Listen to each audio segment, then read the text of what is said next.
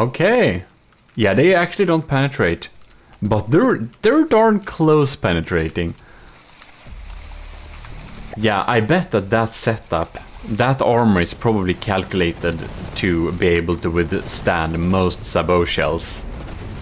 Like a single shot of those sabot shell, I think that's the limit of that armor, that it will protect against any sabot shell in the game. That's probably it. The Gimli's down to 90%, this ain't good. And the laser doesn't seem to be doing much this time. So they're thundering on here. A cacophony of death. Or something like that. Sounds dramatic.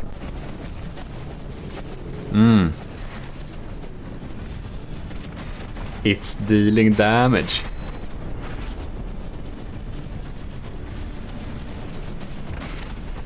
Oh lord.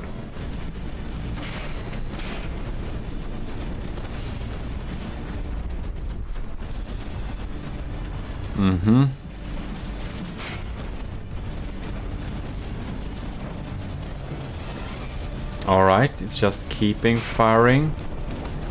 Did it shoot against the AI here? No, not a scratch it seems. Is our lambs too busy trying to deal with those sabot rounds? Man, I can't believe this turret is somehow still alive. So yeah, our lambs are busy with trying to deal with those sabots, so our laser doesn't blast very much. Gimli is at 85%. Then 84. Not good. Look, we can see through it here a lot. The front-based the water-based front-sider, she's still at 90%, so got a 7% lead.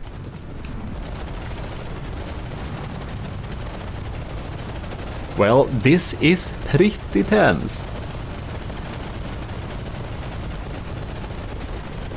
I wanna win this one. Would be super cool to win against the winner of the Beta Ragnarök tournament. That would be a real glorious feat, I would say. All right.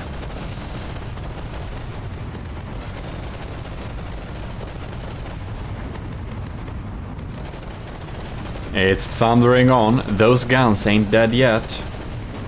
Oh, that's a pretty nice hit though. Can we cut off these barrels, please? Man, that's some heavy armor there. Not removed easily. It's like so loud you can't hear the music. At least our laser starts helping now. That probably means that not as many shells reach the Gimli. Let's see here. Boom. They're just blasting through here. Many of them bounce on the shield. That's very good for us, but man, they're taking out those crams. If we are getting out of crams, oh, how does this still work? It shoot. That must, man, look at that. This must be shooting blanks by now. Oh, wait. No, it snakes there. Is it? I think it's... No. It's connected there. Ah, I think it shoot blank. Well, kinda didn't die, almost. About losing a turret. Gimli's down to 74. That ain't good. Look at that. That turret got cut in half like that. If he just aims for the AI, the water-based frontsider is winning this. Very scary. Oh. Will our crams finally start hitting here a little bit? That's just fluff. He provides some decent bulk, so that's good. It's good to have bulk. We're aiming those lasers and stuff just at the wrong area. Come on. Packs popping in there. 70%. Gimli's down to 70%. We have to shoot off these barrels or we're doomed.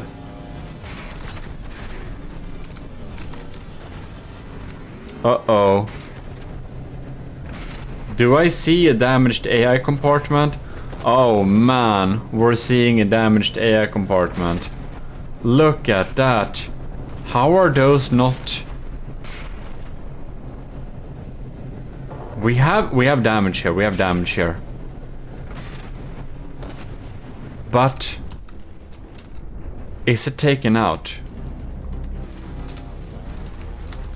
Oh, it's still shooting.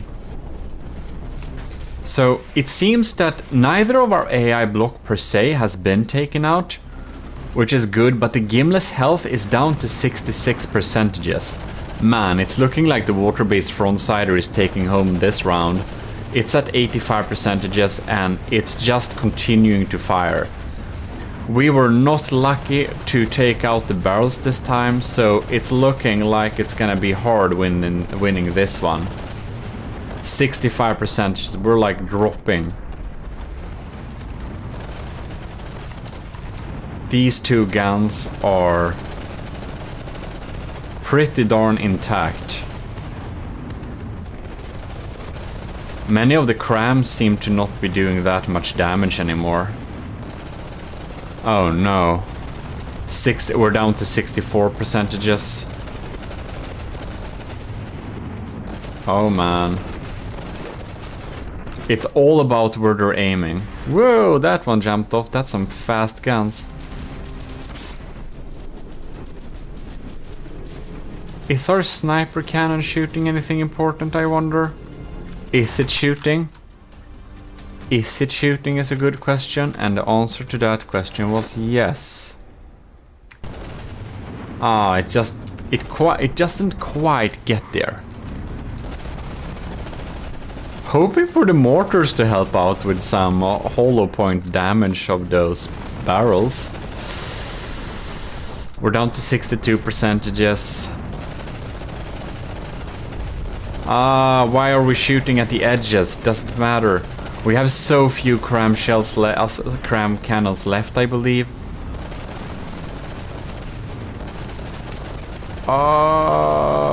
We can't really afford to lose at this point.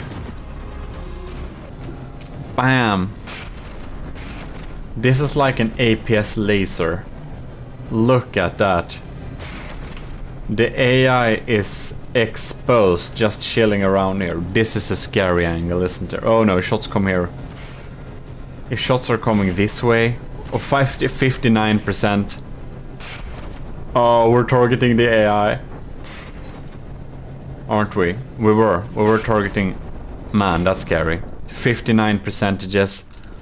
Shipmaster Kent's water-based frontsider is at 84. The lambs are in vain trying to target those blocks, and that doesn't help very much, does it? All our anti-munition systems, basically, all our diff rods and our interceptors, they're completely useless in this particular challenge. It just keeps on pounding on. Bam. Very scary. Very scary indeed. Okay. 52. Oh no. The Gimle is despawning. The Gimle has officially lost the second round. Oh my lord. This is a little bit too exciting. It's up to be decided with the third battle. Whew. The water-based frontsider is no joke. Man. Whew. This is 2x. I would have hoped that the Gimli would have won the second battle, so I didn't need to worry, but no. Surprise, surprise. The winner of the Ragnarök tournament is a strong contestant. Who would have thought? So yeah. Next round it is. Alright, final round. We're here with the water-based frontsider. I wanna see if these crams are hitting or not. Oh no, they're missing. We are strafing hard here. We're strafing hard. I think our snipers, in all honor, but they shoot through most ships. This is not one of the ships they will be able to shoot through at all.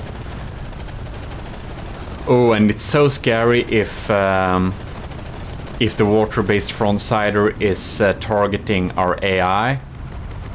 We'll just be very dead. Alright. Now the main gun comes along again. Oh no, it looks like we're aiming towards the air compartment. This ain't good. We wanna see where those go. Oh no, we're aiming up in the air. Okay. Whoa. Crams come in. Oh, nice hit in the front. But the barrels are untouched. Almost. We're lasing the front here with the Vigolettas, but man, it's basically an APS slugfest right now. Oh yes, yes, yes, come in there. Deal damage to the APS system. Now this is just a big gun that floats. If we're able to damage it now, it only 2% of its health are gone. That ain't good for us. You can see how little damage this did because it hit in the end. Oh no. Come on now. Let's see her. It would be nice in this case, in this particular case. I don't think our lamps are protecting us very much at all against these kinetic shells, so it would be nice if the laser would be just trying to deal with it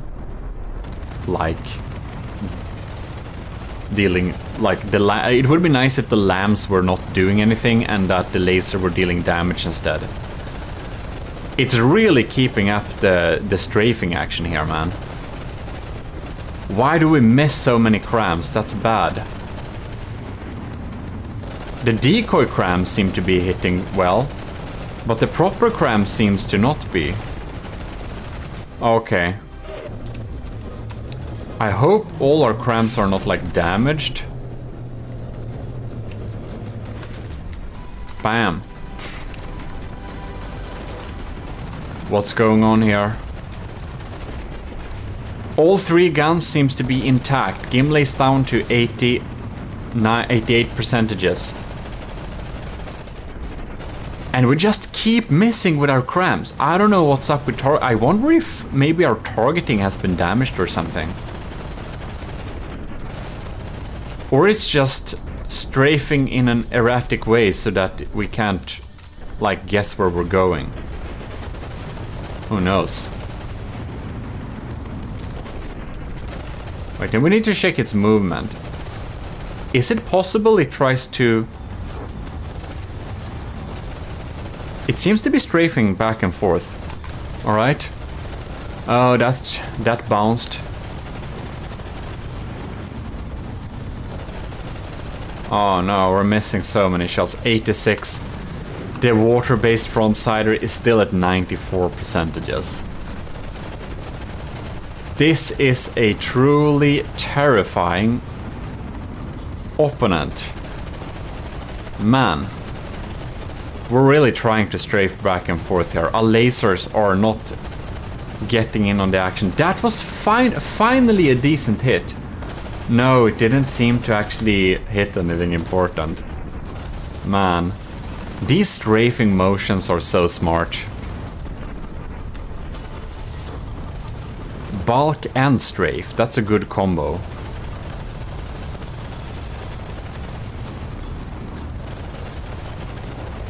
Oh, it kind of hit something, but we need to take out those barrels. How hard can it be? Look, we got our laser popping in for 1 sec. All 3 guns are still online. This is so bad. 76%. Oh no. Will the Gimli get a proper loss in this battle here? It really looks like it. The water-based frontsider is still at 92%.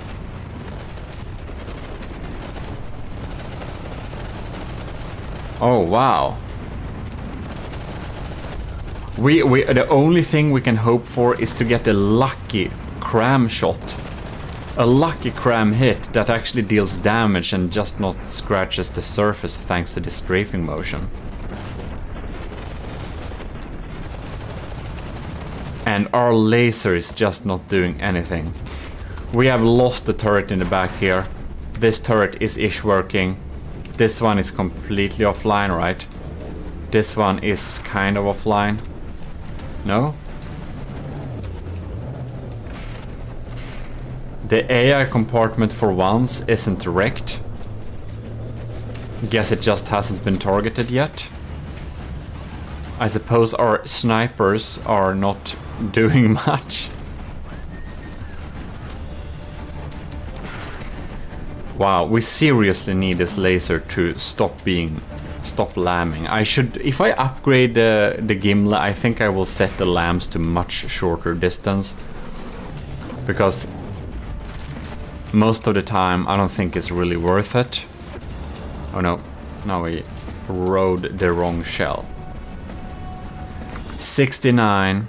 The Gimli is at 69 in health. And the water-based frontsider is at 90. This seems to be truly unstoppable.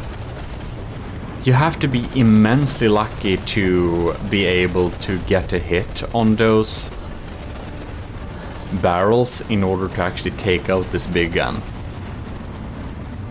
This is, as said, a big gun. Oh, come on. No, it didn't take it out. It's still firing. Man, that's completely insane.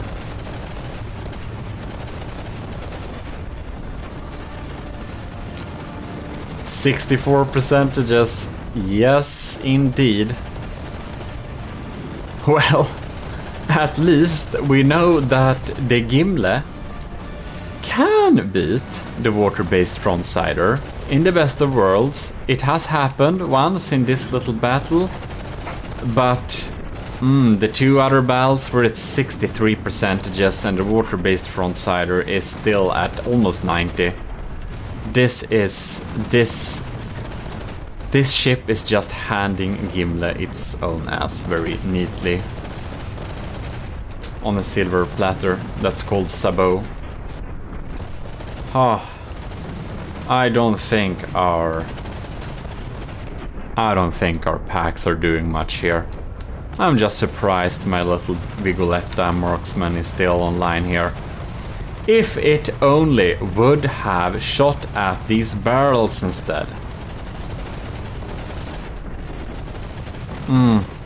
We're getting hits, but man, the hits are just not taking out the barrels like we want them to. And the strafing motion on the water-based frontsiders, it's truly impressive. But it's a very sad day for the Gimli, man. Water-based frontsider, not a joke. Winner of the Ragnarok tournament, and I can understand why. This is nothing compared to some of the other ships we tried from there, like the Brimstone Rain, which you definitely should check out the battles with. Asymmetry 2, I think, was from there. It's on the workshop. Those ships, all the unofficial submissions, except one, I think, are on the workshop. 56%. We're so close to the spawning. It's not even funny. This is very official. The Gimli is at 55. It will not be able to take this thing out. It only brought it down to 87 percentages. You can see we're slowly-ish getting through here, but for some reason our laser decided to not play along this time.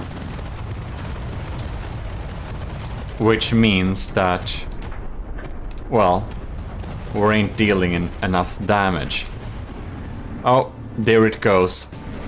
The Gimli won one battle, but lost two. So, this battle, the win actually goes to Shipmaster Kent's water-based frontsider, winner of the Ragnarok tournament. I would have, or I thought it would win when I started this battle, but I got my hopes up when we won one battle. Man, that was a pretty intense battle. I do hope you've enjoyed it, and GG, Shipmaster Kent's a real professional builder. The water-based frontsider is not a joke, man. Wow. Anyways, huge thanks to all our YouTube members and commissioned officers in the army of GMODISM for supporting the channel every month. This is the Gimli facing a glorious, not very glorious, a fatal defeat. But at least it's not a official battle, because the water-based frontsider utilizes forbidden stuff, like water pumps, which would save us hundreds of thousands of engine power per second. Well. Here we are. The Gimli is gonna face a new opponent, and this battle is gonna be pretty unofficial. So do we have this? This is, ladies and gentlemen, the Winghead Maximus from the Secret Advisor / Kovrax in our Discord.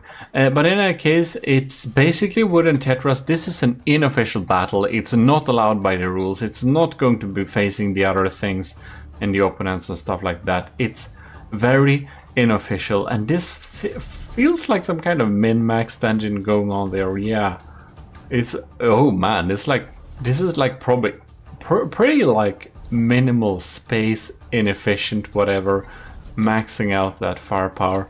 Man, we can just look inside of that. The landscape. Ammo boxes, engine compartments, just copied all over the place. Alright, and the only thing we have as a weapon is row after row after row after row with diff guns. Direct input feed guns, which I don't even consider being a weapon system that's APS anymore.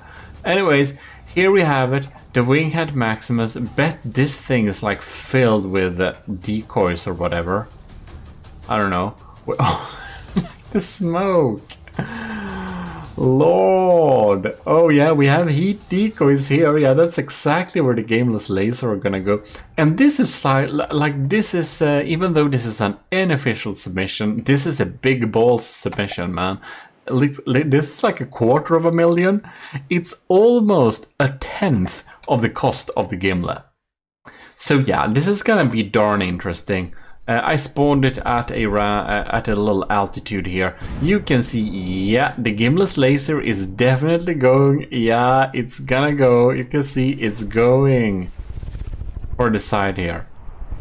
Right, now it doesn't have the glorious Army of GMODISM colors anymore, but it has another color.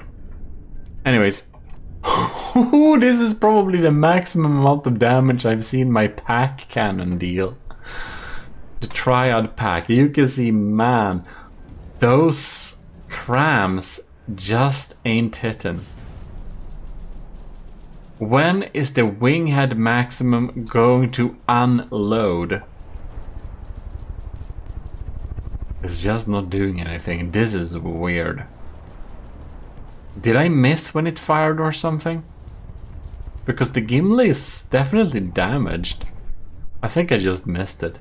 Talking about some cool details. Anyways. Man. Look at those pieces just getting torn off. This really looks like the trials, Army of GMODISM trials, the Flying Manta thing. Whoa, we're gonna check this out. The Flying Manta thing the secret advisor submitted, that was pretty darn cool, and this looks like the min-maxed version of that, kinda. Anyways, we're having like this, what is it? Is it a heavy head? Anyways, frag explosive thing. No, this is Hesh. This is Hesh, squash head. Yeah? Explosive, frag, and more explosive. So it's like a Hesh explosive thing. Oh my lord. This is, oh no. Oh no, you can see, yeah, that's Hesh. You can see those red fragments, that means Hesh. I was right. Anyways, I should know by now by heart anyway, so it didn't tell you much. But anyways. Swarms are coming in. Shots are fired. So yeah, this is a 10th of the cost of the Gimle. That's pretty interesting. Percentage-wise, we're a little bit in the lead, but you can really see that these decoys in the end here, yeah, we're really fooling the Gimle going on here. And since it's just so much empty space here, yeah, those crams are not doing as much damage as they should do. And we even have some projectile avoidance system. You can see it's kind of bobbing up and down a little bit here. Whenever there's a cram shot incoming, it just kind of dodges it, going up and down. Look at that. Oh man, that's pretty impressive.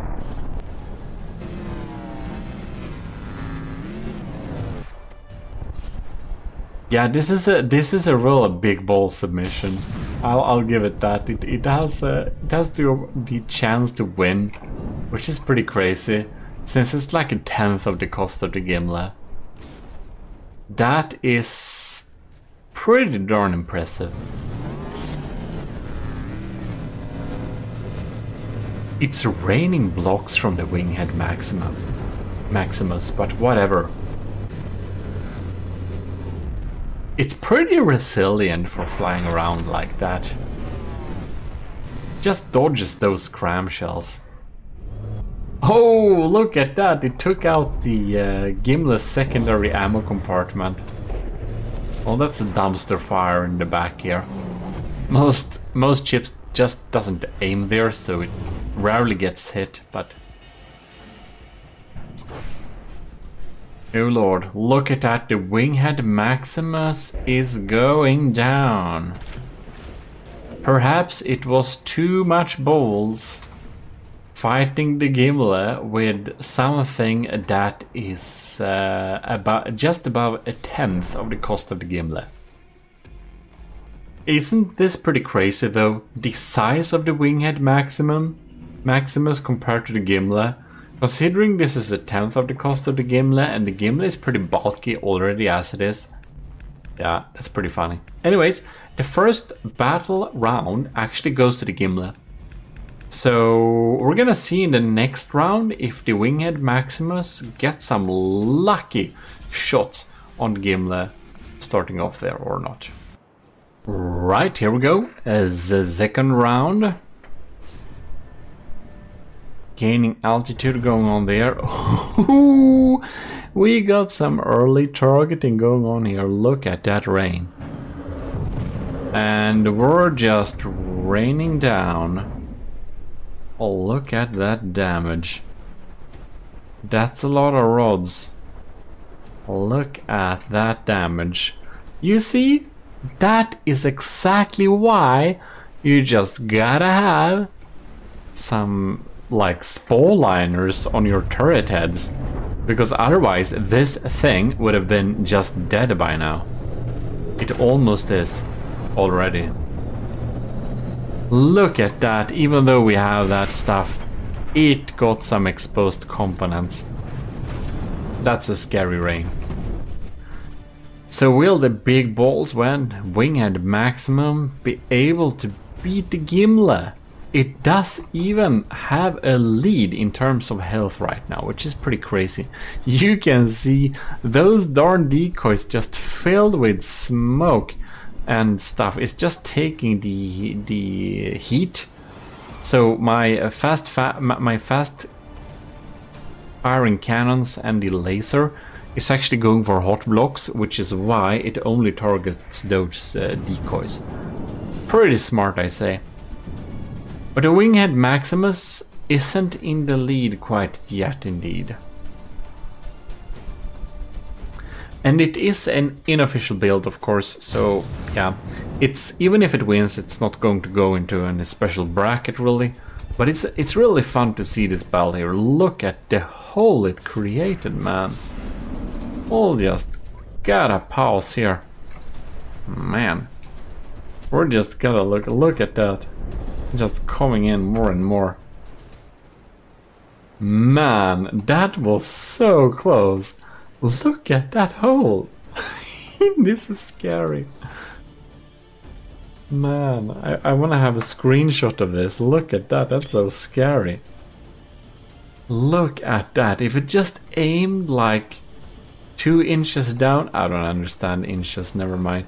If it just aimed like 5 centimeters down, it would have possibly just exterminated the entire AI. Man. Look at that. That's a lot of smoke. Look at that, just drilling holes like this. Man. Glad we have multiple layers of spall liners.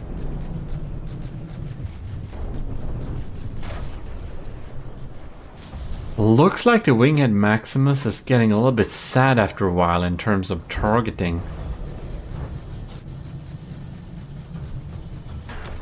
But as we can see, Diffgun spam and wooden tetra spam as a papier-mâché way to just beat your opponents works most of the time. And it definitely is a really good way of taking out big ships like the Gimle.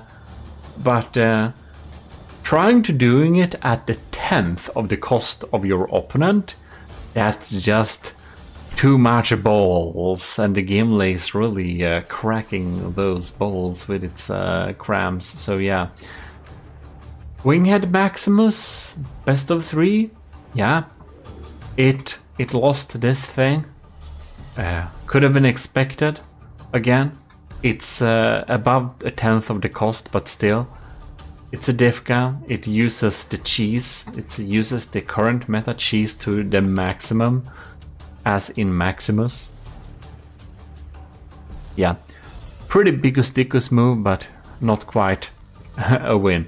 Anyways, let's just for fun, since the battle hasn't been so long, let's just throw like 2 Winghead Maximus, just pitch him against the Gimle. We're just gonna see if that is like enough to take the Gimle out. Just for fun. Just keep with us. Also, like the video if you enjoyed it.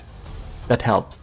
And huge thanks to the commissioned officers in the Army of GMODIST supporting the channel every month at Patreon, which helps me a lot. And also the YouTube members. You'll get cool badges with like RTS themed progression.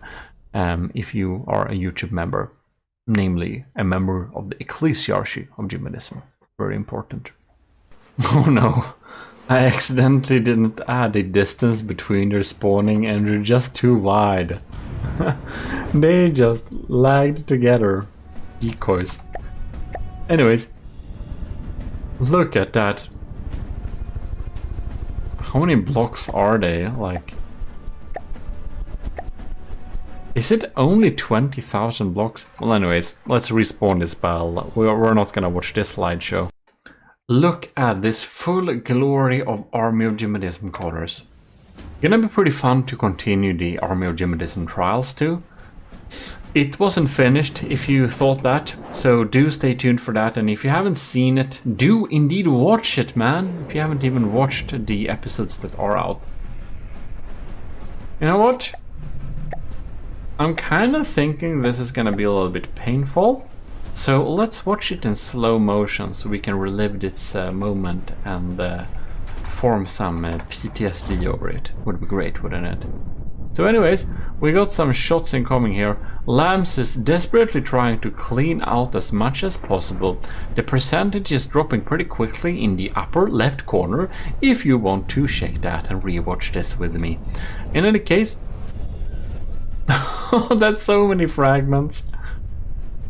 I'm hearing my brand new laptop is trying to calculate all those fragments. Fortunately, we're looking at it in a speed that is a tenth of the speed, so I think it's pretty happy. But I can feel it's oh, the sound is starting to sound sad too. Interesting. So yeah, here we have fragments. I don't know how many fragments we're looking at, but I think the number is in the thousands. I don't know at what point fragments are starting to despawn and how that works. But right now we're just looking at sheer destruction. Wow. Gimle's at 89%. Man, look at that. Even though we're like bouncing off 30% with our shields, it's just not enough to really make a difference. And degraded mood, our old friend or something, is indeed here back again. Yes, indeed. Raining down here, we're getting fragments all over the place, explosions all over the place. Gimle's at 87%. Oh man. This is pretty crazy. I love how these are still firing here, trying to desperately get some damage going on there. And they're probably just targeting the heat decoys. Poor things. Anyways, show is over. Let's watch at full speed. Oh, we had another show coming in there. Well, whatever. Ain't dead yet. So let's see how the projectile avoidance would do here. Now we have two of them. We spawn them with some distance, but it really looks like they're gonna collide. Well, no? Oh no. I wonder if they're gonna make like a Winghead Maximus Bigus sandwich or something. What are we doing? We're going real low, man.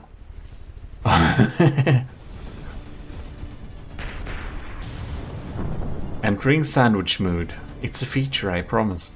I don't know if it will. Maybe it has like maybe the AI is actually doing its job and just making it not collide mid-air. I suspect it doesn't do its job. It's also possible it uses breadboard and just ignores that, but it really looks like they're keeping at different altitudes. That's some smart stuff. I know a system like that was implemented with Korvax's submission to the AOG trials, because we're gonna test them in groups against an enemy, so they are probably going to be able to keep at different altitudes when in a group. In any case, this looks like it's going straight for the aft turrets. Oh! Not dead yet. There's why you have all your turret armor on one side. Wait a little bit. Oh no. Well, all the turret armor in the world can't withstand anything. Look at this thing. Ironically, I do think it's still serviceable. I do think these can still fire because I've set them up to be pretty resilient. The accuracy won't be top notch, but whatever. As long as we're dealing damage. But oh, with another volley coming in, not so sure. I wonder if the projectile avoidance is overriding any possible collision, whatever. Ooh, we're just so close. Colliding. This is a little bit suspenseful. Not gonna lie. We'll see. It feels like the Winghead Maximuses are going to win against the Wimla for sure. If they not become a sandwich anywhere. during this spell. We have another... Wait... Did it target like the superstructure? Because now it kind of looks like the entire superstructure is kind of falling off it. Yeah, it kind of does. 65%. Well, I suppose it has some good, like, it's set up in a pretty good way so that they won't collide in mid-air, or they were just lucky. But I do believe that the Gimle was not, like, unlucky. I think this is pretty representative of what would happen if you put 2 Winghead Maximuses against the Gimle. Of course, the Gimle still wins against 1 Winghead Maximus, but 2 of them? Nah. It's probably never going to do that. Probably never going to do that. Really interesting to see, because remember that the Winghead Maximus team right now has a cost of like a little bit more than $500,000, and the Gimle is at 2 million. So they're like at a quarter of the Gimle's health. Wait, is that even accurate? 2.2. Because... yeah, kinda. Because I said that 1 Winghead Maximus was kinda a 10th of the health, but that was a little bit generous. It was probably 1/8 of the health, but whatever. Guess nobody cares very much. You saw the numbers on how much it costed, so, well, do the math yourself if you want to have a super accurate number. And the Gimle is indeed gonna despawn. That's some pretty wild stuff, so yeah.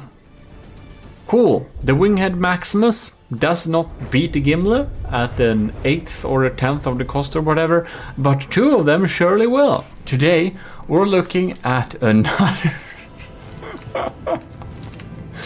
we're looking at a design that follows the Trend Commandments rules, which is, of course, don't have any superstructures.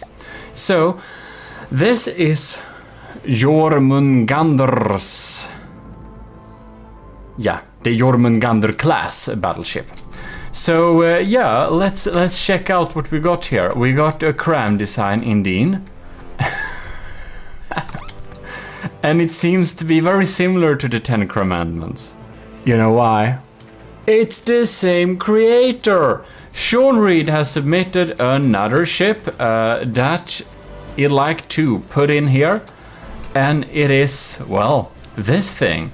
It's very flat, has no superstructure you can shoot at all. It's very flat like... anyways.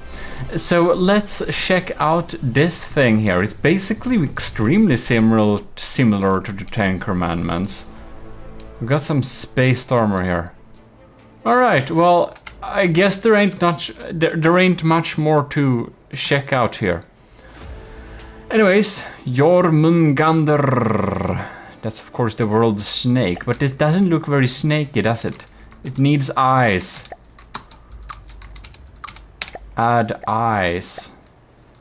I'm not actually adding eyes, I'm just adding the idea to add eyes. Look at that.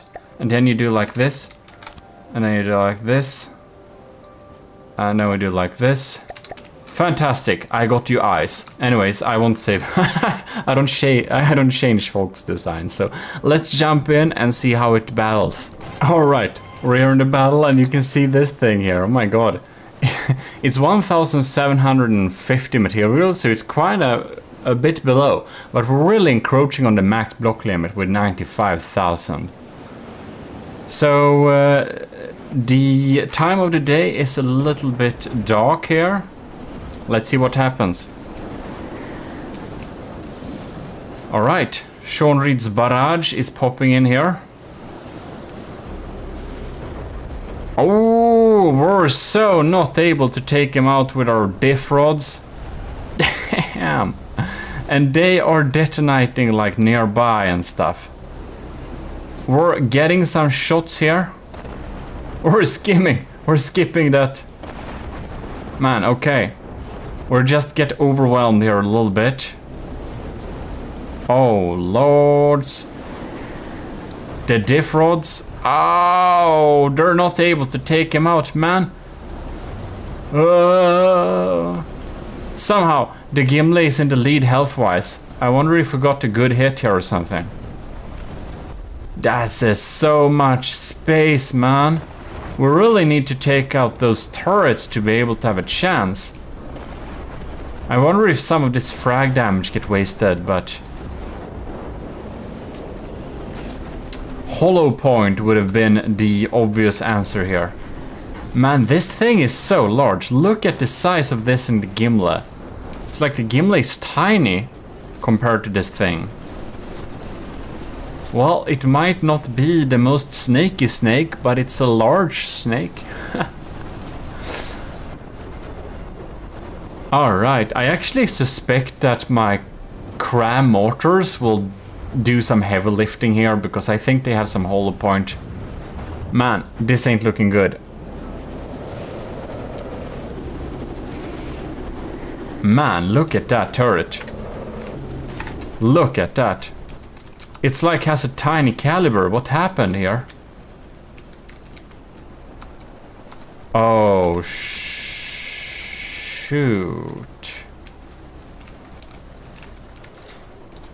Did we get the... Oh, no, look at that. It got severed right there. So it lost a lot of its firepower. Not completely wasted, but... Yeah, definitely damaged. I think that our laser is gonna do some heavy lifting, that's for sure. If it just aims at the turrets, it would be very good for me. Man, this thing is basically plasma proof. You can like do 3 doom shots to the side of this thing and it won't buckle that much. Oh, Gimli went behind in terms of health. What happened here? Scary things. Our sniper cannons, funny enough, would probably just shoot through the target. They're probably gonna be the most useless system here. I expect the Vigoletta to be extremely efficient here, because each shot it pops in here will destroy some blocks. And if we have shields near anything important, they're gonna get really grilled. I can't expect the Gimli to win this one, actually. But we shall see, because it's such redundant with these many cram turrets. And the Gimli is behind in health. Well, damn. Yeah, well, time will tell. This thing is gonna be floaty as hell, that's for sure. It ain't gonna... Man, if we had some cool bread to set up, if we knew that stuff, we could probably bisect this thing pretty easily. Like, some folks are trying to be messing with Gimli bisections to win. And that's, I guess, a strategy that may work, but... Damn! That's a bad hit, man. Well, in any case, that is a strategy that might work, but the Gimli is somewhat meaty. This battleship, Jormungandr. I think it's there it says Jormungandr, but I think it's Jormungandr. Anyways, Gander is snake, I believe. Not totally sure, but should be. Anyways, the laser is lasing on. This feels like very similar to the 10 Commandments. Bam! You can see those frags. They're like opening deep gashes into anything. Huh. This thing seems a little bit disabled. What happened here? Did it get EMP'd or was it just a lucky frag? You know, like one layer of metal around your turrets can probably be worth it, I think. Just not getting critted by stray crams like that. But who knows? Maybe it's not worth the cost. Gimle's at 83. Damn, that was a bad hit.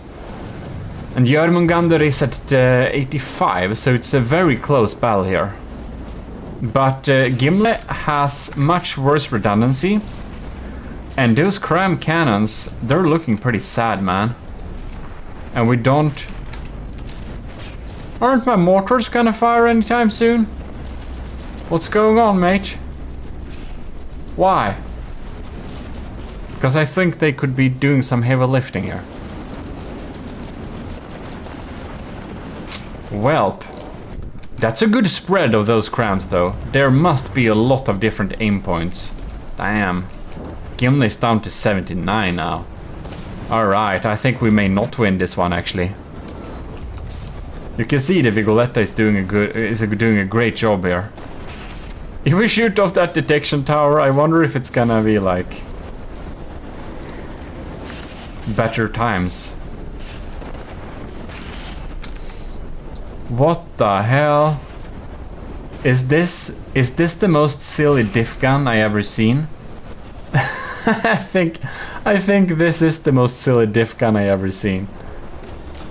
Man, Gimle is down to 77 now. This ain't looking good for her.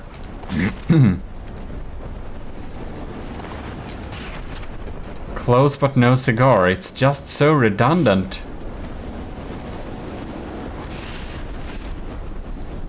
Oh no, it bounced.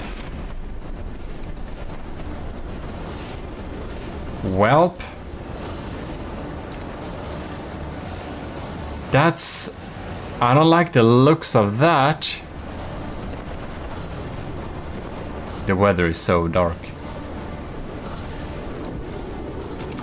Look at this poor old thing.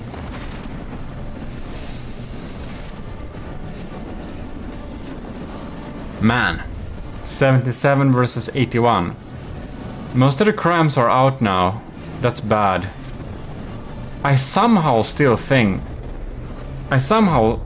weirdly enough, think that the Gimle has some kind of chance. Maybe it's just wishful thinking. But I'm seriously wondering what's happening with my mortars. Their weapons computer must have been unluckily shot off.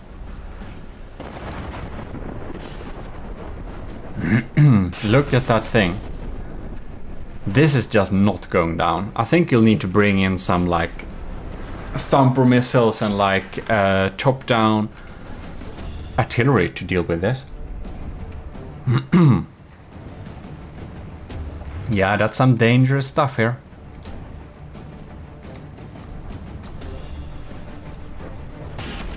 Very thin undersides. Do we have a keel or what? Why do we have... Oh, we have ammo boxes in that keel, I see. Ammo keels.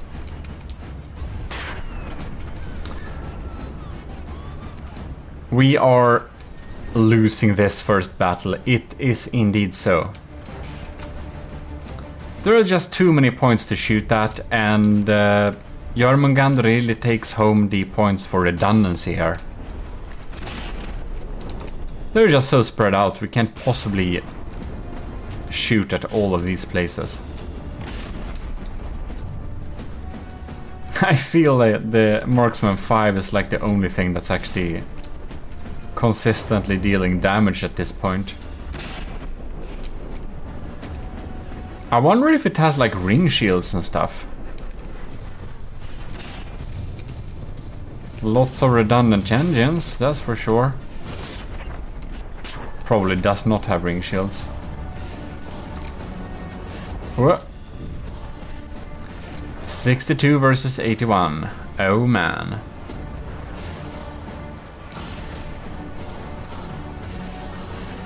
Well, well, well, that's gonna be really interesting. See if this design counters the Gimle by being more redundant, larger, and a lot more crammy. Maybe it will be that. It will be so. I wonder if it has issues if you shoot off this detection. Probably it has more redundant detection than that. Whoa. This one is firing blanks.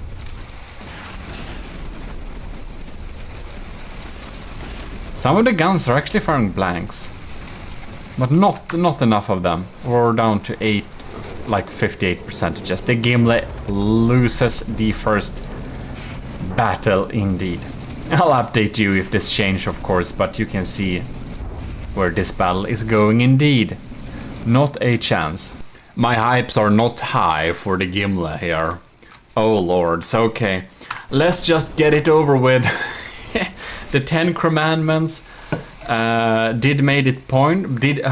made its points, but this is of course another. Oh, we missed those. This is of course another vessel, so yeah. Oh lord. The Gimli is down with 4%, and it hasn't been like long at all. Can we like grill the right places this time? That would be fantastic. Oh lord, another barrage is coming in. Listen to this. Cheers. In any case, we're watching this show here. And we're popping in more shells. Oh yes. That was a good hit. I think we got one of the crams there. Nuked. You're so nuked.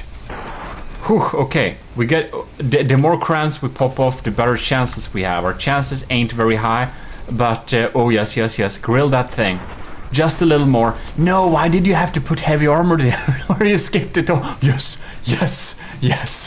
That's so lucky. That's so lucky. It feels like my decoy crams are probably doing as much damage to the Jormungandr. And I'm looking at the Jormungandr here a little bit because I don't want to look the carnage the Gimli is suffering right now. You're only shooting blanks. How does it feel? Like my turret last time. So yeah, oh, there you could see. Doing a pretty good hole. If we have some mortars like that, we might have a chance, like just like punching out the wooden board, like the cardboard around the AI or whatever, make it fall out of the structure. That feels like a strategy to win this. Except we're like 86. Oh man. Yeah, I'm just gonna look at Jormungandr and hope that the situation changes. Anyways, why are you shooting it? You have decoys here, don't you? You probably have decoys here.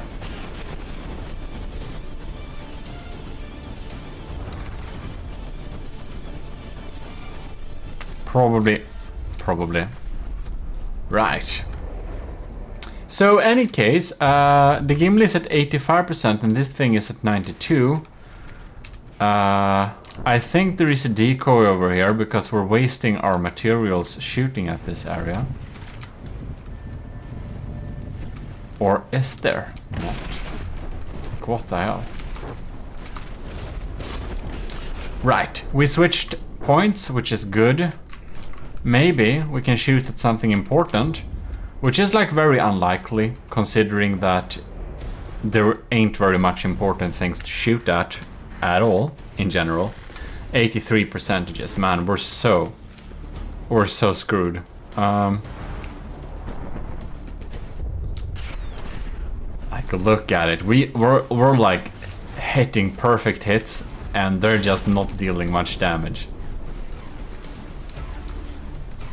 Well, at least it ain't got any lambs, so I wonder if we're still taking out some of those shells there. 82%. Well, the Jormungandr is only 8% ahead, so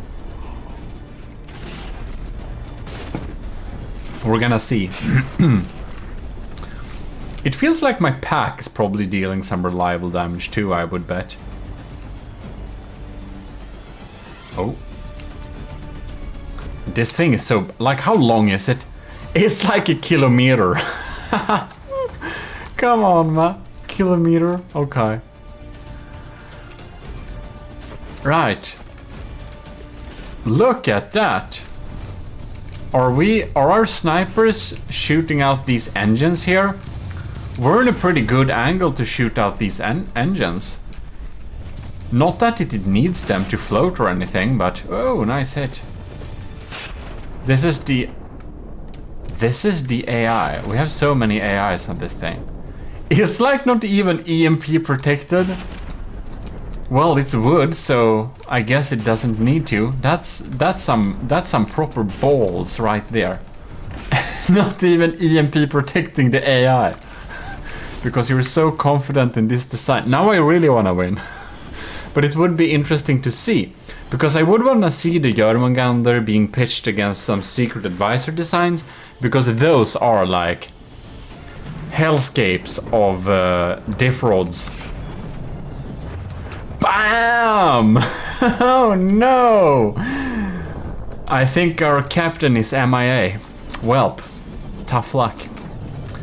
The mortars, like they have to hit, right? The mortars gotta hit. They just have to hit. I think we have better chances this battle than we did the last one. It's kind of peaceful flying up with the crams here. And now we're approaching terminal velocity. I think we're just slowing down time. So we can have time to see what happens. Okay. There we go. Okay. Slow down. Now let's see here. What are we doing? I want to see the damage pattern. Oh, they're different. Some are hollow point and some are penetrating. Okay. So, yeah. Not more interesting than that. Bam! That was so close of taking out that cannon. If we're just able to take out a few more cram cannons, I think we have pretty good chances of taking this home, but otherwise, it's gonna end last time. It feels like there doesn't come in as many shells from the Jormungandr right now. Or maybe it's just wishful thinking, who knows. This one did an interesting hole here. How did you not detonate, man? Oh well.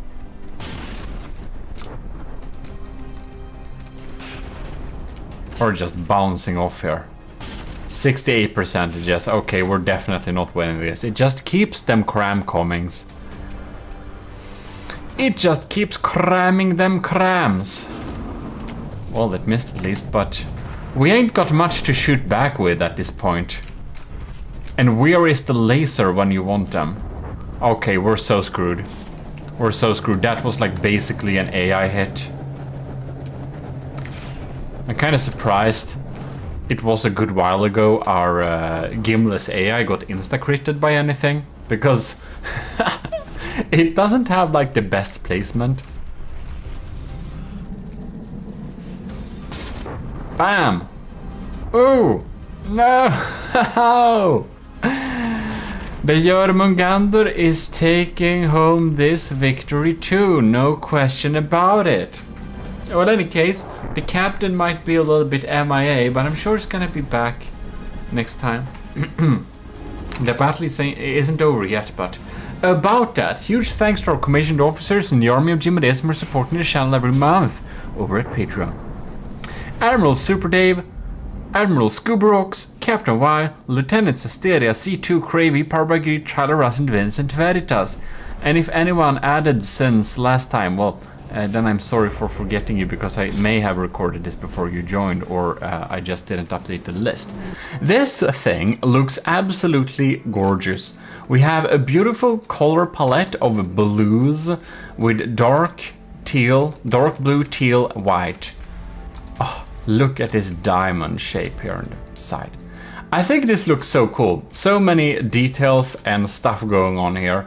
We're just gonna check out this little boat and head into battle. We obviously have a very clear gemstone design. Like, what is this? What is this part? Is there a crystal? To my knowledge, there isn't a crystal mimic. Man. Oh, look. Look. It is actually a shard cannon shell. Isn't that very cool? Man, look, it looks like a Sims.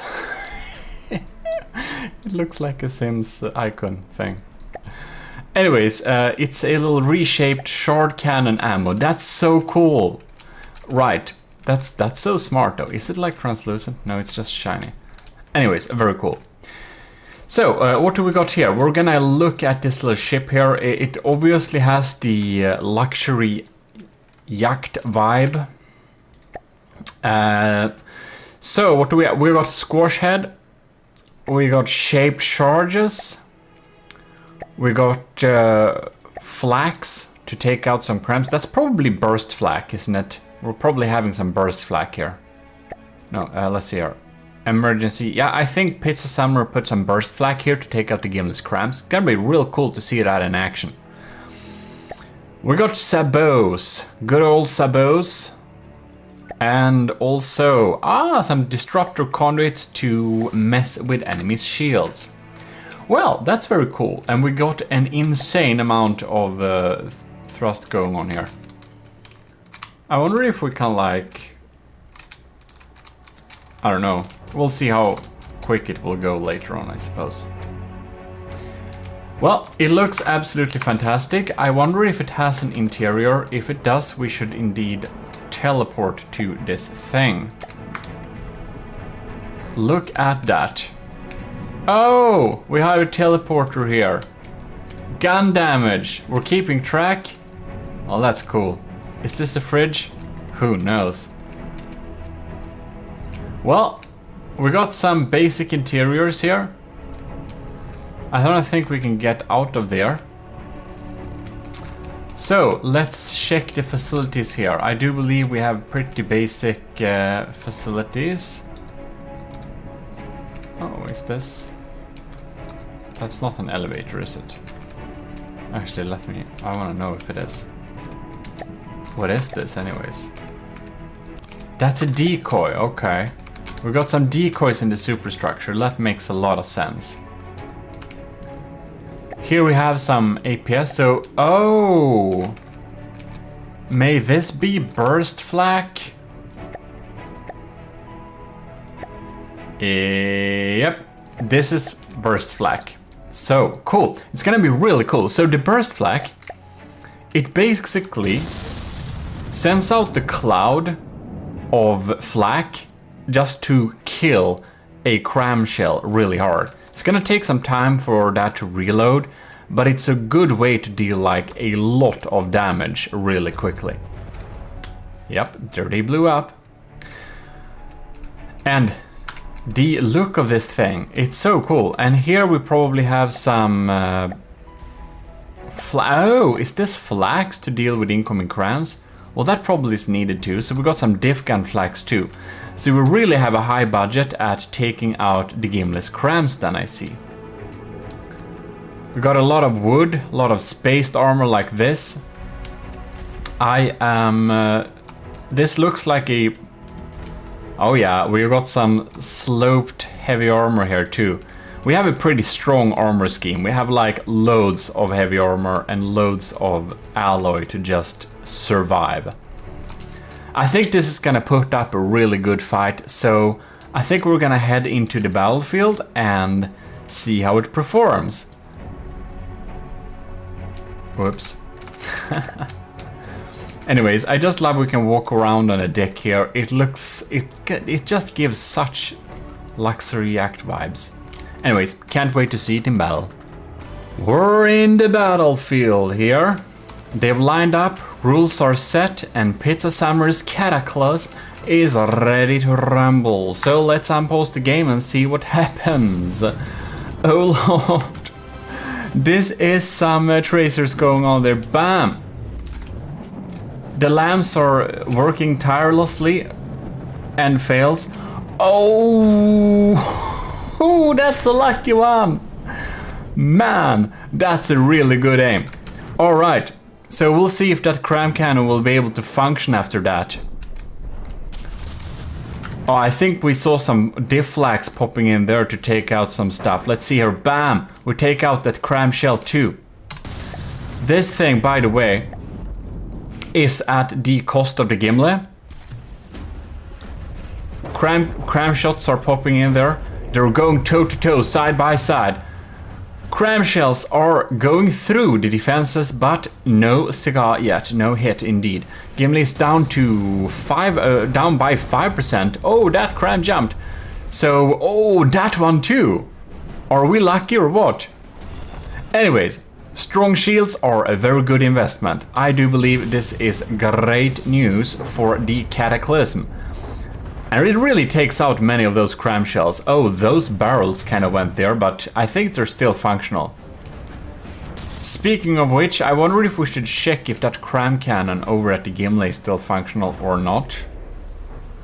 Pizza Summoner is definitely in the lead by like many percentages. Ooh, look at that!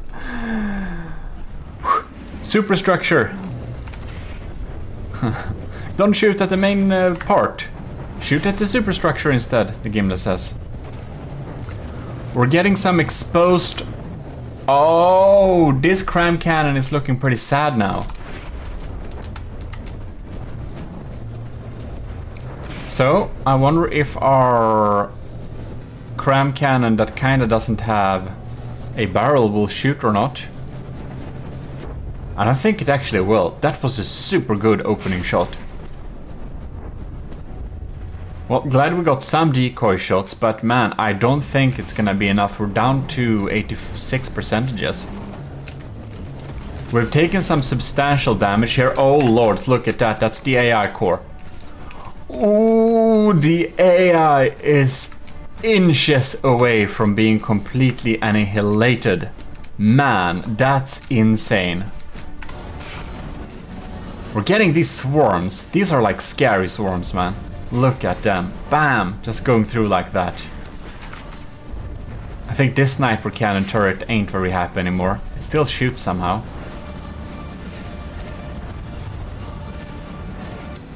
Alright. I kind of want to see what happens with these speedy shots going on there. Alright. Nah, it jumped. Well, many of our cram shells seem to miss too, and the Cataclysm is in the lead by like 10% now. It's really good, looking really great for the Cataclysm, and it's not even using it's not even using crams as its main weapon. Man, this thing is pretty quick, isn't it? Not that quick. It just feels quick. Kinda similar speed to the Gimli then. And at that distance, a lot of our shots are actually missing. Cataclysm is still at like 93%. And our lambs are unfortunately keeping busy with trying to shoot down these shells instead of dealing damage, which is it's actually an issue, I think. I think it would have done good if it dealt some damage using those laser strength instead. As we can't take him out anyways. Well, maybe lambs are worth it or not.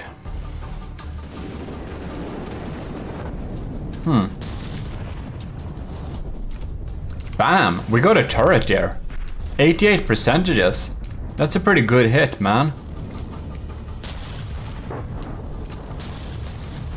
I think that was a decoy cram popping in there. This is probably a real cram. Yeah, it's looking a bit sad. I wonder if it's gonna switch sides.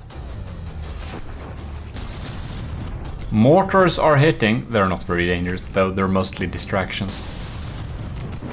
As Pizza Summer may have known, I don't know.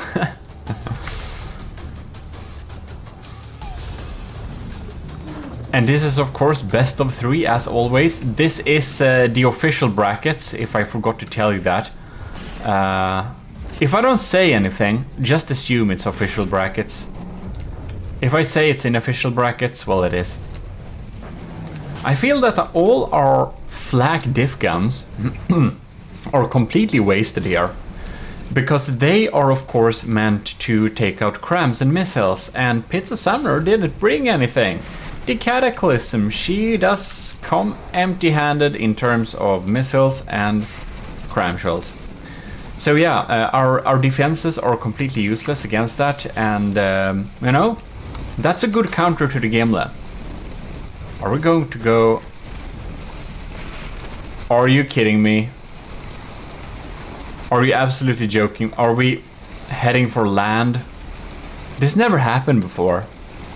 We have had the same battle location all along.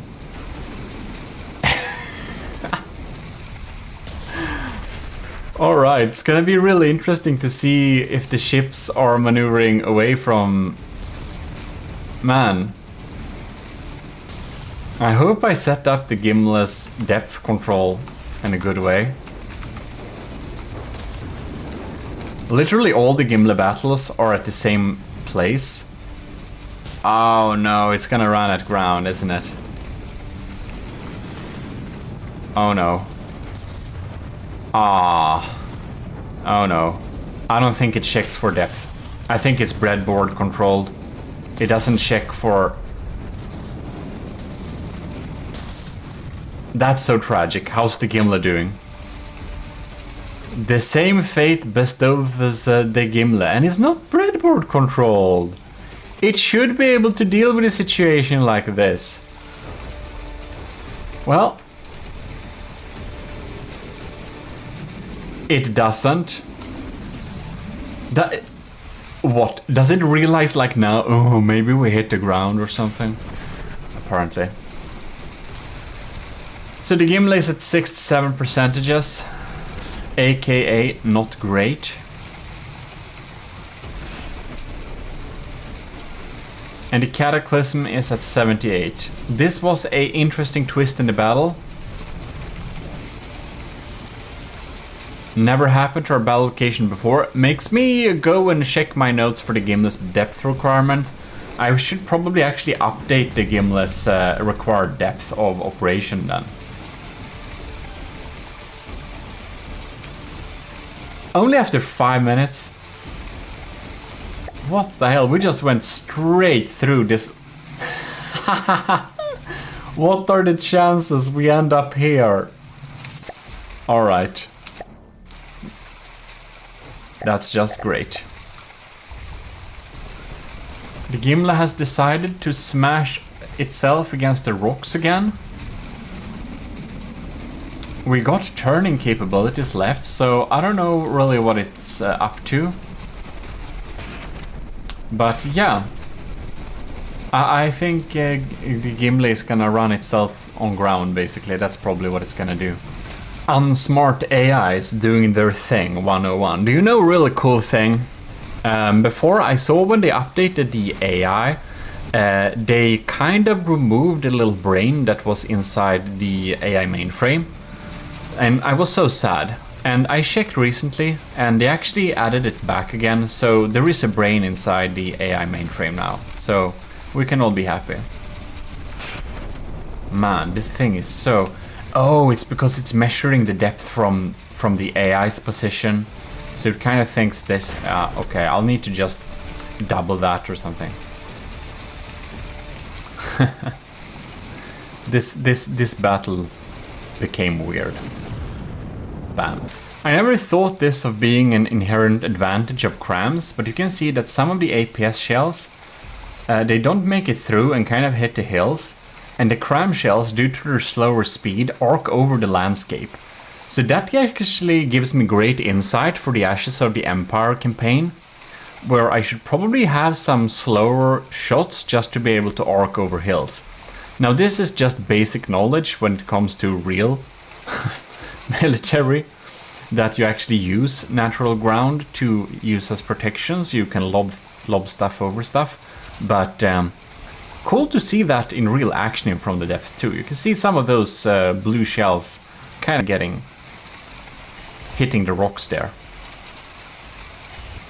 So I don't really know how to judge this thing here, because you know, we're having issues with the ground, but also there is nothing in the rules that says the ship will never meet a situation where they close in on the ground. And while the Gimli tries to maneuver out of it, it kind of does it poorly. The Cataclysm doesn't. So I don't see any reason why this would change the results of the battle. If your ship has a problem where it will go to too shallow waters and run over underground, run at ground and stuff like that, well, that's an issue. That is an issue that may appear in the battlefield. So in case the Gimli wins this thing, which we'll see if it does, I suppose it should be valid results, because again, there is nothing about there is not being a chance of we're going to go close to islands and stuff like that. And ships should be able to maneuver that. And the Gimli has an issue, it kind of crushes itself to the rocks there, but it's trying to kind of move out a little bit. Yeah, I don't know. We only have a few minutes left on this battle, and we're gonna see who leads the results by then. I'm not sure the Gimli will be able to take the upper hand, but, you know, if it does, it does. So we're having this lob fest to the last 3 minutes, where the Cataclysm is leading by 2 percentages. Ooh. Scary stuff. Are you kidding me? Oh, no way! The Gimli got in the lead by 0.6 percentages at the last like 30 seconds. That's absolutely crazy. Because the Gimli has been smashing itself towards the rocks here for a while. And you know, I didn't anticipate a situation like this would appear. But I feel when we get to a weird situation like this, it's better to be consistent with the rules than doing some like weird things. So yeah, yeah, the first round goes to the Gimli, thanks to environmental. Yeah, so that's how it is. We're gonna go. This is best of 3. I really think the Pizza Summer's Cataclysm is a stronger design, so I expect it to win. But we'll see. Alright, round 2 it is. I want to really follow these clamshells here because I want to see the burst flak in action. No? Okay, they completely missed. No reason to fire them at least. Alright.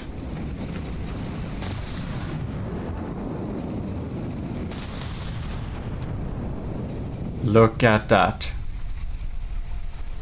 Alright. Those take care of that. We're gonna see if we're getting some real shots coming in there. Oh yes, there we go. The burst flag is popping. Bam! Taking out those clamshells. That's some killer clamshells. I think it's pretty impressive with this burst flag system. I like it, I like it. I'm gonna try and do something else.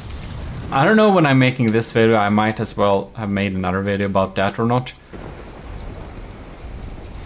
As you might understand, sometimes I record like 3 battles in a row, because I think that's super cool to watch them battles. Oh no! The flag guns shot that a thing that's like out of scope. And that's really interesting though. Don't tell me we're gonna head for the island again, come on mate. Do we need to select another spawn location to not get this situation? Because I don't like the situation if we're going to the island here. Man, the Pizza Sandmer's Cataclysm is doing a great job of shooting those clamshells out of the sky. I think it's reliably protecting itself from the first bursts.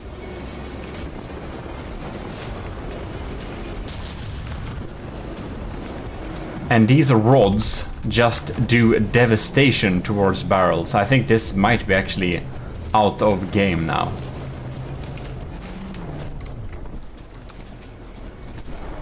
Very impressive indeed. Just shooting a big swarm of Hesh. And if we hit remotely near... Oh man, look at... Oh yeah, that's damage. That cram can is just so weak now. Very impressive indeed.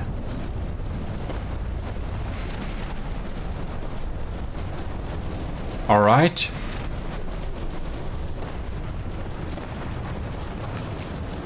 I kind of wonder what our sniper cannons are up to. Kind of fired this one, didn't we? There we go. Where does it go? I think it went somewhere inside there. Oh well.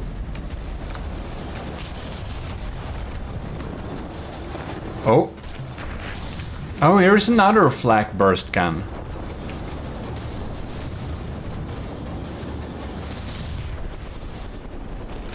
I'm getting like nervous about the terrain here. I think we're not heading for it this time. That's good. Perhaps the Gimli actually is. Oh well.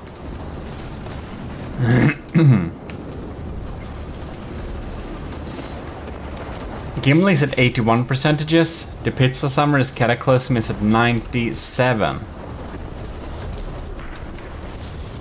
It's a very powerful design indeed. I kind of love that my cram mortars are actually doing something in this. They're actually managing to hit some of them.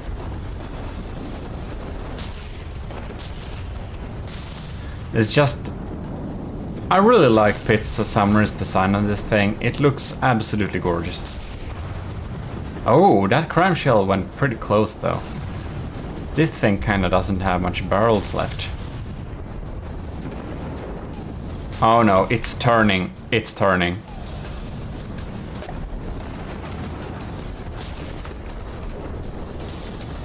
Alright.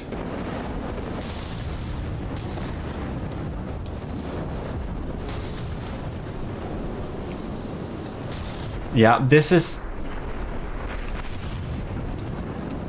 Maybe we'll need to select another location the last battle if there is the next one, because the Gimli is down to 75. So I think there will be a last battle, because I don't think the Gimli ain't gonna win this thing. Look at that.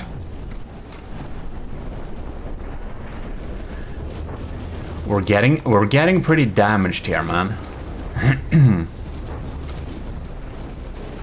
And we're closing in dangerously towards the land, which isn't great. 73 percentages.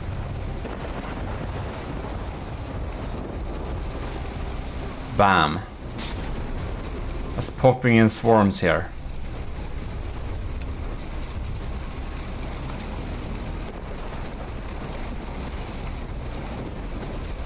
Interesting indeed. 94 percentages the Cataclysm is at. Gimli is at 72. Ain't doing too good. Well, it's cool to see APS are gaining the upper hand like this.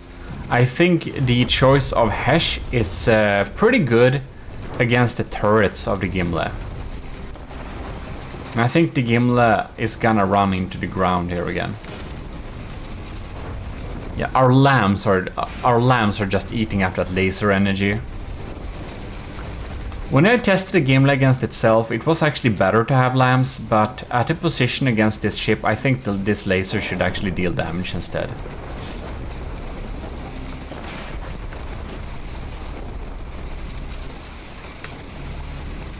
It's 68 percentages. Are you heading towards ground, man? Isn't that like the exact same spot like last time? Like seriously, what the hell is going on? I think its AI may not be set up at all to care about land. Because I believe we took some major damage there. Holy crap.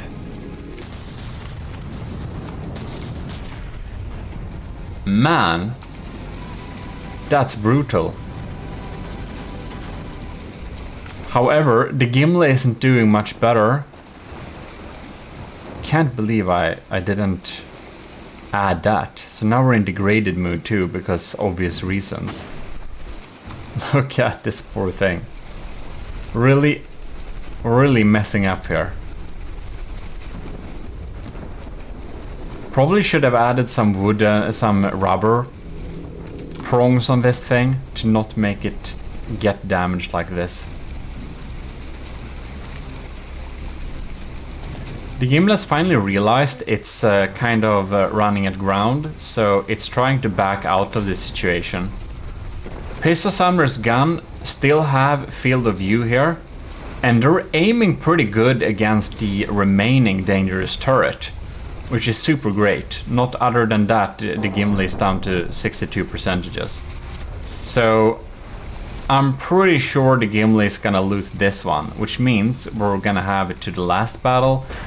And for that battle, we're definitely going to select another location that's not on the trajectory, because it seems that I think Pizza Summer likes to use a lot of breadboard. So I think that's an issue with breadboard. They can't kind of detect depth very easily. They don't do pathfinding, which ain't great.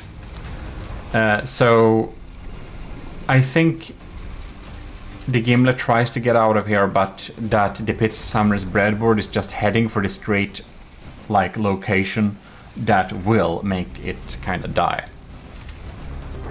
Well, I expect the rest of the battle is gonna go like this. The Gimli just sitting here, none of the main guns are working, and it's just getting slowly pounded down to below 55.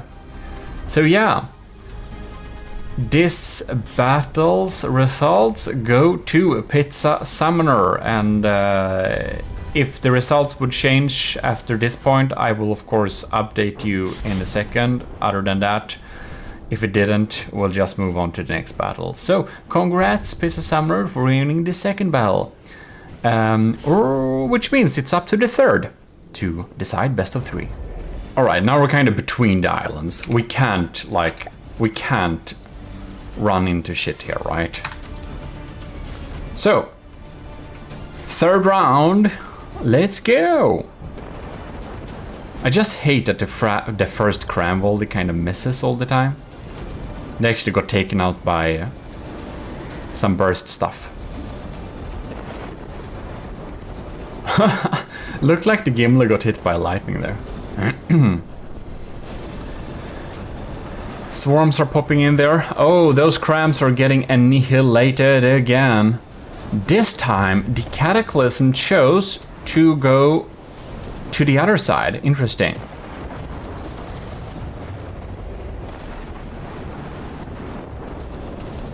Oh, man. Somehow, a lot of the shells are missing now for this reason. I wonder if it's gonna be faster and more maneuverable than the Gimli, if it's gonna outmaneuver her somehow. They just have seemed to have a locked aim point at the back turrets there.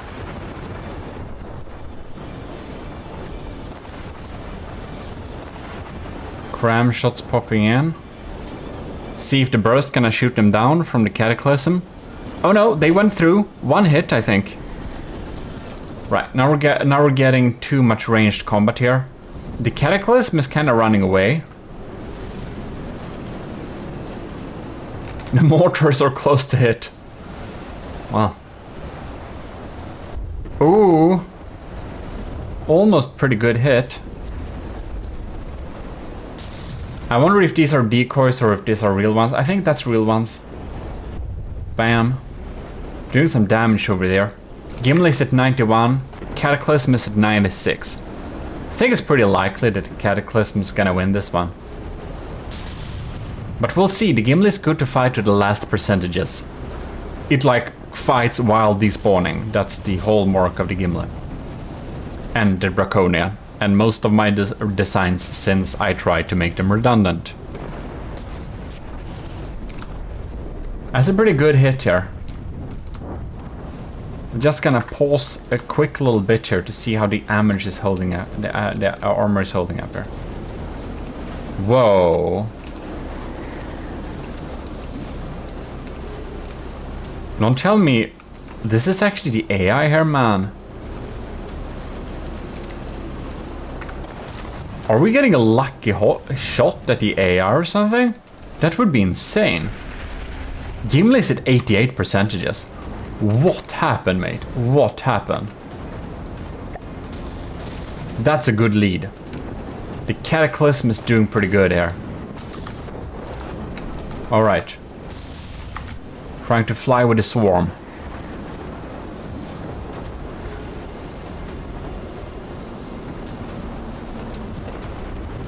We don't have any major turret missing. It must have been just that a Cataclysm deals a lot of damage, basically.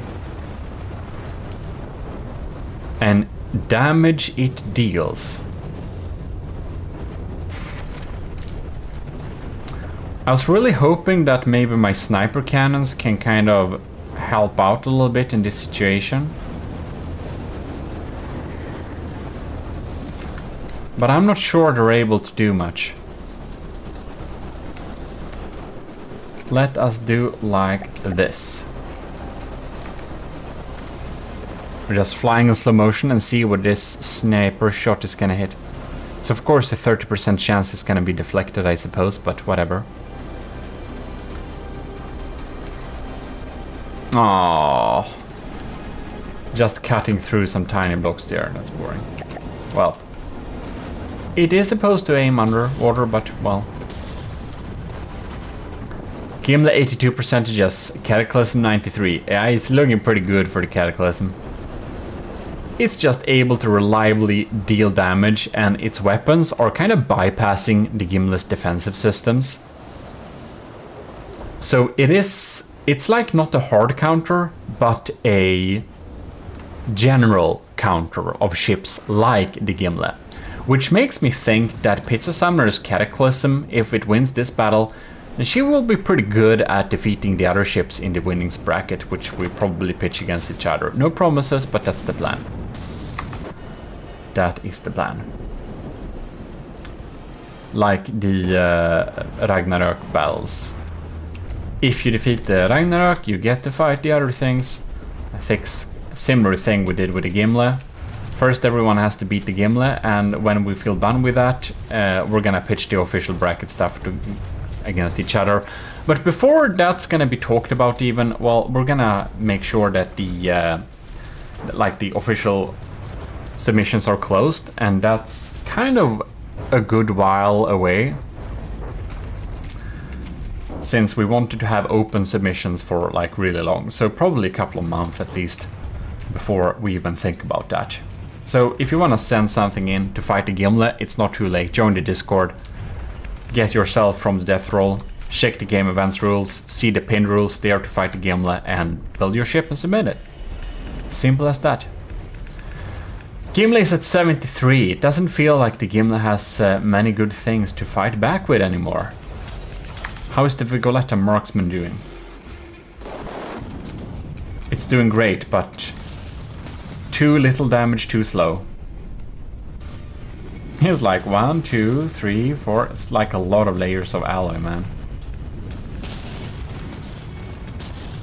Very well built, well designed, and cool looking design indeed.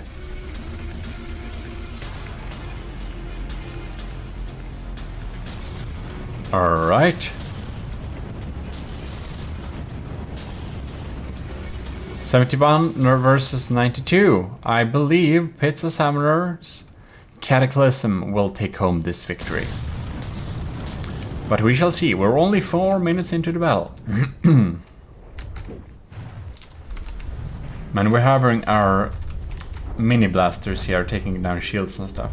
Doing tiny EMP damage. They're like not accurate enough at this range, so they're not even doing a good job at taking out shields and stuff.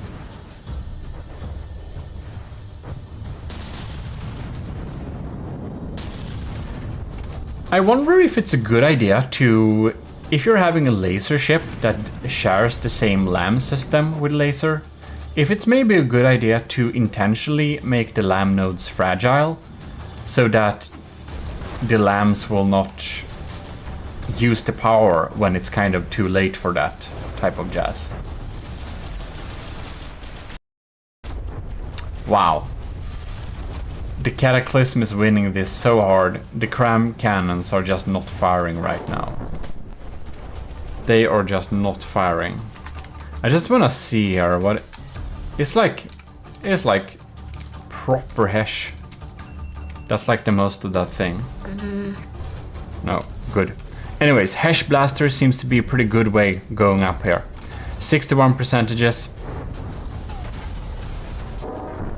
versus 91. That's a super hard win for Pizza Summer's Cataclysm. It's generally very well adapted, and I'm looking forward to seeing the Cataclysm in future battles. I think it's gonna do a great job at becoming one of the better ships out there. But we shall see indeed. We shall see indeed. Always good to learn that blasting Hesh shells in swarms like this can actually be a really good way to deal a lot of damage. I think maybe especially like at spacious things like this, I wouldn't be surprised if the Cataclysm did pretty well against some of the Secret Advisors stuff too. That's kind of also very spacious Ares designs. Well, Gimle is down below 55%, so super congratulations to the Pits of Summer's Cataclysm. This is a good looking design. It's not cheesing the hell out of anything here, what I can see. It's a proper, good, and very efficient battling design. May have some small issues with running on ground, but you know, if it doesn't have bad luck, it's gonna deal some pretty darn good damage here. Well, the Gimle is out of this one, which means we'll be checking the Gimle against another ship in the future next time, and we're gonna put the Cataclysm in the winner's bracket. In any case, I hope you enjoyed this little battle. And if you did, you should definitely leave a like and do subscribe to stay tuned here. Here we have the DPS New Jack. Well, indeed, we had a battle against the DPS Old Jack from Lenny. And this is the DPS New Jack, so it's an updated version of the Jack, which basically should have some, should include some lessons from the Old Jack in order to be able to beat the, well, Gimle. So we have shield strippers here. Let's see here, armor piercing, high explosive, and we have shield strippers there. So the main hull of the ship is kind of the same. So we have already checked that out, and this is of course very beautiful little command room going on here. And all that is very all nice and all. But in any case, we kind of looked at it before, so we're just gonna head right into the battle and see if the DPS New Jack has a chance to defeat the Gimle and get into the winner's bracket here. So it's enough of a change to indeed do another little battle here. So it's I think the turrets are replaced, and I hope all the issues we brought up with the DPS Old Jack, not to give you any spoilers, but it lost. I hope that all of the issues are fixed, so it has a fair chance of winning. Will be very interesting to see. There we are into the battle. So here we have the New Jack popping in there. You can see she comes pre-smoked, which is great to not get killed by that laser. Some of the early cram shells also has some good accuracy.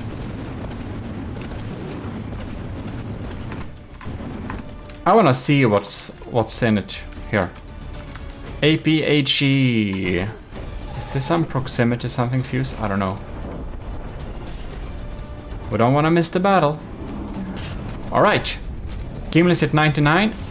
The DPS new Jack is at 98. I think the Gimli got some pretty nasty hits with its crams there in the beginning.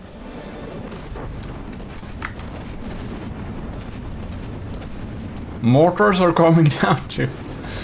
Oh well. A lot of lamb nodes here. Man, I was like, what the hell is up with the perspective here? I was like, what's wrong with these lamb nodes? And I see. We have a mimic lamb node on top of them, and there are several outputs, and it's just a big one. Just kind of looked funny.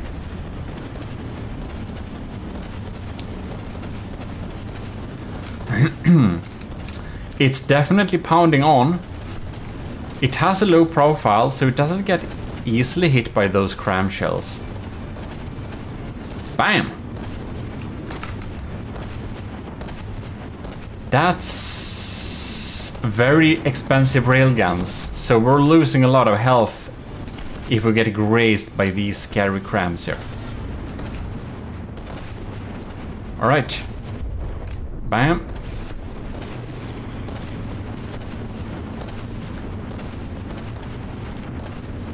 Interesting indeed. I will say that the DPS new Jack is doing better than the old Jack, I do believe. But we'll see if it's doing enough. One thing I would definitely say...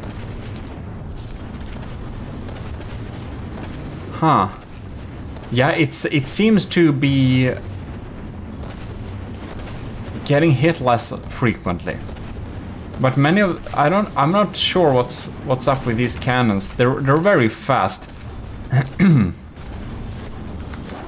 I bet our lambs can shoot at them very easily. Or actually they can. Oh lords. We're actually cleaning up the air here. Our lambs are so powerful we're able to keep them off. The new Jack definitely needs more firepower, that's for sure. One thing I can tell Lenny here is that you should definitely pitch the new Jack against the old Jack if you haven't already, and you can really see any pros and cons, you know, if there are any weaknesses or if there is not. Basically, if the new Jack is better than the old Jack, I think the new Jack is better than the old Jack, but you don't know until you pitch them against each other.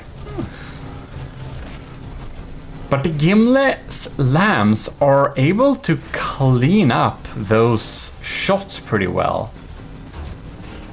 Which means we can just chill here and deal full damage, and the new Jack is down to 86%. So we can keep those shots out of the air while grilling the superstructure here with our damage laser, which means that the DPS new Jack needs a lot of more firepower to be able to get through the Gimli's active defenses. Or at least have a couple of decoy stuff like hardened crams and stuff like that in order to get through. And that could be a good way to kinda keep the lambs busy so the laser won't grill / letting the main gun's rail shots actually get through. Because obviously the DPS new Jack's lamb system isn't enough to deal with the Gimli, so at this point you could probably remove the lamb system or connect it up to a damage laser too. Or just have a damage laser. It's probably something I would have. I feel against some designs the Gimli's lambs are really beneficial, but against some designs it actually would be better if it only dealt damage. When the Gimli met itself, we could prove it needed lambs to survive better, but I really feel that certain designs would have really... The Gimli would have an upper hand if it just dealt damage instead of trying to protect itself using lambs. New Jack down to 78. Is this turret active? Well, this one was at least. Bam. I'm pretty certain that the first round is gonna go to the Gimle because the new Jack ain't looking too happy right now. Those big cram shells are just raining in there. Look at... oh man. And this one. Oh no. I should be happy, but since we already defeated the DPS old Jack, I was kind of secretly rooting for the DPS new Jack, because it would be so cool if the old design improvements could have meant a win. But that said, is that the hull of the DPS new Jack is probably too expensive. You probably have too much armor on this thing to be able to... I think maybe your armor is too expensive. The Gimle is just ignoring armor with those crams, so I think you probably need to build a new ship altogether. I don't think you can upgrade the DPS new Jack to a winning position. But we shall see. This has only been round 1, and we have more rounds popping in here. I would count this round as over because the DPS new Jack is not doing damage anymore. So we're going to go to the next battle. Second round, there we are. Laser is grazing to the side there.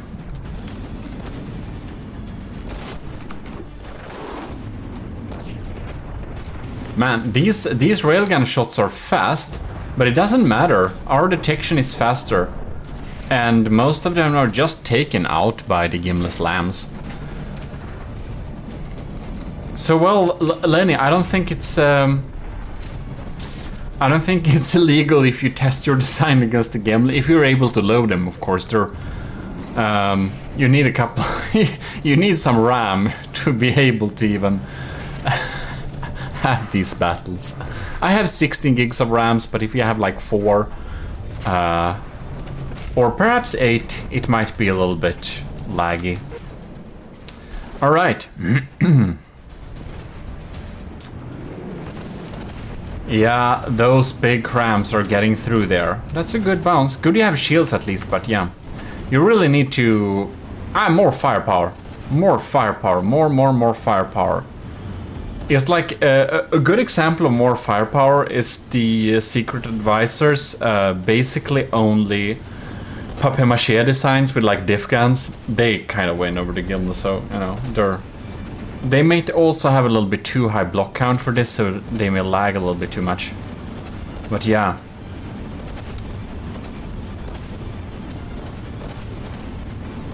In all likelihood, the Gimle is going to win this battle too, because it's at 98% and those railguns are not getting through.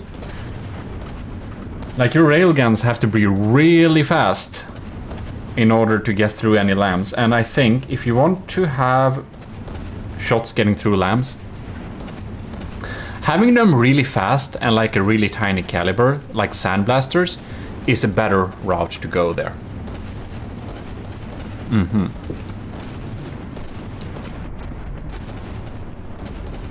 Yep. Blasting in with some... what are they called? Packs. But now crams are popping in here too. Yeah, dealing a lot of damage. 91%. I'm pretty sure how this battle is gonna go as well. The really big issue here for the new Jack is that the shots are not really getting through. And now the laser has taken the unlucky for the new Jack's decision of targeting the turret. You probably have a shield on there, and the laser is targeting hot blocks. So this turret is gonna be gunners in probably pretty soon. That strong smoke the new Jack has is, however, really good for making it survive a lot longer. Yes, indeed. No, now we switched targets. Why did we do that? Is there a decoy in here somewhere? Who knows?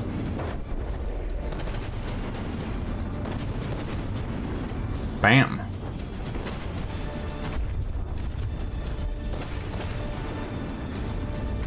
Well, I think the Gimli is having a good party today, at least. One of the turrets still online, or is it? Yeah. No, both of them are actually online, so that's good for it, but I don't think it will change the results much at this point, because the new jack is at 74.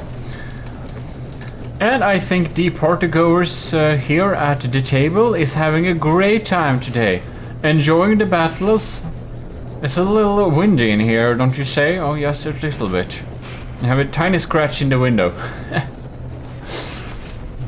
There's like 2 window panes missing, but I guess that's a scratch. In this game, at least.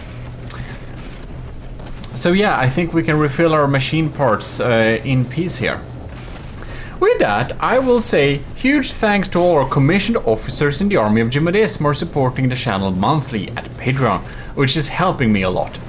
And those are most notably Admiral Super Dave, Admiral Skubarox, Captain Y, Lieutenant Asteria, C2, Cravey, Parbagri, Talaras, and Vincent Veritas, and also huge thanks to all of the cadets.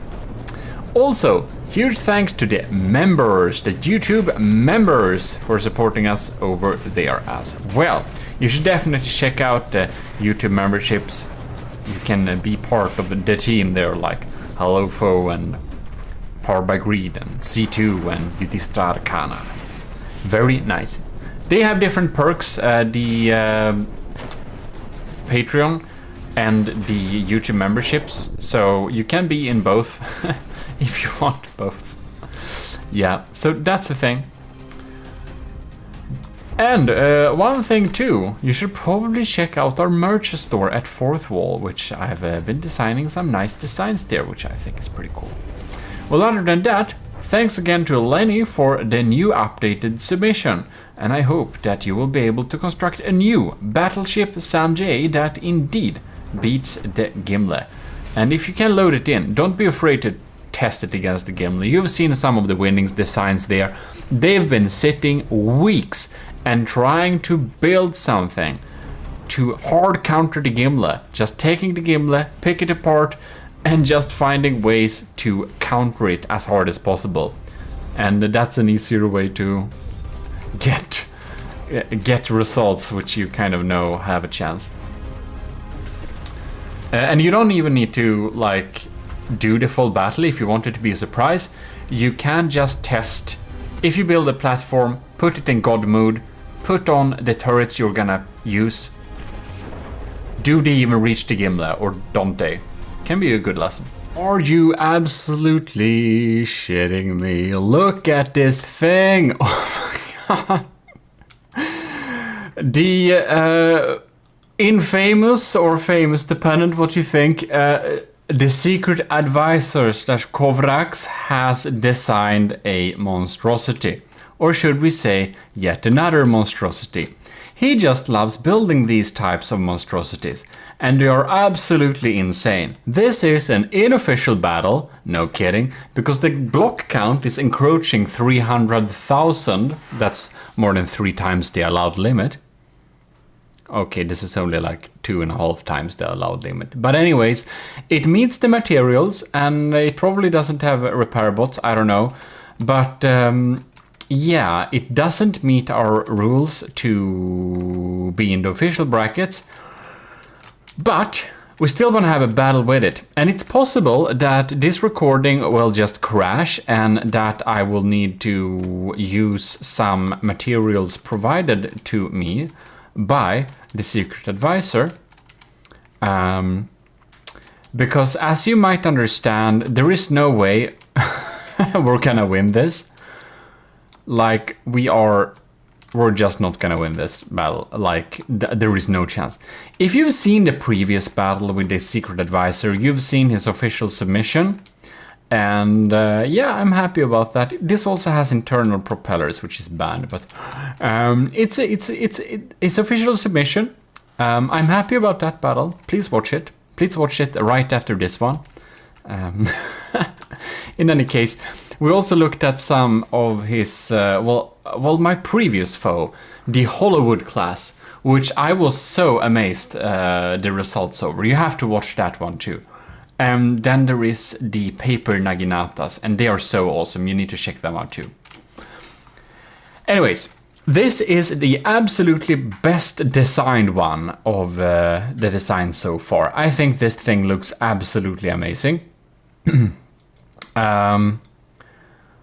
Yeah, it looks really cool actually. I really like this. I really like this design. It's insane. It only costs 2 million. You can walk for days on this thing without getting anywhere. It's so large. You have like different decks here. I love the decoration here. I think there has clearly been put some design love into this structure. It is a papier-mâché hellscape, yes, but it's a beautiful looking one. And I think it's absolutely adorable.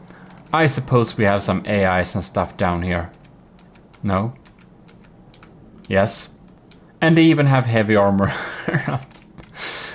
In any case, we have some insane turrets here, as you can see. I wonder if there is a bridge area. Like, we're only exploring it in like pause mode. I don't know if this will lag or not. No decoys? I thought there would be decoys here. What is this then? So here we have a good couple of radars. Oh well, it looks pretty cool. I must give it that. It's a work of art. It really is. It looks so cool. I'm so impressed over this looks here. That's so many diff guns, man. It's completely insane. That's some crammed in there diff guns. And it has diff guns on both sides. Not that I think this thing will turn. How large is it? My god. It's 1.3 kilometers. So yeah, let the battle begin. In boosted performance mode, of course. Oh lord. I don't think it has smoke, does it? Possibly not. Can't have that. There are probably some decoys on top of here, right? Oh lord. We need to pause here. We're already in degraded mood. This is not funny. Look at this thing. I think this is hash frag explosive. Oh no, this is so scary. This is not even funny. Well, we know what our AI is gonna try to do. Oh lord, if any of these hits, or probably already dead, they will hit. Oh no. We're so doomed. We're so doomed. Oh man, oh no. I almost don't want to watch it. Why don't... Look! Captain is MIA. Oh no. The devastation. Look at that thing. And this beast only costs the same as the gimlet, by the way, if you missed that. And we suddenly have 88 percentages. That's our health. Well, not that we needed that extra detection, because I don't think we can miss this enemy. Oh my lord. And any shot we shoot at it, like, it ain't gonna hit anything important. What are the chances of that? And now we're lining up for broads. Oh no, we're lining up for broadside soon. This is gonna be a bloodbath. Yay, we took out, I don't know, a couple of diff guns. Well, there are a couple of more. This is just insane. You can see we're just doing detonations in empty space here. Like this pattern, this like diff gun pattern is absolutely insane. You can disable so many of them without it being an issue. Oh man. Our broadside is coming in here. Look at... Oh no. I don't want to watch this. This is... Well, some of them go up. Go away. Yeah, so I guess we're getting back for defeating the Hollywood class. Spoiler alert. So basically, now I already accidentally spoiled that. It's still an interesting battle, but the Secret Advisor made a D-Hollywood class a couple of years ago, and it absolutely shredded the Draconia. So I was kind of happy that the Gimli was able to defeat it. Now it only costs half the cost of the Gimli, so there is that. But I was still impressed it was able to defeat it. Now, the Secret Advisor brought the big artillery, and we have the Jörmungandr. This is not the first Jörmungandr we have here. If you remember a couple of weeks ago, we had another Jörmungandr. And I was like asking, is the name like important for the submission? For the previous, for the one, I don't know which one of them I asked, but I just asked that because, yeah. I think I got one, but anyways. Doesn't matter, and well, I think this is aptly named because this huge thing, it's an enormous hellscape of papier-mâché and diff rods. It's like diff rod papier-mâché hell. Welcome. If you like building, if you like building alloy bricks with a lot of heavy armor, this is your worst enemy. This is all you're gonna see in hell if you end up there. This is a hellscape of papier-mâché and diff rods. Man, this is just insane. It just spams them. Oh, I looked away for a few seconds. Whoops, the Gimli is at 69%. The nice number. Our lambs are just doing nothing. We can't do anything against it. Man. Half of its guns may be taken out, half of the shots may miss, doesn't matter. Adds more firepower. It just annihilates us. What happens to the Jörmungandr though? Why does it sink? This is kind of weird.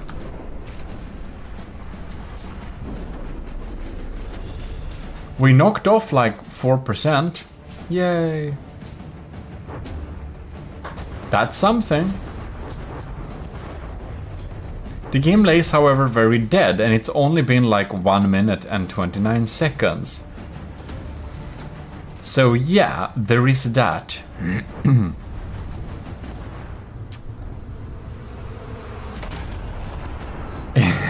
You're not gonna do a lot of damage. No, our Vigoletta marksman was probably the only thing that was able to deal damage against it.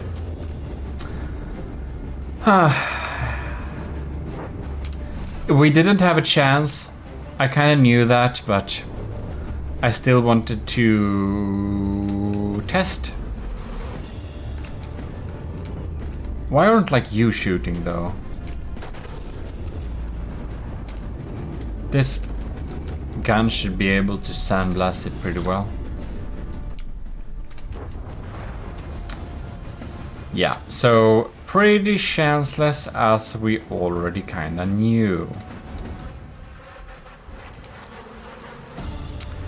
Well, for the sake of it, I suppose we'll need to do another battle just to see if we're getting the same results, or if somehow the Gimli would be insanely lucky. I kind of want to investigate though why it's going so low. Look at it, we're having like a cram, we can't miss. And it's like, yay, a few wood blocks, whatever. What the hell? The Jörmungandr Super Dreadnought is at 0 materials. Are you kidding me? What the hell? We're having the Army of GMODISM rules, so we didn't add more materials to it. I don't know if the secret advisor said to me it needs more materials than half a million. I missed it, but I don't think so. Whatever. Okay, that's cool. Well, the game list is spawning, so we still lost the first battle, but whatever. Let's do another round. Maybe we have chances to take this thing out if we're able to, I don't know, kill its material boxes. Its only weak point. Round 2 is here. It takes like a full, I don't know, 3 minutes, 4 minutes, 5 minutes to load this thing. Well, thought it could be interesting to see if our... Man, the Jormungandr Super Dreadnought is just eating materials so fast loading all these guns. The death cloud is spreading. One thing I really wonder, that's how Secret Advisor is able to kind of delay the firing until they actually know where to shoot. This is like a funny thing. Where you like shoot at an important part and you like clip 10 barrels and you're like, yay, and you're like, nah, ain't matter that much. This looks like chimneys, except they're flat. That's so funny. I don't know why I think that's so funny. It just is.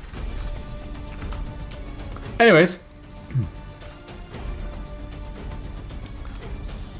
The only chances we have of doing anything to not die is to... Okay, I think it's pretty lost already.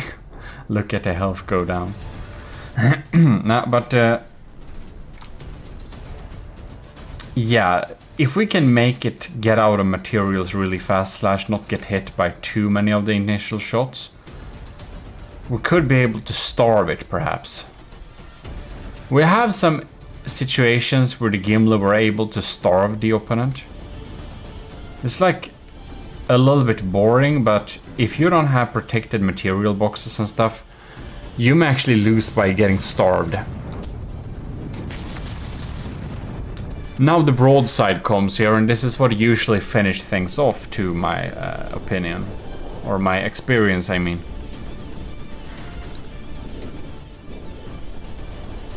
I don't know, what game speed do we have? Yeah, like quarter, half speed. Oh no, our superstructure is looking a bit sad. Ah.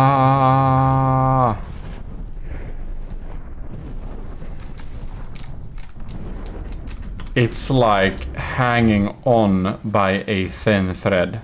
Look, it's the 64 pounder, isn't it? No? That was one of the tiny guns. It's like we can fry so much away, and it just doesn't matter. Yeah, again, I really wonder if it has decoys. Oh no. This is scary. Ah, that section is gonna die.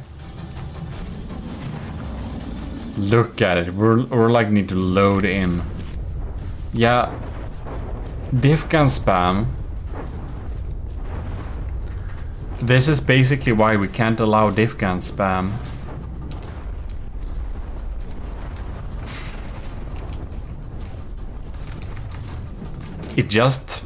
It's just a superior way to do battle. Sadly enough. Chunks are missing. Superstructure is hanging on by a tiny connection strut.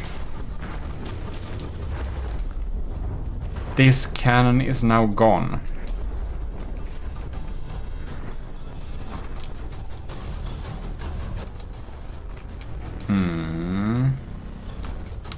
66% versus 97. I'm pretty sure we're gonna lose. Well, GG. Secret Advisor Kovrax, you have proved your point. At half the cost, the Gimli may be able to defeat the Hollowwood class, but at the same costs at the Gimli, it yet again has absolutely no chances at all. I'm very happy that this design looks very cool though, that's nice. The FPS though has room for improvements. Oh lords, did my game crash now? Ah, we're in degraded mood, and the broadside friends are popping in here. Shooting some shorter Hesh frag explosives. Insane. Yeah, we don't have any chances. Now the superstructure popped off 58%, so yeah, oh, it was able to shoot before it died. That's so funny. It technically didn't exist. Or I mean it did, but it shot while being disconnected from the main structure. Gimli's in despawn territory. Well, there we go. GG. Oh, couldn't do anything about it. Hope you enjoyed this battle though. And I don't know if this thing is on the workshop, but I know that the Secret Advisor has all sorts of stuff on his workshop. So search for Jörmungandr or something. Maybe you'll find it there. In any case, very beautiful design. I liked it a lot, except it totally annihilates the Gimli. And it's such a meme build that I don't know if we are ever able to counter against such a thing. I think warp drives might work. Anyways, this ain't an official submission, but was cool nonetheless. Hope you enjoyed it too. I surely did. But yeah, I didn't think the Gimli had a chance while starting this battle either, but yeah, it's completely insane. We must have been really lucky shooting off some material boxes. Hello, this is your host GMODIST, and we're back with the Gimli battles with the very inspiring text of Set the Universe on Fire, which I think technically is kind of difficult because fire requires oxygen and oxygen doesn't exist in space, so I don't know. It feels more like a Earth planetary issue, not like, well. Anyways, Set the Universe on Fire. It says this is a beautiful design from Netrameira de Nidhögr. One of the coolest boxes I've seen in a while. Box designs usually look crap, and this is the first box I've seen in a long while that looks cool. All right. So we have a cool looking box. It's obviously a little bit dragony. We have spikes like this. This is actually the first submission we have where we actually get one parade version and one battle version, because of course smoke emitters and lights are banned for the official battles because they cause unnecessary lag, and that's nothing we can afford. Anyways, we got loads of... Oh my god, there's like tiny snakes. Isn't that very cute? Okay. So we have some snakes down there. And oh, isn't that a decoy on a spam block thing? That's pretty cool. So yeah, it is, as said, a box design. Let us go and do a little cut here just to see what happens inside here. We got shield projectors all over the place. That's some pretty small front turrets. All right. We have some thick stuff, so it's like a front-sider type of design. We got a pretty decent APS system here. This is gonna be a sandblaster, right? So if we access these intakes... Okay, we have sulfur, which is Hesh spammer, and the other shell we got on. Oh no, sorry. The other shell we got on here is a skimmer tip smoke warhead body. All right, secondary. Oh, are we trying to smoke the hell out of the gimless lasers here? It's gonna be real interesting to see what's happening here. Anyways. Oh yeah, 2400 RPM. This is a Sandblaster, 50 millimeters. It's gonna have a nice ring to it, I believe. Oh lord, we have a warp. We have a warp system. This is the first warp system I've seen. Cool, especially here, pitched against the gimlet. That's super cool. So we have a warp system. I actually don't really know how warp systems use. Cool. So I've heard they're pretty basic, but I haven't utilized them myself. I thought to do that when I held my spaceship tournament. If you want to see those battles, they are in a playlist. In any case, yeah, that's the Nidhugger. And it is like Netrameda has some balls coming in here, because this is 1,343,043,000 materials. So it's basically like it's not half of the cost of the Gimli, because that would be 1.1 million. But it's you know, it's closer to half the price of the Gimli than the price of it.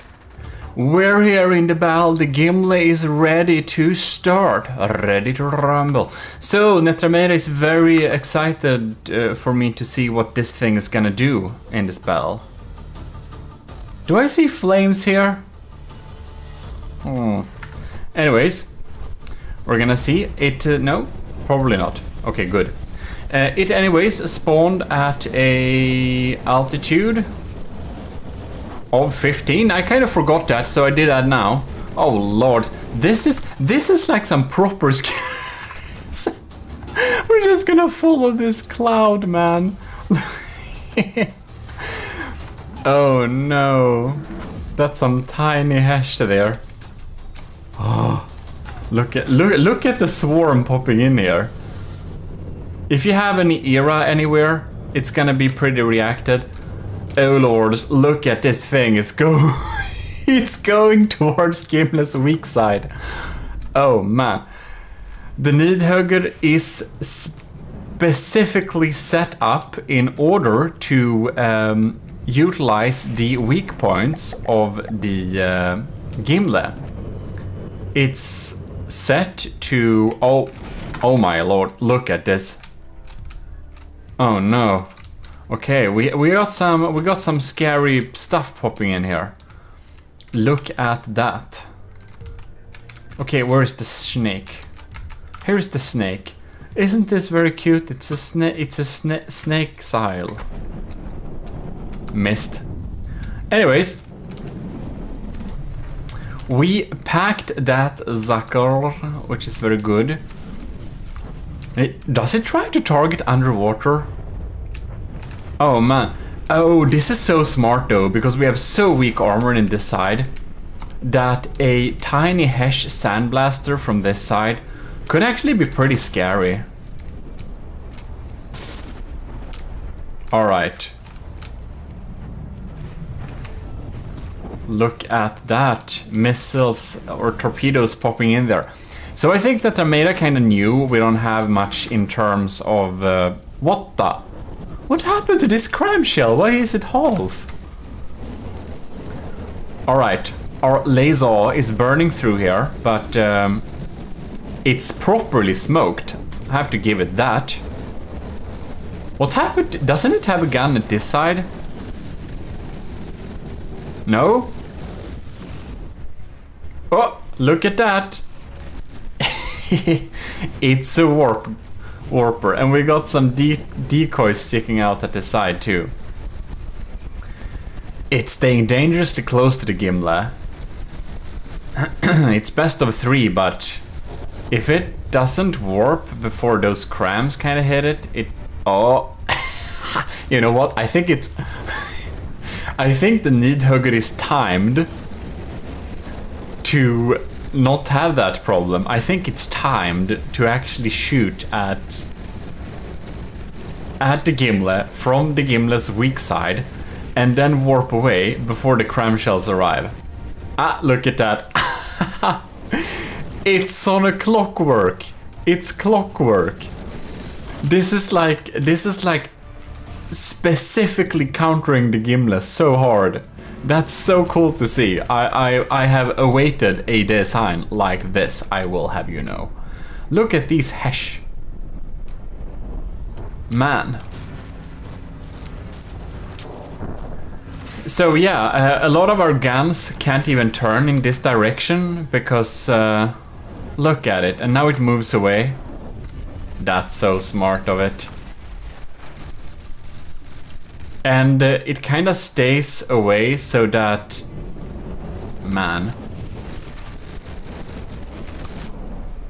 Our tiny... I wonder if we have some weird artifact from where we played. Because all of these shells are half. Well, I don't think it will affect the battle at all, but... Now our sniper cannons actually do something.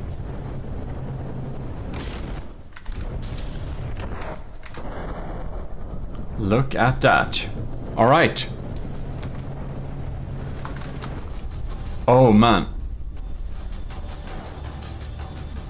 I wonder if like our sniper shells even reach it.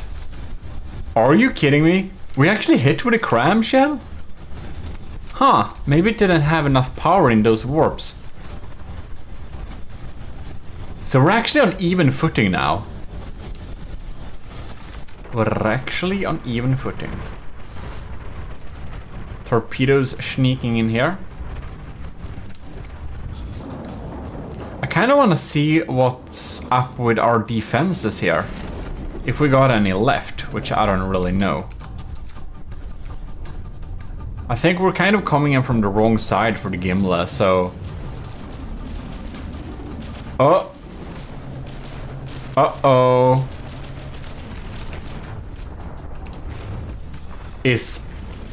Are we out of... I think we're just out of scope.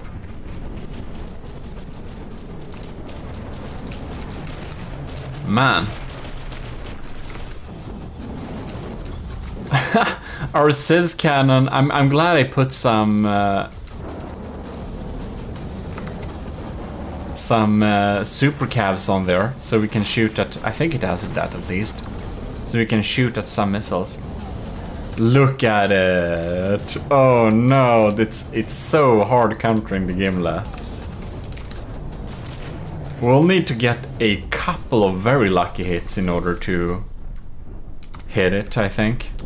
Look at that swarm though. Oh lords. This ain't looking very good for the Gimle. I think it's gonna like sink soon. I'm just so curious.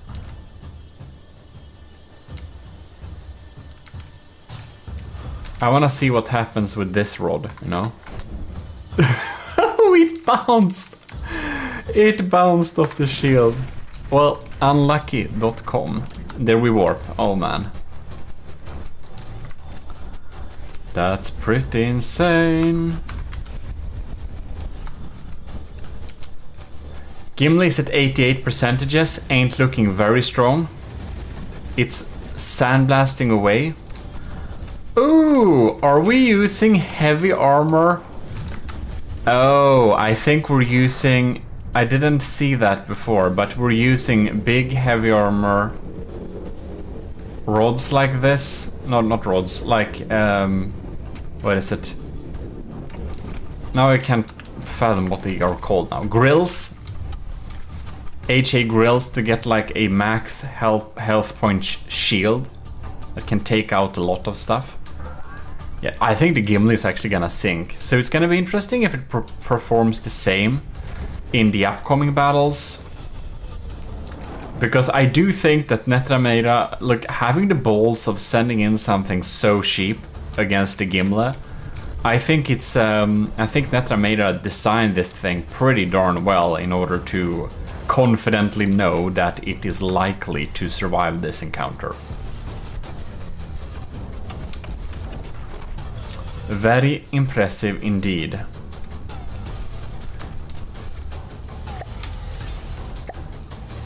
Look at it. It's looking very sad. I think we lost some engine power here. Oh man. Almost see the crams popping in there, but they're of course kind of missing. And now we're at a low level here, so the missiles also, or the torpedoes actually come in from the wrong side. So yeah, we don't have much defenses against something like this. Just a lot of fragments all over the darn place. We are very much going down. It's gonna be very interesting to see if anything in this department will change at all or not. Probably not. Oh. Well, the Nidhögg is in the lead with something like 10%, and looking at the state of the Gimle, I think we can confidently say the Gimle is not going to win this.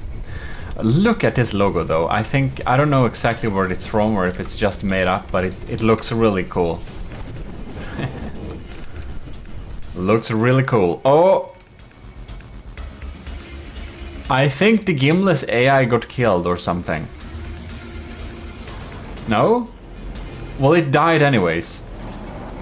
Look at that. First battles wins go to the Nidhögg. Very impressive design indeed.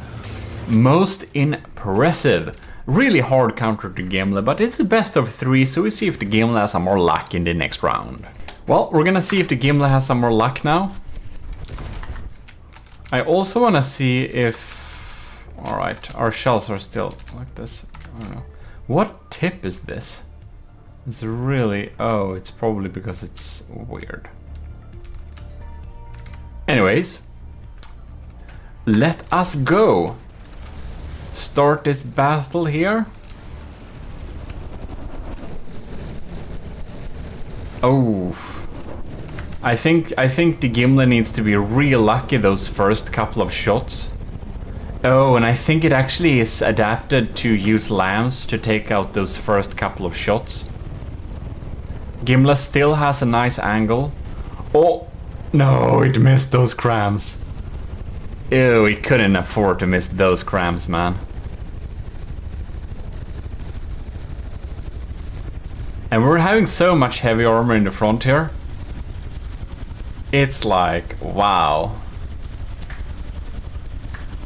It's just filling the sky with a lot of APS. And it hasn't started. Oh, that was warped just in time. Yeah, that's some evasion. That is some true evasion. Well, I wonder if our underwater facilities here will take out those missiles. Seems they are not. They're like not even properly aiming at them, are we? Oh yeah, okay, we're taking out some of them. Glad they're doing something. I was thinking, what the hell are we doing? So now the Nidhögg is gliding to the weak side of the Gimle. We got our sniper cannon still lined up though. One of them.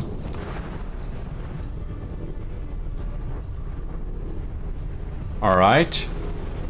Getting swarms popping in there. I just want to see what happens with this. This particular shell is usually able to go down. I don't know what happened to it. Why did I got transferred to that shell? Anyways. And now it's really getting at Gimle's weaker side. Oh wow, it just teleports just in time.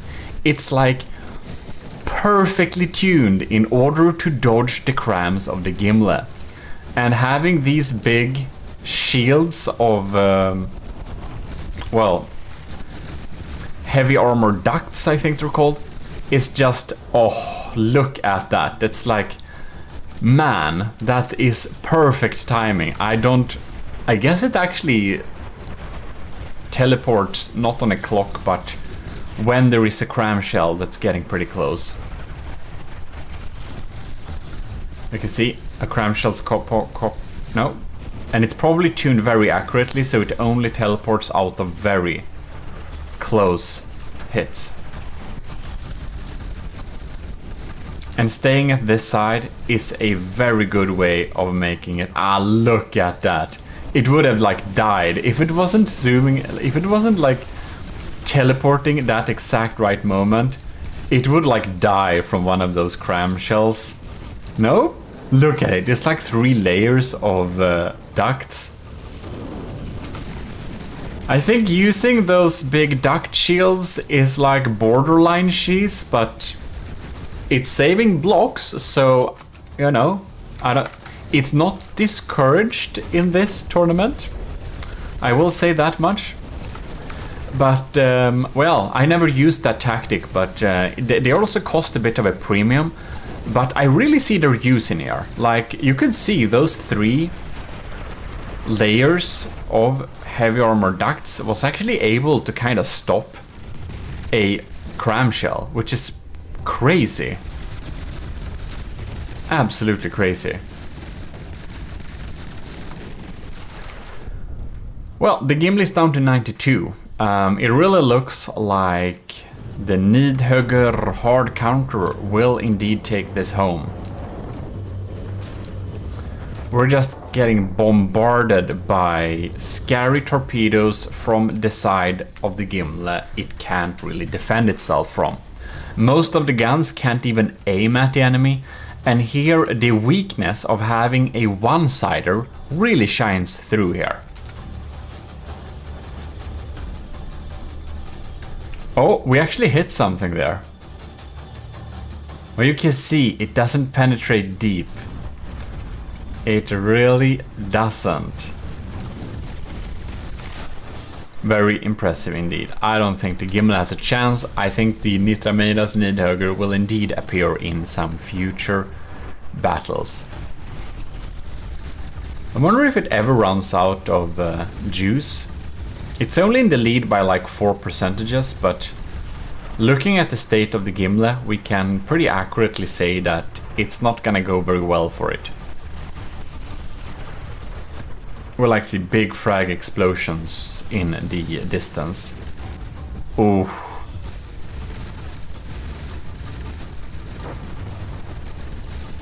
It's like the only thing that actually does reliable damage is probably our pack cannon.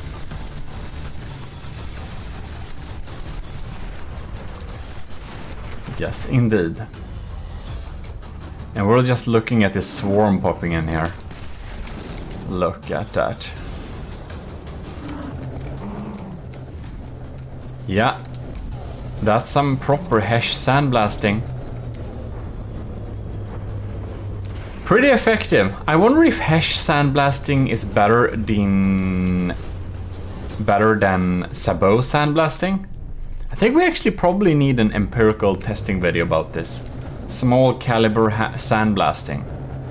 Hesh versus Sabot.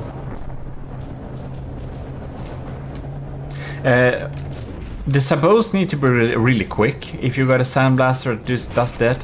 If you got a Hesh blaster, they can be very slow. They just need to reach the targets, and the slower they are, the bigger the payload we can have.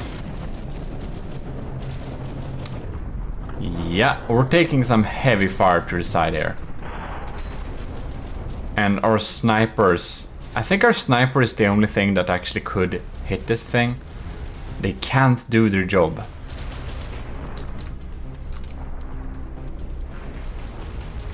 Indeed, I do think we pretty know very well what's gonna happen from this battle. If just one cram would hit! No! We're teleporting! It's such a reliable teleporter, but it's a joy to see such a hard counter. I feel like we've been waiting for a hard counter like this since like forever. The Borderwise's Dragon Slang was also a pretty good counter, but it could still be hit and devastated by the Gimle at times. This, however, the Nidhugger, it's absolutely not getting hit at all. It teleports perfectly well, and it reliably gets to the Gimle's weak side. I don't know if it does this using bread, why it stays on this side. I suppose it is. I don't think it's very easy to set up a hard counter system like this, like I couldn't. So, oh man, it almost teleported into the shot. Anyways, very impressive to see. Well, I think the Gimle partygoers have had better days, because it's gonna be very hard to keep the food and drinks on the table at this angle.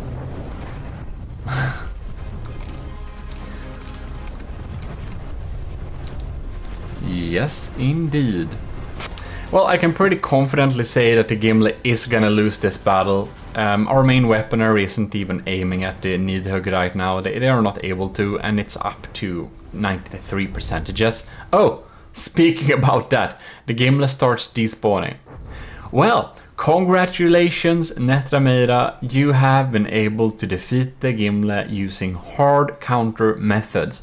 And very impressive, you managed to do that at, what was it, 1.3 million? Yeah, very impressive. So there we got it. Netrameira's Nidhugger goes to the winners folder. We are going to face a very recognizable design, which I'm sure has been the last thing you saw whenever you played a campaign. I don't know, because I haven't played a campaign since 2015, and that's definitely something we're going to do. We're putting together the Army of GMODISM second chapter Frontier Fleet to beat the Nether, but not right now, because right now we're doing some Gimle battles. Here we have the Singularity version 2 by Squick, and it has its very compact design, just like the Singularity is, but of course with a different loadout and different settings and stuff like that. I don't know if it looks different. I kind of think it looks a little bit different, but that's probably just fleet colors. And now it's gonna look very different, because now it automatically gets the alien colors. But in any case, this is gonna be very interesting, because the Singularity is of course a very scary, dangerous design, and I don't remember if I tested the Gimle against it. I think I did, and I think it beats the Singularity. But Squick thinks that the Singularity version 2 will be so strong that it will hand the Gimle class battleship its own ass. So we will check that out and see if it's true or not. I don't know if Squick actually said that, but now we shall pretend so. In any case, let the battle roll. That's a lot of fires.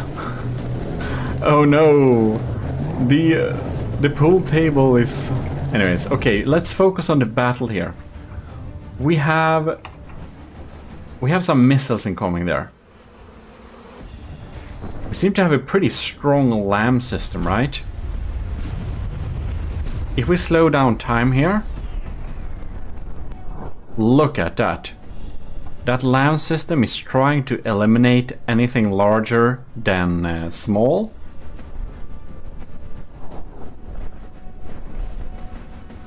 And this type of shell, that's that's armor-piercing frag. Oh! And we have seen from experience that armor-piercing frag can be really, or just pure frag, can be a really good strategy to tackle the Gimle with. And I do believe that the Singularity V2 does have some evasive movements, which is of course a very good idea when you are facing the Gimle. You see, it dodges most of those shots, and it also have the potential to get at the Gimle's weak side. Oh Oh, damn! They hit! Oh, no! Oh, bam! That is brutal. That's 20% almost in one shot. Oh, damn. It looks like it's gonna sink. This is the first. Oh, it teleports. Why didn't you teleport before you got completely killed? Well, that did prolong the battle with like 1 second. Congratulations. The Singularity version 2 does not tackle the Gimli very well. I don't remember if I got this submission before the Fire update or after, but I do feel that however it is, this design probably got a lot worse after the Fire update. Because I think that we hit a fragmentation or a cram detonated several steam cookers, and that the steam cookers just created big explosions / fires there. Well, obviously the Singularity V2 is absolutely killed, and we must restart the battle, because this is, after all, best of 3. So here we are. Let us indeed see how this unfolds. Will it dodge the shots again, or will it not? Because it really has to dodge them. Obviously, when it gets hit by a cram shell, it's very much game over. Man, that was very fast battle. This video will be suspiciously short, I feel like.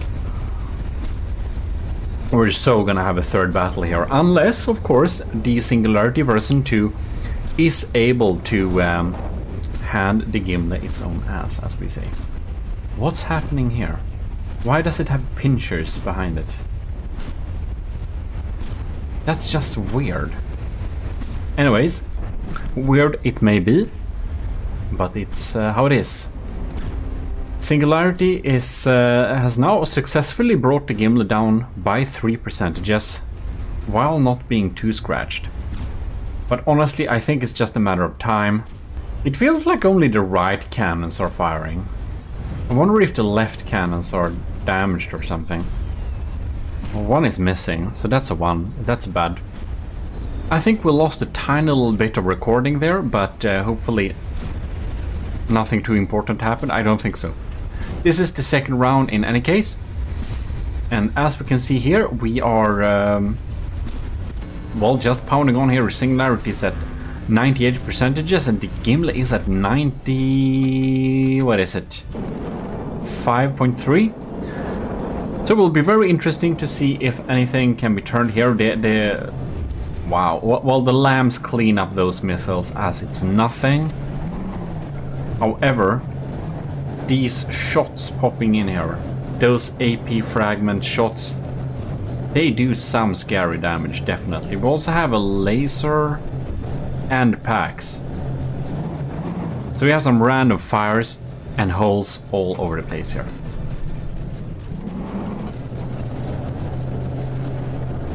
By the way, you should definitely check out some fun music videos I put up on the channels, because I've generated some music using Udio for the Army of GMODISM, so we put up some cool music videos there with some generative images. So I basically try some story building, so I generated my own style of city and units, and basically building the imaginary universe of the Empire of GMODISM. Very nice. So we have those music videos for the Army of GMODISM uploaded to YouTube. We also have martial musician Vesrets, who has composed, like really composed, no help of any AI generative technology to piece together songs, but actual creation. Anyways, Vesrets, our martial musician, did compose some songs too, which is also uploaded to the channel in the same mix. You'll see in the description / on screen how and by whom it was made. But we basically want to have a world building scenario where we have some different GMODISM, Army of GMODISM themed music and stuff like that. Pretty cool, I think. Maybe just insufferably silly and weird, but anyways, that's what we're doing. I want to have this imaginary universe that goes together with all of this. Army of GMODism, Ecclesiarchy of GMODism, Ministry of GMODism, the GMODIST's Discord, and everything like that. I want it all to be put together in some kind of cohesive universe inspired from a bunch of different things, just because it's fun and just because we can. So do check out that song. If you want to get outside the weird Army of GMODism, Empire of GMODism universe, you should definitely check out our new-ish, not new, our podcast, of course. Gaming and Tech for a Better World. Spotify, it's available there. It's available at Apple Pods and of course here on YouTube. Check it out and say what you think about it. Might be some interesting entertainment when you don't want to watch anything, but just listen to something pretty cool. Well, the Singularity is at 96%. It's done a much better job at avoiding this time. I think it's a little bit weird though that we haven't seen teleportation much now. But maybe it will pop up soonish. I guess it may teleport whenever it feels like it's gonna get hit by a cram. The Gimli is down to 90%, sorry. So that's pretty cool. It actually did like some proper damage this time. I want to kind of follow one of these shells here. That's the AP frag shells. In super slow speed. No. Stop it. There we go. Thank you. They're still fast even though you mixed up time here. Bam. Penetrates a bit there and there it gets stopped of energy and explodes. Not very dramatic, of course. Deals some damage, but they shoot pretty often too, so that's to be expected. Okay. Gimli class 89%, Singularity 96, but will it be able to go to the Gimli's weak side? Because if it doesn't, I kind of doubt it will win this. Look at that. Here we have an Arqueballista Invictus shots. This is not that. This is the thing I think might actually bring this thing down. Look at that. Oh, that actually missed. Oh, that's sad. Happens.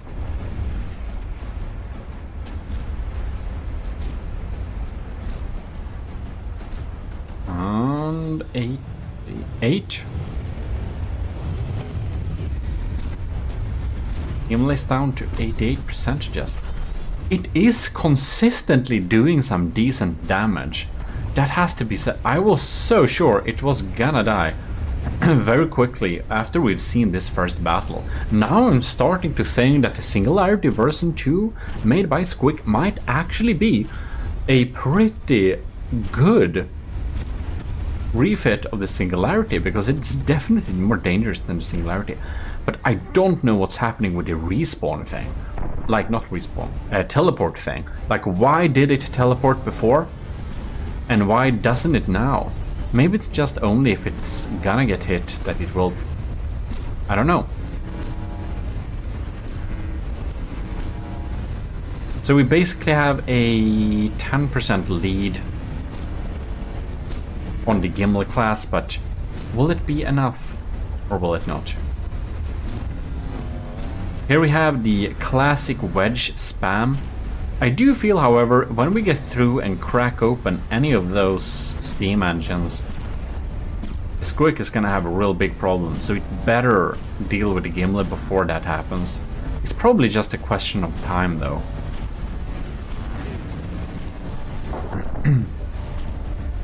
It's grinding through here. Wow. The Vigoletta is definitely doing the heavy lifting here. I don't even know what happened with our system. And the laser. What's up with the laser? Our laser ain't firing at all. I think that might be because we have power. Maybe we just don't have a good angle or something. Or it's just simply damaged. That can be true too. Now it's just really staying behind Gimli here. I think we'll need some serious help from the Arqueballista Invictuses to be able to bring this down. They'll need a lucky shot or something. So how are we doing inside of here? Scratched AI, but no biggie. Most systems seems to be on a kind of working level at least. This kind of looks like it will hit. But just kinda. Kinda wanna see that teleportation again, because I think that's pretty cool. Wait, what? What happened? I'm not like, no, accidentally controlling anything. What happened? I don't know why it stopped firing. Does it have engine problems? It probably has low engine power. It's not out of materials. So it must be that something has been a little bit too scratched. That's weird. It's probably gonna get the same fate as last time and simply sink then. The Singularity is 13% in the lead over the Gimli though. And those lasers still do serious... maybe not laser, that cannon still does serious damage. Because the Gimli is below 80% now. So it may actually somehow still win this. That is something I would have not expected at all after the first battle. Very interesting. That's why best of 3 is a fun thing to do, to actually see the results of, well, things, ships, if they are better than the other or not, if it's similar or if it's a big difference. Because after the first battle we could kind of have assumed that the Singularity is gonna lose very quickly, but we are already 8 minutes in this second battle. 77% versus 93. That's pretty exciting. Look at that.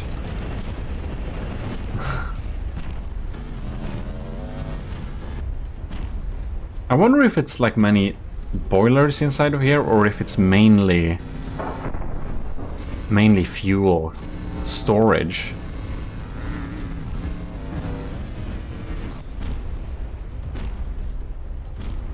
This has kind of stalled into some kind of weird slugfest where it's the Vigoletta marksman versus those autocannons. We seem to be far... Was that? No? I don't think our pack is active, is it? No, our pack is very sad. Might actually... This might actually be online. No, it's also dead. It's also dead. Alright then. Well, now I'm starting to think that the Gimli will lose this. We'll need a pack hit to actually win this. Look at that, that's just so much exposed interiors. That's a little bit scary. Now I'm almost happy we have this angle. So we have some stuff in front of the AI core. Actually, this is a very bad angle. Straight dead on would be better. That's how the Gimli is built to best handle.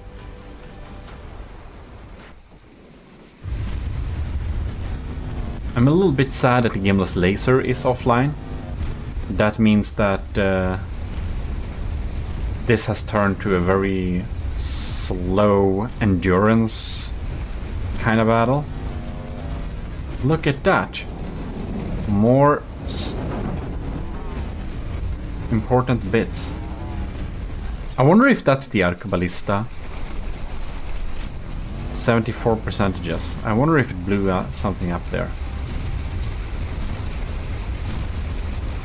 I do feel, however, that if the Vigoletta marksmen shoot at anything extremely important, we kinda want to see that happen. Sometimes when things are fired and they're fired from a fast vehicle, it's kinda hard to see if it shot or if it got shot. So the Arcaballista Invictus feels very targeted. It's still able to fire though. This cram cannon is very dead. That boiler is very sad, man. There's a big hole there. Cram cannon is active, Vigoletta is firing.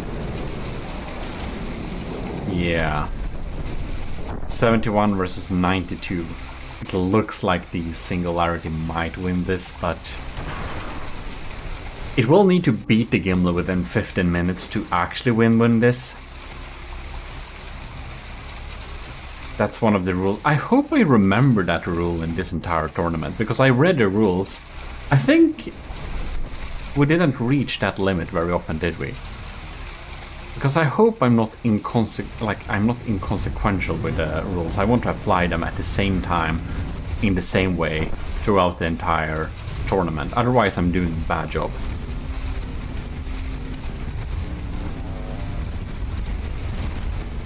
Well, well, look at that.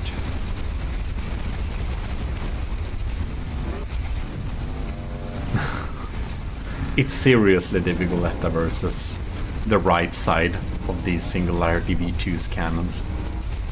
It's so weird.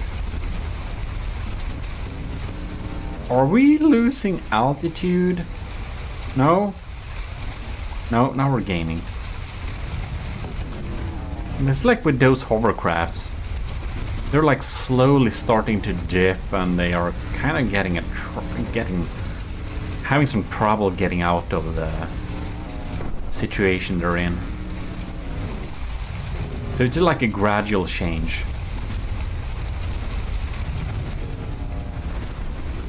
%68%. 12 minutes in. This is oh my god. Oh my god. What happened here? Oh, damn! The Singularity, it looked like it was about to win. But I believe that some of the EMP on the Gimli, or I guess, I can't imagine what else could have done it, has taken out the Singularity's AI. The main AI seems to be offline. Oh, damn! With the Gimli at 67%. Wow. That's so surprising. That's very amazing. Look at it. What happened? I don't know if it was EMP, I don't know if it was frag or whatever it was, but the Singularity's AI killed. It really looked like it had a super good chance of winning this, but wow, it ended up losing it anyways. So it's in the loser's bracket. We'll see if it do better there. I feel that the Singularity could have won over the Gimli here. And this last battle, wow, it did a really good job at like grinding down. I don't know if it would have been able to bring the Gimli down to below 55% just with just 2 minutes more to go, but it was certainly an interesting battle to see. We're getting back to the Gimli battles, and this time, well, Imp is throwing in the hovercraft challenger, the Rollo. So let's get into it. Well, someone has confidence, that's clear. Looks like we're having a Pierce pack system inside of here. I don't know if it's a particularly large pack system. No? Wait, what? Oh, there it is. It's not tiny. Here we have a short Pierce pack system. And the other one here, that is a Pierce as well. Other than that, we are having a Cram front sider. So we have frag, hardener. Alright. And we got... Do they have big health? 100,000 health? Ooh, that's not gonna get through, is it? Well, will be interesting to see how it performs. We have a lot of heavy armor in the front here. And we have a lot of custom jet engines to keep this big slab flying. There's a lot of cram systems inside of here. So this is definitely a very dangerous combatant indeed. We're gonna check out the interior, of course, because that's always fun. Whoa! That's so cool. So we have wow, I like this. I love these back cannons here. We have auxiliary cannons going down here. That's so funny. And they have like a little connection to go out. That's so cool. We have materials container back here. We'll hope we don't shoot them. And someone, it's one of those pesky Neko boys trying to throw out the ammunition. Well, this is obviously an army of GMODISM agent trying to sabotage the Rollo. Yeah, alright. So, turbine generators. Well, cool. We're gonna check out the interiors of this thing, though. Wow, this thing has so few blocks. And it's so much under the budget. Only 1.8 million? That's good. And the block count is only 33,000. That's super low. Wow. Well, it's gonna be very interesting. The Seabeck Wildfire from Kovrax had 100,000 blocks, so this is basically a third of the block count of that build. And it still uses crams, and that usually brings the block count pretty high. Here's a teleporter. Alright. We have a little AI thing there. Well, we need to walk around on this little interior. Yeah. It's walkable, all right. We have a small feasting table here. I think it looks pretty nice. There's some pretty nice interior with some pretty well thought out shapes. The leveling here going up and down like this it's very nice. And the entire ship seems to be walkable like this. We can even get up. Oh, look at that. We even have a little extra cannon which you can climb down to. Probably a good idea to get out of there. I love this detail where we have this so you don't fall down accidentally, but it's still an opening down.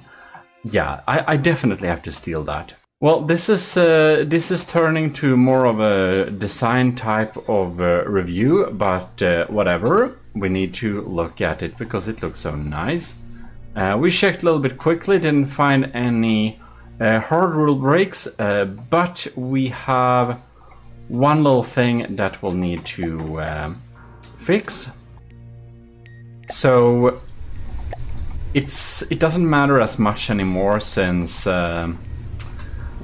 since I have a better computer. The Gimli accidentally had its systems online, but we actually need to turn off the lights here. So I have this little here, and it's well, when I detect this, it's not such a big deal. So I can like see here. It's very easy to just turn down like that. And this one here. So no need to disqualify anything here. Oh, this. Okay, well, whatever. We're having that smoke generator, but now the lights are turned off, and that's of course one of the requirements, that the submitted things should have lights turned off, preferably no smoke generators, and absolutely not any interior screens or anything like that. Oh my god, it messes with the lights. Whatever.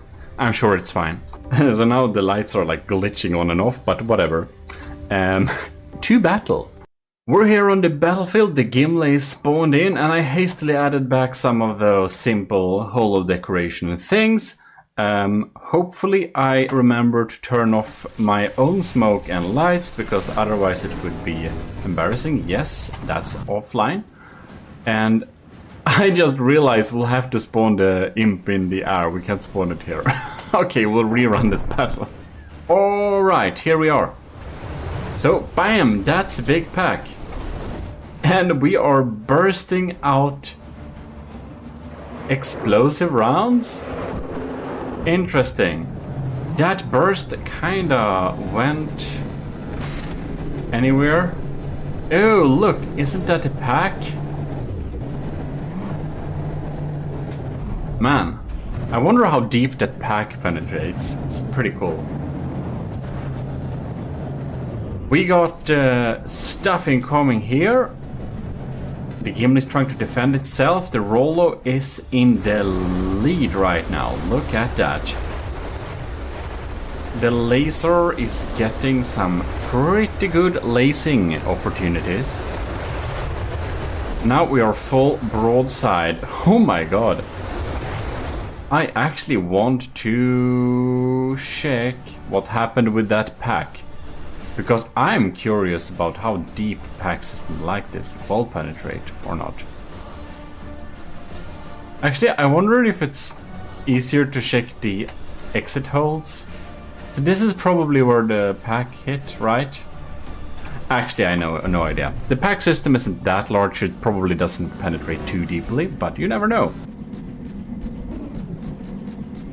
Alright. Jumping on the wrong thing. Here we go. I wonder if it's trying to evade the cram shots here, because it seemed to do a pretty good job at evading, doesn't it? It's very nice. Look at that.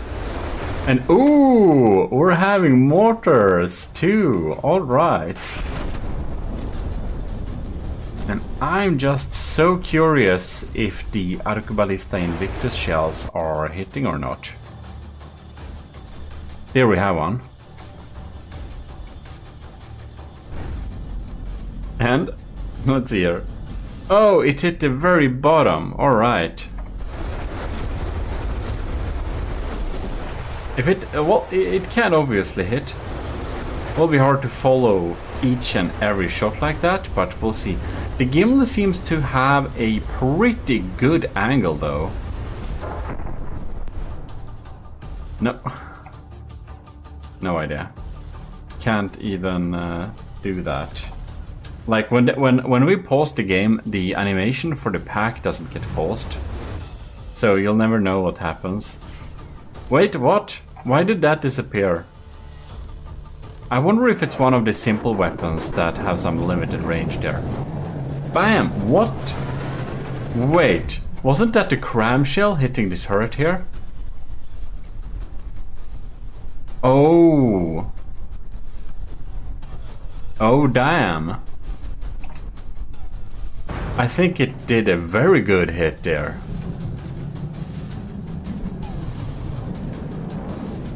Alright.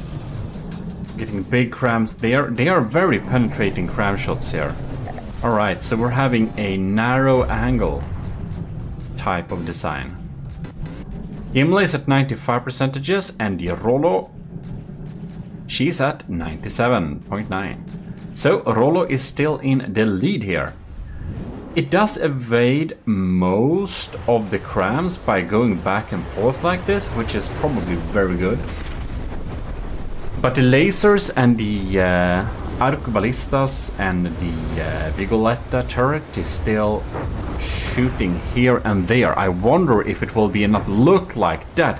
The Rollo is dropping rapidly in health. What happened? What happened there? It's at 90%. Did we get a cram shot exploding inside of it? I didn't catch that in that case. Wow, alright. Tables can turn very quickly. Look at that. That's some serious damage.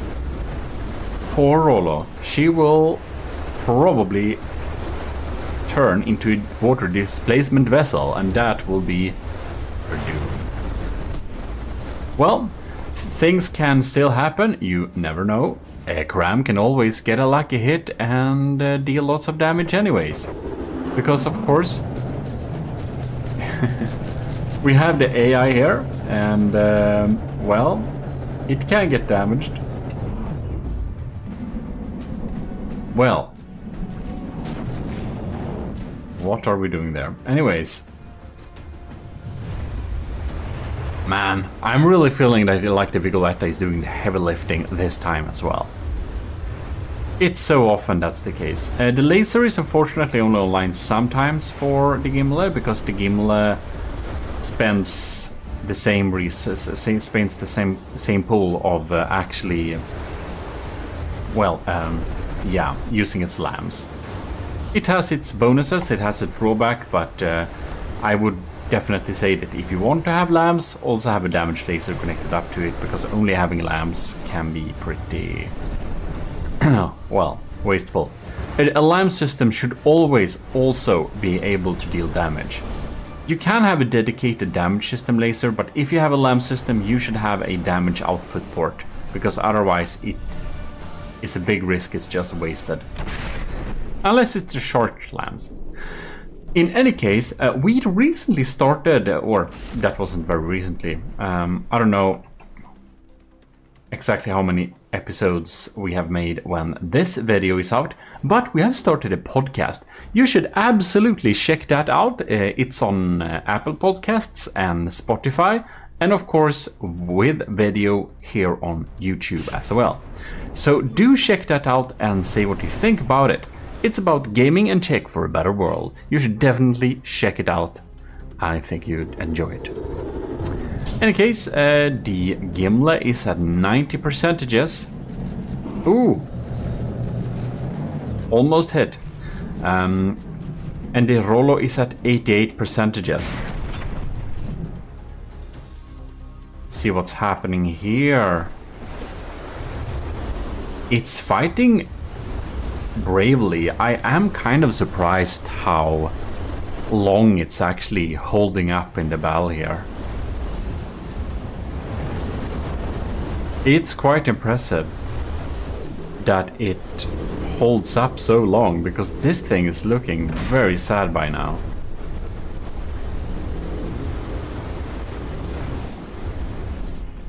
It's going, I wonder if it just uses some kind of sign movement to go back and forth and miss most of the cram shots.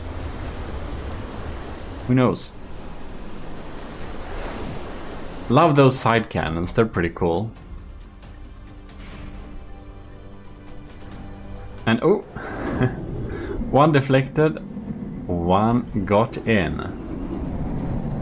Gimle's down to 98, Rollo at 87. Wow, I mean, 89 is the Gimle, 87 is the Rollo.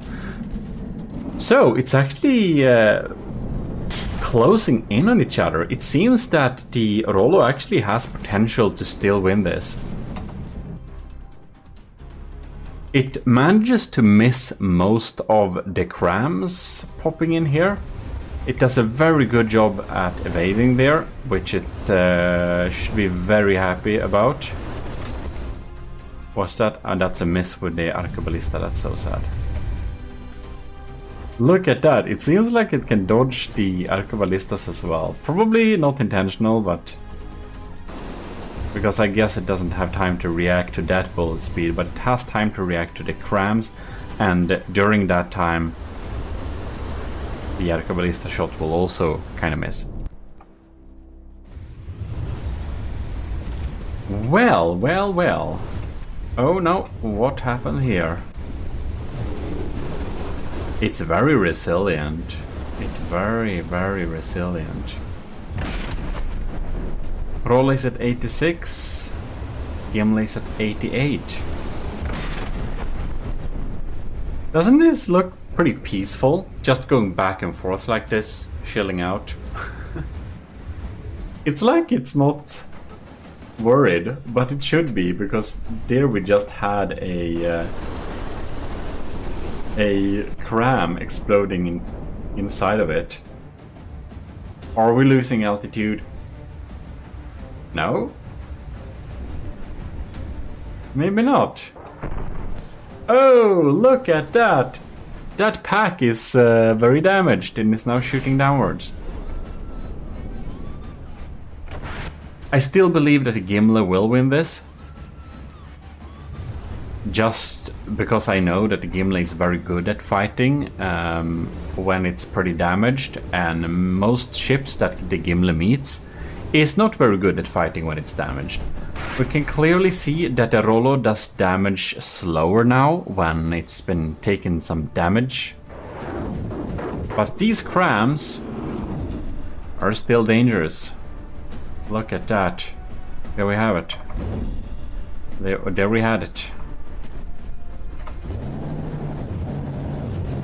Lots of blocks got killed there. Mostly wood, of course, but still. And what are we trying to aim at? That's a question. So the Gimli is able to use its lambs to protect it from some of the cram shells, but even though I was a little bit worried that the Rollo would have too little health on its cram shells to get through, it has enough of them to get through anyways. Now we're turning a little bit here. Look at that. The Gimli is down to 85 and the Rollo is at 84, so it's very close. We are breaching through this thick front wall though. So if the laser gets through here and causes some fires in the engines, the fuel tanks might start burn. Also, if the maneuverability decreases here a little bit on the Rollo, well, I don't know. It seems to be pretty agile still, but it can be so that the crams will eventually hit. But it seems to have very redundant thrusters.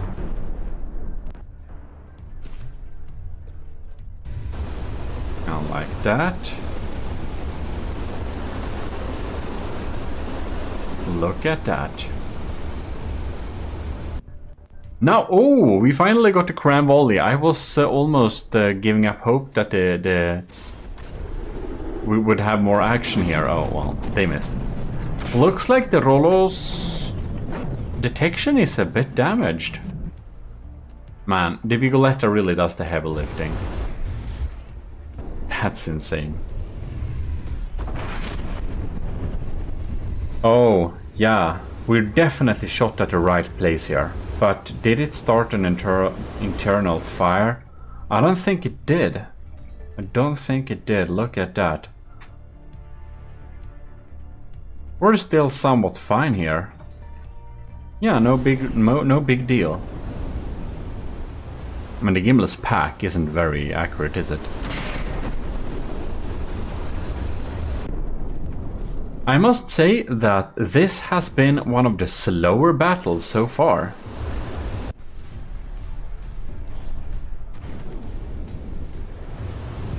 And we are definitely trying to target a good area here, but it doesn't really... it doesn't start any good fires here. Just reaches the exterior layer. Has a lot of smoke. This is starting to tilt a little bit. The Rollo at 82% is starting to look a bit sad, but oh my god, the Gimli, she's down to 83%. So, man, we turned inaccurate, but damn, that's still a very good damage. The shell that did hit, wow. The Rollo definitely packs a bite still. It's very dangerous, and it almost took the lead with that blast. I truly wonder how this battle will develop. It can definitely go either way. That's so interesting.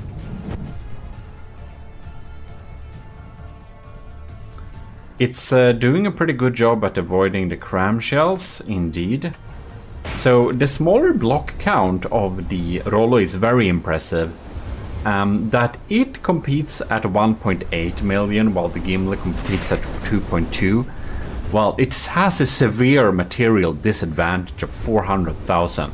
And the level that this thing delivers at, well, very good job from Rollo. Even if it's a win or a loss, it's definitely impressive. A bit slow though. But we did set up the rules to not be too slow at least, so that's good.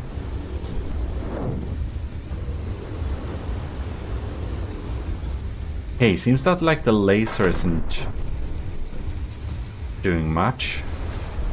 81 versus 81 percentages.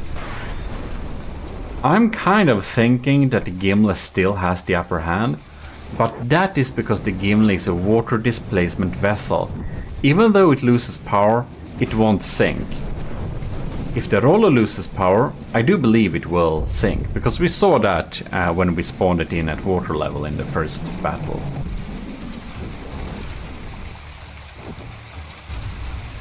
Alright, weather has been changing a little bit as well.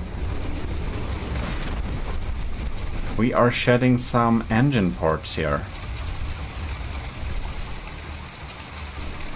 Are we no? We are not losing altitude. Man, the Vigoletta is just slowly grinding through. I can't believe we only have one of those turrets.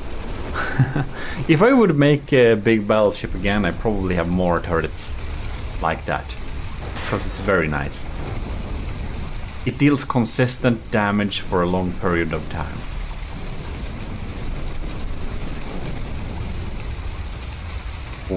Wait, no. I wonder if the Rollo has some problem turning. No, it's fine.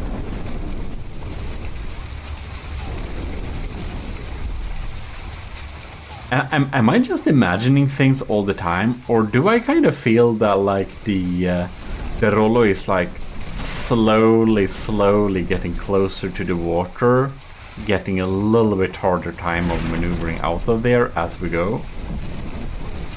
I do think it might have unbalanced roll and pitch thrusters now when it has taken damage, so I think it might have a problem straightening itself out when it's kind of maneuvering. Because look at that, we're going so oh, that's so scary. It just can't roll straight. Man. Maybe it gets some help from the Vigoletta turret here, just peeling off blocks and making it lighter. It also gets help with getting rid of engine power, which isn't very good. Look at that, we actually had a frag explosion. It seems like a damaged cram got through. I'm staying here with the Rollo a little bit, because I do believe that we want to be here for when it reaches the water, because if the thrusters start working, I think the Gimlis will win very fast. It still manages to dodge a lot of the cram shots, however. That's pretty impressive. The Gimli is down to 79. They are still equal in material, that's very impressive. The Rollo she's putting up a really good fight.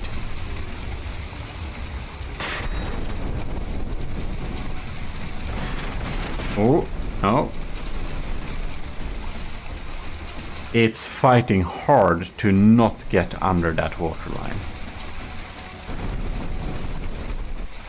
Well, I guess this takes a lot more time than I would anticipate. And the Gimli is actually below in materials now. The Rollo has succeeded to get in the lead. Whoa, look at that. The Gimli's AI compartment definitely has a scratch. It's not dead, of course, but man, that's some serious damage. And here we have a little auxiliary AI thing. Oh, I see. The Gimli would really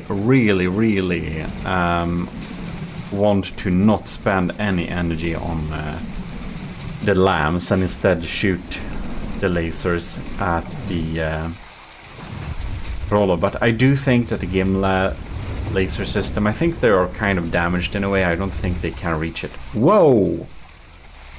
The battle has reached 15 minutes. secure a place in the winner's bracket, the design sent in will need to win over the Gimle within 15 minutes, so that it doesn't take too long. The Rollo has not succeeded to win over the Gimle in 15 minutes, so we are going to count this first battle as a loss for the Rollo.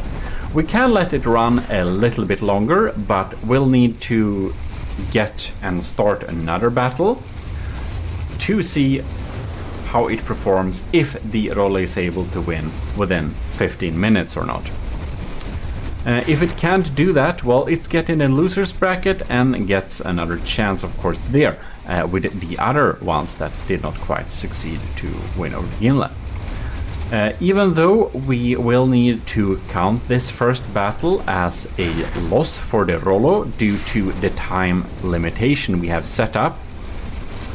And the reason why we're doing that is that we don't want to allow people to send in designs that win by prolonging the battle as long as possible and making the enemy use up its materials. And, you know, it's basically the same reason why we have a max range limit. So it's the same here with this time limit. If you can't beat the Gimle in 15 minutes, well, it's gonna be too slow to watch at. You obviously need to work a little bit on having a more strong offensive strategy. And that's you know, you might think rules are fair or not fair, but you are very welcome to do your own challenges and tournaments too. Since I'm hosting this, I get to decide if you think I'm unreasonable. But in any case, that's how we do it. We set up some rules to make the battles not boring, basically.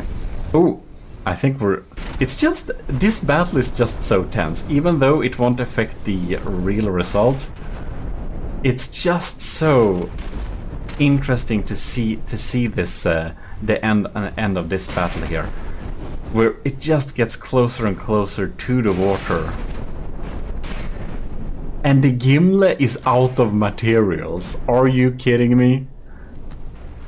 Yeah, the Gimle is kind of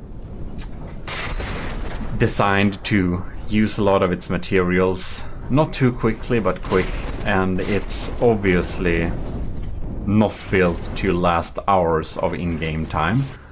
Nobody should build for that. But look at that, it actually lost. Oh man, it's just lagging so hard. Ooh, the Gimle is actually despawning here. Well, poor Rollo, only if it had been able to do this 2.5 minutes early. This almost feels a little bit evil, but rules are rules. If we stop sticking to the Ladies and gentlemen, we're back for the second battle. We're starting out this battle in the slowest speed possible, because I want to watch that. Look at that, isn't that quite beautiful? Actually, we'll pause the game right there, and we're going to dive in. Excuse me, by the way. We're going to dive in and check whatever these pierces are doing. Look at that. Okay, okay. They went through here. Pierce, pierce, pierce. Pierce. Oh, there. Pierce, pierce, pierce. Alright. Didn't hit anything important. Very surface level. But whatever. Let's get back to full speed.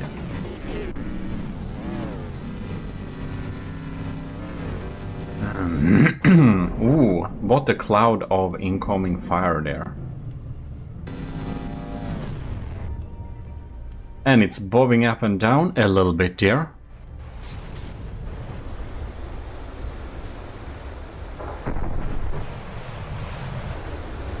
Alright.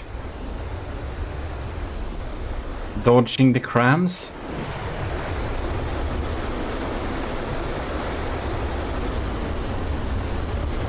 Will be very interesting to see if we get any other results during this battle.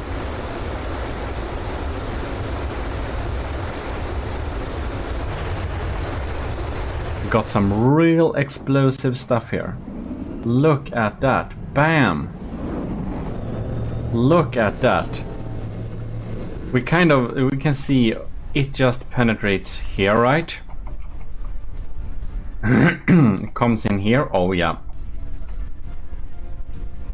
And it explodes. Where did it explode? Well, probably somewhere important, right?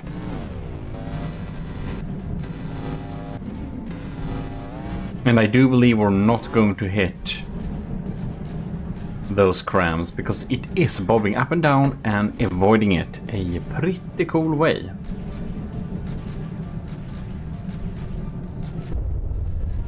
Lots of crams are targeting. Ooh, that is kind of close to AI territory, I believe. Close but no cigar, of course. And the laser is... Oh, I do think we might have some decoys there in the front, possibly.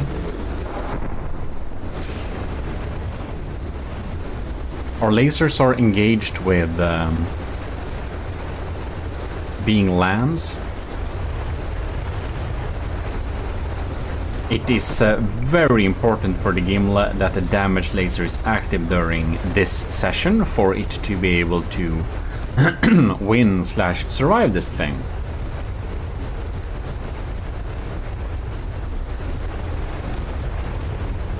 And there we see the surface layer here is getting slowly peeled off, but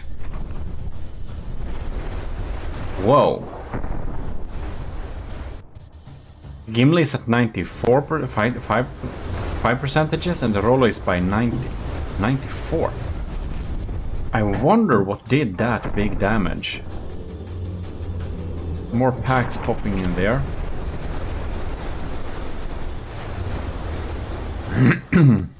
And I do... Let's see here. There we had the Arquebalista. Got stuck at the heavy armor pieces. Alright.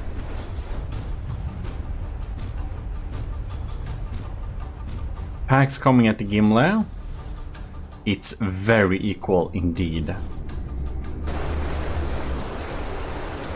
It has mortars as well. Well, it's mostly up to the... Oh, well, of course the Gimli caps, the Gimli packs help a little bit, but it's mostly up to the laser, the Arquebalistas, and the Vigoletta turret. Which is this yellow shots popping in here. Anyways, we're gonna fly towards the Gimli using a piece of cram. Bam! The lasers got that one. And I didn't update you recently. This is the Vigoletta Marksman. It's one of my accidentally better turret. It's a sabot head, narrow fragmentation shell. And you might think that pure sabot would be better. Theoretically, it should be. I tested the pure sabot and the fragmentation narrow frag extra, and this is better. So that's what we're going with. But theoretically, the pure sabot one should be better. So it's basically a little bit like a sandblaster. It's a pretty cheap turret. I do believe it's pure gunpowder. Don't quote me on that, but anyways, every commissioned officer in the army of GMODIST, that is patron supporters, have access to all of my downloadable files. You can get all the templates, all the prefabs, and anything I have. Yeah, you can just download that as a package, which is very nice. And I try to update it monthly or bi-monthly, depending on how much I've added. And yeah, the entry cadet level in the army of GMODIST is $1 a month. So basically, all of a cup of coffee, if you would be so inclined. Then you can also support the channel, of course, on the ECCLESIARCHY of GMODIST, which is YouTube memberships, which you'll see some glorious elevated GMODists in the comment section. Oh lord, what's happening here? Ooh, that's so close. What I was saying is that, well, there are badges for the YouTube members, so you'll see them. But anyways, that was so close. It dived into the water, almost sunk down there. The Rollo is not doing better in this round. It's doing a lot worse. It's at 85% now. Poor thing.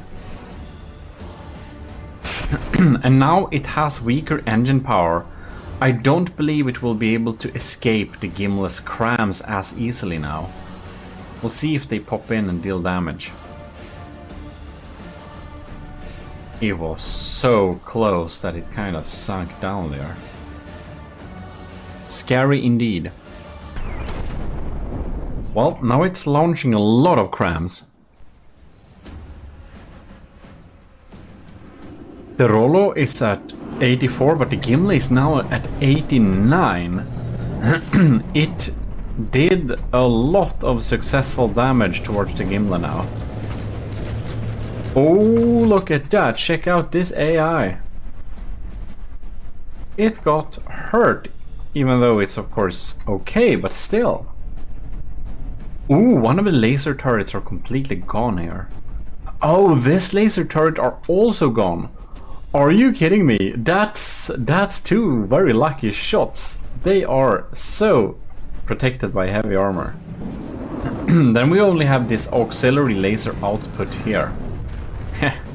Glad I added that. The Rollo is, as said, struggling a little bit with keeping out of the water. You can see it clearly has lost some power. The heavy armor shield behind here, it's still pretty okay. It's actually not that damaged. But stuff has gone through. Presumably crams. And dealt some damage inside of there. Look at that. We're so struggling here. Wonder if the Gimli will get out of material like last time. Well, it's fighting valiantly. That has to be said.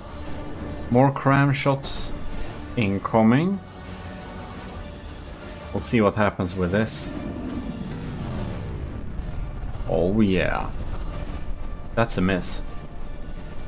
But hey, it looks cool. Bam, that is not a miss. That's two very good hits on the Arquebalista turrets. Look at that. Very, very good luck with the AI targeting there. This cannon seems to be fried. It's evening out again. Looks like we're heading for a potentially long battle again. Oh, I do hope that's not the only detection. Oh, it stopped targeting it. So now it's digging through the front board here. But it's not staying too focused. It starts small fires all over the place here. But the heavy armor behind of here is so thick. Oh, and now the Vigolettas are coming in there. The Vigoletta is dealing pretty well with... Oh, that's a chunk. Alright. The Vigoletta can deal with heavy armor pretty well. Takes some time, of course. It's not a big gun. It's pretty small. It's actually... I think it costs like 13,000 materials or something. Don't quote me on that either. I don't remember exactly, but it's not expensive.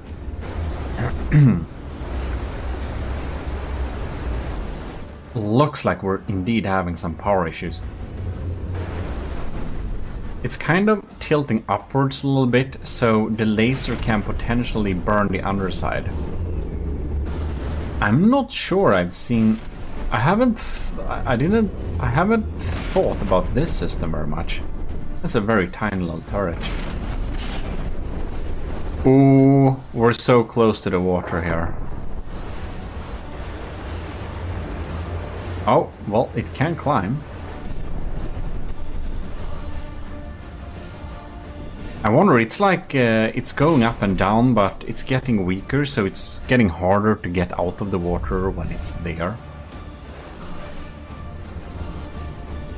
Things can happen so quickly with hovercraft, so I'm checking it out so much more than the Gimli because I want to see how it handles this, especially since the construction of the sheriff for the constabulary of GMODISM. I want to see some airships in action because, of course, as you've seen on this channel with the Draconia and the Gimli, and also the broadsword before that, we built mostly water displacement vessels when we build big.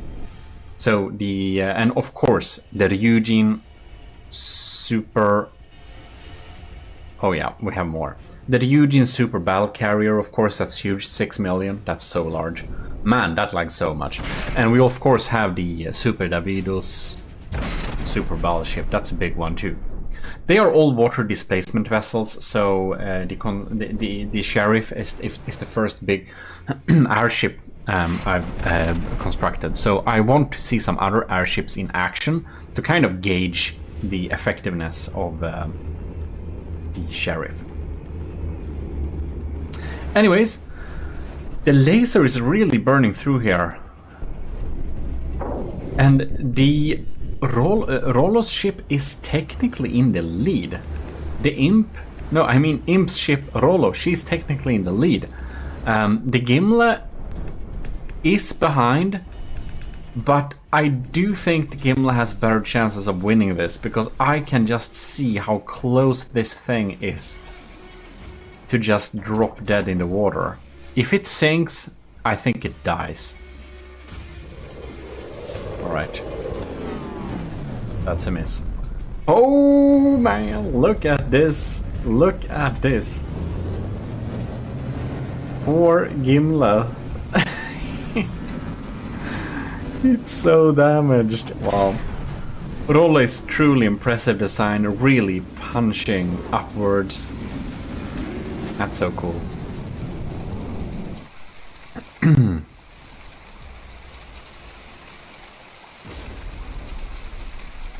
All right.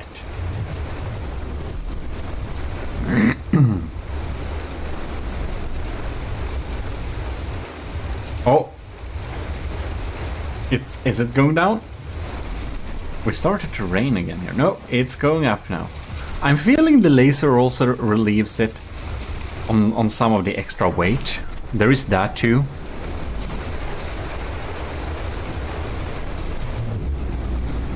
Laser parts. Okay. When we delete laser parts, it gets also potentially more energy back for the engines. Look at that. Perhaps the engine system isn't balanced enough. When it shot that pack, it can be so that it gets less power to lift if it uses power to charge. Possibly. I don't know. That's stuff that can happen. That's why it's so important that you set up engine priority. We got the instant tutorial about that. What? Look at that. Look at that. 12 minutes in.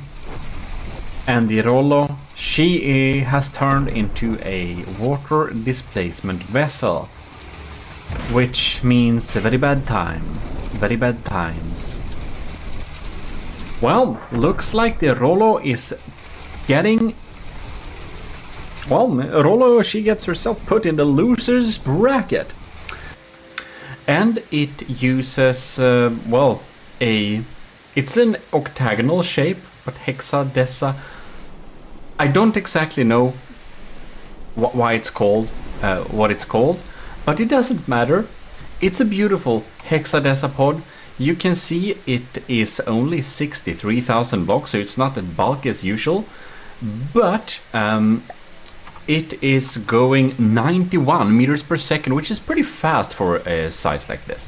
It's built by our plate glass armor, and we can check inside of here, and we can see it has so good EMP protection there. but they are a little bit unprotected. They're just inside some rubber, so I can see that some frag could damage this, but I don't know. This may have some evasion. I have absolutely no idea. In any case, this looks like a pack, but it is in fact just some detection. So what do we have for main guns? We do have crams, of course. Well, it's gonna be very interesting to see this perform in battle. Here we are inside of the battle. It is about to start, and this is the proper colors of plate glass armor's hexadecipod. By the way, plate glass armor is a cadet in the army of GMODISM, which means that plate glass armor is on our Patreon. So thanks a lot for supporting us, plate glass armor, or very, what should we say? We highly appreciate your service to the army of GMODISM, cadet. In any case, we shall now start the battle.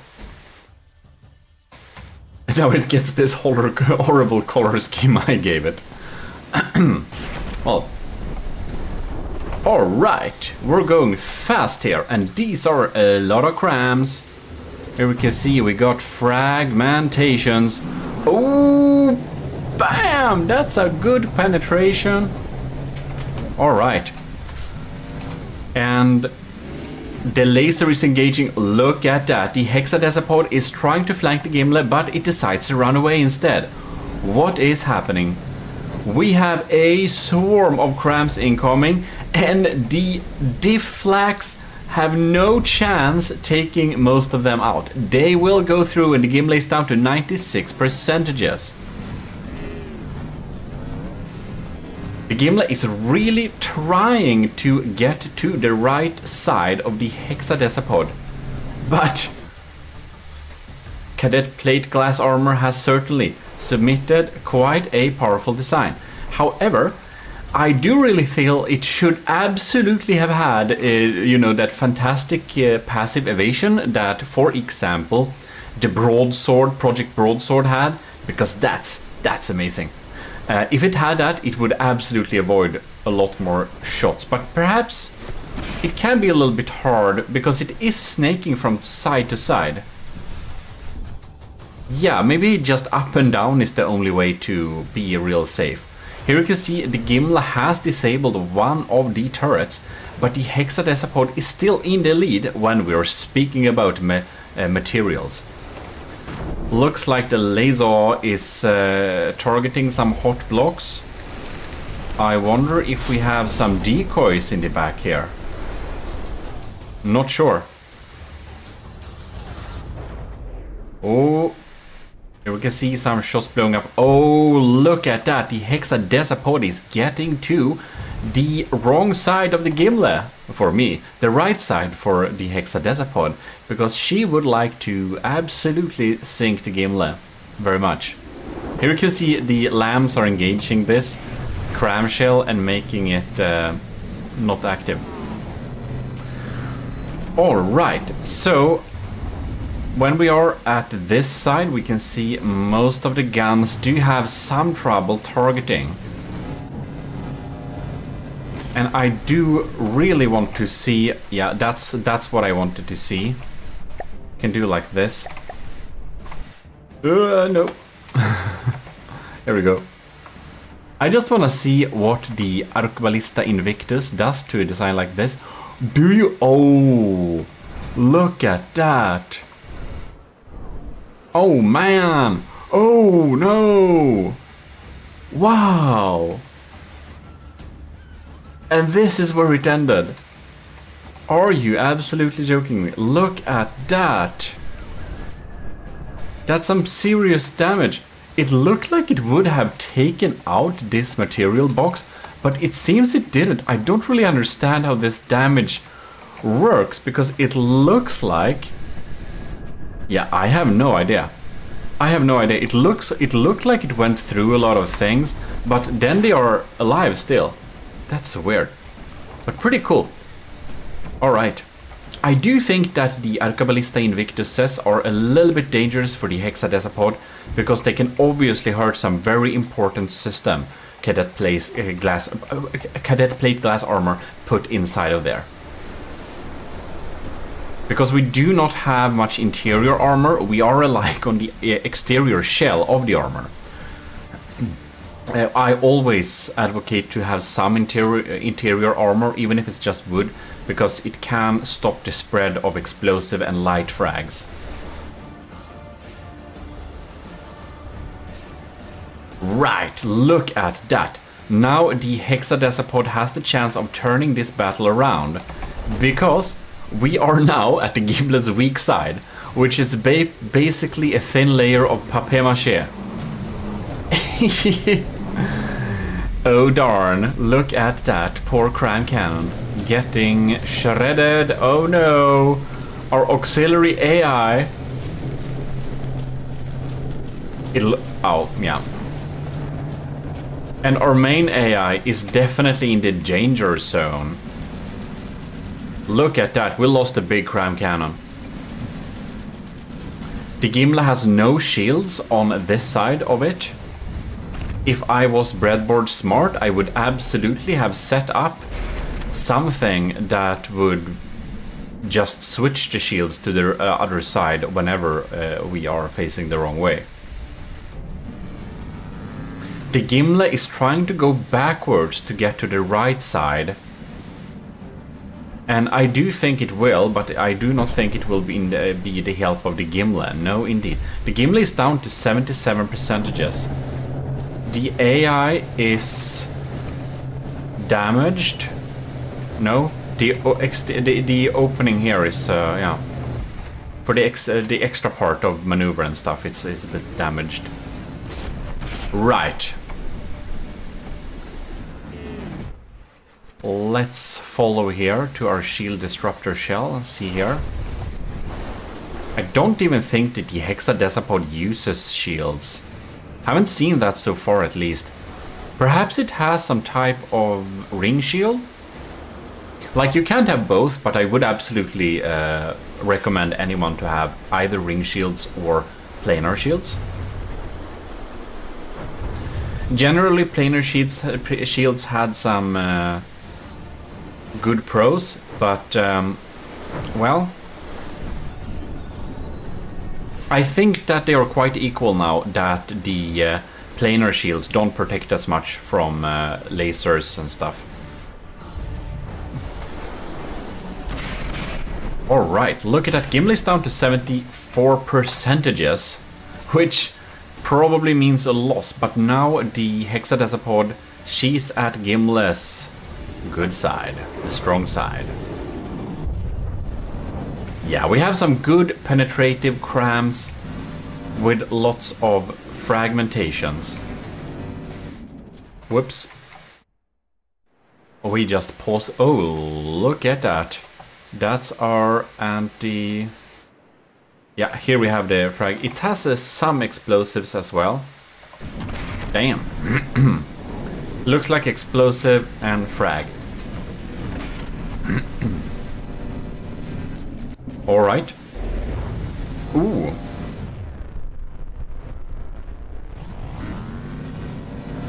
Getting some pretty nice explosions there.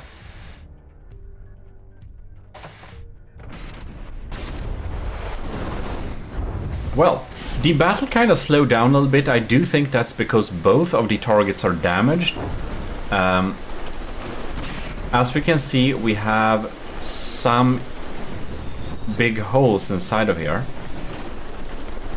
Wait a second. This is just... That's so much. That's so much.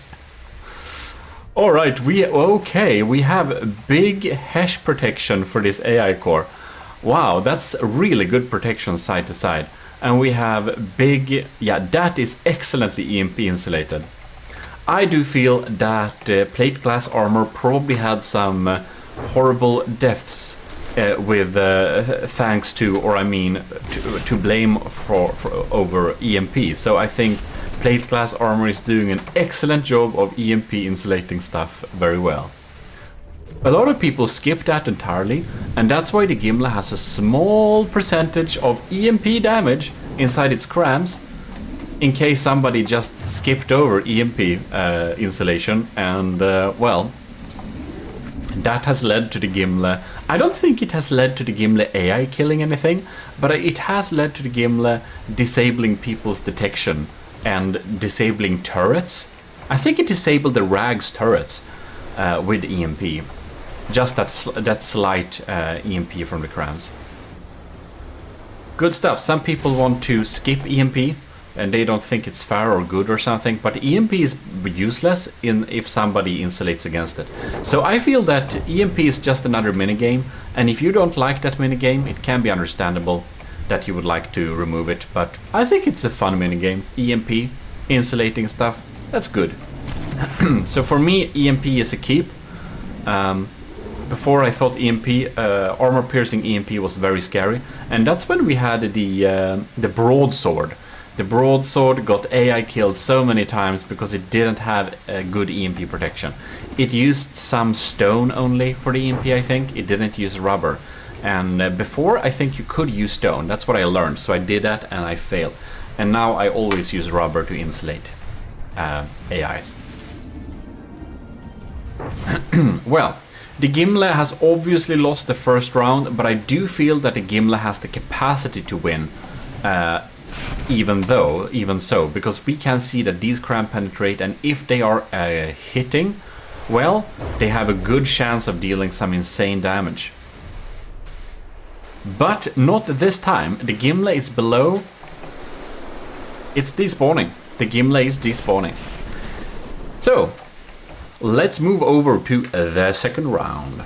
Alright, so let's start the second battle. We're gonna hang out with the Gimle here a little bit just to see how it tries to use its defenses here. Looks like the Gimle got a pretty good hit at the hexadecapod for the first volley. Here we can see it tries to take out those crams, but it can take out like one of them. Yeah, damn, the pack is gone at the first volley. The Gimle got a good first shot, but the hexadecapod got an even better first shot. That's very, very good for it. Now the color scheme changed to whatever I said. Alright, I set it up to look very different from the Gimle. Because the default color scheme is no, I don't know. I think the default custom faction ones are a little bit boring, so I wanted to set up this one. It's sad that you can't export and import color schemes easily, that you have to set them up manually.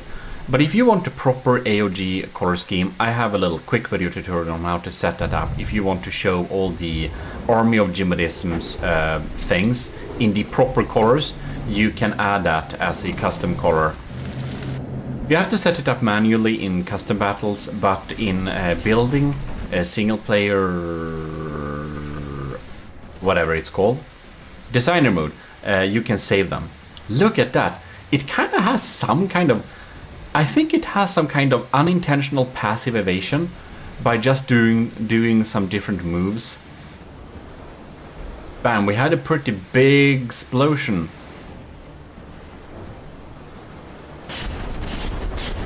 Let us follow them here. Whoa.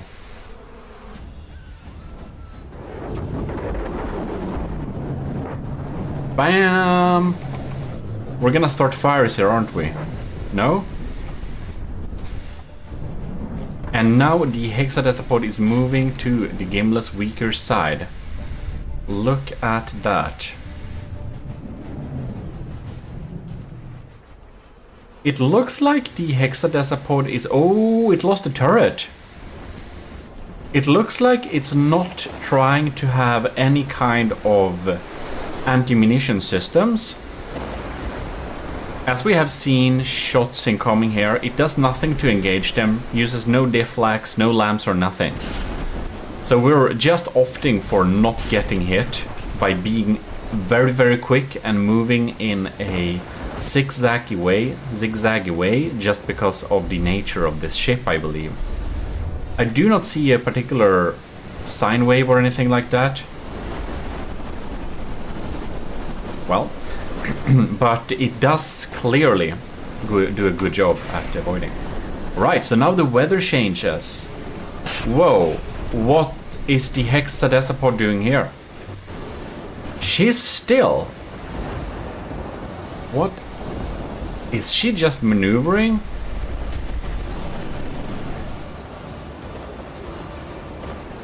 Or does she have trouble of moving due to the waves? Ooh, that's a nasty... No, that's just armor, no problem.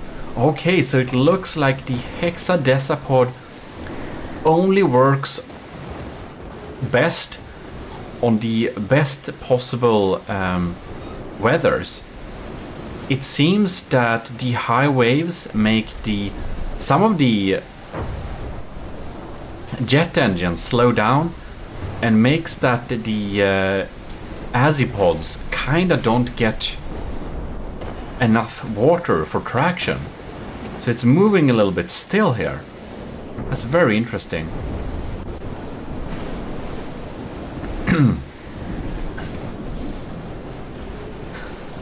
Alright. Is this an Arquebalista Invictus shell? No, that is not. This is a Vigoletta Marksman shell. Alright. We're going to fly over with these crams to the Gimle and see what's happening on over here. Thanks to the very bad weather, the Gimle now has much better ways of maneuvering. And some people may say that I should turn off the weather. I heard that before, that we should have the same weather all the time, and you know, same time, same weather, like that. But I do feel that the weather changes and nighttime changes do add a little bit of nice randomness, because if it's only the best weather, ships that are designed to only work in the best weather are always going to work perfectly, whereas bulky ships that are water displacement vessels will do a better job whenever there are high waves, because they will move more predictably.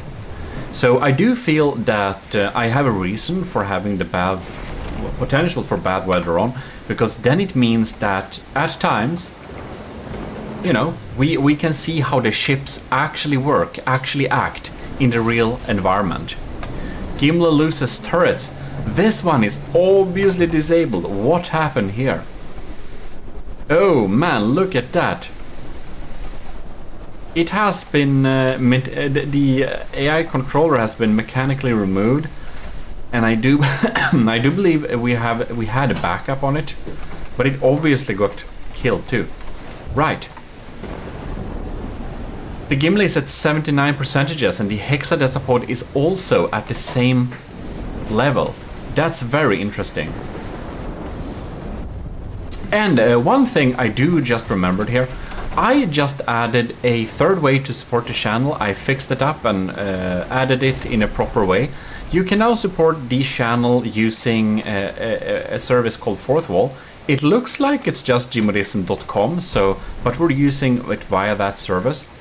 And there you can support the GMODIST channel the most simple way with least transfer fee.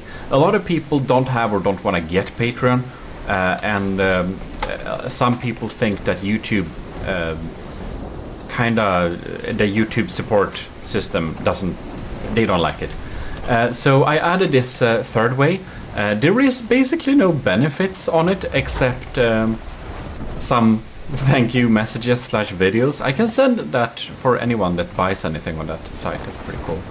But in any case, we can offer merch discounts because it's via the merch provider, so that's cool, and it has so little transfer fees. So if you just want to support the channel but don't need any rewards necessarily, or not very many, the least amount of rewards, but having the most amount not disappearing in transfer fees, well, then we have the fourth wall as an option. I can put it in the description. We're calling it the Government of GMODISM, or the Ministry of Public Broadcasting in the Government of GMODISM. So I guess we are. I guess we will we'll be calling it the government or the ministry simply. I want to have fun themes. We have the ECCLESIARCHY on YouTube membership, and we have Army of GMODISM on Patreon. So I think it's fun. Now it really looks like we're really struggling here with this weather. Man, I almost feel a little bit bad for the hexadecapod because it feels like it's losing its mind a little bit over these waves. It's just standing there. The Gimle is 1% behind the hexadecapod in health, but the Gimle has been known to perform excellently still at under 80%. So this, by now, we're just having some type of luck fight where the ship that has the best luck in cram hits will win. Now that was a pretty nasty hit. That was so close to some vital systems there. All right. I wanna see if the Arqueballista Invictus will fire here.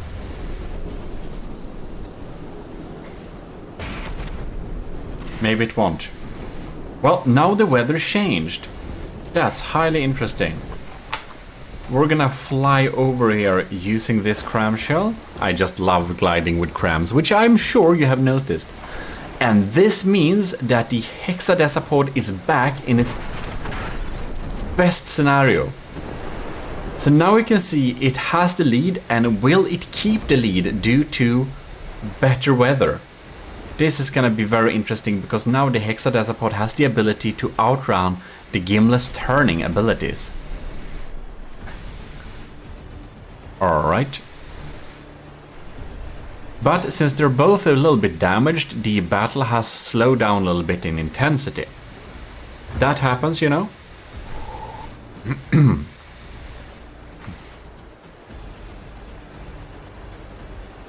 Well. Yeah, so we're probably firing pretty damaged cram shells at each other. And this particular battle can be anyone's win, seriously. I'm a little bit sad that I think the Arqueballista Invictus may be disabled. I haven't seen one of those shot coming in lately, which I would have loved to see, of course. But 66% versus 70%. The Gimle has fewer cram cannons, and those are particularly damaged. So I do think that the plate glass armor's hexadecapod has a better chance here. So let's see. Will our cadet succeed in winning this battle?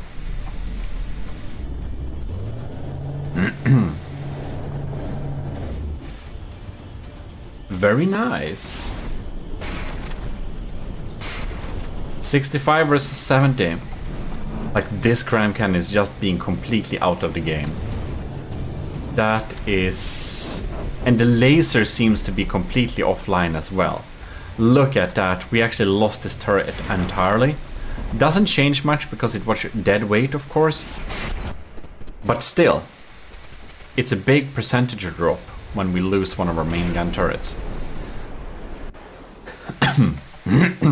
Right. And we're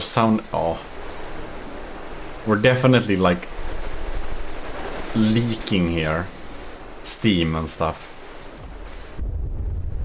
Alright. 69 versus 59.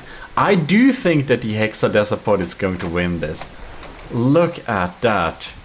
That was a pretty close battle. And I do feel that's a lot thanks to the bad weather.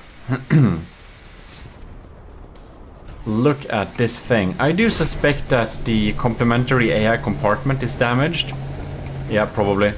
Because it looks like the ability to control what depth we're floating at is offline.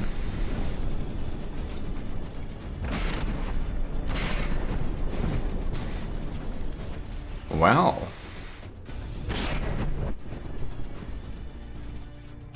Or our engines are just damaged enough. That can also be the case. Alright. Why is the hexadecapod not firing? Now we are firing. 59 versus 69. Of course there is a slight chance that the Gimli would win this anyways, but it's not very likely. By this point we can see that it's not very likely. We're lagging a bit over there though.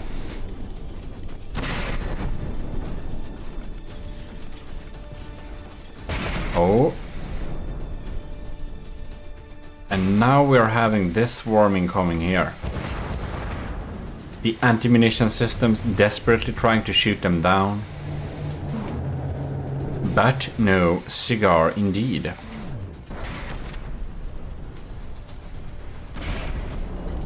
Well, very interesting. Now the hexadecapod is starting to even go to the Gimli's weak side soon. But I don't think it will get there. I think the Gimli will despawn before that happens.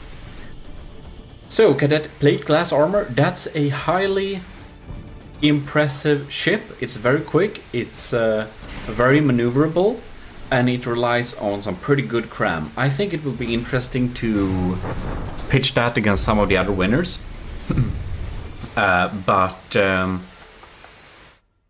Yeah. Very nice indeed.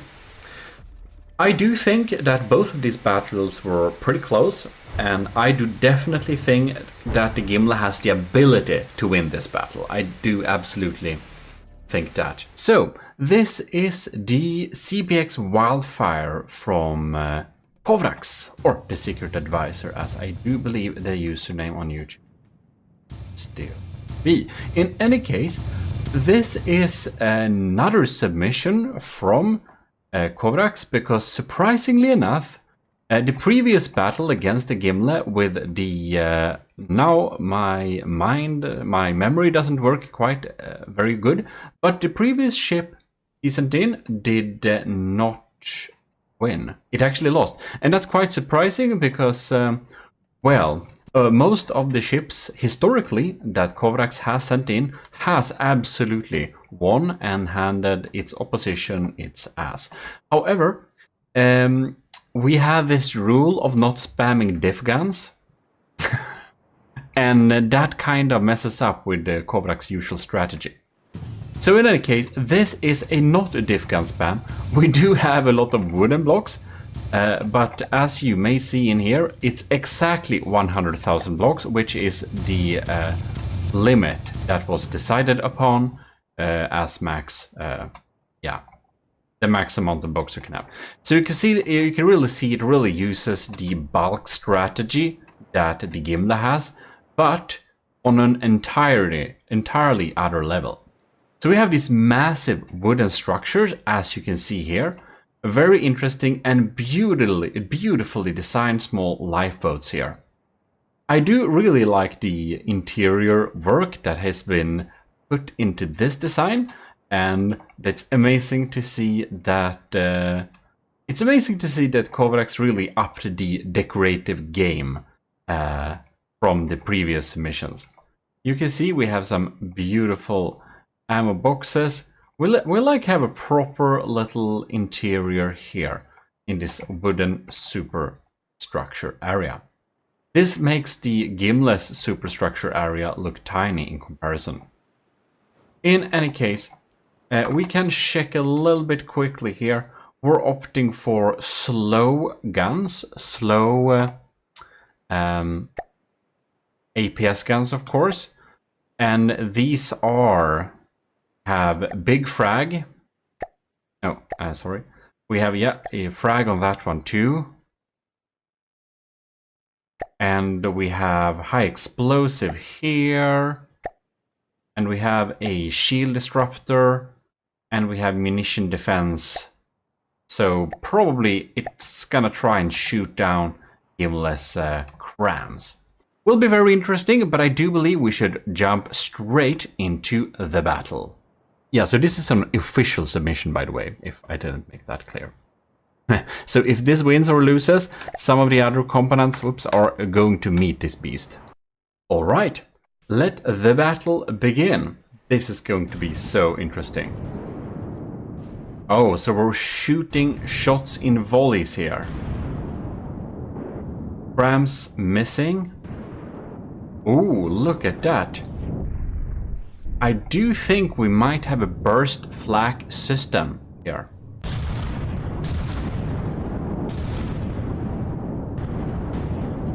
The wildfire is definitely in the lead here. That pack should hurt. Ooh, look at that. Look at that flak shooting down the Gimle's crams. We got the cram popping in there, okay. Very, very interesting. Another cram coming in there. Oh, yes. If we just pause here, we can check out. We have some frag here. That is very, very interesting. So many frag on many different places. You can see here that the Gimle has been dug. Oh my lord, look at this. I did not see this good damage here. That was so close to the AI. We have a fire in the front steam engine here. Oh wow, that's so many parts missing. And the extreme bulk it comes with is, of course, very, very, very, very hard to tackle. The Gimle has some systems to deal with bulk like this, but most of the Gimle systems are indeed not set up to deal with this type of bulk. To deal with that, you would need to go for, yeah, probably like this, 180 frag. And of course, since it's wood, I think incendiary would be a pretty nice addition. Wow. This is going really fast. I think that Kovrax has been tweaking on this design very many times to ensure a victory since the previous ship's failure to win. Bam! This is not even close. This is 1 minute. And the wildfire completely outclasses the Gimle already, like a lot. This is not even close. Wow. I will be surprised if we get any other results on the next battle. But I do really think that the Gimle is using its laser power to try to tackle those incoming frags instead of using the damage laser to start the fire in the wildfire, which is the only way to win this thing. So yeah, we can see there. We have some good metal armor here. That is very, very, very interesting. So we have, this is so much more armor than what is usually built in here. We have a little shield in there too. That's very, very interesting. And of course, wood. We have the gun below. Right, just wanted to check. Man, 63% is 1 minute. I think this is the fastest battle so far. It is of course gonna be best of 3, so it's of course possible that the Gimli was just very unlucky. In any case, I will say huge thanks to everyone who's supporting the channel, either if it's on the new Ministry of GMODISM via Fourth Wall, or if it's on Patreon as a commissioned officer, or if it's in the Ecclesiarchy of GMODISM via YouTube memberships. Thanks a lot for supporting the channel, it helps a lot. And Kovrax is indeed in the Ecclesiarchy of YouTube memberships. So that should definitely be mentioned during this battle here. In any case, we can see that the first battle, well, 95% versus 52. The Wildfire absolutely wins this, no question about it. Easy win. Wow. Well, I guess we're moving on to second round. Alright, so we are back for the second round. Let's unpause this, and we just absolutely have to check out what's happening here. You can see we have the crams incoming here. We have the frag shots already fired from the right guns, and I do believe it's the left guns. Maybe? Right, I don't know. Some guns probably switching to flak, maybe? And firing that. I'm not exactly sure how it works. I think I remember Kovrak saying something about switching ammo in some way. I don't know, but it sounded pretty cool and pretty advanced, and it was about switching ammo for the guns so that I'm not sure if it's even this ship. But in any case, it's almost impossible to see how that works. Oh no, a cram barrel got clipped. But we can see that the cram shots being fired seem to have a really hard time reaching. So let's just follow this one and see what happens again. And yeah, you can see it just spams the air with flak shots, or munition defense, whatever what they are called now.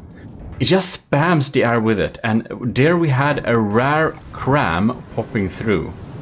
We can see that the ammunition and things like that are just so spread out. This is probably an AI. And the laser is being focused on doing lambs. So it really looks pretty bad for the Gimli during this battle as well. Look at that. Oh, damn. And oh, that frag just tears at the Gimli. At this time, I think the Gimli would be very happy with having some crams or to throw back. Because this is just very brutal. We lost a big turret here too. Jack, you can see it will consistently be able to deliver this these flag system from what I've seen. I'm not sure exactly how it does it. You can see that one somehow also got destroyed. Very impressive. We can see that even though we have such a high block count, the game's speed is not totally decimated. I think it's mostly the frag that's causing the lamb.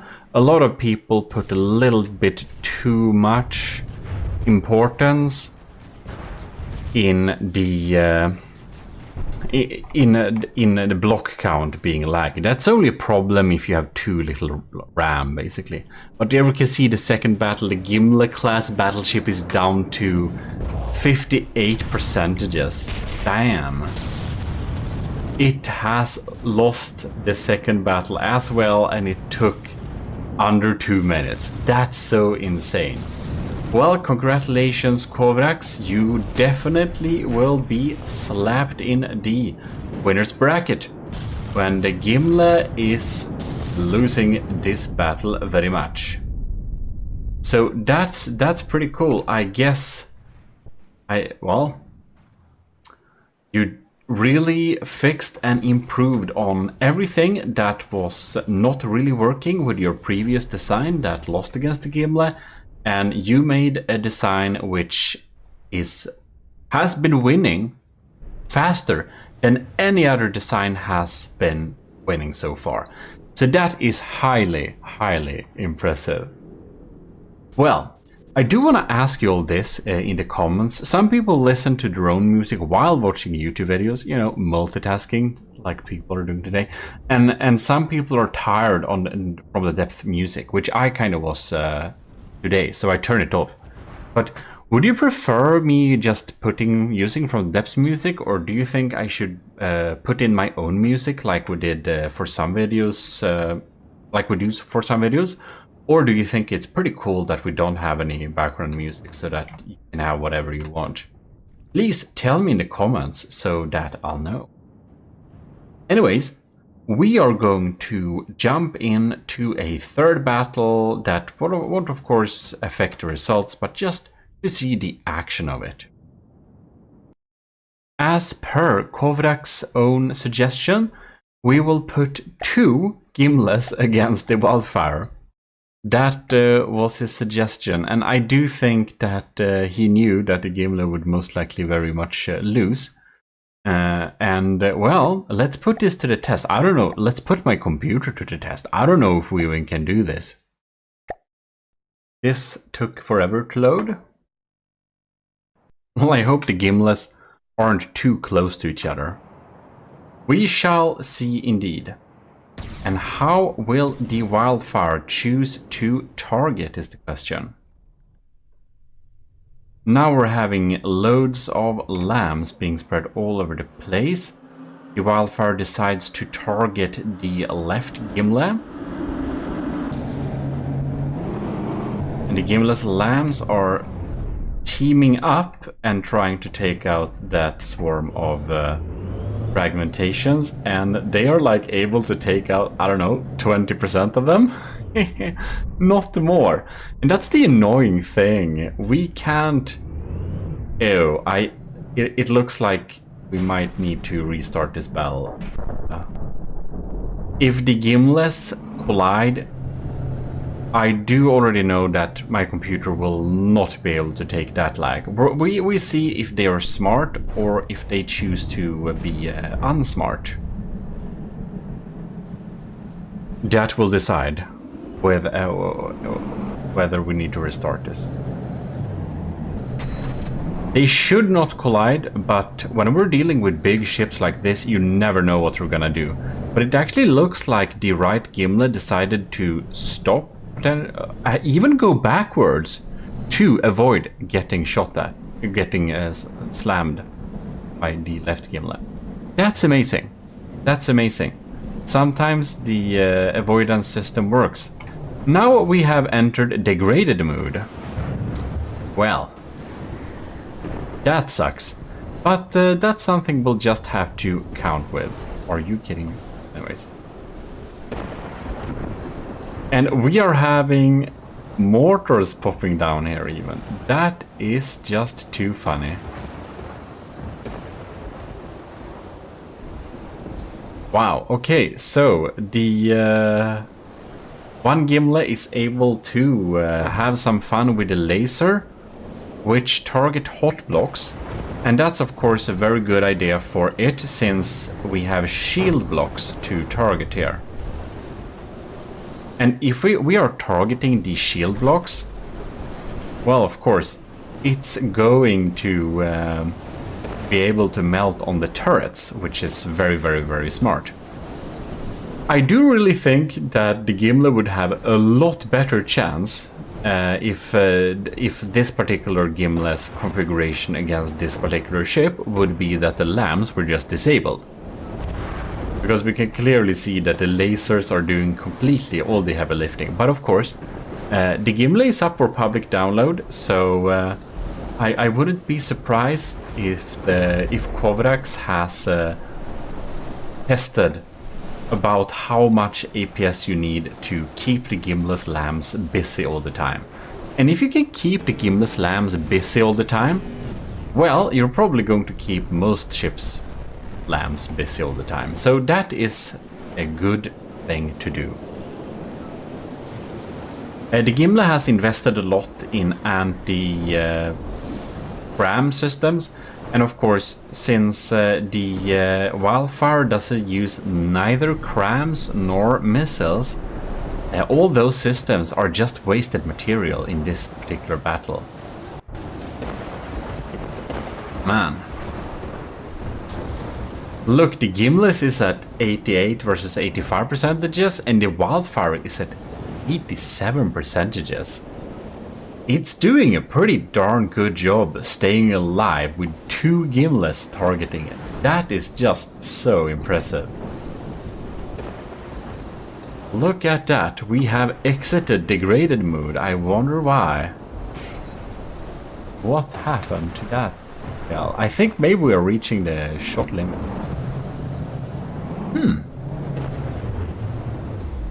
It looks suspiciously like the yeah, like the projectile or frag limit or something is getting reached, because I see some despawnings from time to time.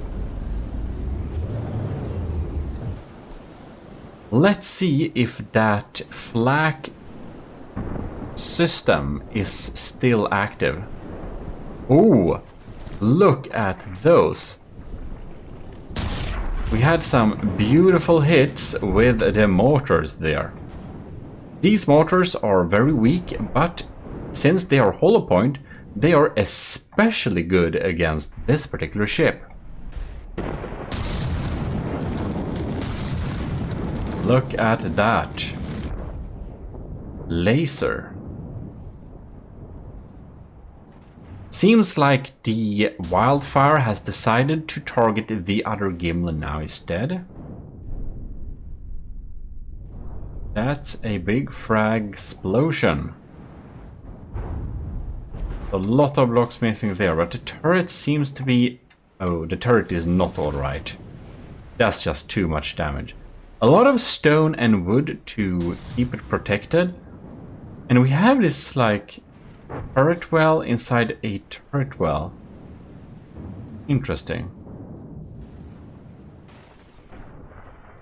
How that works. Well.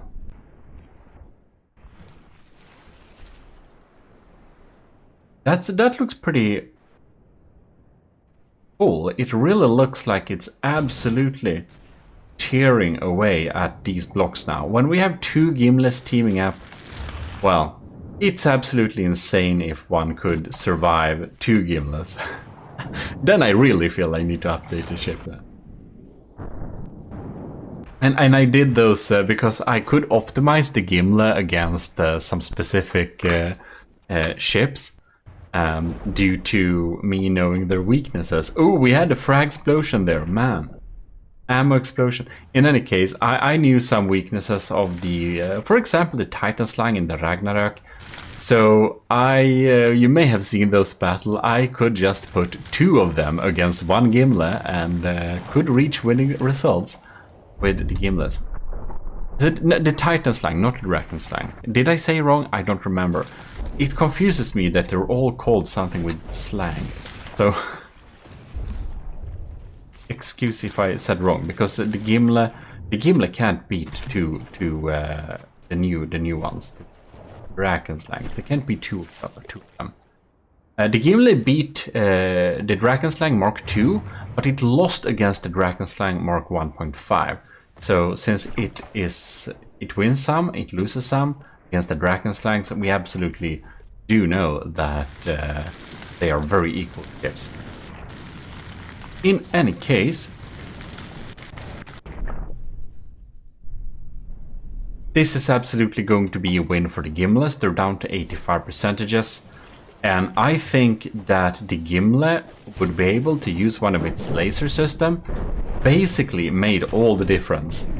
I think that it could be interesting, maybe in a future battle, just to try and disable the Gimli Slam system and see how it goes when it goes against the wildfire.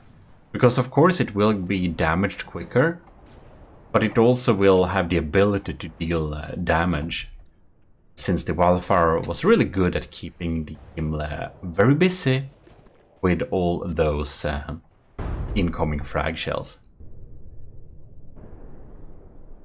Well, the wildfire is down to 55%, so I do really think that this is going to be it for this little battle. I wonder what this shell has. Is it a tiny frag? Oh, it's a damaged shell, isn't it? We can see the state of the Gimlis here. Probably pause the game a little bit, because now we're lagging.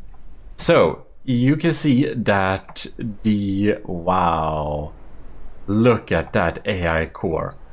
So the wildfire was just tiny, minuscule bits of luck away from just AI killing the Gimli straight out. Wow. And how is this Gimli doing? Well, it has been taking some severe damage. Of course, it's down by 20%, and with the bulky design like the Gimli, well, that will be noticeable. And we can see that even on this one, the AI is kind of scratched, and if we had some other hits, like the wildfire could potentially beat 2 Gimlis. In any case, hope you enjoyed this little battle. We're lagging so much now with the wildfire despawning, because that's a lot of blocks falling off now. But it was really fun and awesome submission from Kovrax, an elevated member in the Ecclesiarchy of GMODIST for this wildfire ship. It goes into the winner's bracket, of course. Anyways, we're jumping into the game now. Finally. Yeah. So, I guess we'll just start the clock then. First battle. Absolutely.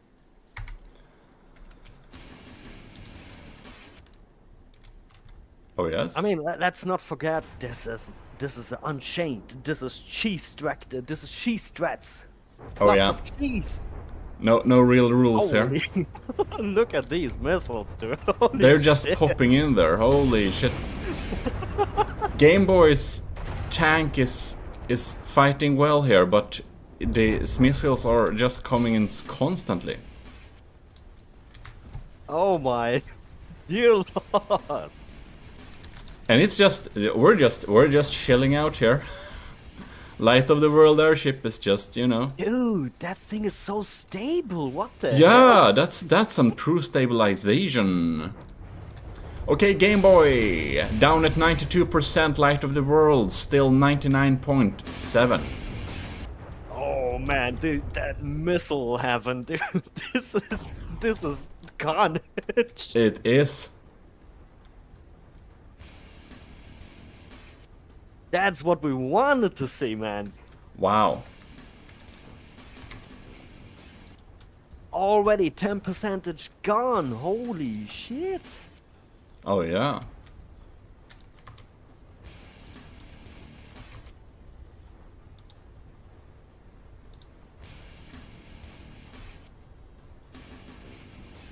Oh man, that thing is stable, dude. That's insane. It is very stable. Wow. So we're like only 1 minute and 40 minutes in.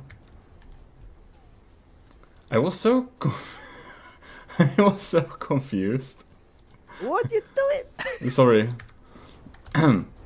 It's just that I'm like, where the hell is that music coming from? And I just realized it's the tank. I think. All right. I think Game Boy's Soviet Apoc tank has a built-in music track. You can hear? Yeah, now I hear. Oh, dude, that's not good. That's not good. Do not do this to GMODIST. Don't do this. I was so confused, really, like, I'm like, what the hell is happening? But it's not against the rules, to be honest. Yeah, but a bit problematic. I mean, I'm happy it's not the like song that's like against YouTube terms of service or something like that. Oh shit! Yeah. It would be completely possible to put in some. Dude, how is this possible? That thing stays so stable and still and it's keep getting back to 100%. It's 100%. Yeah. It's doing kind of good. It's just popping up missiles constantly, and this red bloodstream of shots popping in there. Oh man, yeah, it kind of looks like that Game Boy's tank isn't hitting a single bullet. Yeah, not hitting a thing. Sorry, Game Boy. I wanted to build a mammoth never tank. mind. Okay. Oh, never mind, man. Never mind. I do take it back. It doesn't have a barrel anymore. It's just chills there. Wanted to build a mammoth tank, then failed, but I built probably the most Soviet tank that I came up with. Yeah, well, it's fighting valiantly. It will have another chance, but looking at it like now, we are down at 77%. It doesn't shoot against the enemy anymore, which is Light of the World's sentient airship that's still back at like 100%, so... Yeah, that's insane, man.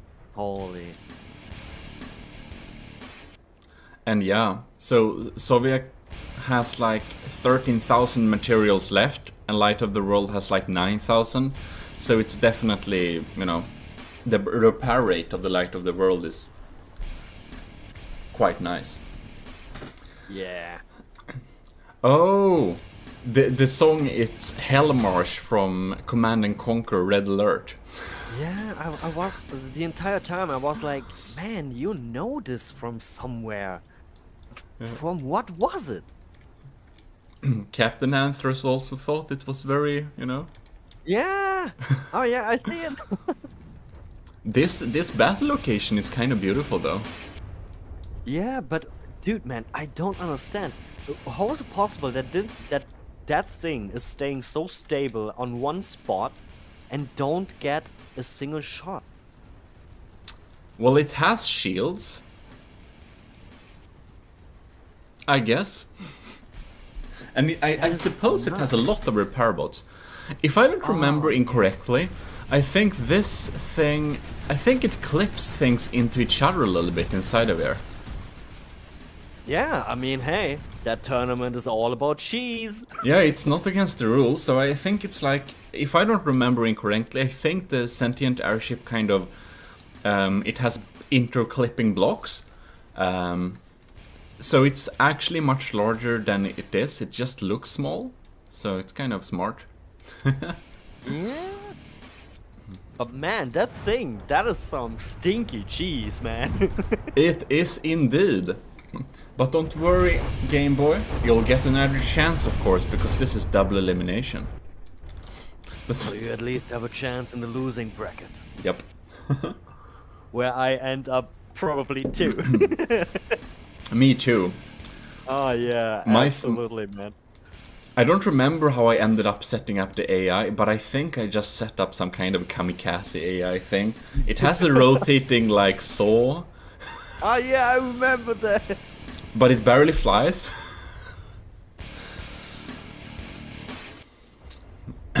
Well, Game Boy is dying with style at least, with a Hellmarsh going on there. I mean, to be honest, if Game Boy is taking a bit more damage and keeps on getting the damage, he might be win if we look at the materials. I don't think there is, you know. The airship is getting very short on materials, and I think when it's gone, it's very hard to keep in the air. Yeah, that's of course a possibility. It's not So, absolutely sure he'll lose, but yeah, so it is still a possibility. one thing is quite sure though, it's that Game Boy's tank can take a hell lot of a beating, like holy shit. Come on, Hank, Game Boy, hang in there! You can do this! Half the tank is gone, but I mean, still fighting strong. You have like 11%, you know, to go. Yeah, the rate, dude, come on, 3,600, there's a possibility, just keep holding! We'll see if Light of the World's sentient airship, how it feels Dude, if the materials run out. If he wins just by time because his enemy is running out of materials, that would be insane. That's also also a way to win. But we're down at 58.6%, and when someone is down in the 50s, it's usually not very good. Yeah. 2,000 material, yeah. Oh. There is the possibility, of course, but you know. It's small. It's very small. But It's there's very the small. possibility. There is a possibility, indeed. I just got this smart idea. I can actually check our Discord chat from my phone instead of trying to jump around with the windows here. Come on, Mammoth Tank! 56! Oh yeah. Pseudo, like something similar to a mammoth tank. Hang in there! Come on! Oh no. Oh, 53. 53%. I think it's close, kind man. of. Come on. Oh no, it's gone. It's gone. It's gone. Ah, As expected. Here we have the Jono C Serpento light. It's like that. Very beautiful. Kind of looks like a flying crocodile, to be honest. And here we have Crazy Steve's Territorial Insurrection Tactical Safeguard. God, What that's the- small. Wait, that kind. Doesn't it look like something that you build it in Gmod?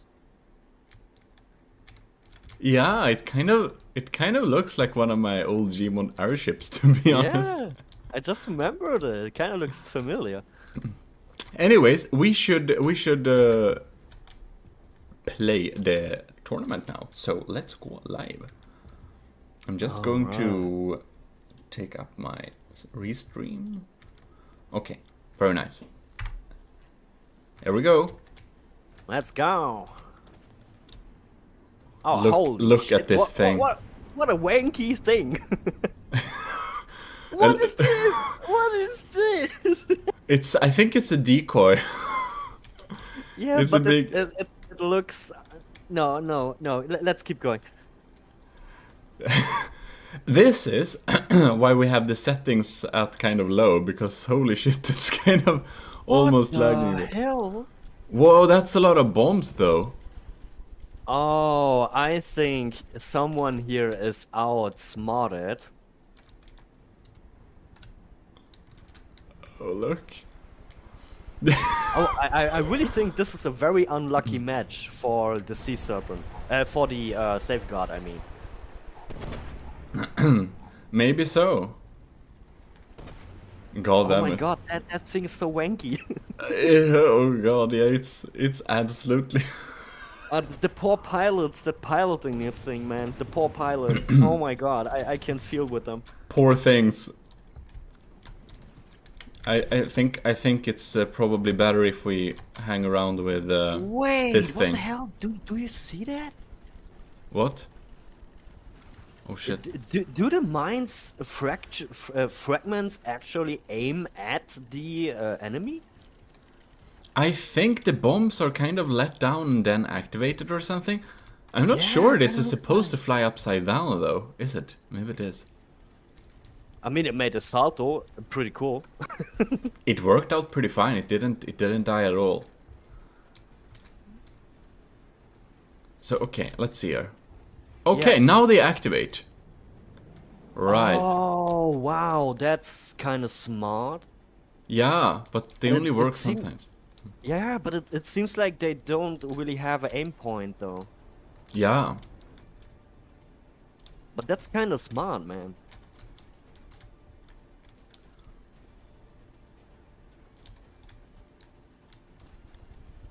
Okay, interesting. Damn! Some evading skills there. Definitely, very much evading skills. But even though this this wonky sea serpent is just dashing all over the place, the cannons are very accurate. Look, hit. Yeah, hit. for its wankiness, it's surprisingly accurate. It is. So the Crazy Steve's this a little beautiful territorial insurrectional tactical safeguard thing is at 98%, and the Sea Serpent is at 93%. So it's actually leading material wise. No, notice on myself, a drunken flying serpent with guns.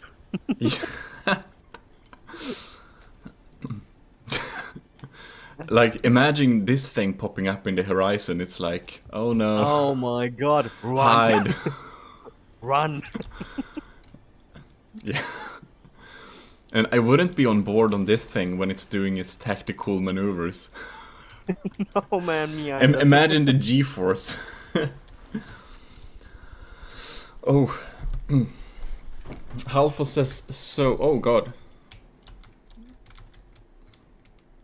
Oh man, that's going to be a long battle. It is. So, I just joined. Is this a fight between a drunk duck with a pair of 2-liter bottles tied to a VVS? With a bumpy noodle. What? Bumpy danger noodle? Danger noodle. Yes.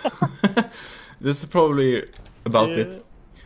And this is the Unchained tournament. This means it's a from the depth tournament with basically no rules except a 100,000 material limit. Yeah, and material storage. And material storage of 20,000. Holy shit! The materials is dropping hard. Look at the material for Crazy Steve. It's at 1,400. What happened? Did I mean, somebody dude. fire on its I mean- material storage? I mean, rockets are expensive. They are.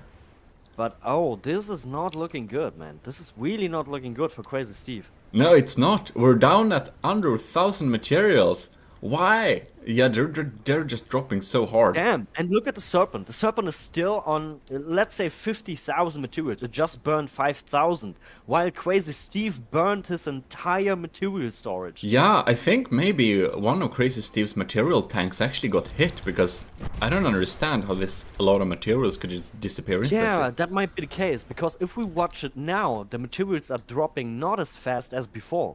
Yeah. They're back there, kind of. The resource war again. Yeah. Yeah, that's for sure. Absolutely a resource war again. Counted cat, I can't believe they got a green banana Oh, to fly. oh. It's And oh, out of materials. Now out we of are on- materials. What's going we to are- happen now? What is happening now? It's passively flying, it's just chilling there. Somehow. Now it is basically a flying target without any defense, offensives, nothing. No. Now it is basically a duck with 2 taped pet bottles to it. Yeah, and The- a bait now on it's- its tail. It's an accurate I description. mean, it's so weird. Like the airship is basically an airship trying to catch a sea serpent, right? Like wiggling the spade around. Yeah. It's like the story with the white whale. It's like fishing. Hey, repair bots in play? Fix and stuff is Is it- pricey. Yep, we don't have a cap on how many repair bots you can have, so there are a lot of repair bots probably. The airship is basically like, nah, come on, I have a bait for you, come on, I get you. Yeah. And the sea serpent is like... Why aren't you firing, though? Oh, right, it isn't Or- shooting anymore. What happened? No. Are we loading, or what's happening? Oh, now we are shooting again. Oh, okay, got it. Like, the accuracy is okay, but it shoots so rarely. Yeah, it's weird. Do we have a speed up button? No, we don't have. If we had that, we would have used it extensively throughout our previous tournaments. It's basically like the sea serpent is unsure to take the bait. Yeah, it's a little bit so. And the thing is, is it tasty? I don't know. like, I don't know how, but Crazy Steve is still flying. And Yeah, he has more materials. It's probably the daddy blades. Yes, Daddy Blades, because we're using an older version before stuff was removed. Oh yeah, that's for sure. Yeah, so but like Crazy Steve actually has more materials now, and we only have like 2 minutes until we reach like 10 minutes. And Yeah. after 10 minutes, we will arbitrarily decide a winner, which means we're just biased and we're just gonna choose a winner. Because with an Unchained tournament, we thought that if you don't have rules, why should we? No, but it's Hey! It's about cheese, so we cheese too. that's true. So I feel like usually the one with the highest percentage of like usually wins if there isn't like another reason that kind of makes it so it feels like the other would probably more a winner. Yeah, So but it what really makes but what makes the decision kind of hard is that the sea serpent still has over 10,000 materials, which theoretically has it on 100% if it would repair. it's not repairing now. Yeah, it doesn't seem to have any repair bots. It's kind of yeah, that's kind of weird. So that was tactical a very bad decision. I mean, if he had repair bots, he would win by time because he had 100%. Yeah, definitely. Because he isn't, Crazy Steve is kind of winning at that point. Indeed, if Jono can't actually line up some pretty good shots soon, it's not looking good. Yeah, Come it's on. really not looking good. Come on, shoot that damn thing. Airship, I do- aggressively do- aiming. Bumpy gingerbread, aggressively missing. Aggressive I miss. really do have to say, the wiggly tactic might be a very good way to dodge, but it seems so it's also a very bad downgrade to your own build in accuracy. Yeah. Yeah. I definitely agree that the duck is really aggressively aiming. Look at this laser. Oh, what the? what the- What did this come from, though? What happened? What? What? How could it What? reload? Wait, look at this. How's no. he making materials? How is he making materials? What the I- hell? Whoa, what the cheese? What is this cheese? What is this? I don't know what that came from, and I don't know what these missiles are doing either.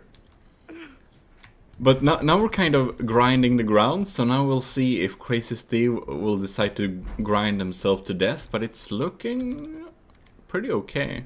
Yeah, it's looking good. 96%. Oh, we actually passed 10 minutes now. So we have to Yep. decide a winner. So, Really, no. It's so hard to decide, man, because let's to be fair, man. We want to be fair at the same point, but it's a cheese tournament, you know? It's like it's a cheese what tournament. we It's like, doing? this thing is just sitting here. It's looking pretty sad. Yeah. It's just sitting there. And I mean, this thing is still kind of flying. Yeah, that's true. It is flying. It's lining up shots. It is aggressively missing, but the target is so small, so small. Okay, so my opinion is basically the sea serpent is the winner because it is still functioning, it's still shooting, it still has materials, while the safeguard is basically doing nothing anymore. It's just a target, like just a practice target at this point. Sad duck sounds. But that's just my opinion. It's really hard to decide if we come to this point. I definitely feel like the face of the sea serpent is definitely more majestic, so that makes it a clear winner for me. But there's a problem. It's missing the eyes. There are no winky eyes. There should be blinky eyes. Yeah. Yeah, do you remember my sea mule? It has glorious eyes. We're ending this. We're ending this battle, and I think we both agree that the sea serpent is kind of winning. We Yeah. decide it's the winner because it's not the practice target. And oh, it started moving though. Why? But it's Let's just oh move god, on. yeah. Let's just move on. Let's just move on. Thank you. We're ending this one here. So, do you have the brackets? If you don't, scroll up in the chat so you can kind of see the brackets there. Next up, we have Sauerkraut. It's you. Oh no! I'm going to get obliterated. You're going against Cortez, who has No! made. Have mercy!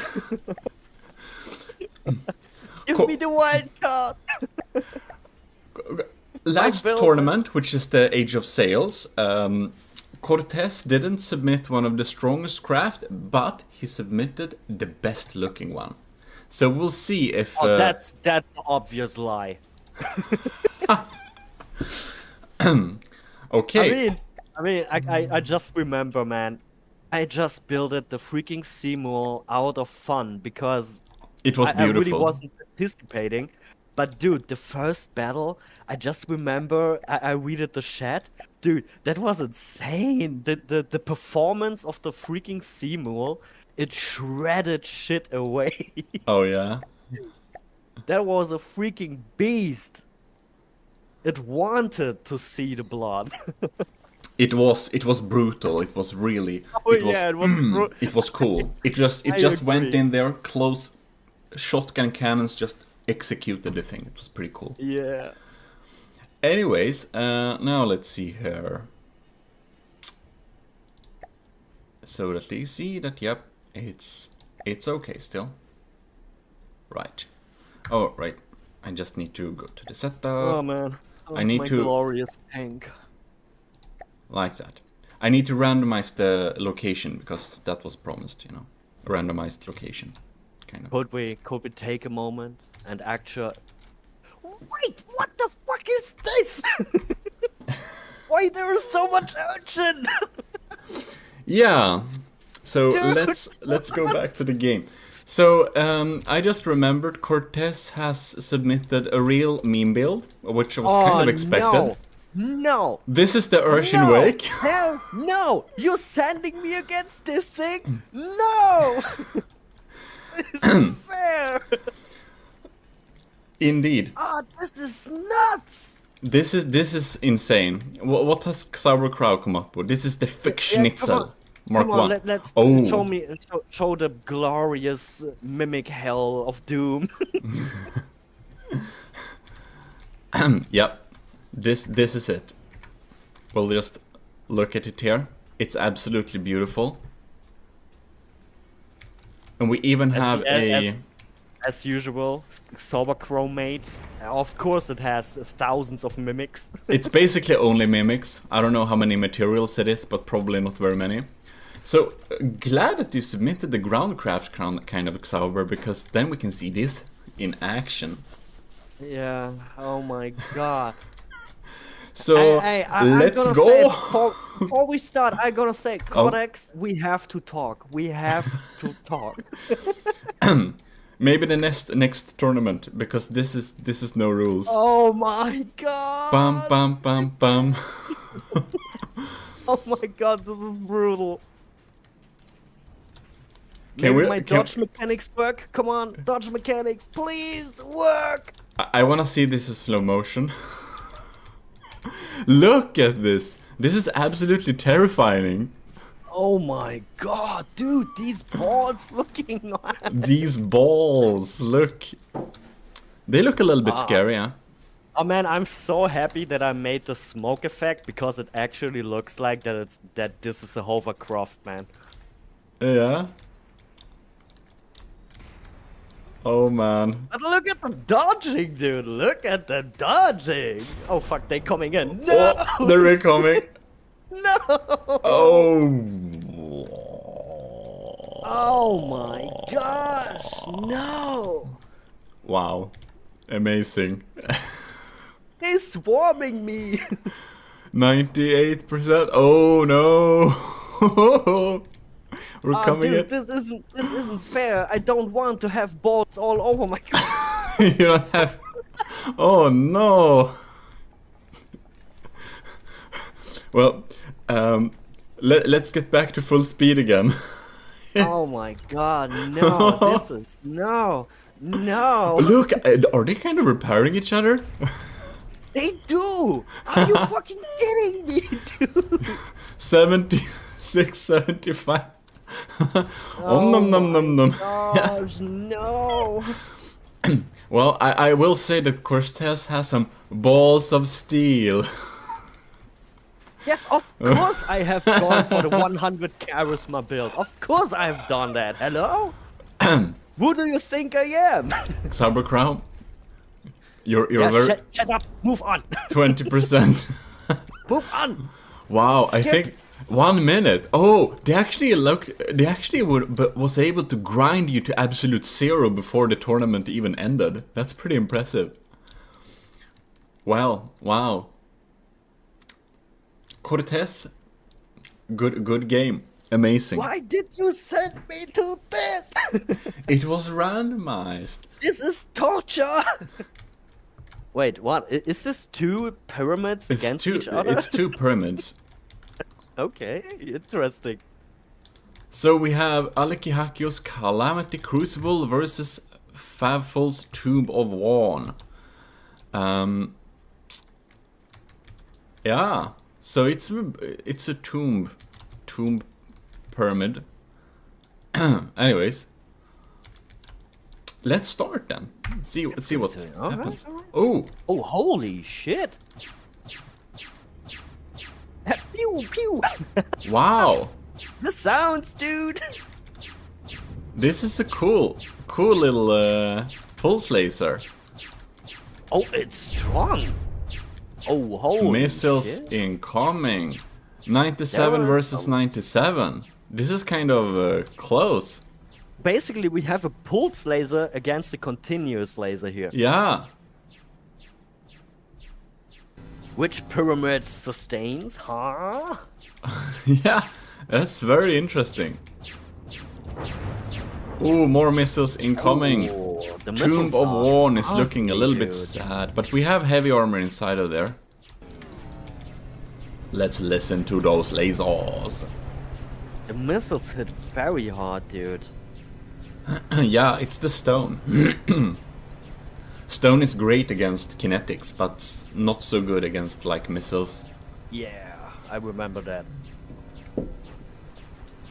Favfol's Tomb of Warn is down at 90%. Alekihakios Calamity Crucible is still at 97. Damn. Okay, so let's jump down here. The pulse laser, what happened though? It's disabled. Oh no. Oh, holy. Yeah, we have some EMP in there too, so I guess the EMP, it's EMP'd out some stuff. It looks like the which is it? Is it the crucible? No, The it's Crucible is Tomb, flying. right? Tomb Yeah, of the- Warn is Favfol's build here, the like Inca pyramid. It kind of looks like that the tomb has not a great protection for EMP. No, it seems that it has some EMP weakness because it just died from like one of the EMP missiles coming in there. Oh, I guess the battle is decided. I think so. It's not looking like it's going to change very time. Yeah. Oh, damn. The Calamity Crucible is fighting strong still. It's just constantly pumping in. But look at the materials from Calamity Crucible. It's really using a lot of power. Yeah, it's burning the materials. Actually. It's burning the materials remotely. Right here. Yeah, lasers are expensive when it comes to materials. That's what I think. Yeah, it is. Oh no. Oh, my No, avatar. what you have done?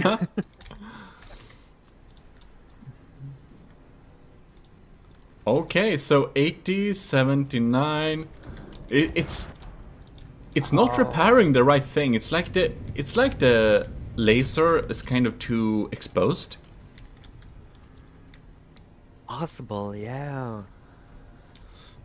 It doesn't look good for the Yeah. Tom. It doesn't look good for the Tom.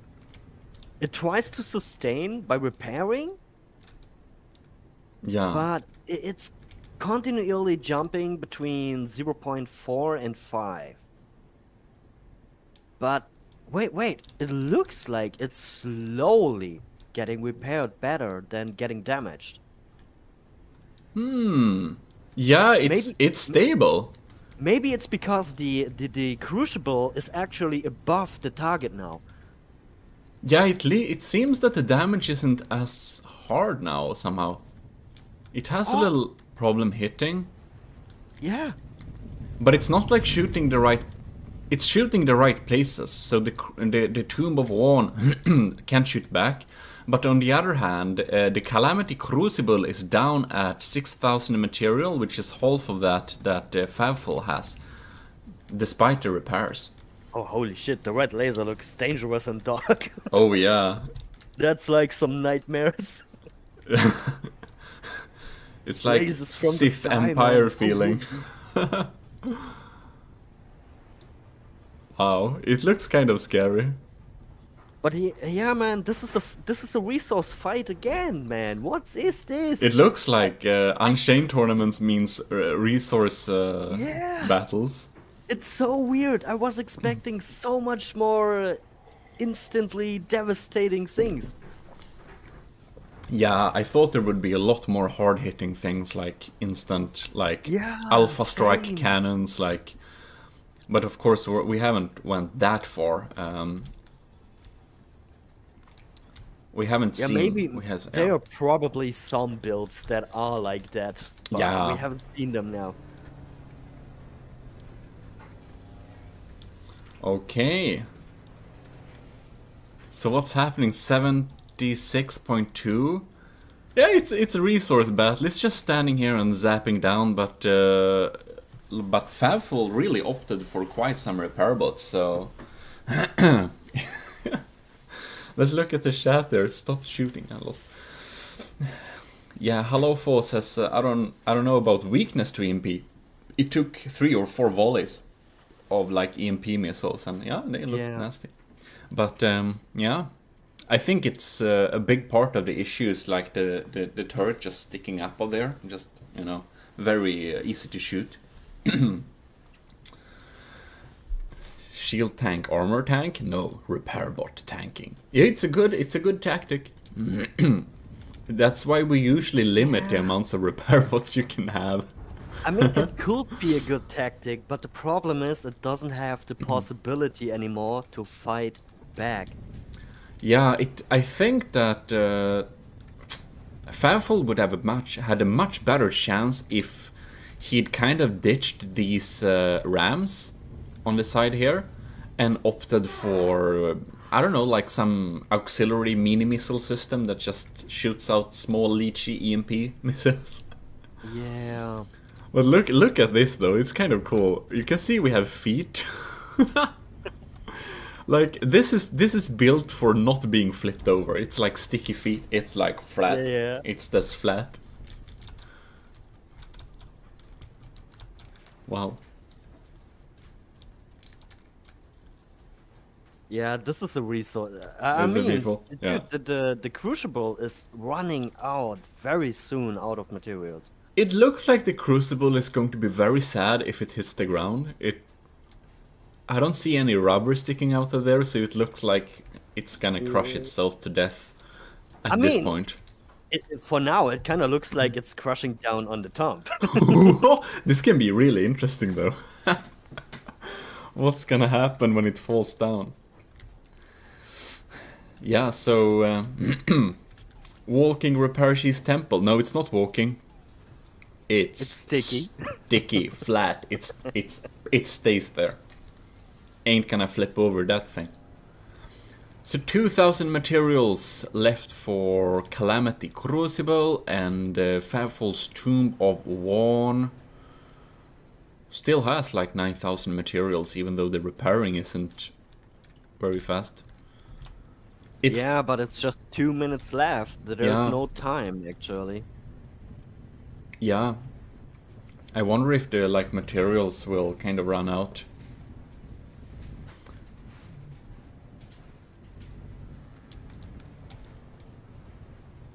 I don't know if I think actually material might run out before we hit the 10-minute mark.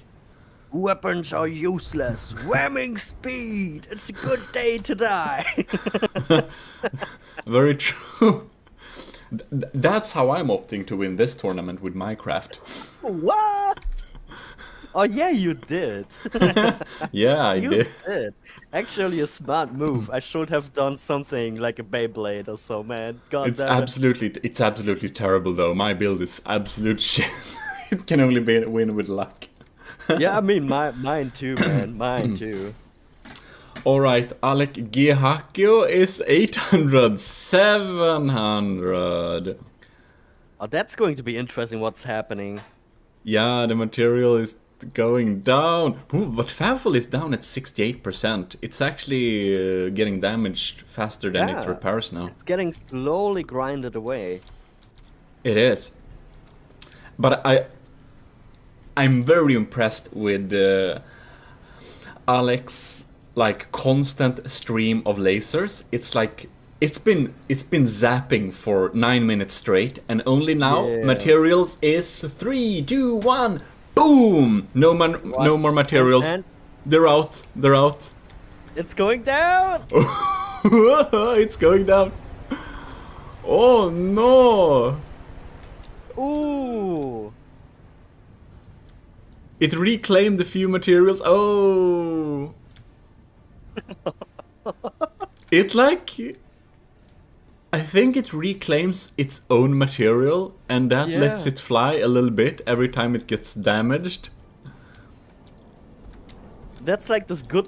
That's like these flummies, you know? Do Yeah. you remember these goddamn flummies that you probably had as a kid too?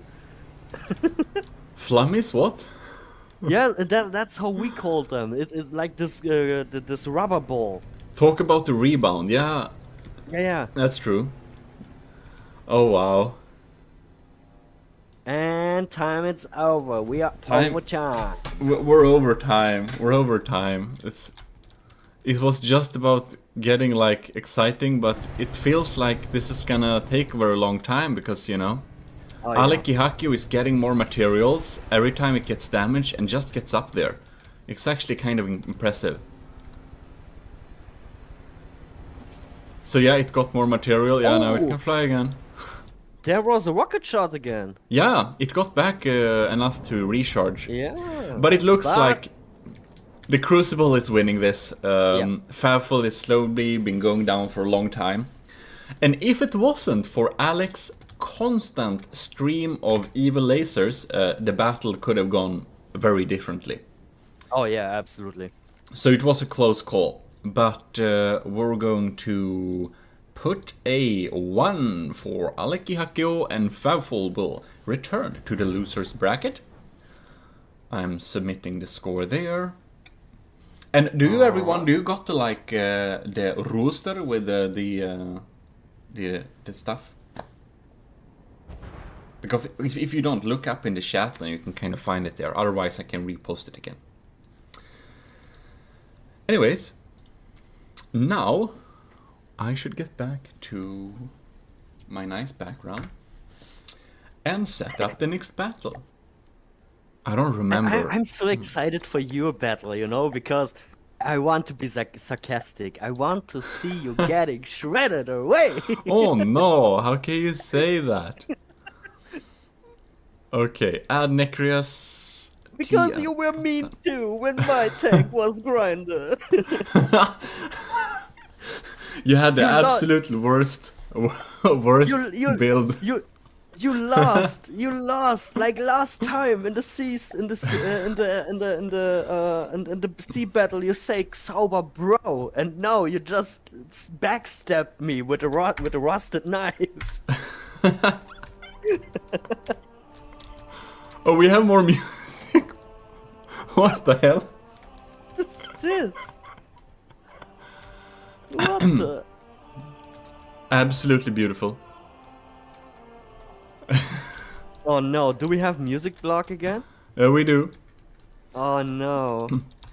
Now I hope I didn't mess this up, but I think this is the... Oh, this is the Orion. Look, it even has a nameplate. I'm happy. Oh. This is Heroes Orion against Adnecrius TR Ortam, which has the beautiful music.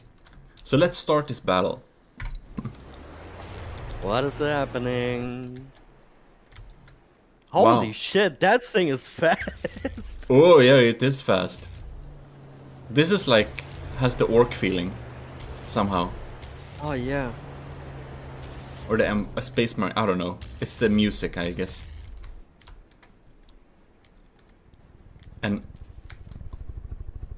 how is our Daddy Blade boy doing here? It's... Wow! Adnecrius here, Ortam's cannons are pretty sharp. They already shot. Can you see? Yeah, they interior. shoot straight through, man. Holy shit. Wow. 92% Adnecrius TR Ortam is at 99%. Whoops.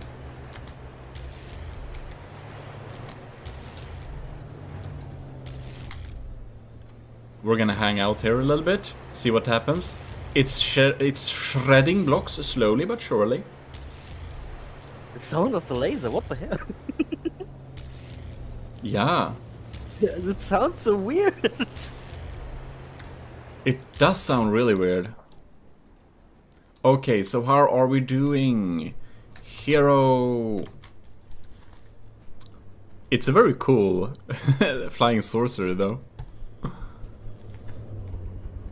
Yeah, but is it shooting back? Oh yeah, it is. Oh, it has a little command. Cool. Cool, we can Holy look shit, look at this! That's a nice command central though. I appreciate the detail. This is nice. We can kind of, you know, look at this. It's, yeah, really shitty. I'm trying. So let's jump in here and see. Adnecrius is at 99% still. We have been using quite some repair bots, but wow, yeah. Orion is down to 87%. Yeah. And it's slowly shedding blocks. So it looks like Adnecrius is the stronger man here. Zap, Yeah, zap. I don't know, it kind of looks like that the Orion has way too less repair bots to sustain. Yeah, yeah, it seems so. It's doing a very good job at like flying, but it's like it doesn't have enough internal armor. Yeah, this is basically a hull. Yeah, The it's empty a very hull. light. I think it opted for the shields being kind of important, but the shields aren't covering enough. Yeah. But you know, it's still yeah. formidable because it has a low profile. But yeah, damn, I do agree. These are some strong armor-piercing lasers on Adnecrius. Yeah, Adnecrius is doing strong, and this heavy armor. Is it? No, it's like applique panels. It's very good for just deflecting the lasers here. It instantly gets repaired and it gets shot at very often. Yeah. So we can also see this that Adnecrius has much less material, 7,000, and Hero has 10,000, and the material is really going down quick for Adnecrius. So he really opted for like that firepower. What happened? Oh, it's just belly flopped. Yeah, what I think is Adnecrius probably built his craft like being fast and taking down your enemy. Yeah, it's really opting for damage. Oh, mean, I totally missed this one flopping, belly flopping as well. Whoa! Half of it is missing. Yeah, 62%. Oh yeah, this poor thing got a real bad belly flop. Yeah, okay. Adnacreus just split the craft in half, I guess. Or it just flopped on that side and it destroyed itself. Because it didn't have any rubber sticking out. I mean, the thing is, the Orion had a possibility to win if it would be more tanky. Yeah. Except it wasn't, and now we're down at 58%, but we can get a real good look of the insides. Look at that. Let's see how to do it like that. Yeah, so we definitely have like a clear winner. It's definitely, Yeah. we can kind of like go here and set the win to Adnacreus. 1 and a 0 for hero. Submit scores. Cool. So next out, we will have sample text versus Schnivelord. But it's dead. Damn. Well, now we'll be looking at me again. Ooh. That was by far the fastest battle now with 5 minutes and 35 seconds. No, 25, 24, 23.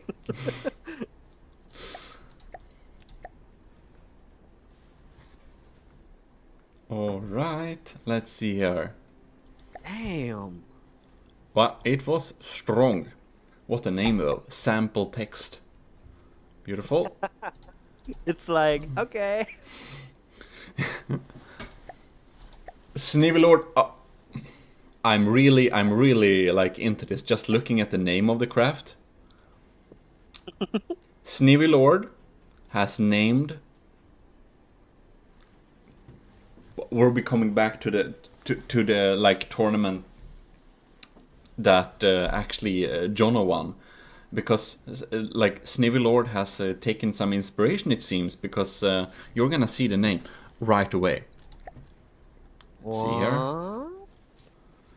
Dot dot dot dot, and we're going to click. Okay. All right, this thing, I believe, is Snivelord's drift tank. Drift tank. Do you remember Jono's drift thing? Oh yeah, this goddamn bug, man. Sample text contingency looks like a regular boat that's flying. Oh, we have a lot of internal in-clipped docked jets here, so that's definitely some nice cheese there. But damn, look at the drift tank. This is so stupid. It's like a big wheel here. It's just a mesh of like wings in wings in wings in wings on a little thing, and it's like rotating, and it's basically a hidden fan inside of there that's like too strong. God. This is some proper cheese. Yeah, that's what we want to see. So let's start. All right, contingency. It's fast. Whoa, yeah, it is. But oh god damn it, those drift tanks missiles are scary. The drift tank is still at 100%. What the? Contingency's lasers are hitting, but they ain't strong. Not against this armor, at least. Oh, there's another missile volley. Look at this drifting, though. Sample text craft is fast, but not as fast as the drift tank. No. The drift tank is thinking like, no bro, you don't get it, you don't get me. Yeah. Is the stream lagging? Oh no. Uh-oh. I do fear a bit that they might run out of map. Oh, what happened? It belly flopped. It got hit. Something important got hit. We got an internal AI hit, I guess.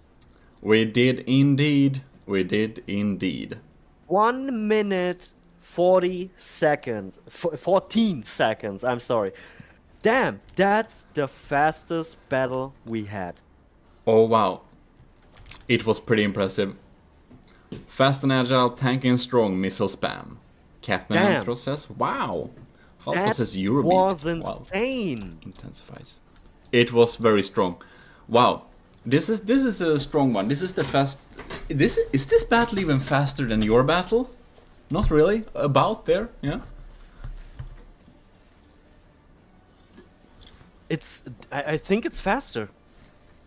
I can't remember. I think so too, actually. It's faster. I mean, that was an Insta Undertaker takedown WEE. Wow. That was some instant thing, man. What the hell? That was pretty impressive, pretty fast. So, Vilor says the stream is lagging. If the problem is only on YouTube, you can try switch to Twitch. But is anyone else experiencing lag in the stream? Please tell me, because then I can check like some stuff. So I can say for me it's normal. Like okay, normal that's good. FPS. So anyways, we'll be going back to setup, and next battle, we're of course gonna go to the rooster and select that Snivelord is winning this one. Snivelord, very beautiful. Very cool drift tank. You really got inspired by getting shredded by Jonas like drift car. It was good. Okay, now it's which battle is it now? Oh, okay. Now we're actually we haven't watched all new crafts, but it seems that the next battle we'll be going into will actually be one of the first loser brackets rounds if we're gonna follow the preset. So it's actually you again, Xob. Oh no! Take me out of this torture!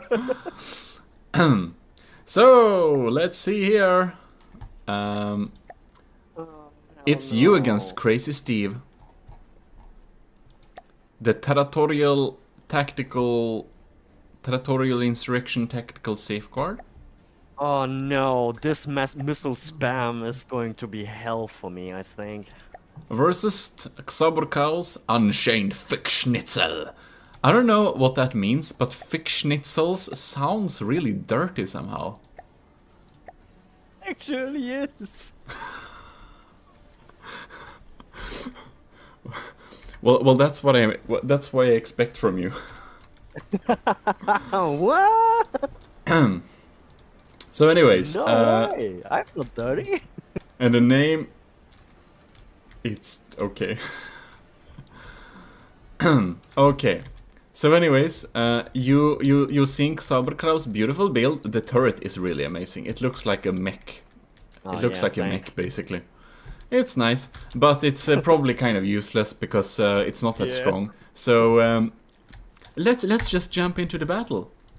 No. Bum, ba-da-bum, bum, ba-da-bum. At least you're shooting towards the target. You got the first shot, you know. Ba-da-dum. Okay. Oh, no, and the missiles are incoming. Oh, okay. I have a chance, it looks like. Oh, you got a pretty good hit. Oh wow, Xaver, you hit something. Hell? You deleted 5% instantly. Damn. The duct taped duck is probably going to do more sad duck noises. Poor thing. But now we shall see. Next missile volley has landed. Oh, come on, let's take the moment, man. The hover tank, it looks glorious. with the smoke effect, sandy. Yeah, the sand is a really cool detail. It looks like a real hovercraft. It's pretty cool. Yeah, I'm so happy I did this. Yeah. I didn't even know there was like... Is it like smoke effect that's just colored sand color? Yeah, it is. Smart. Oh god, now it's dark. Oh. Damn, I had no idea that my target is actually kind of accurate like that. It's surprising. Yeah, it's... Oh, it changed behaviors. Now it's showing the front side. Oh. Now, And... in a short while, it's changing to the broad sides again. Yeah, because the thing that's rotating in the tank's ass is kind of changing broadside to... Yeah, it's changing the behaviors. It's I thought it's a cool detail. It's a cool detail. And Crazy Steve is down at 89%. Xabri, you're still at 100. Yeah. So far, you're looking pretty good, and the missile seems to not be able to hit you very well yet. No. However, it seems that you're damaging yourself trying to climb the hills a little bit. Yeah. Interesting.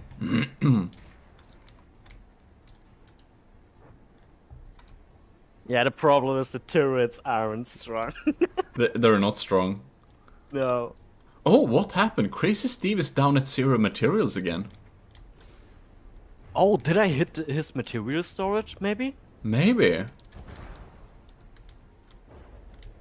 Oh, Yeah. damn. It seems like I actually hit at his material storage and disabled him that way. Maybe so. Or somehow Crazy Steve has some weird way of just wasting all the materials in a weird way. I don't know. Yeah, all that. I'm confused. What happened? Yeah. Oh god, the cram turret I had. It's so inaccuracy. It's so bad. Your aiming isn't like great. Yeah, the only turret that hits is the advanced cannon, actually. And it's, I mean, it works. It's just ain't strong. Yeah. Yeah, this is ground target practice. Oh, poor thing. Well, I'm surprised if you don't win this. Oh, me too, man. But look how material efficient I am. Yeah, At least. you're very material efficient. You have nothing that can use materials. Yeah. Oh no! Look! Oh! It got I shot off detached! The chains! I split it in half like I waste the bread. Damn, I won! Unbelievable! Congratulations, Sauerkraut. You've won this one. It's the only one I'm going to win. Do you think so? Do you don't? Yeah, do you I not think so. think you will win this? Nah, I'm not sure. So I'm not for really Sauerkraut. confident in the damage skills of my vehicle. It's more like the charisma. Yeah. So cool. Next battle will be another losers bracket hero 1967 against sample text. So we're going to set this one up while you can look at me, very nice, and my new haircut that Sauerkraut absolutely loves. What? He's You just- should be more gentle with what? Sauerkraut is just absolutely just loves my nice haircut. It's just Oh god, no. so sample text. Hopefully it will help my streaming career.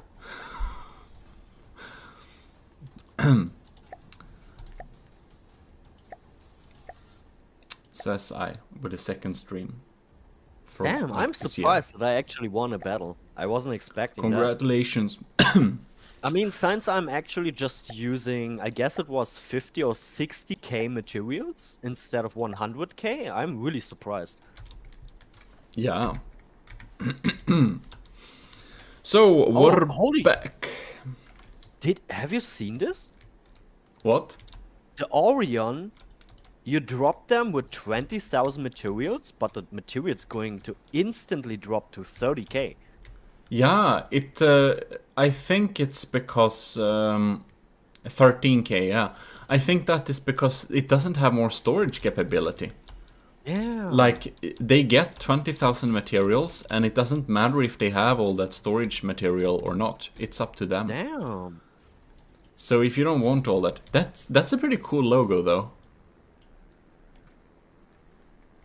Anyways, It is. sample text contingency against Hero 1967's Orion. Let's go.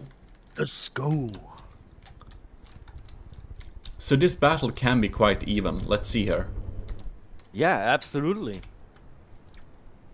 Oh, we have some laser defense on the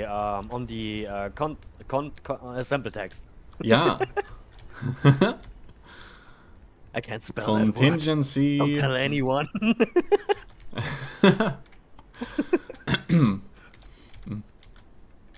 As if your German accent Oh. is the dead giveaway already. Hey, come on. My English is pretty good, yeah? I don't have this stupid dumbass Denglish Germany accent in my English. No, your English has gotten very much better last years. Looks, Yeah, I know. the Orion is slowly rotating. So Yeah, it's kind of changing broadsides to avoid more damage on specific parts. yeah, it seems to be able to like spread out the damage a little bit. Yeah, that's really smart. Why didn't it do it on the fight against at Nicurius? I'm curious, actually. AI behaviors are weird. And the contingency of sample text is closing in here. It's got a very like small profile and it's popping out smoke as well, so. Yeah, but if we look on the percentage, the Orion is doing pretty good. It is. I mean, if we consider the builder of the Orion is, if I remember correctly, pretty new to From the Depths, this is fairly surprising good. Yeah, I actually don't remember if it was new or not, but it's a good craft. It's just that Adnecrius had a better craft, simple as that. But it's like, it's good. Yeah, but let's be fair, Ed Nicurius has a lot of experience. Adnecrius is a good builder, yeah. Oh yeah. I mean, if I remember the one tournament we had, he just threw the build that he threw together in just a few hours, and he just basically won the entire tournament. Yeah, he won our first tournament we had. Everyone was building hours and hours and hours into his build. He was just, okay, 2 hours, submitted it, and he won the tournament. Okay, dude. Lol. That's so, yeah, okay, thanks for participating. Yep. But it's been Damn, a real... I'm surprised the Orion is doing so good. Indeed. Captain Andres says Deutschlich. Aww. No, it's just your English is great. I lived for Berlin in 2 years and my German sucks. Aw, Gary, thank you. I love you too. Bromance. You have to come back fully. We miss you. Yeah. Would be great.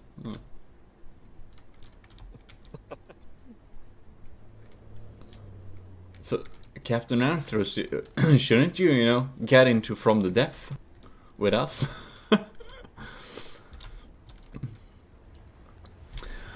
Okay, so sample text craft is down at 90%. Heroes Orion is still at 99%. So we're slowly moving towards. It's looking good so far for Orion, but yeah, material is dropping down too. Yeah, but material-wise, I mean, it's kind of the same, it looks like. But I mean, this is still plenty. This is still plenty of materials. And if we look on the sample text, he lost a very good amount of armor on the front. If there is going to be a vital hit, the Orion is going to win. Yeah.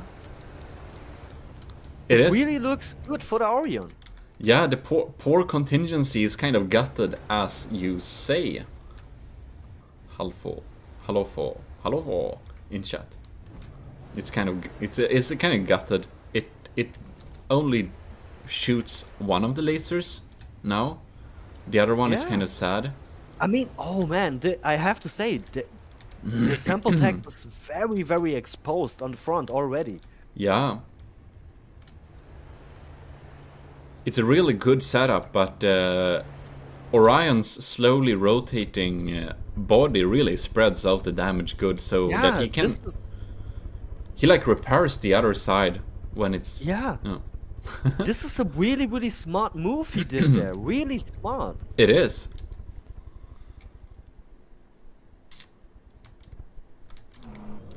Wow. Okay. Antros, as far as I remember, the Orion is basically something from a very, very old TV series. What? That's what I remember the creator said. It's a craft like an spaceship from a very, very old, like one of the first sci-fi TV series that was sent out. Oh, wow. It really looks like one of those classic like 60s flying sorcerers. Yeah, it does. I don't know if the 1967 means anything, but maybe maybe it's the year Hero is born or something. Maybe I can fastly look it up though. Yeah, or it's, yeah. I guess the Orion like maybe is like from the 60s. Like the model.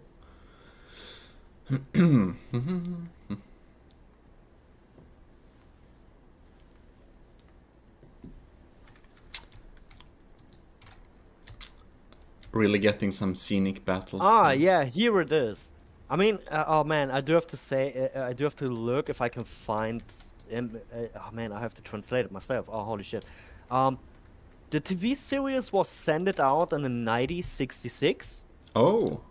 And it's called The Fantastic Adventures of the Spaceship Orion. Oh, okay, cool. So it is basically a very, very, like a traditional spaceship from a very, very old TV series. Oh yeah, cool. Wow, this battle has suddenly turned very scenic. Yeah. So Orion is closing in and Look at Contingency this! is backing off. Look at this! Gary is actually remembering. Oh, I watched the TV series. Ah! Cool. Cool, last year.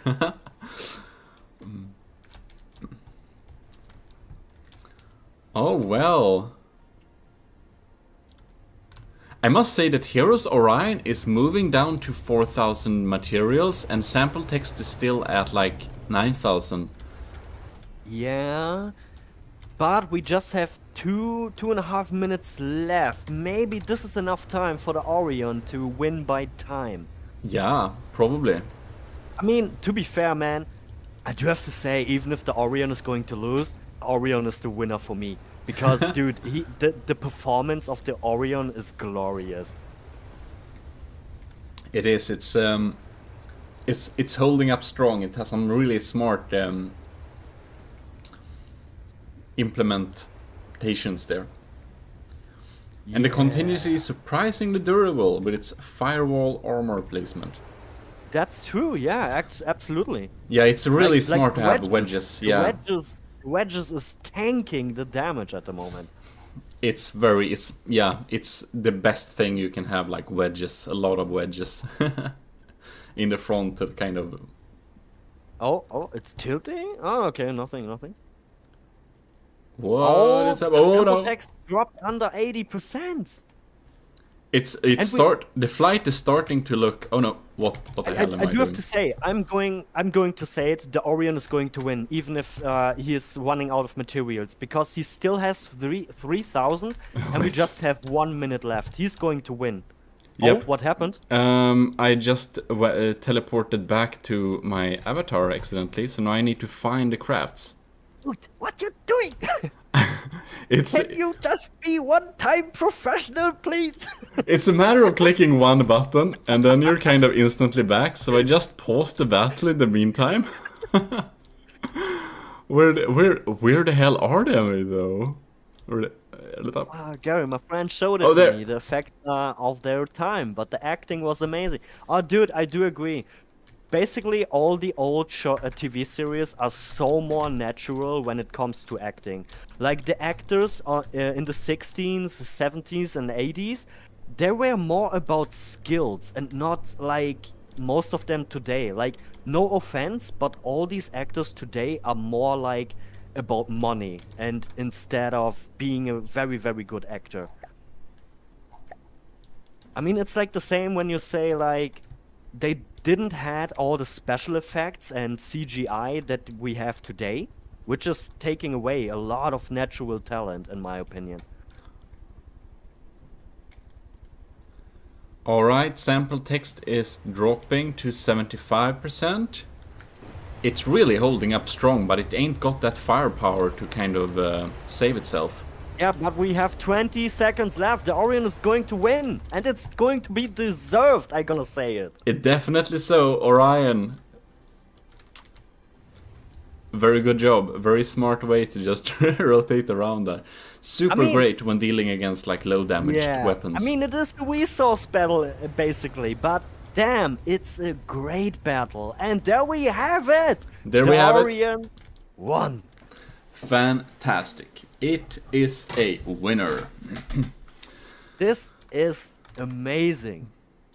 Very Hero nice. 9067, you did very great on building that thing, and the AI behaviors with switching, or more like rotate sides to spread the damage. This is very, very smart.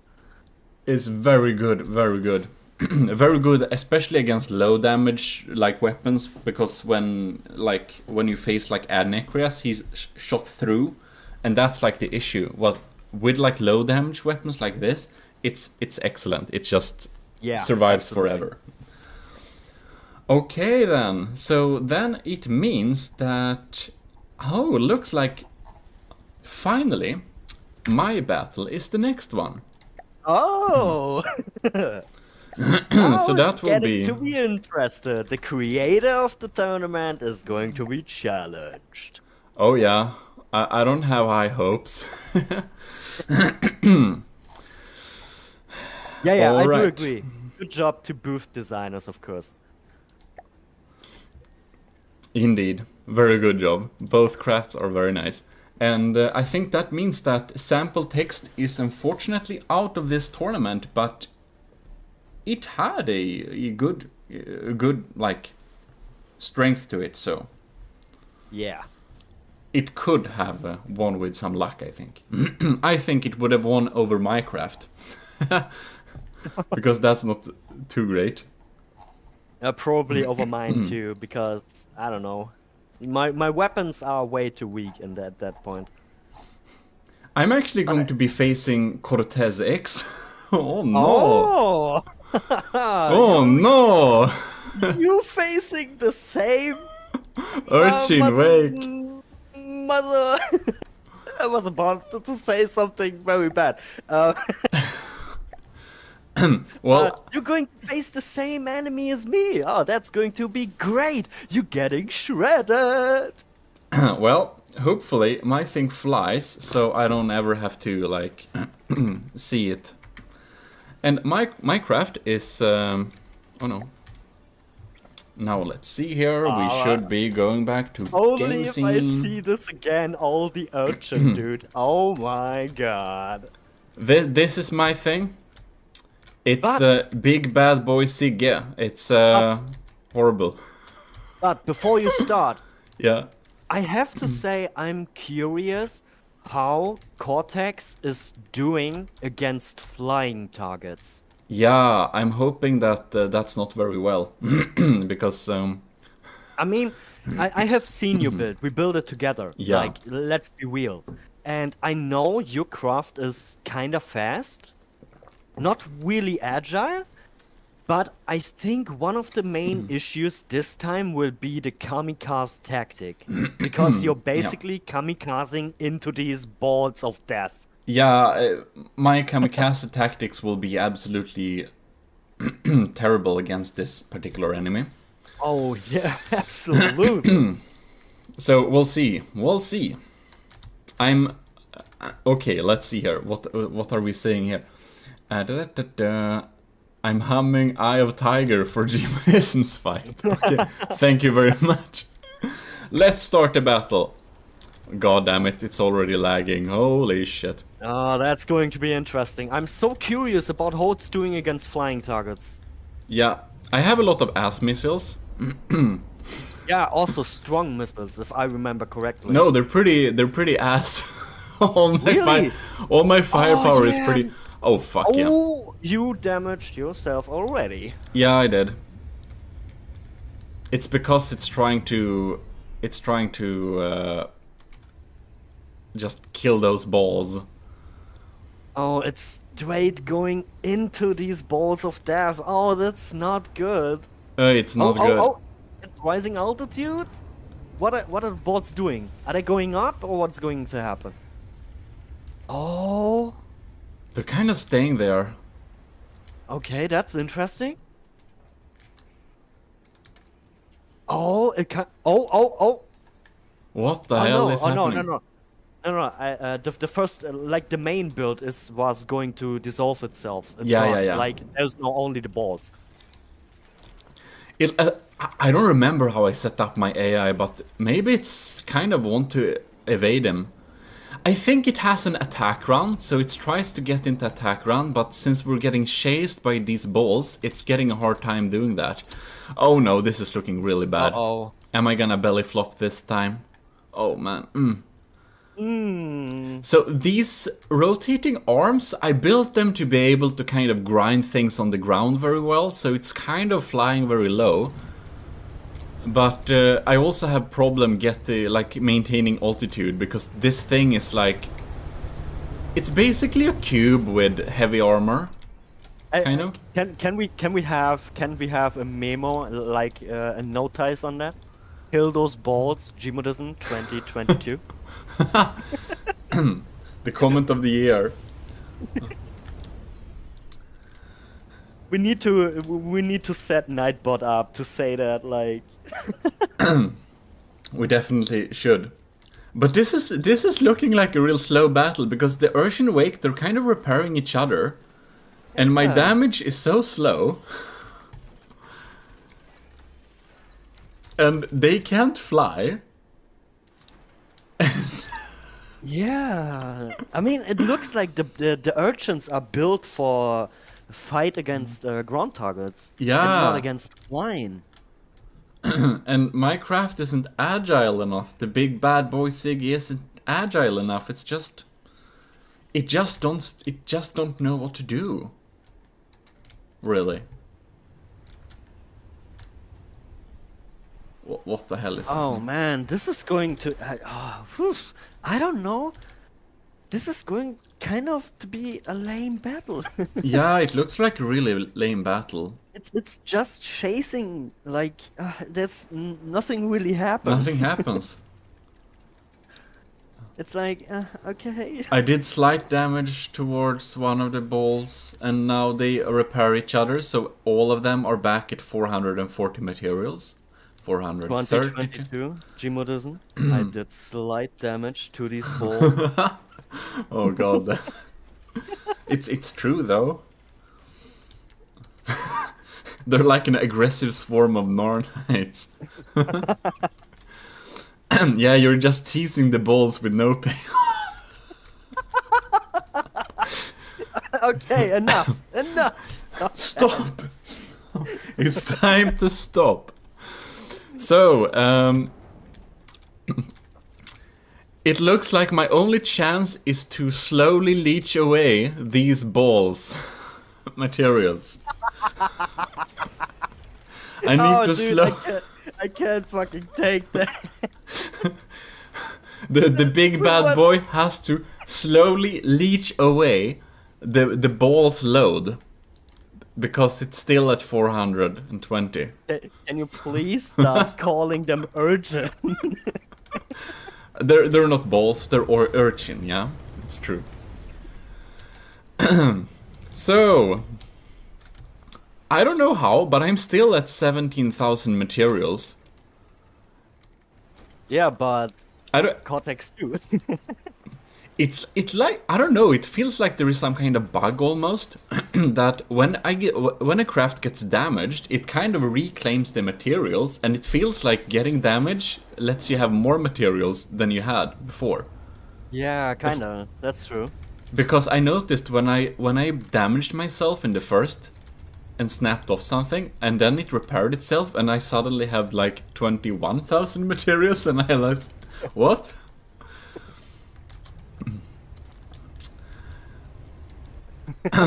Next instant tutorial: how to kite. Oh no! Enough! Stop that behavior! Oh no! I damaged my thing. Oh no! Okay, that's looking weird.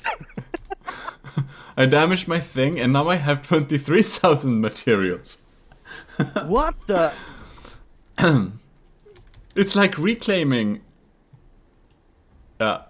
We had a thing going on there with previous like stuff as well. So You know that it kind of reminds me like you are a flying Amazon store. oh no! I'm getting. Oh. This is basically like you are a flying Amazon store, and these are all customers. Like you know. Oh no! The customers are getting. My order. Oh no! The customers are coming a little bit too close here. It feels like Black Friday. How about nope?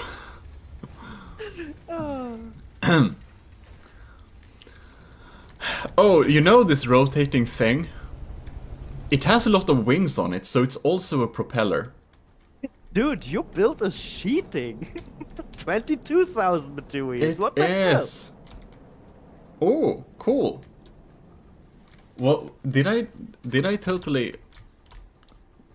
Did we actually have a donation, or was it someone with like... Anyways, thanks if it was. It's probably from the tech tutorials though. I don't know. But anyways, very nice. So let's see here. Oh no. Oh fuck. This is bad.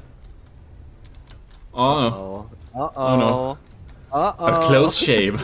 The customers coming for the Black Friday. Oh no. Oh no. Oh no. This is bad. Oh no. Come on. Get out of there. No.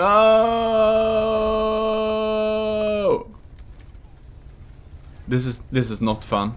One of the balls are dead though. Dude, your build is literally cheating. 23,000 materials. I'm eating up all that materials. 2 of the balls are actually dead. 2 balls are dead. You're right. It's pretty close, even though I'm face stitching this entire thing. Oh no. Oh no. Come on, get up in the air. Get up, get up. This, oh no. 68%, Urchin is 74. They have 380, oh. Oh, 67%. My rotating arm is not there anymore. My internals, I have a lot of bulk. God. Oh, dude, Holy shit. This is like a horror movie. Yeah. He died like he lived, covered in balls. Oh no. Captain Anthros is on. 60%, 59. Oh no. Oh no. The urchin weak. Oh no. Come on, get up, get up, get up, get up. Are you kidding me? Am I getting up? Oh my god. Oh, no, don't get upside down. No. No, that's the end for you. That's the end. Oh no. The end. That's like a Tesla rocket landing. Just belly flop to death. Fuck. Oh, this is brutal, dude. Oh no. Oh, there we go. There we go. Very sad for me. It wasn't that far away. Like look at the materials of the urchin. It's so low. Yeah. Damn, if I would just do some damage. Oh, Missiles, man. please. Oh no! Okay, this is the end. No more missile away. No, Couldn't and do. gone. Damn. Damn. Man, I do have to say, if the Urgent were able to fly, you were dead very earlier. Oh yeah, absolutely, for sure. It was just a bad setup for the AI. If you had an AI that would stay always in the air, you would be absolutely fine. So I won this one, right? No. No. It's 1 point for Light of the World and 0 points for me. He's graded to death. Yup. Next up will be actually two of the winners. Jono 1928 against Cortez. Oh. So we are getting back here. I mean, we have to come up with something because that was really messed up. It was really messed up, but it doesn't affect the brackets, you know. They were already Okay. set. Stupid. Anyways, Anyways, let's jump back. GMODIST Bad Boy Sega against Light of the World Sentient Airship. So let's see here. We have a lot of missile fire incoming. Am I going to charge it or not? Oh god, this is Oh. No, Oh, it dodged! It dodged! I missed that one, and I'm turning really slow. So we have missiles against missiles. I think this will be hard for me to win. Yeah, The sentient airship is powerful. And I really opted for bulk. And I have bulk. And we're we're slowly turning around. Yeah, Captain Anthros, the previous battle, we called it extra content. I mean, hey, at least the entire ball thing is a great way of bloopers. Yeah. Oh. Anyways, we're coming in for another round. Let's see if we hit this time. Oh no! Oh man, new front looks absolutely messed up. It does, and we're not getting there. Dude, that thing is dodging. It's as hell. dodging me. Yeah. Light of the World is at 99%. My thing is at 92%. Oh god, this looks slow. My big boy Bad Sig looks such ass. Oh, I had to paint it pink also. At least we have missiles shooting each other, so that's interesting. That's true, yeah. But dude, that thing Bam. is dodging you. Yeah, but I have a lot of EMP, so hopefully I can fry something inside of there. If I'm lucky, I can AI kill it. Oh, it seems like you killed one of the cannons. Maybe so. And I have a lot of wooden armor on exteriorly, so it's Dude, like a lot of bulk. Yeah, That's so much air noodles. it is. I'm glad I turned down the settings. Oh, the look! scope. Look! What the What hell? the hell? I shot something important. No way. It's falling No like, way. like a sad thing. Oh, no! Oh. Bam! Ooh. Down to 86%. Oh, that It's- was a big hit. Oh yeah, it's down on its back. Yeah, I Wow. guess the battle is decided. There's no way this thing can recover, or? Well, it's maybe I can't recover either. Let's see. Yeah, you're kind of suiciding. This is so stupid. Come on, don't dodge this now. Oh, come on. Oh, Stupid no. ass. Oh no, it's so retarded. Oh yeah. No, I was so ready to see how it's I was going so ready to kamikaze see that then. too.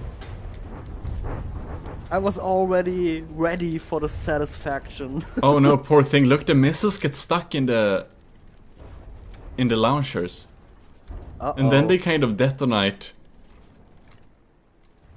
automatically. Looks... Oh, what the fuck did I do there? Oh, you lost your entire spinny thing. Yeah. But you know why? You know why the entire, like, bottom is covered by rubber? Yeah. This is why. Okay, now it's... What is it doing now? Now it's thinking it's a car? I don't know why. It's killing itself. Oh wow, now it's getting into close combat when it doesn't have any melee capability. Yeah, What it the is. hell? What is it doing? It's kind of stupid.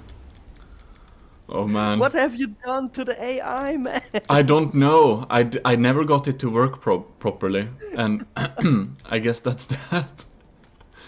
At least I have my leechy missiles going on there, so that's something.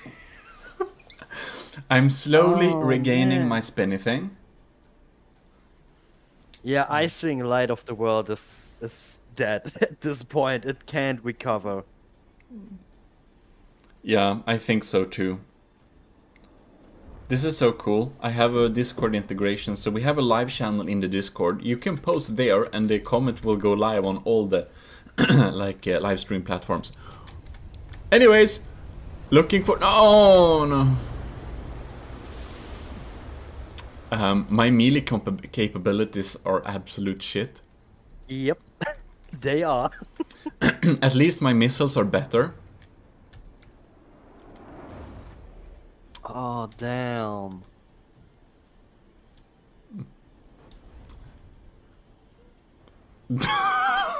Oh my gosh. It repaired it and now it's gone again. Yeah, that's what it does. It's not good at handling targets on ground at all. It's actually pretty shitty. Poor Light of the World. It's upside down. You can't do much. Gary, jeez, it's like I'm flying it. Hey, Gary, I'm gonna tell you something. Trust me, GMODIST is even more worse at flying things. That's just complete bullshit. Not true at all. It's not! Yeah, exactly. It's not true. Not true at all. You bumped into every single thing when we were recording something at Starbase. There we go again. I'm down at 90%. Light of the World is at 77. It's like all the repair bots have gone. Oh, this is slow and painful. I have to say, this is kind of sad to watch. Yeah, it is. It's kind of sad to watch. I mean, it's like always going for melee and trying to teabag it, but... While the Light of the World, as Captain said, is trying to deny it pleasure. I mean, I have to say, your build is disrespectful. It's so bad. I mean, it's not that bad. It looks like I'm winning this, but it's also that bad. And there it comes, another disrespect teabagging slap. It's not nice. It's just trying to be disrespectful. That's all it does. Okay. Oh, come on, come on, come on. No! And it's gone again. It's down at 65%, while I'm at a stable 80%. You know, your spinny thing, you know how it is actually? It's like the South Park episode, you know, like where they want to invest into banks and shit. Like, oh, we're gonna invest in this and this and that, and it's gone. I guess I didn't watch that episode, but oh well. I guess you're very right. South Park is actually really good, but I don't watch all the episodes anymore. I used to. Yeah, me either. I mean, it's basically replaying every time and over and over and over and over and over again. Let's go! Urchin, release! The urchin are lagging so much. I'm glad I turned the settings down to like low. Because, you know, I have my secondary computer that's like actually coding this stream, so it's only the game basically that's taxing me to this point. Oh shit, Gary is right. This is going to look so wrong. We have a long serpent. A serpent. Oh, this is. Oh no. Oh, what happened with the serpent there? It slapped something. Oh no, what is the serpent doing though? What? It What? destroyed itself. What the hell? It's gone. It's under 50%. It's like... And if it wasn't that bad, it's... It's like it already gave up. That's 30 seconds. What the? Do we want to see this battle again? No, it's just... No. Okay. That was a premature detonation. Too much ball play. Come on. Gary is on it today. What's going on with you, man? Gary is on... Gary is on fire. It's like With this. a lot of missiles, huh? We already looked very well at Aleki Hakio's Calamity Crucible, and it's a very formidable craft. So since we haven't seen Yeoman's Space Sheath, the funny thing is that it kind of looks like a sheath too. Yeah. We're going to have an extra watch on the Space Sheath. Okay. Aww. So the Space Cheese is slightly is getting grated with the cheese grater. And it's going on top. Oh. Oh. We're in space. Oh. I'm curious. What's going to happen? Oh, looks like Alec can still shoot him, There's but a laser. isn't that interesting. is it a laser ion cannon? Bam, and it shoots down like that. Wow, this is scary. It has steam engines inside of it. I think it's, yeah.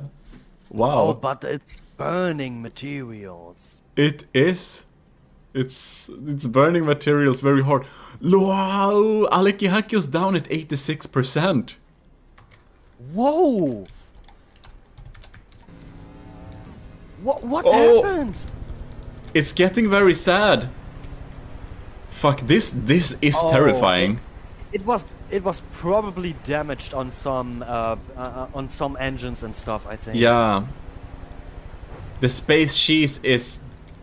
It shoots like... The it's space cheese is cheesy, dude. Wow, it's scary. It's just from above. It's like ion artillery or something like that. It's just dropping down droplets of evil cheese that's just eating away. But what? Okay. We have some accuracy problems though. Wow, some very heavy accuracy problems. What the hell is it doing? Look at this. It's like there's a Star Trooper shooting a cannon. Yeah. What the hell is it doing? Hey, that's why you never hire Star Troopers from the Empire. It looks like, you know, like Battlefield 2142 or the future Battlefield. Yeah. They had some like ion artillery that you could like call in. Alright. It looks like that. Some random beams coming down here and there. Okay. What is it targeting now though? I don't know, man. The space cheese is good, but the targeting is absolute crap. I guess it's hard to be accurate at that distance, maybe. It can also be that Calamity Crucible has some kind of jammer inside of it. Like you can spend your engine power to get the enemy to be less accurate. With the ECM jammer, I think it's called. So it's possible that he has that, and that thing just makes it not be able to hit anymore. Because it's so far away. Dude, where is it shooting? It's miles away from the target. It is. it's not damaging it anymore. And it looks like what I think it's way too high now for the detection to be efficient. we can't, like, the lasers aren't even, like, Alec can't shoot back either. It's like they're far away from each other and they can't shoot at each other. Come on. Oh man, I think the battle, we have to decide it by percentage, man. Yeah. Oh, percentage are dropping on the Crucible. I think it finally hit. It is hitting again, it seems like. It seems so. And the laser just isn't getting there. I don't know why I hear rain sounds, because I'm in space. It's so high up, dude. What the hell? Yeah, maybe it had some kind of ECM jammer, because it got back accuracy. Wow. Non-functioning anymore, it seems like. No, it's getting bombarded. Ooh. Bam. Well, good job up there. Looks like a clear win. Yeah, absolutely. Not even a question about it. So, because it's very unlikely anything will change, I'm just writing in Joe-Man as the winner, and Alec Gihakio gets a 0 on this battle.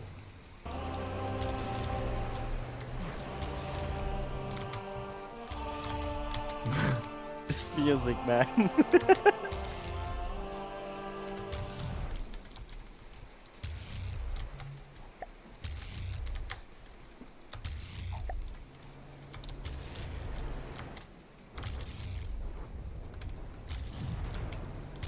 Wow. Looks pretty even right now. It is. The drift tank's missiles are closing in indeed. We're just gonna follow them for...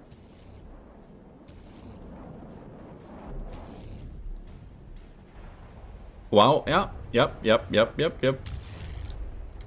Nice hits there. So it's, they're basically the same. Yeah, but they didn't do really any damage. But this is by far it's really an even battle.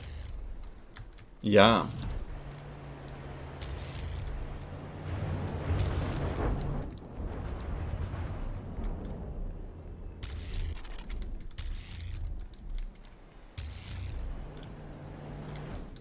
Nice. Look at that, it's shooting at the missiles. Huh? So I see some laser defense. Is it? Is it? I don't know. I'm not really sure. Anyways, a drift tank has better stats by now, but it's drifting it. Oh yeah, I think that Snivel Lord's drift tank doesn't even have an engine, because the spin block with the wings on it is so efficient that it moves quick like this without even having an engine, if I remember correctly. What? Yeah, it's real cheese. It's like stacked wings on wings on wings on wings. That's on rotators. That's on rotators. So that's also the reason why this battle is also kind of laggy. Holy shit! That's so cheese. That's some true cheese. It's a true cheeser. I wonder if any. Oh no! Ad Nicrias Ortam. Oh, what happened? I don't know. It can't get up from the ground. Now it could. Huh? It bounced? Okay.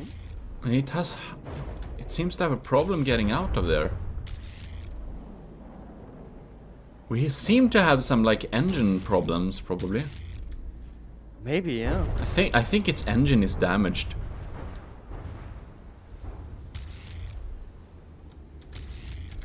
Yeah. Oh wow, man, this battle turned from even to not even at all. Yeah. The drift tank is just doing good, just popping up like Like missile fun. It's flipped? Is it? Wait, is the airship flipped? I don't think so. Maybe it is. Oh, No, yeah. it is! Yeah, it is! The It's rubber upside has to be on down. top. Oh, that's unlucky. Yeah. The balloons don't seem to be able to get it out of here. It's down to 76, so it's looking a little bit sad. Oh, that's unfortunate. It's very unfortunate. It was looking so even, man. Yeah. Oh, we have some movement. Yeah, is it getting out of there? I just like. Wait, where is Where is it? It's over here now. It's pretty quick. I just love it. It's just on the other side of the hill and just lobbing artillery like couldn't care. Yeah. Missile like. Well, Adnikrias is down at 62%, so it looks like Adnikrias will lose his first battle in this little tournament. Damn. Unlucky. Yeah, lots of craft. Yeah. Wonder how high the train is. Yeah, I don't know actually. It's Yeah, I don't know either. Indeed. I don't know. Was it maybe 50 minimum? Like plus 15? There is the ground. Hello, for see you later. Enjoy the VOD when you get back. So okay, yeah, that's what changed.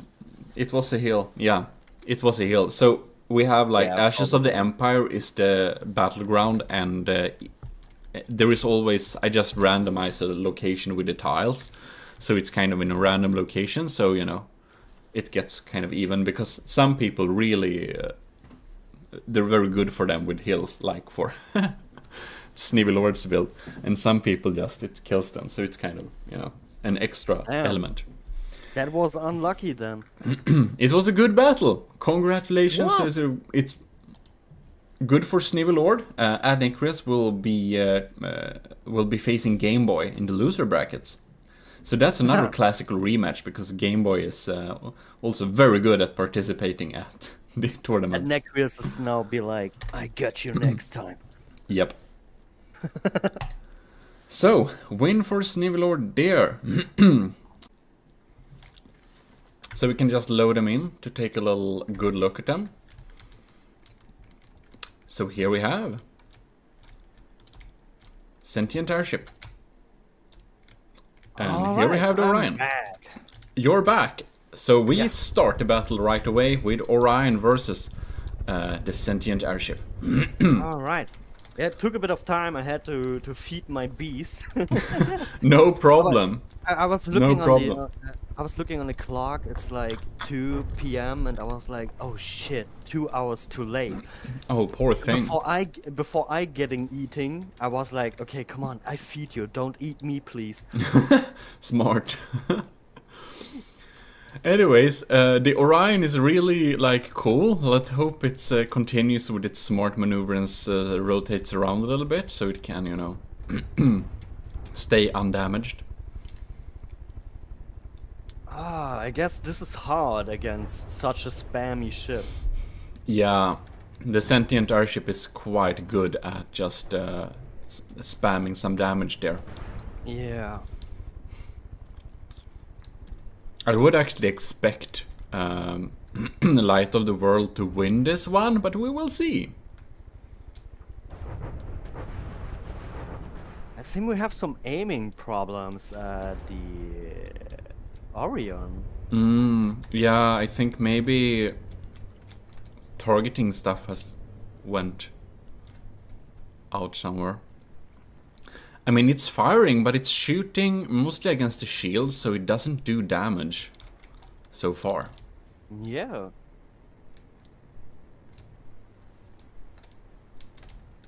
Will be interesting to see what happens.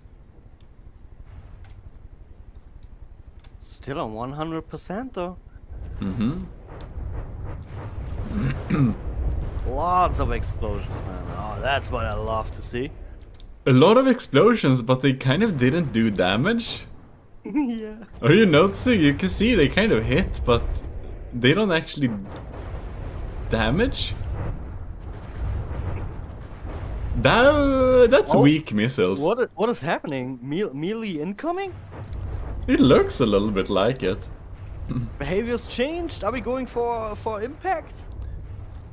Necros nope. is it's the sorcerer dodging, not aiming problem. It's dodging well in that case because... Yeah, that's true. Oh! Oh, lots of shields. It's just 2 shields left, it seems like. It looks like we're back with another resource battle. And the Light of the World is in lead in both of like percentage and resources. Yeah, he is. It looks like Macross missiles, which is awesome. Well, that's great. Hero is down! Orion is down to 88%. It's starting to get holes in the top here. Yeah, I think there's going to be those internal damage happening now. Hmm. Oh, and it's down, it's down. Oh no! Oh, and it's gone. We got a vital hit. Indeed. Indeed. We Was it? did got a vital hit. Looks like a AI kill. Well, well, well. It's clear that Light of the World is the clear winner of this little battle. Very good job. Orion was a very nice craft, and it was quite formidable. It had some really cool tactics, but unfortunately it didn't work against this sentient airship. Orion invested a lot in defense as Anacreas. Now it needs the enemy to hit a hill or something. I well, doubt too late. so, because if you look at the Orion, it's very empty. Like, it's basically, how to say it, like... It's kind of hollow, yeah. Yeah, hollow. Yeah, exactly. That's the word I searched for in my head. But I guess it's tried to have like small profile towards the enemy. We're going to watch the sea serpent here, because we will see if it flops itself to death again or if it actually flies. The wanky stick. It shot itself, or? No. It's the Tomb of War. Oh, I guess the sea serpent will have a hard time against the tomb. That's tough. I think so. It seems to have trouble flying as well, because it's matching its own altitude Oh, to the enemies. did it lost its tail? It did. It has 75% left only. Damn. It's like modular. It has like a turret on every piece, so it can lose a piece like that, but it's not looking good for the sea serpent. The Tomb of Worm. What? Is just staying there, staying flat. Yeah, it's just sniping away here. Couldn't be slowly grinding the sea serpent. yeah. Have a few shots incoming, but It's like us on a Viking boat and fighting the sea serpent. yeah, it's a little bit like that. We're going to win eventually, but take some time. The beat. Then we're gonna stick our feet out of the boat and just enjoy how we painted our nails. Oh man, we have to get back sometime, really someday to Valheim, man. Yeah, definitely. With Malta, with him, absolutely. I'm like, I'm trying to play through the game a little bit on like single player just to Oh, get to know it a little bit better, because I felt I didn't have like time to get to know the game enough before just jumping Yeah. in to stream it. Yeah, that's true. But that's something that would be... Yeah, but I That's- guess it's only worth it if we wait for the next big update, because the next big update is combat overall and shit. Yeah. Probably so. I'm getting to know the game in the meantime, and Yeah. maybe I'll casually stream it or something, but yeah. Did everything we had to do with friends back then. Now we're waiting for release. Yep, that's kind of, I guess, what most people do with Valheim. Yeah. Well, the Tomb of Warn looks very steady. It's just snipes away there, like a little castle. Very nice. The sea serpent is squiggling away in the horizon, losing blocks as it goes. But the armor is pretty nice, though. Yeah, no wonder it's glued to the ground. It's very glued to the ground, hardcore. But yeah, I really think the Tomb is going. He is going to win this, no doubt. Yeah, definitely. We can.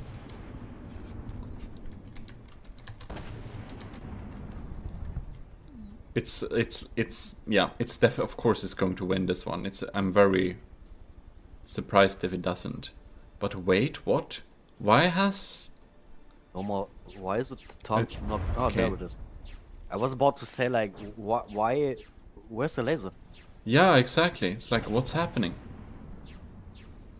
And the sea serpent is just having so much material storage. Like, it's not using its materials. It's like it's... Yeah.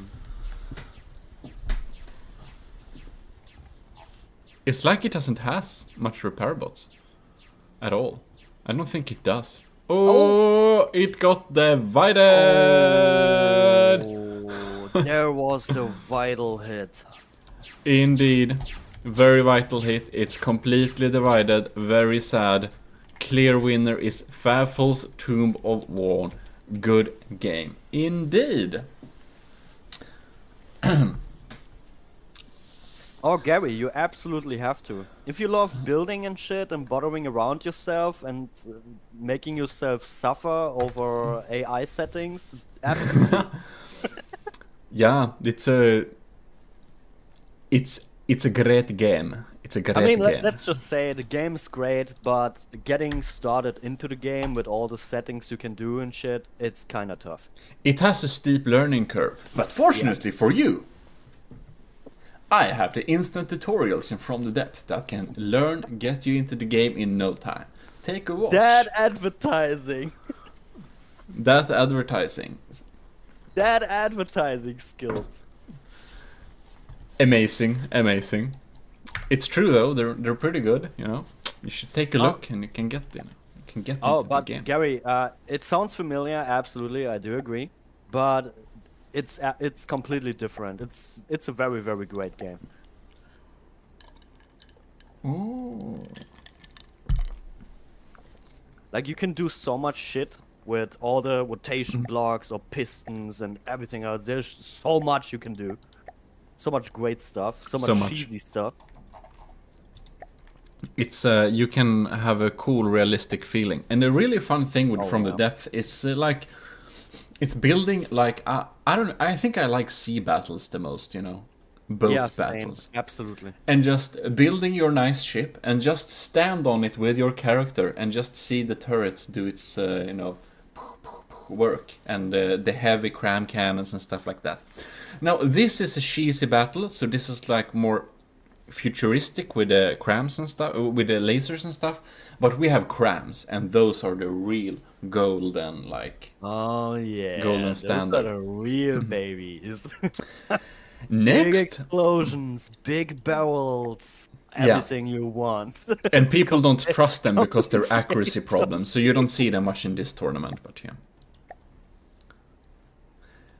Next up is Alki Hakio's Calamity Crucible against Fickschnitzel by Xauerkrau. No.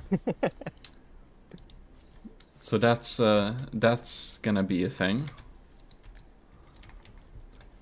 This is pre-speed buff crams. Yeah, it is. Probably. we moved back to an earlier release of the game, so it's closer to when we actually had yeah. yeah. Oh yeah, I read that too, that now with all the updates, crams are more viable. I'm so happy that when I read this, because I'm such a fan of the crams, man. Indeed. Anyways, let's start this battle. No, don't. Aleki Calamity Crucible is grinding away at Xaverkrau's tank. A very big surprise. Let's just enjoy this battle. Are you sarcastic, mother? Quite interesting. 93%. Xaverkrau, you haven't hit Calamity Crucible yet. Why don't you aim your cannon? You Xaverkrau, time is of the essence here. You didn't even dodge those missiles. Yeah, that quite hovercraft interesting. looks great. I just built it for charisma. It looks very nice. It also looks kind of dead soon. Now you get the evil lasers from the sky feeling. That's so sad. Poor thing. Yeah, I don't think you have a very good chance against this scary thing. Absolutely not, no. I mean, as I say, like, come on, let's be fair. I'm missing like 30, 40,000 materials. Yeah, you don't have much of a chance. You could have if you had like some kind of lucky shot, but yeah. Yeah, like everything is under geared at this point. And there explodes the engine. Yeah. Damn it! Bam, ba-dam, ba-dam. At least I'm going down in absolute glory. Glory. It's not wine, it's actually cola, but it was a good comment. Yeah, yeah. Full Bond villain. You know, Xaber, you can make it good, then we... You can make it good, then make it pretty too. Nah. You can. So 75, yeah. I don't know, it feels I mean, this battle feels pretty decided. Yeah, you know? no shit. It kind of did. 0 point for Xaverkrau, 1 point for Aleki. Submit scores.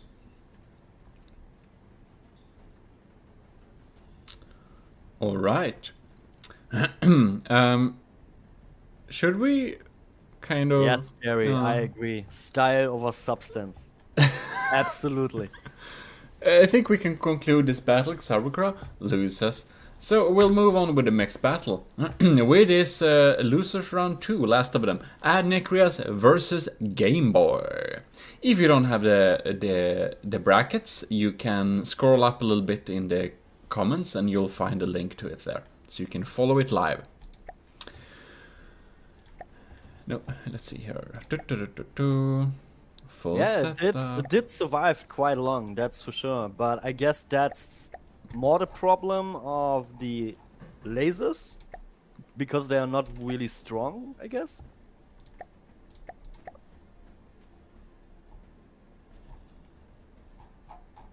Let's see here. There we have it. So, Adnikrias Tier Ortam versus Game Boy Soviet Apok.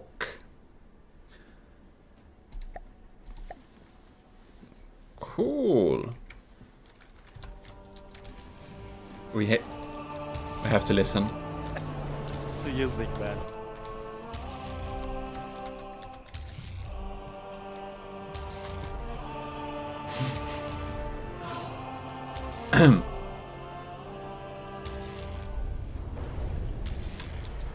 Cool. Now we can see what is Game Boy's. Oh yeah, I forgot he was this this kind Red of alert, Hell March. mammoth tank. Yeah. Oh yeah, man, good old Command and Conquer, man. Good old Command and Conquer. Yep, there we go. And they're both kind of at... they're very equal here.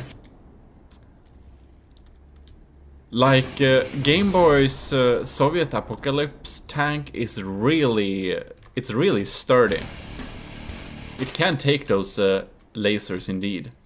Oh yeah, absolutely. I'm curious if he now has a battle where his cannon is actually accuracy, because the last battle we've seen, it was really not accuracy at all. Yeah. Oh, there goes the shots.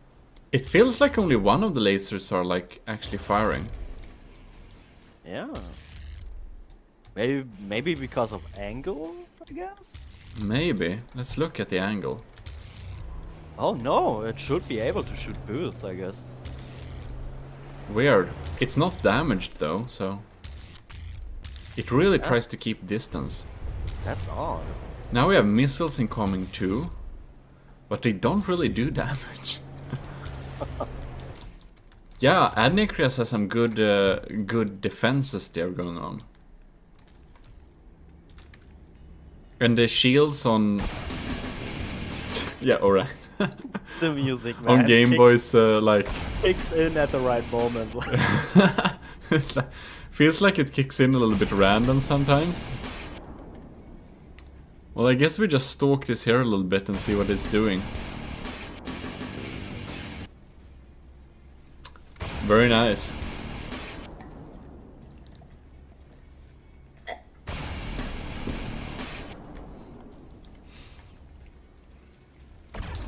So Nikra says it's... yeah. yeah. He only has medium armor and evasion. Yeah.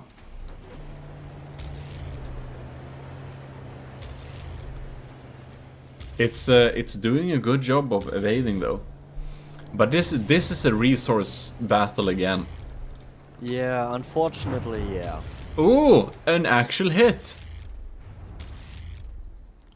A tiny percentage, but The tank has the music tied to the cannons.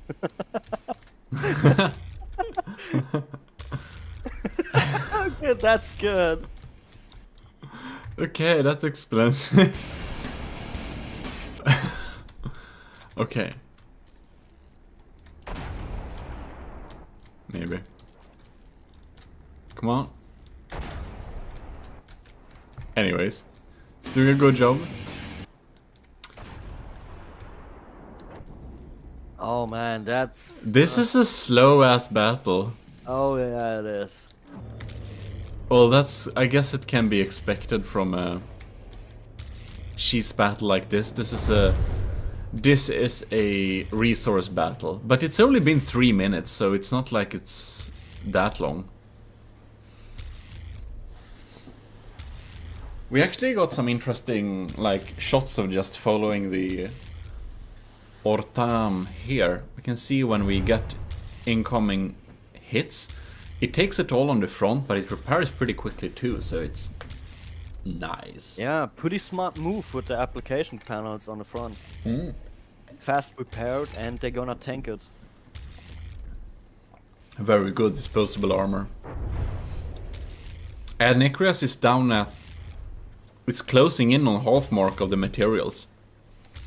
No, not half, like a quarter, I don't know, 6,000 at least. Game Boy is still at 9,000 almost, and that's probably because of, you know, he's on the ground, not in the air. Not the mountains! Oh no. This might be the death of the Ortam again, backing into the mountains.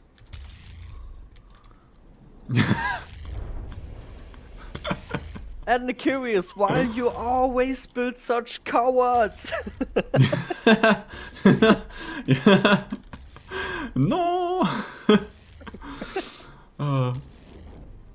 It looks pretty scary when it rolls in at the horizon here, playing hard rock music and, you know, spamming missiles and shit. Yeah. Okay, let's let's watch the fate of the Orta. Oh no, the mountain! Oh no, the mountains! Nice mountains. I wonder if my ass fits on it. Oh yes. Oh, nice no, fit. Oh no. No! I mean, oh, bad hits. And curious, you know, What? this doesn't work on airships. hell? Like the logic that cats have, if Sorry. it sits. That doesn't work for airships. It only works for cats. I just need to go to the battle again because I clicked caps lock. Here we go. Now we can continue the battle.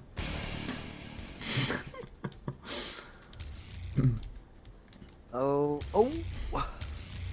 All right. Oh no, it's completely stuck there. We can't get out of it. Yeah.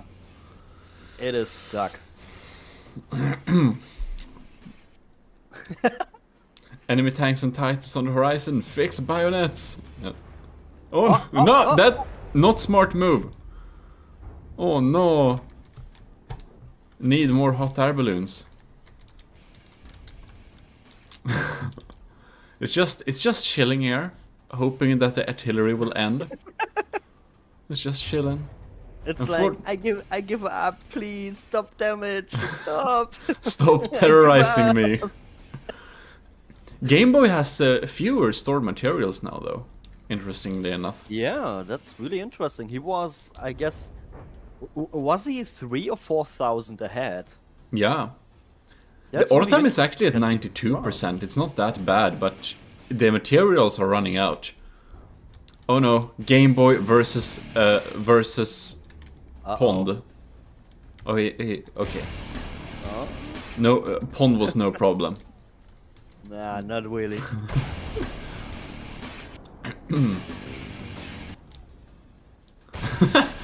And Necria says, you know, the next one I will make will meow. Oh my god. That's great. Oh. Okay, my next one I make will oof. Will bark. Oh god. Will we have an animal theme the next time? Yeah, I was about to say that. Oh fuck! I guess we started something bad. We're gonna make a Furry anime contest theme tournament next. Oh yeah. We're gonna see some flying dolphins.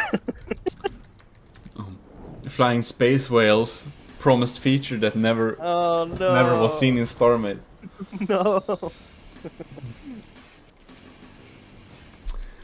Okay, so this is a little bit slow-ish. Like the missiles are popping up here, kind of. Ortam has zero materials, and Game Boy decided that nah, this is kind of a good distance. There is a hill in the way, but what the fuck? Who cares? Maybe I can shoot through the hill, like in like the Göttendömerung in Iron Sky. Hill armor for the win. F for space whales, indeed. Yeah, but this is decided. This is very Definitely. decided. Yeah, it's Necris has been sitting here for a long time. I'm sorry, my boy, but you're not getting out of here. You're quite stuck. Oh boy, the second defeat. And it wasn't the enemy, it was the freaking mountain. It was the hills again, and Necris, the hills got you, not the enemies. That's really unfortunate though. You should be very glad you're not facing the Urshin Wake, because that hill move would have been an instant death. You got them. Anyways, Stop bringing that up. You got shredded by the balls too. that was just extra content, it turns out. But No, it wasn't extra content because the same battle is going to come again. It is, but I might be lucky. Some more bolts into your on your craft. Very well, indeed. Anyways, good job, Game Boy. You won this one. I'm submitting the scores now, and let's see what the next battle will be. I think we'll actually stay in the loser brackets for a couple of rounds more. And it is Favol versus Light of the World coming up next. So, Oh yeah. now let's see here. Favol, Tomb of Warn versus... Oh man, I do have to say, I'm getting really excited for the end, because we are going to make a Royal Rumble again! Royal Rumble. Oh yeah! That's true. That will not be laggy. Oh, you poor PC dude. Yeah, it's gonna cry a little bit, but we can always drag down the FPS a little bit. Now let's see here. Favol, Tomb of Warn versus Light of the World. That should be correct. Materials are set up properly. Again, let's randomize the location and click start. We go back to the game and we can now click play. And here we are. This is interesting though. Yeah, that's interesting. This missile stream is quite cool actually. Yeah, I agree. And it's devastating as it looks like. Look how the percentage is dropping on the tomb. But it's just exterior stone armor. It doesn't mean much. Oh, you can see. It's just a stone layer on top. So as soon as it doesn't get through like the heavy armor, it's no problem. Let's see what the Tomb of Warn is doing against the sentient airship though. Not much as it turns out. It seems that it kind of misses very often. Yeah. Yeah, those incoming missiles here are well placed. Sooner or later we're gonna get through. Oh yeah, we are. Macross missiles. True.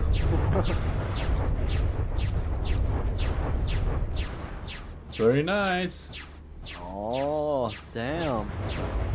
That stream of the advanced cannon is awesome, dude. Yeah, it looks like blood color. Yeah. Kind of weird color for a shot like that, but... It looks like, okay, you're shooting a laser on me, I'm gonna send them back multiple times. Yeah, a little bit like that. Well, the Tomb of Warn might get the like lucky shot, but it just stops firing because I think we kind of... Oh yeah. Oh yeah, we got an internal hit, I think. I think so too. It got penetrated. So yeah, it's just... It is starting to eat away the heavy armor. It's down to 83%. It's not going to change, I think.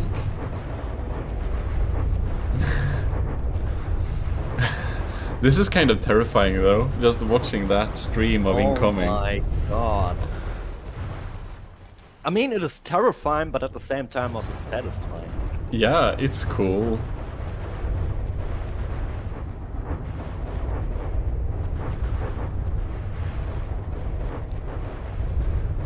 Oh man, yeah, but this battle is decided. Yeah. Yeah, nothing is gonna change, I don't think so. It doesn't repair itself quick enough, it only has one weapon system.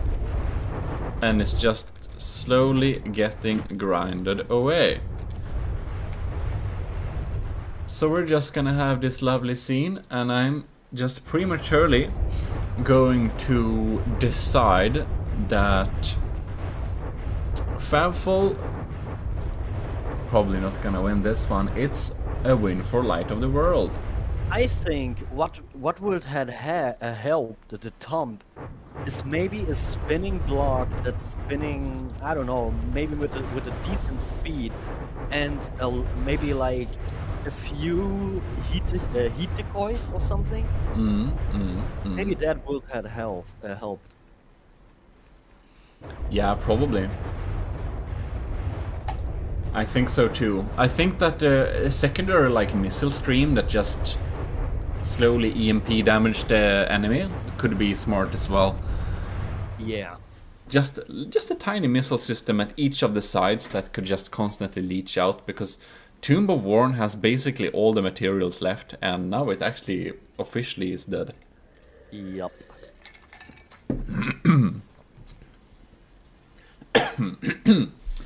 Which lets us get back to the next battle, which is also in the losers bracket.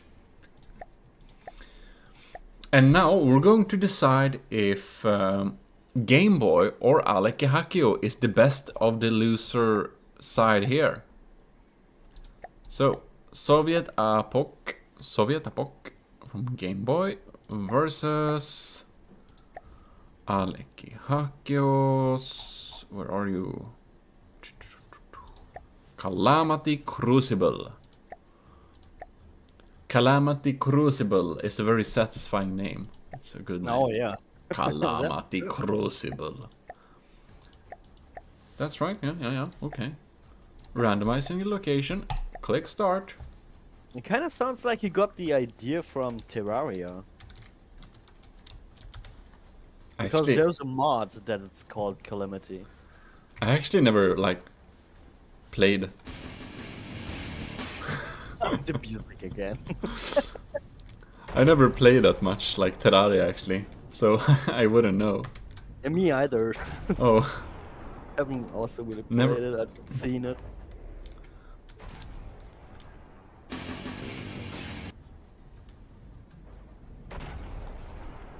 well, Beersama, you should play From the Death sometime if you like this kind of game.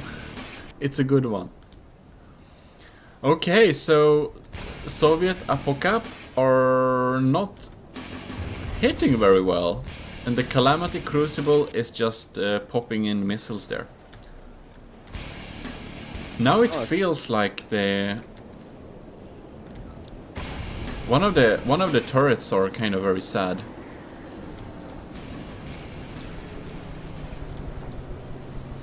What? I didn't notice it had. Yeah, this is a tactic I've seen also multiple times. You're just having flares on a rocket with a hinge. With a little string. Yeah. This is basically like the thing I talked about with having a stick, and on the end on the stick you have heat decoys. Yeah, yeah. This is much more efficient, of course. I've seen that multiple times. I never noticed it much until now, but that's a really cool thing. Flares on a string. It's also very efficient. Cool. Should use that sometime. Yeah, same. It feels that the shots that come in, they actually get detonated by lambs. They're pretty good lambs on this system. Yeah. Just obliterates every shot coming in there. It's like, and every missile. ECCLESIARCHY's Calamity Crucible is very good. It's very good. Yeah. I don't think that the Game Boy can save this if it doesn't get some luck with. It probably only if ECCLESIARCHY runs out of material before, and Game Boy can survive until that point, that he has a good chance.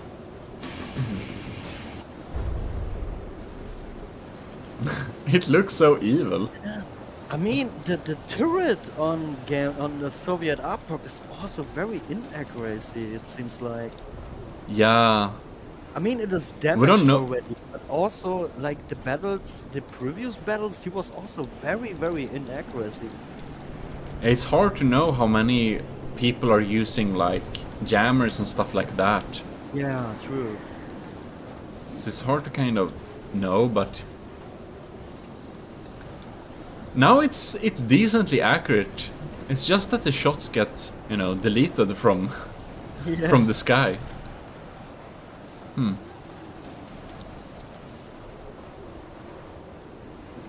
Is it now both of the barrels are kind of super sad? Yeah, I mean, he's getting disabled the entire time per EMP. Yeah. The EMP is doing a very, very great job against the Soviet airport. Yeah. Those missiles are doing its work, and the lasers are just constantly grinding away, and the shots incoming just gets taken down by lamb. I mean, I think ECCLESIARCHY has a possibility of winning this.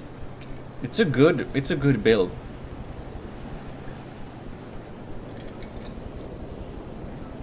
I think that the Calamity Crucible is probably the best one in the loser brackets. Probably, yeah. So far, at least. We'll see who else drops down in the losers bracket, but 73%. It was a while ago. Game Boy actually shot back now. Yeah, I guess the Soviet APOC is kind of dead. At this point. It looks like it's It's mostly disabled, I guess. yeah, it's kind of decided.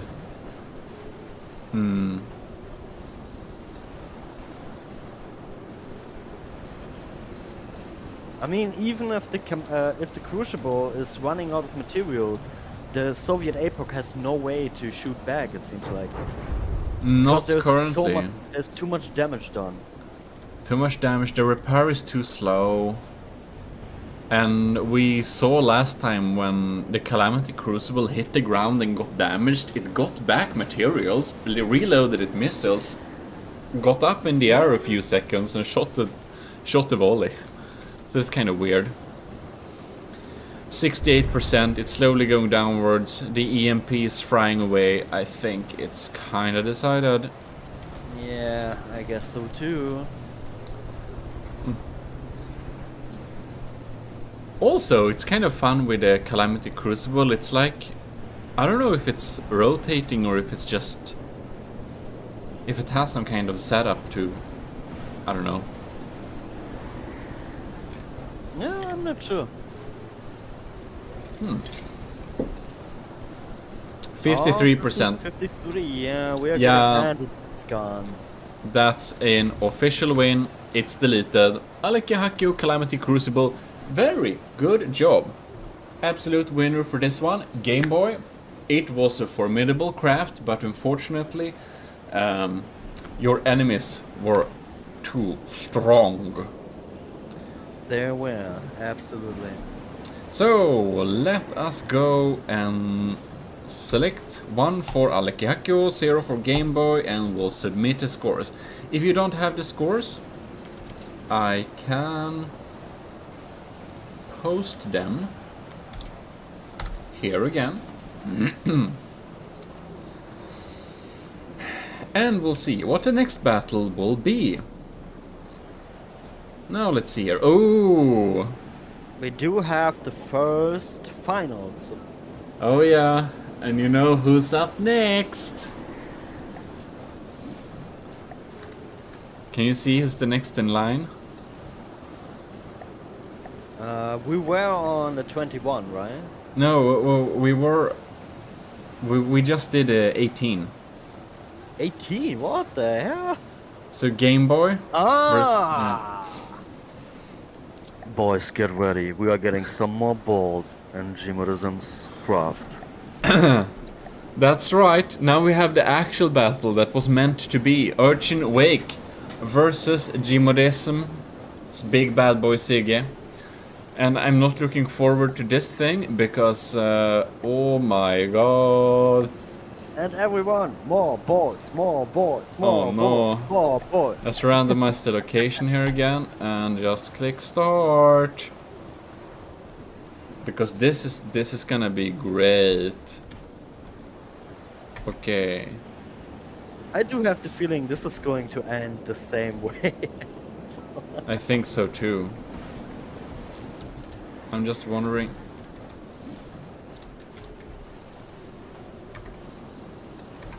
Where the hell is like...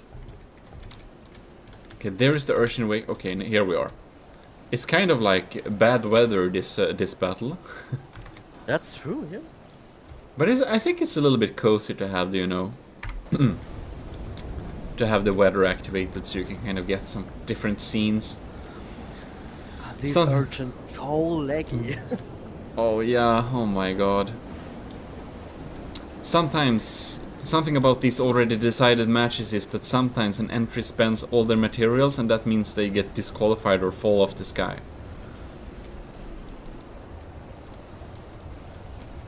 Oh.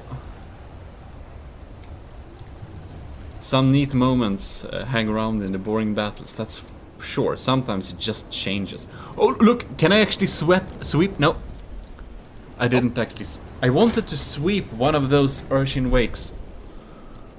That's gone. And it's gone. I think my stupid craft aimed for the, like, the spawning pad. And the spawning pad just gets, you know, removed instantly. Alright. Don't forget the presence of Murphy's Law. No, that's my best hope. Because I'm now very scared. Oh no. look at the... Oh no! That's so terrifying, man. Oh no! Get up! Get up! That is so freaking terrifying. Don't let them get close this time. Come on, big bad boy Siggy, you can do this. Come on. Don't let the boss get close. Urchins. Oh no. Oh. Ooh. Oh. Yes. I'm very happy. I'm a happy man. Can't get me now, balls. They can't. Beautiful. Now maybe I can rebuild and just spam them with some missiles. Oh no. We're nose diving. It's gone for another attack run. So, and it's not as agile as it thinks it is. So that's my craft's problem. Oh. Oh no. Oh, GMODISM, do you getting some balls on your craft? Hmm? Oh, look at this. oh no! Oh no! Oh, isn't that terrifying, actually? Oh no. The goblins in Terraria drop spiky balls, says Adnikras. That's creepy. See the similarities? Oh no! Oh, he's right, actually. Oh, really? He's actually right, I remember now. Are they called Urchin? No, spiky bolts. Spike bolts, they just... Oh, what? Oh. Can they fly? What the? Wait, why they're on the air? That happened, that didn't happen last time. What the fuck happened? This is very scary. What the hell? Now I really wanted to have my rotating arm. Oh, GMODISM, do you getting grinded? Yes. Oh, that's unfortunate. It's horrible. I Poor don't know thing. what happened. Oh man, I do think I have to take a sip of my wine. Oh no, my entire side is very sad. Come on, don't let them get close. No, don't dive. Don't try to charge it. No. I don't even have my... Take these balls. Oh no, I don't even have my nice... You know what I call this? Oh no. Take your own freaking sarcastic medicine Oh back. no. If only my craft can survive a little bit longer, so it can just slowly grind its material away, so it may win. Come on, get out of there, get up. Oh. But dude, this is nuts. Last time they Why are they flying now? I think they have to rely on each other to kind of bounce up a little bit. It's like they spin so Maybe, fast, they yeah. kind of bounce a little bit on each other, so it's like... I don't know. No, Oh, no, yeah. no, no, no, no, no, no, don't flop. That's like piranhas, Oh man. no! Oh no! I hate this, it's so scary. Oh no! Come on! You know, I have a lot of wings that's rotating on this arm, so when it has its arm, it's much faster. And when the like rotating arm is damaged, it doesn't fly as well. Oh no. Yeah, Gary, as you can see, gmodism likes balls. Not right now at all. I think it just keeps going back for more. Oh no! What the hell is this maneuver? Come on, get up, get up, get up, get up. That's why I added the rubber. Oh no! Oh no! Urchin, stay off me! Stay off my ass! No! No! No! Oh no! There's so many! Oh no! Oh. Come on, rotating arm, or do something! Do something! Black Friday sale. Oh no, yeah, it's definitely the doors are open for Black Friday. Come on, get off me. Yes, yes, missile them, come on. Get off me.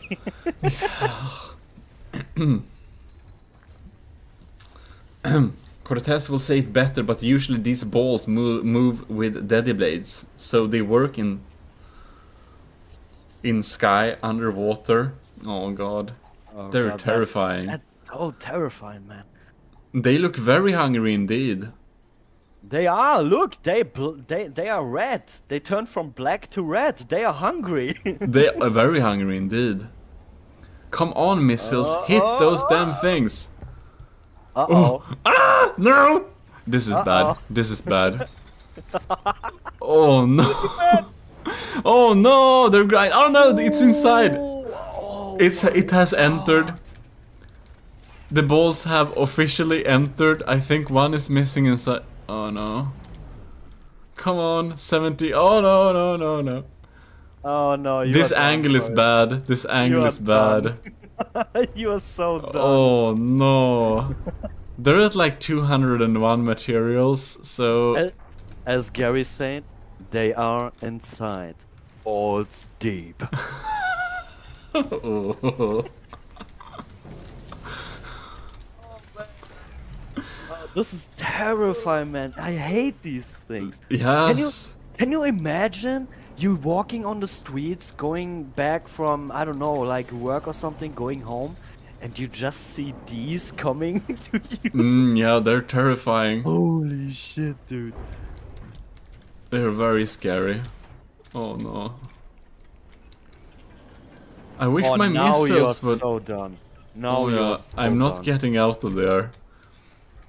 It's like Valiant missiles, come on, save me, save me! Taskete kudasai. Oh no, they're just... Oh no, you're so done.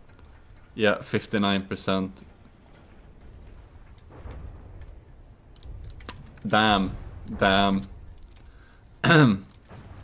Man, these things are so freaking terrifying.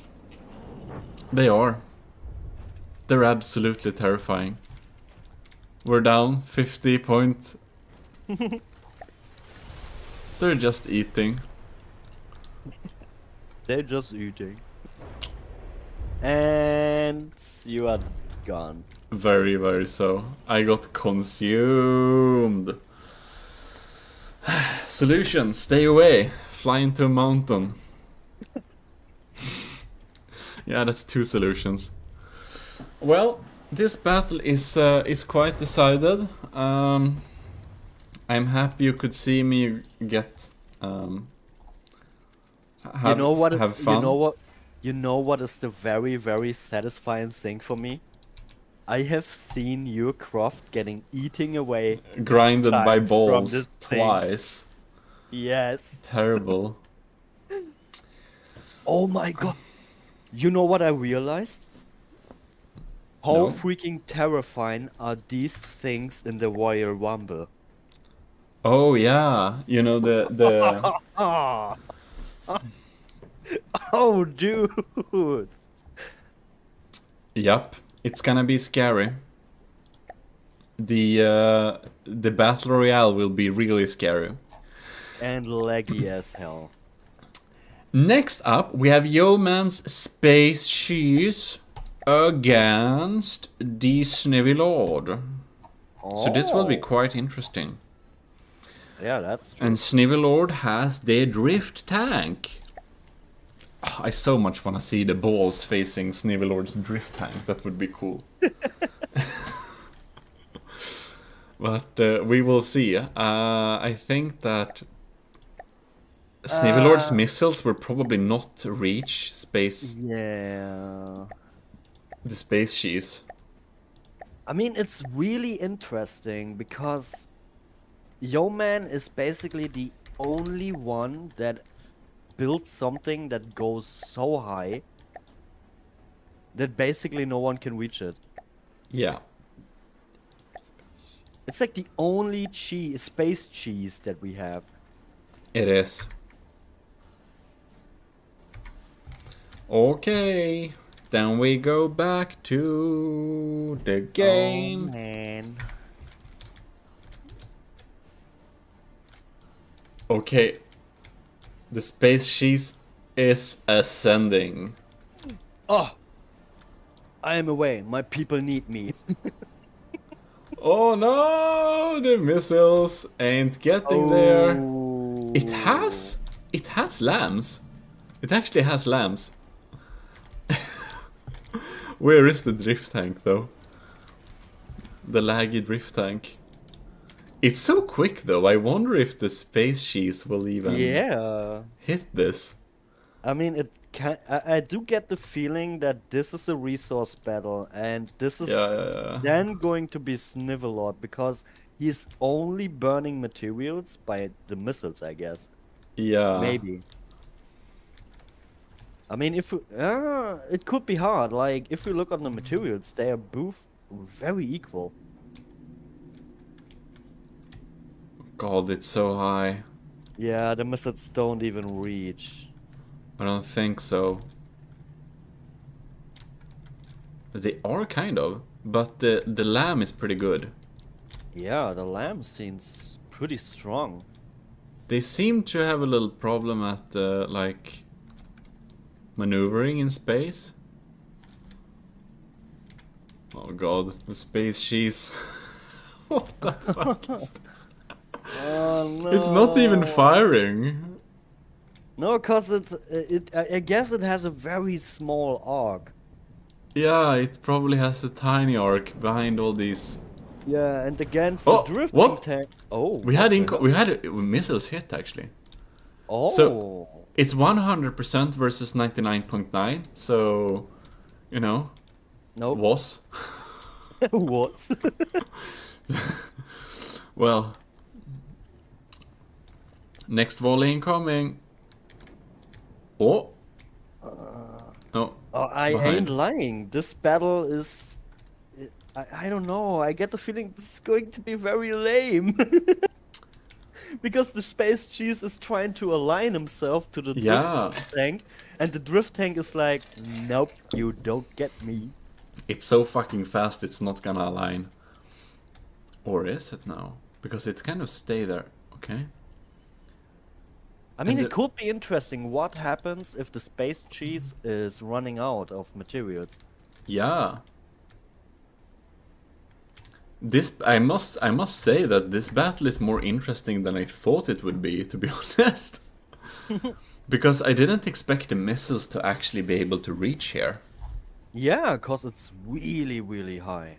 It's really high, and of course it doesn't hit very often, but it do kind of hit.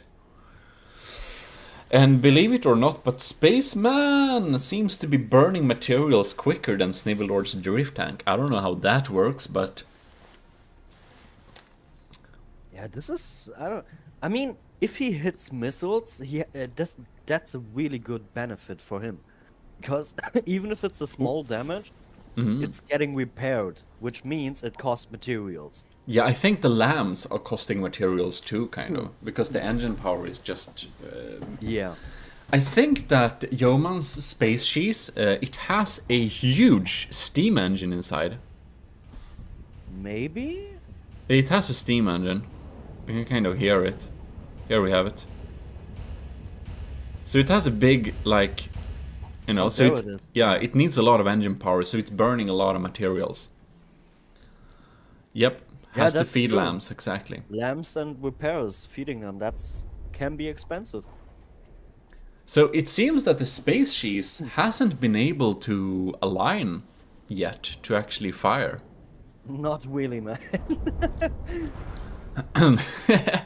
Snivelord's drift tank is just so freaking fast.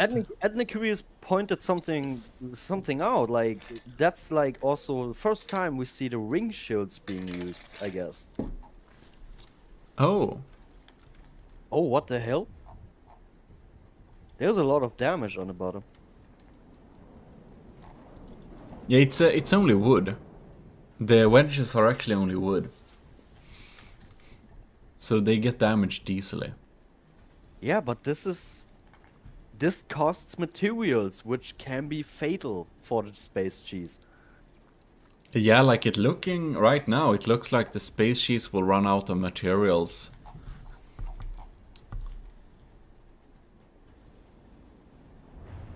Yeah, it's like one missile per volley actually hits, but it's quite amazing that Snivelord's missiles, they are actually good enough to reach that far.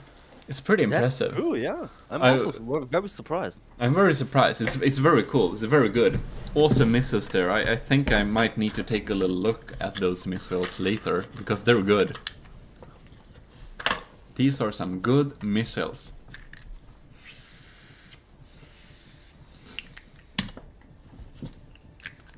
Yeah, harder to have speed authority. But what confuses me is basically he should have a way better speed. Like a way easier way to align himself because he is so high up. He has he has to travel way less than a ground target. Yeah, it should probably... Oh, is it going down? I guess we got a vital hit. It's falling. It's falling. Yeah, we got a vital hit on the engine, I guess. Maybe so. It's 93%, so it shouldn't, but it is damaged somehow. Oh! Whoa! Is this like heat missiles? Unexpected. I think it's this type of missiles that does damage inside. When it like hits, it spawns falling inside. Probably, yeah. Oh man! Bam! Oh wow, that's unexpected. Dude, it's unexpected. Yeah, it's totally wasted. I didn't expect that one. Heat missiles took out the steam engines, that's true, and it just fell down. Cool heat missiles. These missiles are good. I need to look at Snivelord's missiles later. They're good. Yeah, you're just going to steal them. So I can win over you. I just wanna see how they're kind of designed. I guess it's because I wanna know how they're targeting. If it's general purposing power or something. But that was an unexpected turn of events. That happened quickly.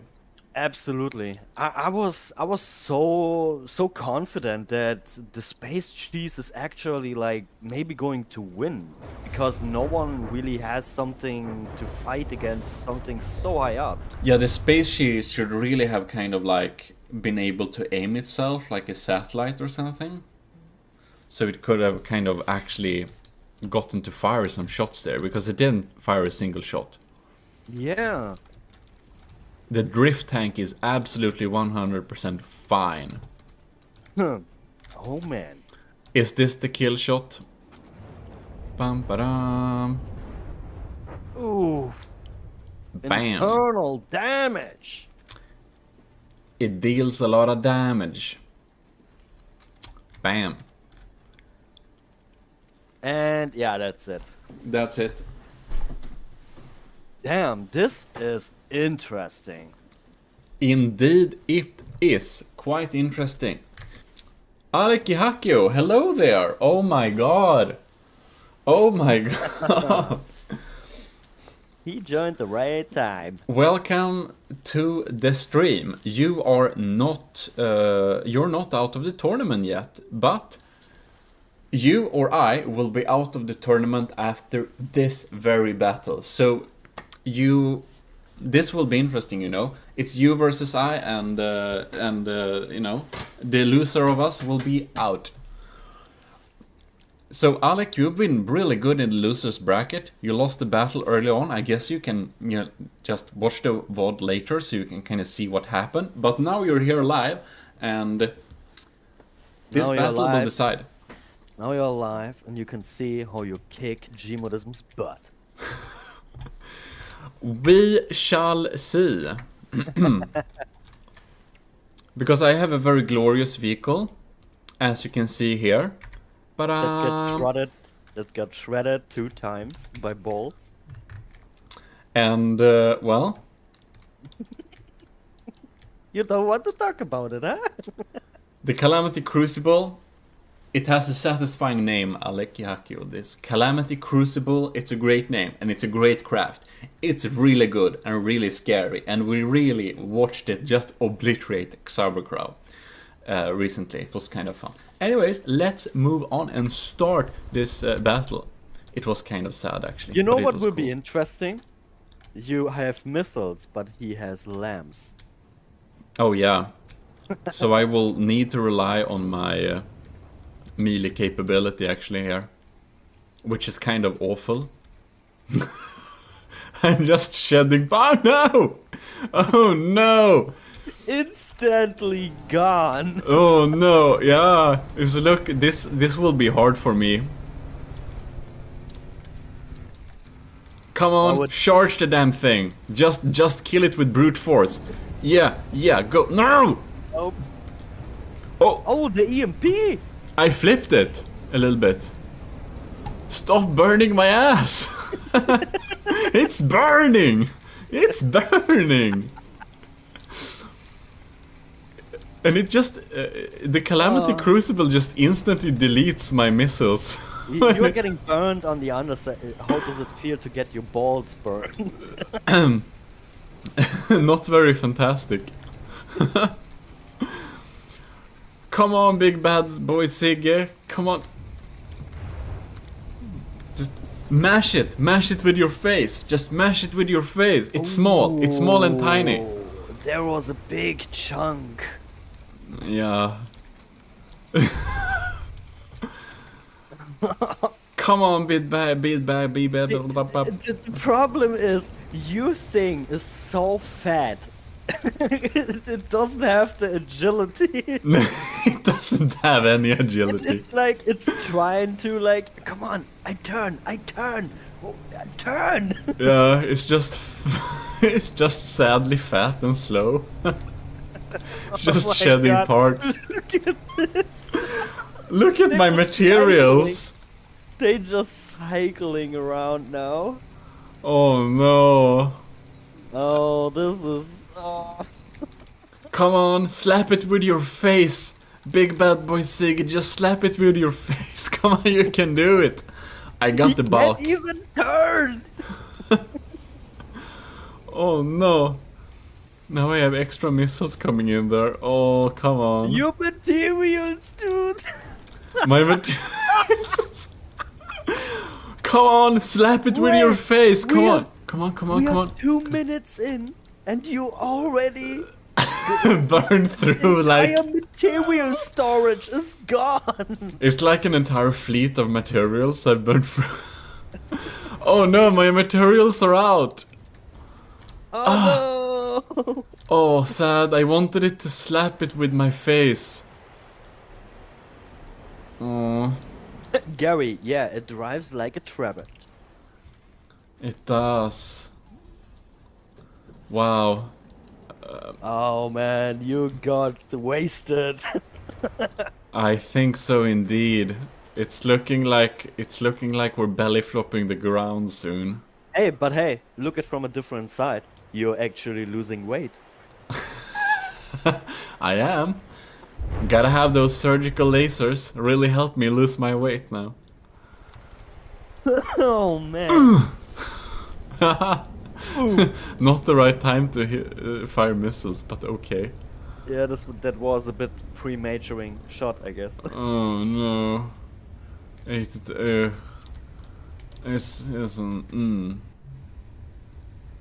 No, you're done for it, dude. You are absolutely. Wait, why you have to... Dude, your craft is fucking cheating the entire time. It's damages it's material. damaging itself, and it's getting a lot of materials, you know? What the Win-win. hell, dude? What the hell? You know, I'm standing there and looking nice and cute, but you know, I got my missile still.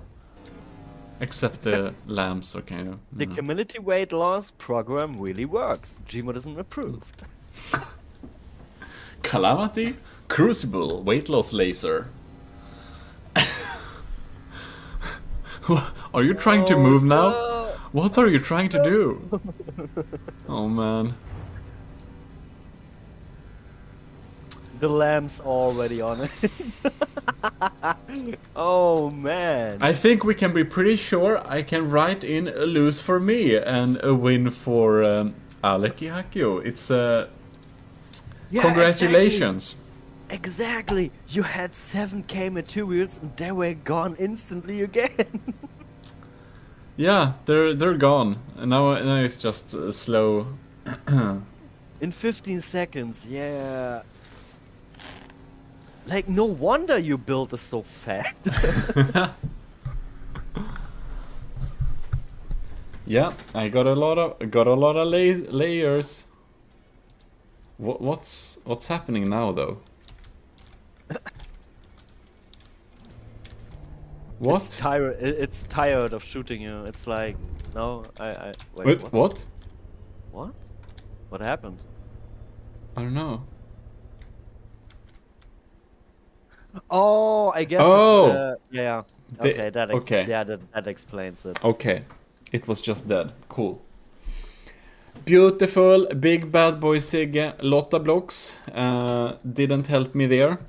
I'm out of this tournament. Except we have the battle royale in the end, but but I'm definitely not winning this. Oh, that's going to be so laggy. It is. So this means ECCLESIARCHY won this one. So now it's Yo Man versus Light of the World. Here we go. Back to game. Where are our boys? Oh yeah, it's the space cheese versus. This will be interesting. If Light of the World is smart, it's just going to damage that sucker real hard before it gets to space. I mean, we have. And that's what we're doing. Ton of missiles. Oh. Oh. But will these missiles reach as far? And it's gone. It's gone. To the skybox. It was able to, I mean, the benefit here is the airship has a shit ton of missiles. Yeah. Question is, do they reach the target? And look at this missile stream! Holy crap! It Oh, is. they Oh hitting. wow, we're Oh, hitting oh. real hard. Looks like space cheese is grated space cheese. I guess the space cheese is already dropping in altitude. It looks like the space cheese is wants to become the pizza on the ground. It wants to, flavor the pizza ground. Oh, it's rising again. Maybe it repaired its engine a little bit. But it's down at 90%. Light of the World's missiles are good. They're just constantly streaming up here.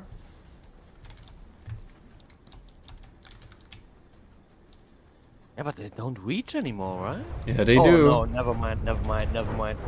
Look at They this do. damaged cheese. It's like a soggy cheese by now. Yeah, it is. It's dropping. It's dropping because it went too high. Oh, is it so? Oh, we got some shots from the cheese. The cheese is shooting. Cool. Thanks for the follow, Alekihaku. Laser. Swiss cheese time, yeah. It's gonna become a Swiss cheese in no time.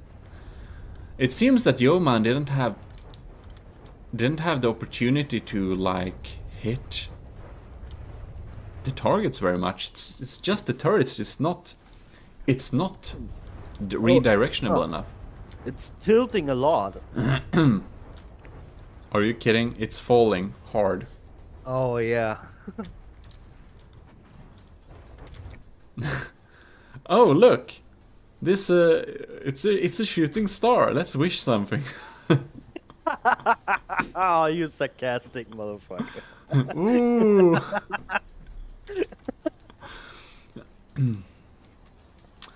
Yeah.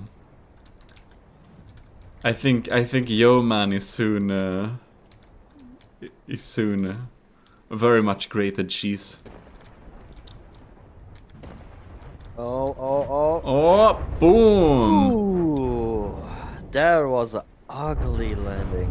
It was, and now the missiles are incoming. It's trying to go somewhere, is it? Yeah, Wow. I guess it's gone. It's very sad. I think we can definitely. It's safe to say that Yeoman, that was the best cheesy. That was one of the most cheesy crafts we had in this tournament. But unfortunately, it didn't win. It just wasn't able to hit the enemy, and now it's just grated cheese. So Light of the World, good job there. 1 to Light of the World, 0 to Yeoman. Yeoman is now out of the tournament, I believe, together with me and Xabro Crown. Let's start then. That is going to be interesting now. It is really. Both of these crafts are truly formidable. I mean, on the one side we have the Crucible with the lamps, but on the other hand, holy we have shit! What very happened there?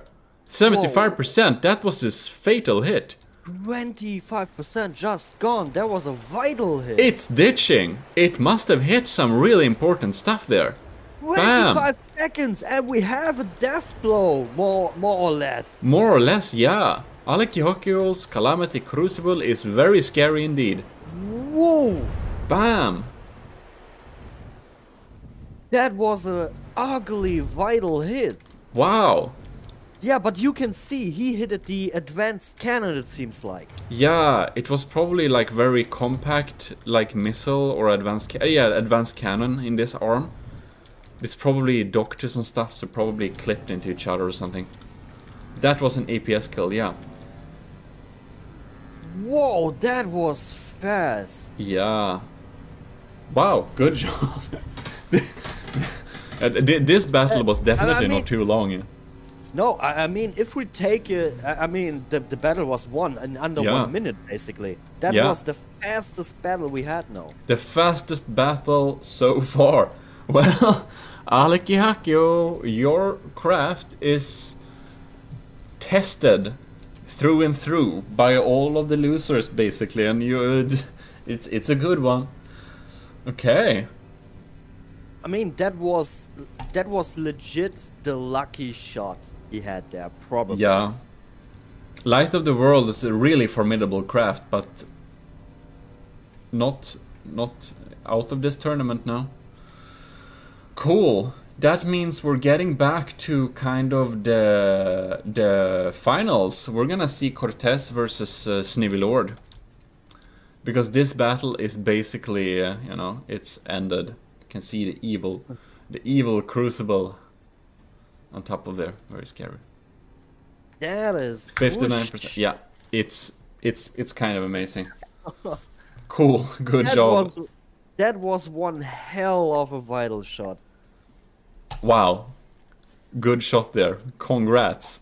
And Well, that's why I say, from the depths, if you held tournaments, there is a big chunk of a luck factor. it is definitely. Now we're gonna have Sneevelord's Drift Tank versus Urchin Wake by Cortez. That's really going. I'm curious because I'm not sure if the urchins can keep up with the drift tank. I don't think so, but we will see. Like, I'm a little bit biased. I just love the drift tank because it's so insane with like the like rotating wings inside. I think this won't work anymore with the updates, but we play a version from when we announced the tournament. But it's really cool. It's just a fan that just spins inside of it. It's so cool. But also I'm biased because the drift tank didn't kill me twice. But the urchin, they're evil and very good. So let's start this tournament and see. Bam! I don't think the drift tank has the DPS to take out the urchin. You don't think so? We'll see. Oh my god, with the dust and dude, this looks so This looks scary. This is something out of nightmares. It is. It is a nightmare, basically. The drift tank has a lot of missiles, though, so I think he might exhaust the urchin's material storages. Possibly. Yeah.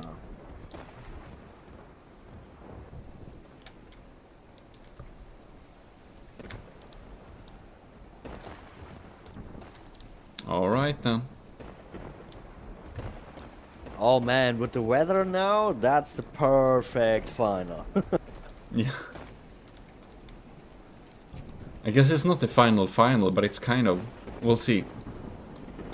You see the brackets. It looks like the drift tank is. Oh, maybe Ethnicurious might be right. I mean, the missiles don't really deal damage on these urchins. They do deal some damage, but they repair so quickly, so he really has to. No, look, I mean, maybe it's self-damage, possible. They just getting 0.3 damage. It's nothing. They repair each other instantly as well, kind of.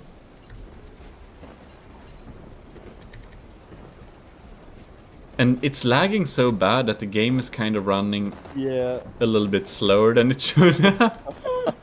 Because the urchin wake are just so. I mean, it's not only the urchins, it's also the stuff in Oh the yeah, drift tank, man. the drift tanks inside are. These are the two most laggy builds ever. Yeah, I think the so, urchin only has okay. a single, material Yeah. box. I think so too.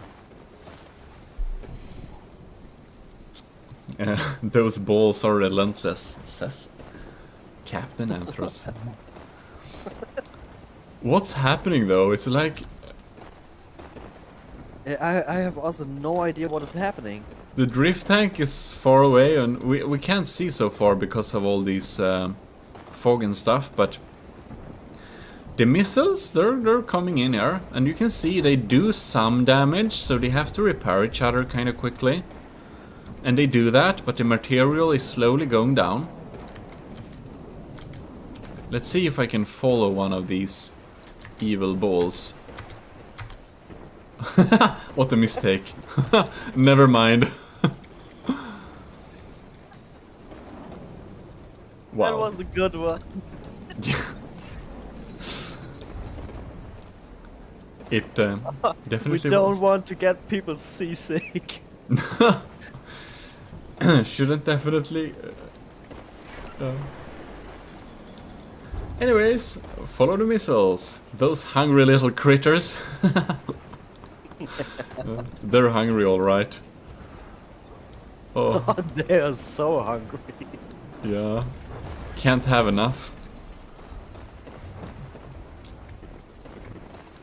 Yeah, but I don't know. I think the drift tank might win this just by time because of materials shortage. I think so too. We'll see. Because the urchin, they're not quick enough. No, they have no way of keeping up. The drift tank is just insane. Oh, a cram would be... I think a cram would be the perfect counter for these things. Yeah, probably. Just hit one with a cram and it's probably dead. Yeah, half the material's gone in 2 minutes. I think the drift tank is gonna win, just by time. Yeah, And the little damage. 186 materials left. And they're like getting here, but yeah, almost. I think the rift tank has to hit a wall or something.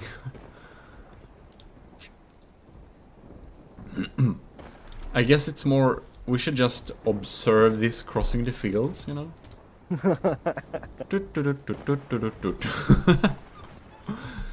But imagine someone making something like this as a kind of robot thing. That would be really scary.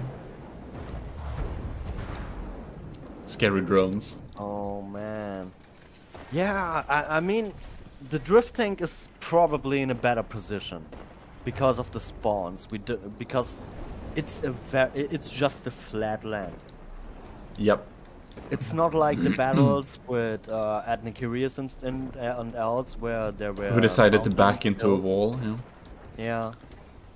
Yeah. 93 materials.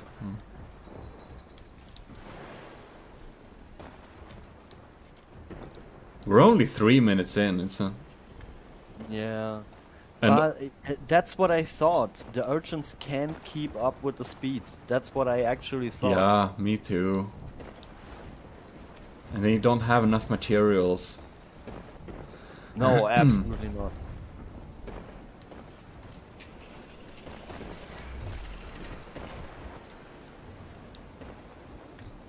Snivy might be pretty resistant against hills as well.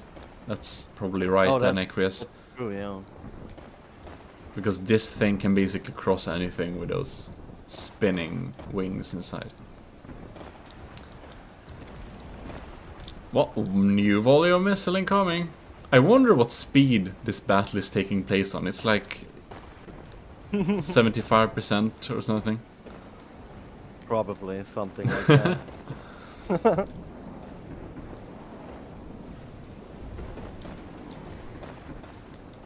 It is. I think it's a game engine problem because my processor is only working at like 26%. Alright. Or it's the cores, I don't know. Oh, they stopped repairing each other, it seems like. I don't think they had damage for a while. Oh yeah, you're right. It seems they have materials left, but they don't seem to actually have materials they can spend anymore. Yeah. It probably has some kind of backup material for the engines or something, so they won't be... How's the graphics card? I don't have like data on it right now, but it's an NVIDIA 1080 Ti. So it's not the newest, but it should definitely handle from the depth without any problems. Welp, 90%. Am I seeing hills in the far distant?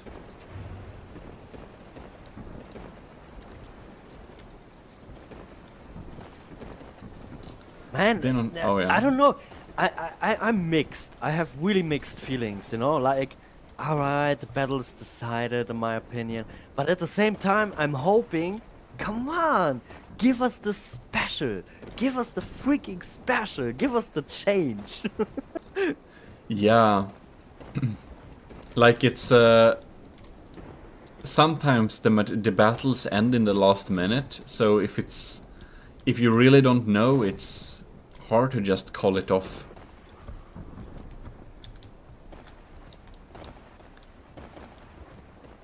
But yeah, 90. Oh, God.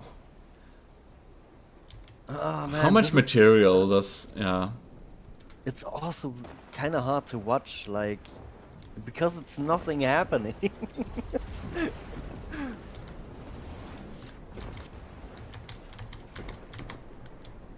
No, that's true. Come on, let me hook. I Okay. mean, we are kind of 5 minutes in, and Yeah. and Snivelord just burned 7k materials, so he is winning by time, absolutely. Definitely, they're not getting close. He has a lot of materials. He can fire missiles until they can get like lower percentage. The Urchin Wake has lower percentage as well. They just simply can't keep up.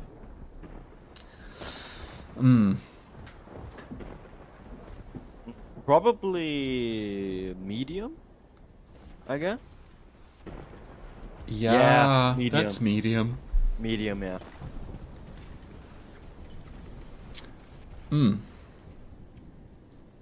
Yeah, I guess we have to Yeah, call but this battle. there's hills. Yeah, as I said, mixed feelings. At one side, I'm okay, battle is over. At the other side, come on, give us the hills. I want to see this thing getting eaten by bots.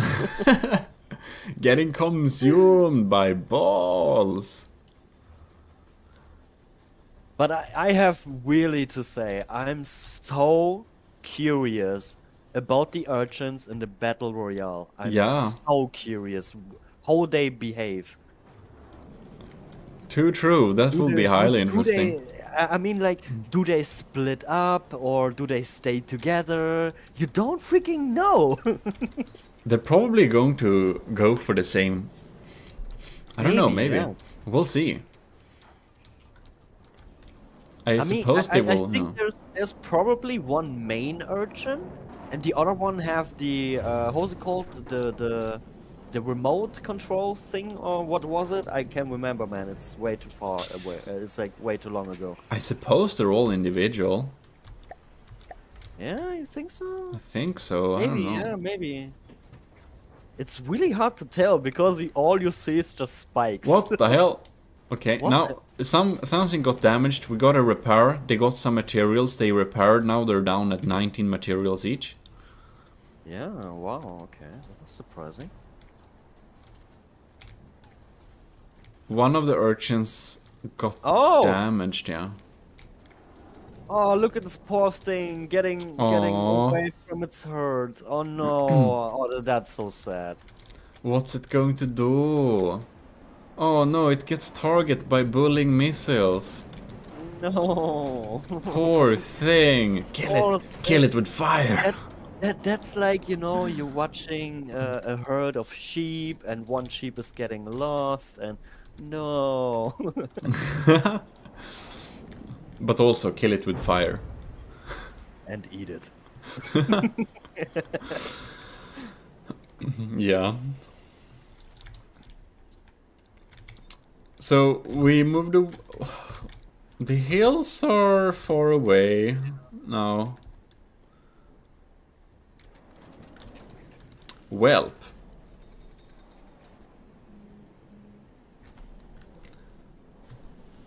It's kind of funny, right? The damaged ball is it's closing in while the other ones are still kind of slow. Yeah. I mean, look at this. The damaged ball, the damaged Urchin actually it was behind and now it's in front. What? What happened? I think it's simply the drift tank turned behind them all.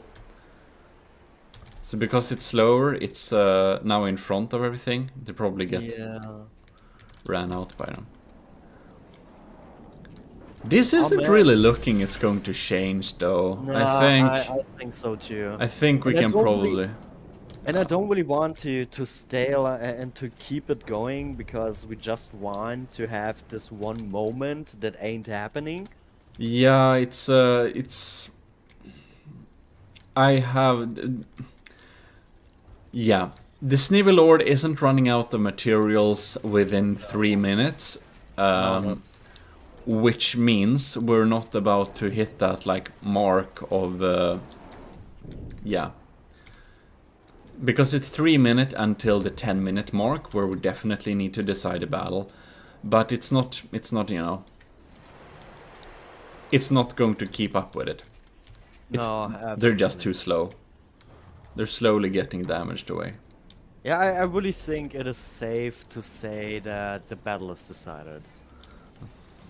And next Because I don't think so that there's something going to come to change that. Oh. Adnecra says, you see those westerns with a wick ball drifting in the sands? Yeah, that's kind of how exciting Yeah. it is to watch these roll by right now. Lala DK says, it's not called yet. I mean, what we need to do is actually add some Western music, you know? Yeah, definitely. That would add like the perfect feeling for the moment. Oh, one of the urchins is actually completely dead. Oh, I see. Eh, Damn. indeed. It's just the urchins, the shell of these rams, they're so hard, so it's like the damage is just so slow with explosives. 83%. Now we're 8 minutes in. I think we can actually decide this thing. Yeah. Yeah.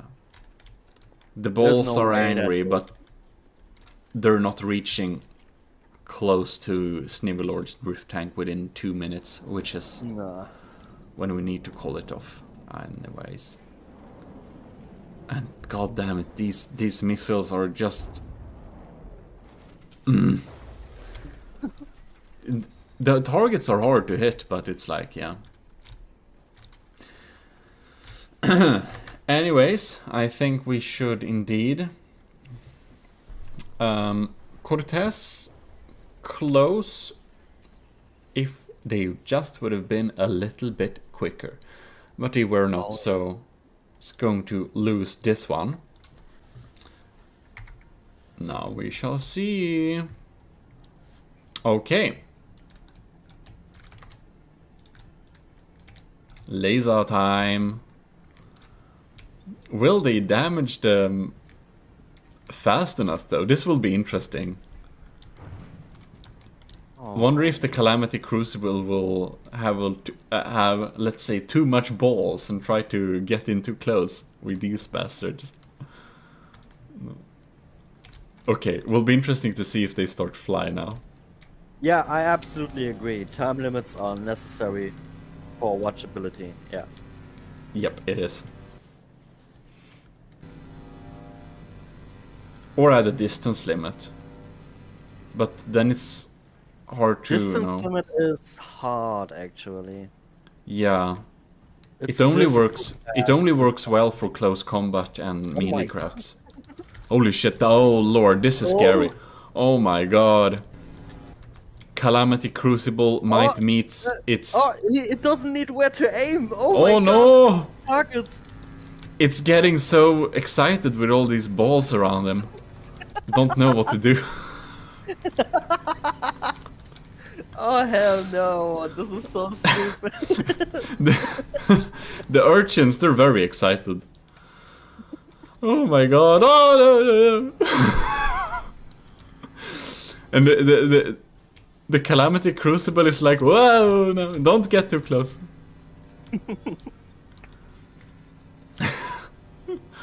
Oh! And they're bouncing on each other.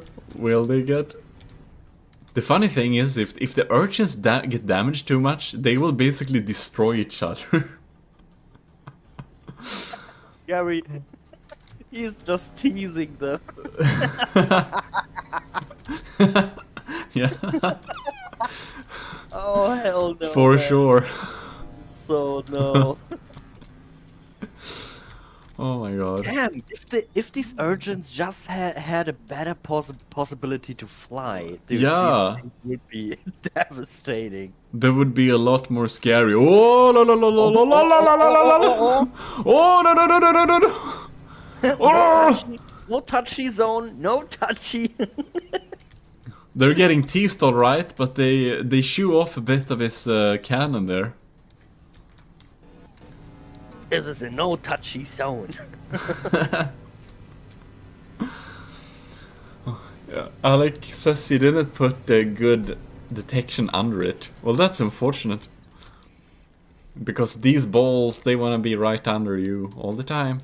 Actually. I mean, the thing is, if... Oh no, he's repairing. Oh, lucky. I was going to say, if he's not going to damage these balls enough, he's going to lose against them. Yeah, that's true. Uh-oh, uh-oh. Uh-oh, too close. Oh man, this is... The urchins really need a good timing when he is dropping down. Yeah, if they get they good get- timing. If they get the right timing, the crucible is gone. Yeah. This is getting eaten. Because the urchins are still at like 100%. They're kind of halfway with their material storage. That's true, yeah. Okay. So let's see if they will... They just need some luck, and if one of the balls just get close, they're just penetrating straight through that crucible. Oh yeah. But the crucible Because is good as keeping its distance. Because as we know, melee is freaking OP. Melee is scary. Oh! Oh, one ball is actually now grinding the materials away. What is happening? Why are they all standing still? Like, hello?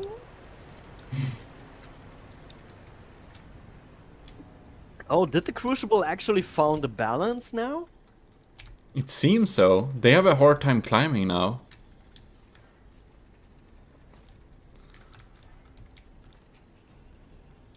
Oh wow. Oh yeah, I think the crucible got its balance. Melee got nerfed hard, by the way. Okay, wow. We will see in future like tournaments when we have. Yeah, finally they got nerfed. Finally,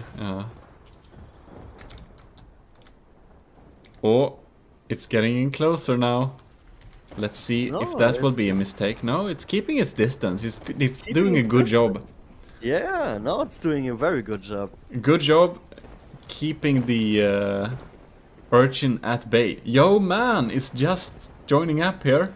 Just catching up. And GG Snivy. Well, welcome. Okay. Gary, you are on today, man. Looks like the balls got clammy after all that exertion.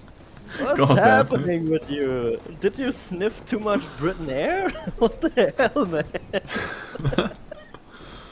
Holy shit, he's on fire today. That's unbelievable. Oh my god. But no, man, the crucible is doing a very smart job now. Yeah. Couldn't handle those found balls its better. balance. Keep teasing him.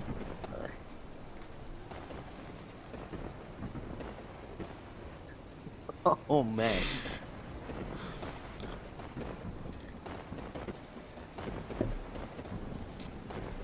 Yeah, well. Well, I 50, guess- 47, yeah.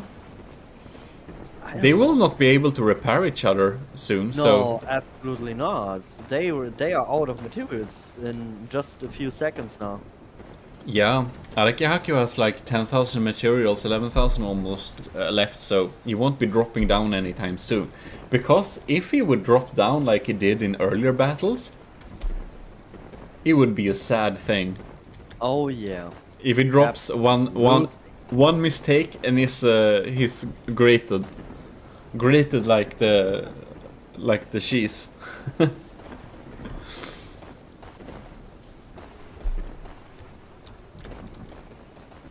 Grated like the space cheese, but he's keeping his distance. Very good, very smart. Oh yeah.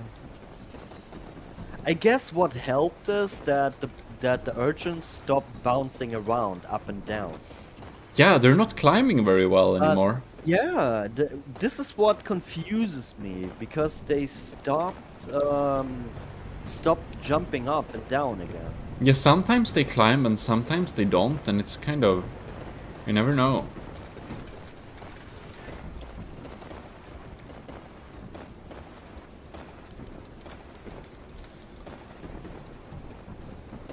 The evil view from the sky, us looking down and just... 83, 82, one of the balls is like soon grinded Yeah. up there, melted. Yeah, I guess we reached the point actually. Yeah, There's not much change going on. if they anymore, don't start climbing on each other very Yeah. time soon, it's going to not change. I It's can really guess... sad. It's really sad to see that they stopped climbing each other. It's really, Yeah. really sad. It was fun when they climbed each other. It seems like they only do that sometimes. Yeah. I was very scared when they started, you know, came flying at me. Yeah. It was... That was really scary. It was. Yeah, one of the balls is like at 65%. It's soon gonna be gone. And it's just standing there and just casually and melting. And it's doing its thing. Yeah. One of the balls is basically wasted. It's shaved. It's shaved. God damn it. It's very shaved.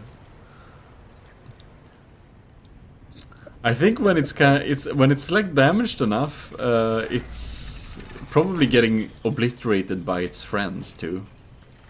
Yeah, that's true, yeah.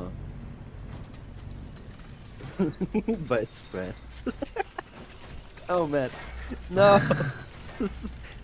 These contacts, we have to talk. Stop this.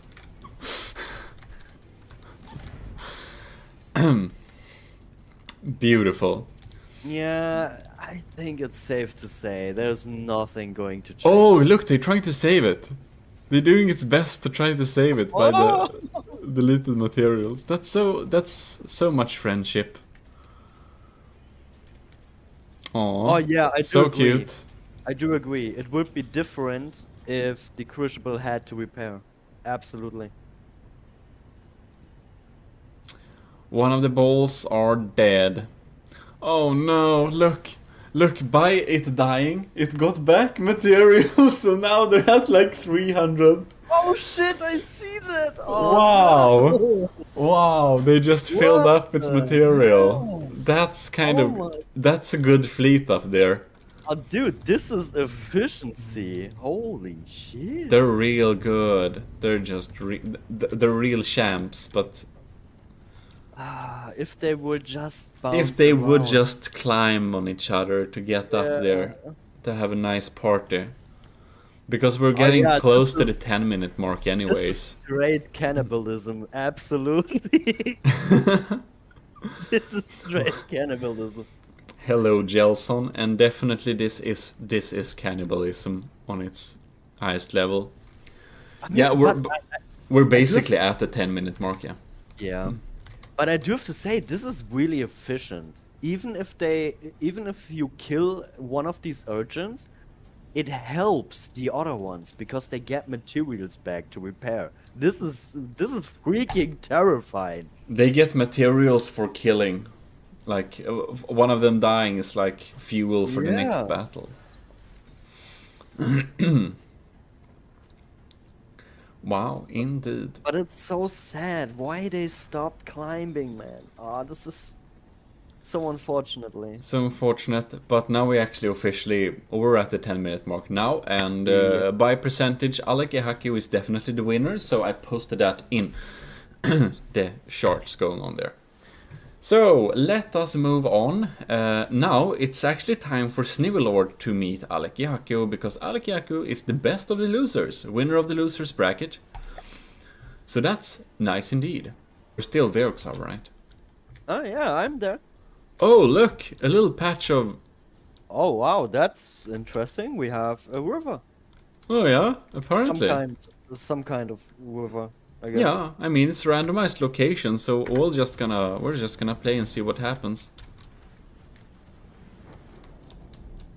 Okay. Snivelord has taken some damage, but also repairing. He can't run out these lasers, that's for sure. Yeah, the lasers is a very smart way at this point because Yeah. you can't outrun them, really. I mean, it depends probably on the detection system, maybe. But otherwise, I think it's really hard to speed out Oh, no. a laser. Yeah, it's very hard. You have to use smoke, I suppose. Or targeting, jamming problems. Oh, look! Oh. Diamond Dumpster. That's Cortez. He's on YouTube. All I needed to Oh. do was add harpoon missiles. Yes, if you had added harpoon missiles, you would probably have won this tournament, Oh to be honest. God, can you imagine every single urchin fires a harpoon? That would be terrifying. Terrifying. Oh my God! I mean, they are already terrifying, but with such help with harpoons, Yeah. dude, I would no, I would have said I dipped out. Oh shit, look! Aleki Hakio's Calamity Crucible is getting real sad with these heat missiles. Oh. Holy shit! Oh, these heat missiles are doing something. Yeah. They're doing some real damage. As Prick said, double damage. Yeah. Heat missile spam is scary. Damn. Wow. It looks like Wow. Snivelord is so fast that the laser can't almost keep up. No, I think the problem is there's probably detection system. It's Detection damage. yeah, there's probably detection damage. It seems Because- that Calamity Crucible's lamps aren't working anymore. Also. Yeah, they probably got disabled. Yeah. One I lock. mean, look at this now. This is proof that what Ethnicurious said. Like, if the Crucible had been damaged by the balls, Yeah. it would have get problems, because if we look now on the clock, we are just 2 minutes and 35 seconds in, and it already burned over 50% of the materials. Yeah. That's nuts. So as I say it again and again, luck is a big look. factor. Snivelord got some real damage there. He's down at we got a big 87%. hit. 30%. We got a big hit there. So it's 60. Yeah. Unfortunately, we weren't able to see what happened because No. we were watching on the Crucible. Which is also getting damage, and it's down to 66%. Oh, it's looking... Oh, man. That looked like a sad hit. Ooh. Bang, bang, bang, bang. Oh, we're down to 50s. Oh, these heat missiles are the worst enemy for the Crucible, it seems like. Yeah, they're real scary. Wow. That is nuts. It really is. Calamity Crucible is very valiant, but Oh, ouch. That was a Ooh. brutal hit. it was. That was a last brutal hit, and I think it's gone. Yeah, it's gone. It's Damn. goners. It fought That was- valiantly. That was the death blow. That was the death blow indeed. The Snivelord's drift tank made a real good job. It's pretty cool. I think that probably decides Snivelord as the winner here. Oh yeah. Yeah. If we're not like yeah, Snivelord is the winner, definitely. Yeah. Snowlord is the winner of the tournament. Snivelord is the winner of the tournament. That's pretty cool. So That places Aleki Hakio at the 3rd place, so it's not bad coming in at 3rd place for like getting from the losers bracket. And you would have been 2nd place if we wouldn't have decided the 3rd place, second place. I mean, with the battle royale, which is of course the last battle for this little stream here. Oh no! Now we have the battle royale, the absolute carnage.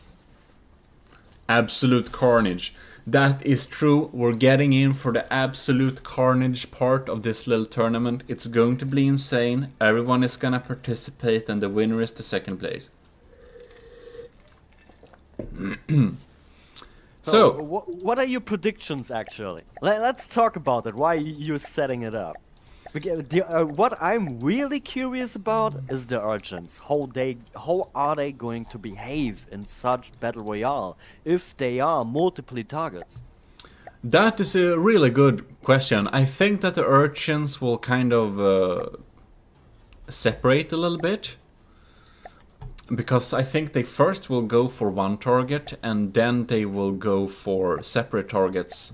Because I guess they have like their own detection. But you know what is also interesting? What is going to happen with the space cheese?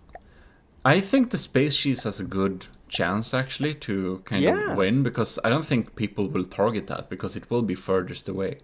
Yeah, exactly. Now just comes Of course, Adnicarius is going to ask, does the hill and the mountains participate? I don't know, because I don't know exactly what tiles they're at, so I just selected a good location. We'll see. Cortez, Archin Wake, yeah. Here we have, my god. Here we have it. This is insane. So, 2 FPS, or what is it? we don't have very many FPS. I'm just pausing it a little bit so we can get in close here. So, anyways. Ladies and gentlemen, welcome to the last battle of this tournament, which is the Battle Royale, with all the crafts, and it's going to be a complete carnage. So let's just do this thing. We're just gonna have a quick look here. At every build again. Let's glorify every creator of every build. That is true. This is the beautiful Fafel Tomb of Worn by Fafel, of course. It's very beautiful. It will stay there for the rest of the match. Oh yeah, it's glued to the ground. Yeah, that is very true. So here we have Snivelord's Drift Tank. It's very drifty, very cool. Has a weird spinning disc of wings inside of here that makes it move. Then we have the Urchin by oh god damn, that's some lag. Anyways, here we have the Urchin. This is beautiful from Cortez, and not quite beautiful as the last build from Cortez, but they're functional. Here we have the Sea Serpent Light, and this beautiful thing is by Jono 1928, a winner of the ground tournament. Oh, the wiggly snake isn't really happy to be right next to the balls, man. I don't think so. It will be very sad. It's going to kill itself again. Probably. Here we have Adnecrias Tier Ortam, and missed the winner of our first tournament, and that's a long time ago. But this is a cool build, which has a nice little song. This is my absolutely big bad boy Sigge, and as you can see, it's very beautiful and happy to be here. Yeah, and it's going to lose its melee capability immediately. Yo man's Space Cheese. This became Grated Cheese last, but against the right enemy, nothing can touch this thing. Oh yeah. And here, of course, we have the Orion by Hero 1967, and that is a cool retro spacecraft. Very nice. Oh, absolutely. And then, here we have the Territorial Insurrection Tactical Safeguard from Crazy Steve. Oh, I nearly forgot about that. Yeah, sad duck noises. It has been described as 2 pet bottles duct taped to a duck. Yeah. It's beautiful. In here we have Xarberkraus, Mimic, Fickschnitzel. Yeah. It will die pretty early, I think, but maybe not. No. No, it actually has a very few materials, so it might actually survive a long time. No one will target it. Yeah. And here we have... this is the sample text's contingency, I believe. And it was a good one. It might survive a good while. Oh, probably. And of course, the beautiful what was it? Evangelion-inspired build that didn't won, but came at a good place. Aleki Hakil's Calamity Crucible. Moving on, we have Game Boy's Soviet Apoc Tank. This one is it's good. It can definitely win if it gets shot from in front. Let's hope it has good armor on the sides as well. And here we have Light of the World's Sentient Airship. Very good. Unless when it tips over, because when it's upside down, it's easy meal. It's game over. Yeah. But until that point, it's pretty good. So let's just try and click play and see if it works. That's going to be a lot of lag. Yeah. We are now playing this... I think Okay, so here by a dire show, actually, as you can see, it's just a couple of screenshots. we are 2 seconds in right now. I think we have initial lag that's really bad because of the urchin. Holy shit. What is happening though? I do have to say, for the Orion, it's actually perfect because it can aim in every direction. Yeah, It it's can several take targets at multiple once. targets. Yeah. Oh Are lord. the urchins on its way? Oh yeah, of course, you lost your melee capability immediately, as I said. The space cheese is going to take off very slowly. Oh yeah, just going to get out of there. 10 seconds, it says in game, but it Yeah. passed already 30 seconds or so. Oh, that's nuts, man. That's so Yeah, nuts. the lag is just... I don't think I can do it much better than this. Like, my processor is only taxed 30%, and I don't think my graphics card is crying. I just think... It's a game. I think the probably. game engine is... You're not supposed to do this. No, absolutely not. Oh lord. It looks like the urchin wake is closing in on your craft. Is it mine? Yeah, I think it's the... Yeah, that's yours. We don't see No! the... Why are they coming to me again? This isn't fair. No, fuck off! Go away! Leave me alone! Yeah, we can see here. Oh Uh-oh. lord. Uh-oh. Oh, shit. Oh yeah, you're getting grinded by one of them, right? You'll Yeah. get grinded good. I don't know what happened because I'm pretty sure I set it up by ACB setting to if something is closing in, the altitude is rising. So normally it should not going up. Like I don't know what happened. Something happened to Adnecrias Ortam. We need to take a look at that. We just need to move slowly because it's so laggy. Yeah. It's over there. It's down at 65%, so it has to have taken some fatal hit. Oh, it has a seems- battle. It seems like it has a hard battle with the Orion. Yeah, it seems so. It seems that the Orion is doing a real good job here at just Yeah, targeting several targets at once. Yeah, it's phenomenal. Yeah, I think that it has a good chance of winning actually. Yeah, I mean, looks like Adnekrias Ortam got between the wrong enemies and oh they yeah. just hit the wrong blocks there.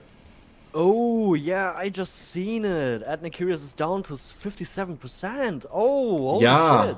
actually seems to be the first one to go. But remember that this match is a lot of luck as well. Oh yeah, of course, absolutely. It's actually mostly luck. So it's yeah, it just gets bombarded. The space cheese seems also to be in position to shoot down. Oh yeah, we should be seeing those I streams. guess it reached its destination to start obliterating. Oh yeah, I see. Oh look, I see shots coming down from above. Yeah. I'm kind of surprised that the sea serpent is still doing absolutely fine. Yeah, this is, I don't know, it's weird. Okay, so the Ortam has gone down, so no one targets it. I do have to say, just purpose-wise, the Orion is doing its best because it can attack multiple targets at a time, where everyone else is just focusing on one. This is really, really good. What the hell is happening between the big boy? I don't know. Are we going to have a nice meeting? I don't know. No, you're just bouncing around in the back. Oh no! Okay, I'm just standing on the ground there. All right. I thought it was more exciting. Adnicurious seems to be having some good time and actually got back to 60%. Yeah, I think he's been able to repair a lot there, so that's good for him. But the Sentinel airship seems to be not so good. Oh no! Looks like Oh, he wants to tease you again. looks like friends are incoming. Now he's coming to you. Oh no! So Light of the World sentient airship is not going that great now. Oh, is he getting? No, it's someone else getting bombarded from above. It's the sample text contingency, I believe. It gets attacked by the Orion, by the space cheese, and it looks like some EMP rockets are also on the way. Poor thing. Oh wait, I think we have some kind of meeting here. Yeah. I don't know, Gmod, but hugging your enemy isn't going to work. Isn't it? It works for... It works for the urchin, the balls. Oh, no. Mycroft is actually was losing pretty fast some percentage there. Oh no, look, we have Oh yeah, we have an urchin here. The urchin is not me, more like Tomb of Warn. But look at this. This is what I scared. That the urchins are splitting up and going for individual targets. I heard the music of the Ortam. The Ortam has regained some percentage there. Yeah. Oh, meanwhile, I'm also pretty close to 100%. Oh shit, you have repaired a lot. Yeah, you're not getting targeted. We are getting some damage on the Sea Serpent finally. Oh. Oh, look, it's cool. Oh, we actually lost one urchin. Beautiful. One down. This battle is so slow. I mean, it says 1.5 minutes, but it's already 3 or 4 or 5 minutes. Yeah. It will get faster as we progress, as more crafts are getting deleted. Yeah. But a big lag factor is, you know, it's the physics part with the urchin and of course Snivelord's drift tank that's just eating up our resources. No, the duck is upside down now. It just spreads. Oh, we have a lot of damage on the Sentinel airship. It's down to 66%. Oh, it might actually be the first one to go then. Oh no, it's upside down, isn't it? And look who comes yes, here. it is. Is it Look. upside down? I. No, it's not upside down. It just looks very dead, and it a friend is coming as well. Uh-oh. And All Necri right. is also still on... He repaired also a lot. Oh, I'm getting grinded, it seems like. I'm dropping under 90, 78. I dropped a lot of percentage there. I wonder where we are though.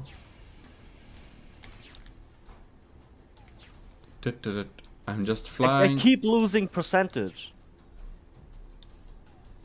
Oh yeah, I think I see you now. I think you got friends.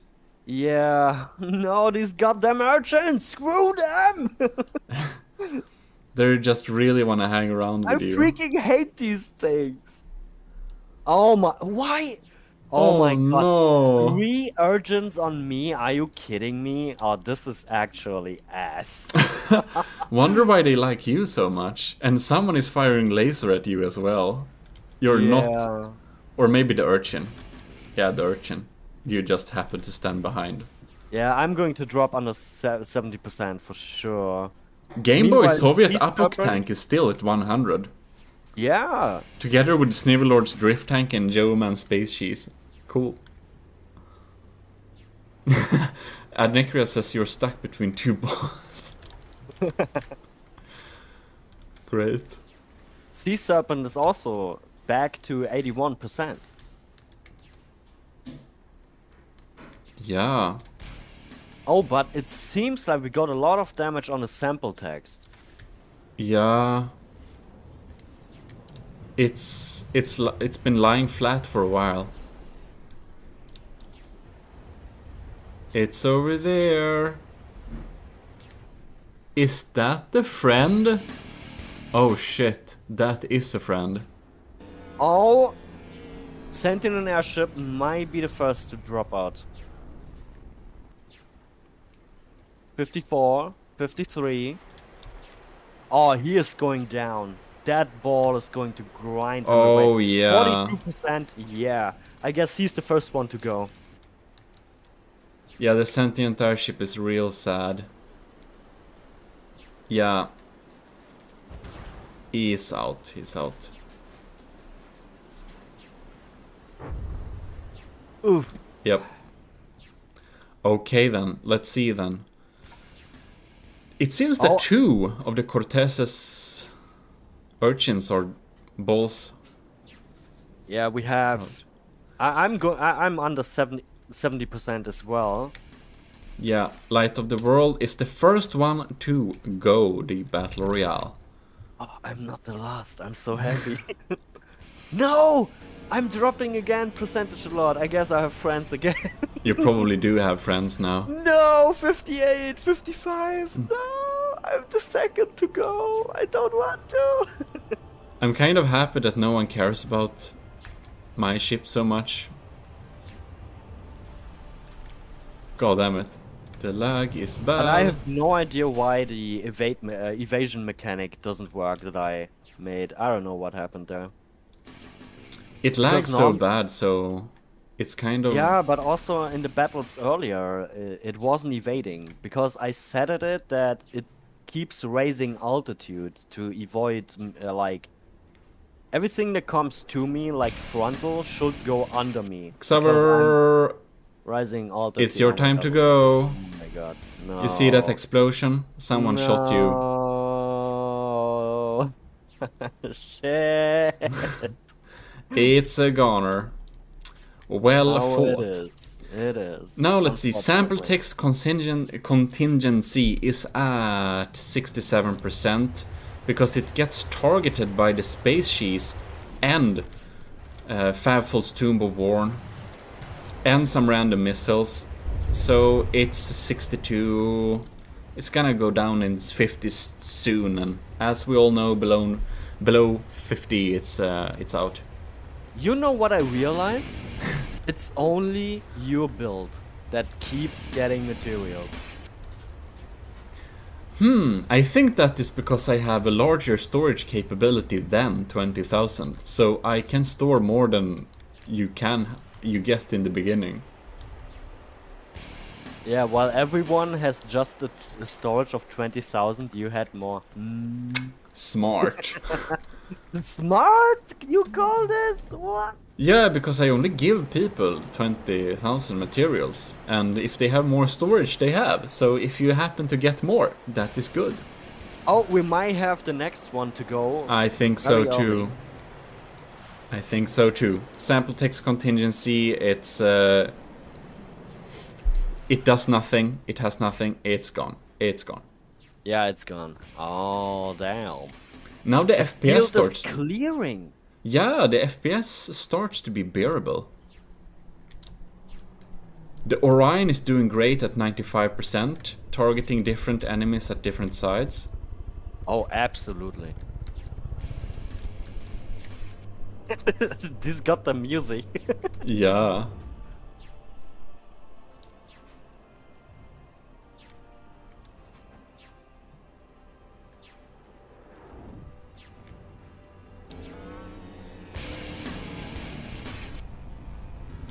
Wow. Who's that music coming from? I think it's so hard Necros. to keep track. It would be so much easier if the crafts that were gone are off the charts. That was so Ooh. much easier. It looks like Fanful is targeting Yeoman's space cheese. Oh! Finally. Someone finally aiming at the cheese! Someone finally caring about that thing. Alright.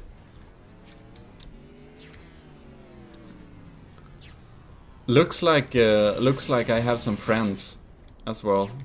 Haha, now they come for you.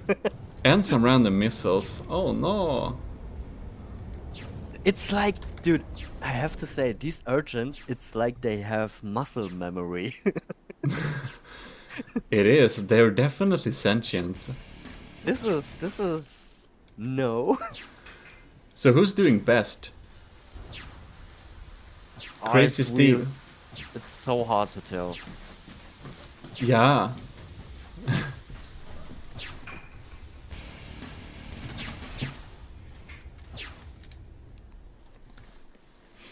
Oh wow, yeah. It's so hard to tell. Like now, there's not much happening anymore. No, it's like Adnecreas has almost repaired to 77.6%, except he has no material, no more Yeah, yeah. materials now, so it's just sitting there and waiting. And it seems like we have nearly 3 death urgents. Yeah. The drift tank, I haven't seen him for a long time, but I guess he just pumps in missiles into the middle and just, you know, stays away. Where is this car was? Yeah, it's over there. It's just What the chilling. heck? And there we have Adnecreas, just playing epic music and doing nothing. Oh. Wow, Minecraft was recovering materials for a whole minute there. Yeah, smart. Alright. Orion is about to drop under 90%. Oh, see there. And it dropped under 90. It seems that it gets targeted now.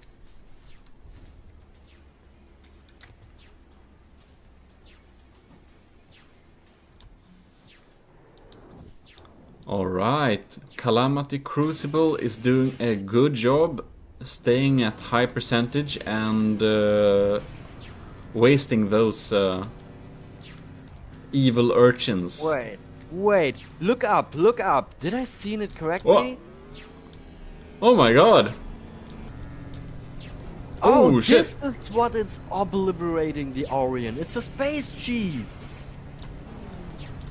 Oh, yeah, it's scary. Safe cheese, the safe cheese. It's not the, it's the safe space cheese. It's doing a good job. And we have 3 death urgents. Oh yeah. Then the FPS is slowly starting to return. Yeah.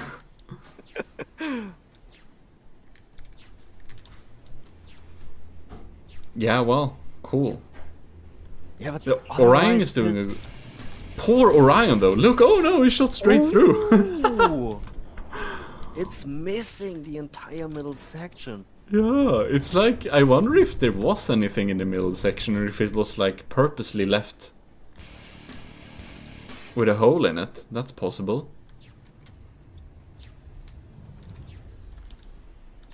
Yeah, but otherwise there's not really much happening anymore. No, not really. But something may happen now, because the urchin are closing in on poor Adnecrius, who's just been chilling here with this epic music for a while. Oh, Adnicurious, how does it feel to have the fear of getting balls into your craft? Never mind, they seem to be more interested in Game Boy. They want some game, you know. Yeah, right, it's upside down again. Oh no! and Adnicurious, you can't use the excuse now. There's not a single mountain, not a single hill. There is no hills to blame. You Quite. can't use frankly. that as excuse. Okay, so how do we look percentage-wise? Who's the next one to go? The Sea Serpent, it's still at 80%. That's kind of amazing. Where is the Sea Serpent anyways? Oh, over there. Okay. Just chilling away. It's so hard to tell because the percentage are really just dropping very, very, very slowly. Yeah. The urchins really want that big bad boy. They do. Poor me. I should stay safely on top of Game Boy's. Oh, Game Boy gets visited. Why don't they do much damage? Maybe there is so much lag they don't do much damage. Maybe, yeah. It's just got stuck in the air a little bit. Oh, no, it's calculating, it seems like, because the Soviet IPOC is dropping in percentage. Yeah, but hey, at least we have the glorious music. We do. That's very beautiful. Well, the end of the last battle of this tournament isn't too far away. We just see how this plays out, and it takes a little extra time because the timer up there says 5 minutes, and that's not really true. No, absolutely not. We are probably already 10 or 15 minutes in. Definitely. We're just running at super slow speeds. Ah man, if we do such things, it's really, really hard to do a battle royale on the end, man. It's hard to do a battle royale when we have laggy stuff. Yeah. I think the battle royale works better when we have like rules and stuff. Lag because they don't clip into blocks as easily. Meaning will spin blocks do less damage with lag. Ah, okay. Melee with spin blocks does less damage with lag.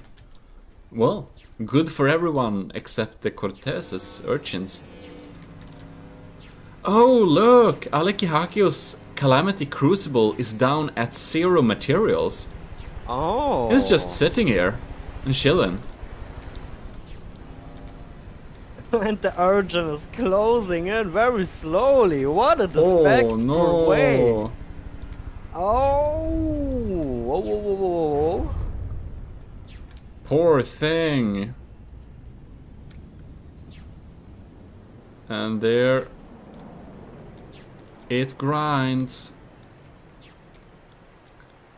Snivelord's drift tank is just doing so good. Yeoman Space Cheese is doing pretty well as well. Looks like Alekihakios is not in a too good place right now. The urchin is just... No. He can't get out of there.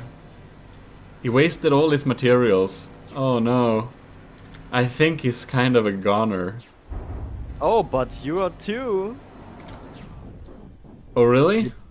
Look at your material. It seems like you didn't collect any materials anymore. No, I seem fine. I'm just sitting there and chilling. Oh, it's the space cheese is terrorizing me. Yeah. That explains. I can't do much against the space cheese, though. Let's see here. Calamity Crucible. 80%. It's like when it gets damaged, it gets enough material to do another shot. The Druid is like, no, no, stop grinding me. No, no, no, no, don't do this. Oh no! How can It's you like- do this to me? It's like shaking its head. No, don't do No, this. no, Stop no. grinding me. Have mercy. Poor thing. Yeah, I think Ahaleki Hakio is the next one to go on this one, actually. Oh yeah.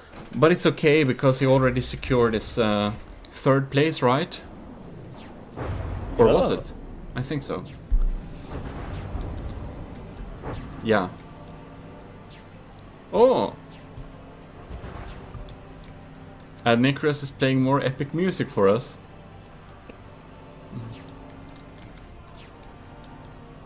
Oh, what? Why is... What? Okay. Nothing more happening there. Okay.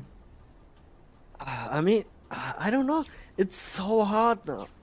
Oh, you are losing percentage, Yeah, the space cheese is not giving up on me. but you collected materials again, of course. Of course, that's what I do. Okay.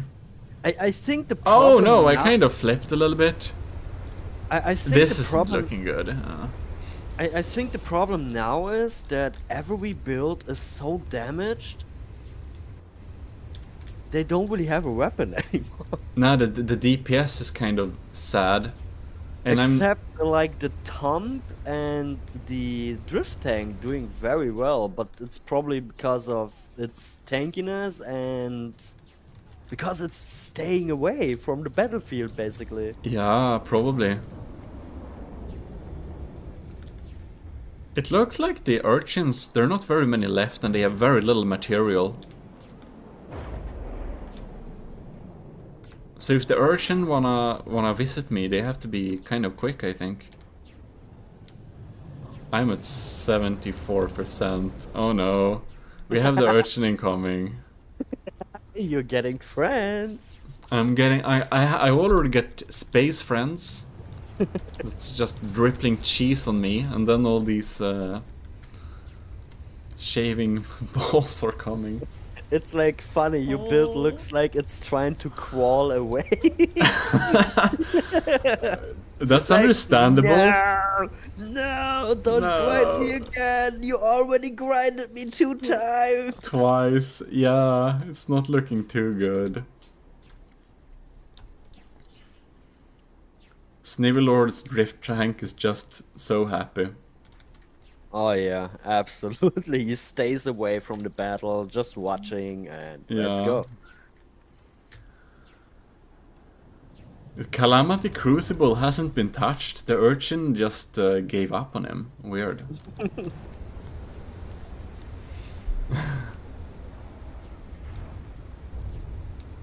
Wow. The urchin has like no materials left. It's like, I guess they only survive on slight cannibalism now. It's basically everyone is going to run out of materials. Yeah. Oh god. Now people are getting kind of separated a bit too, so that's weird. What's it doing with Orion? Is at like 81%, but is he firing anymore? Or? No, it doesn't look like it. Maybe the detection system is gone? Yeah, I don't know. The Or repairing seems more to like be. the weapon AI, maybe. Maybe he has got different ones. That's possible. Yeah, the repairing seems to be not much. Doing much. Oh, Faffel's Tomb of Warn is doing excellent. Back at 100%. With the most materials left. He's over there, by the way. Battling the space cheese. He is standing his ground, man. You can't accuse him of running away from the battle. He's just standing still there, chilling out. Looks like Game Boy has got its sight on the drift tank, right? The drift tank, yeah. But Game Boy is not firing very much, is it? Oh, look, the space cheese is targeting the drift tank, right? I do have the feeling that maybe the lag is causing AI issues. That's kind of possible. Oh. Yeah, Necros looks like he built a radio. That's kind of true. That's what it does right now. It's a radio. Oh no! This looks like a bad day for me. Oh no. Oh, crawling doesn't work anymore. You're getting shredded. Yeah, I have a lot of friends, it seems See? like. That's what you get. That's what you get. You laugh at Oh, me no. that they shredded me. This is karma. This is freaking karma. Oh You deserve no. that. You deserve this. I have no materials. I can't get out of here. It feels like half of the combatants are just laying flat on the ground and doing nothing. Yeah. I should have opted for a more stable, like, melee system that just, you know, rotates and doesn't, you know, do anything much. Oh. The friends closing in. Oh yeah, 68%. It's gonna end bad. And that's a big explosion as well, so I guess, yeah. I'm completely upside down also, so that's kind of sad.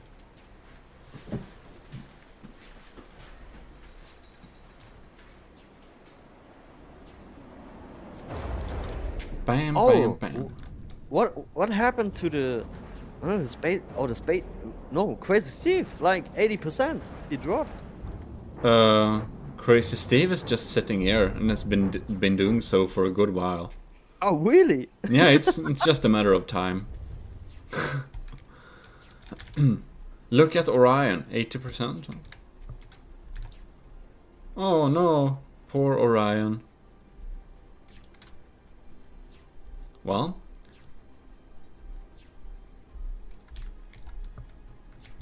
Oh, and the space cheese. the space cheese is eating the Orion very much. But not as much as I'm getting eaten by the urchin. A third time. Yay!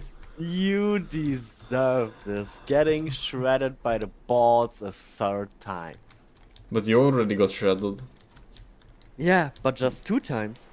Just to that's because I accidentally had a, you know, extra content. No, it counts. Well, damn. Anyways, looks like big bad boy Sigge is the next one to go. Mostly by the missile attack. That's I guess that's Snivelord who's throwing that at me. Yeah, I think the urchins have a very hard time moving without materials as well. Or it's just the lag.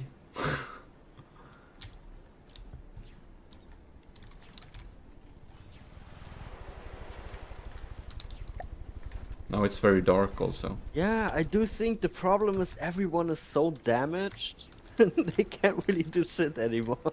No, not really. And the urchin just... When it lags, they're just, you know... It's like, where is the damage? They were about to grind Alekiakio's Crucible before as well, but they didn't because they lagged, kind of. Nah, they just wanted you. They just wanted... They wanted both of us. Yeah, very badly. These goddamn urchins. Very nice. Weird cheese. Oh man. That is it for Minecraft. I'm getting below 50% and I'm also completely out. But it's dead. Oh man, this is taking a good. This is taking a while. I gotta tell you. It is.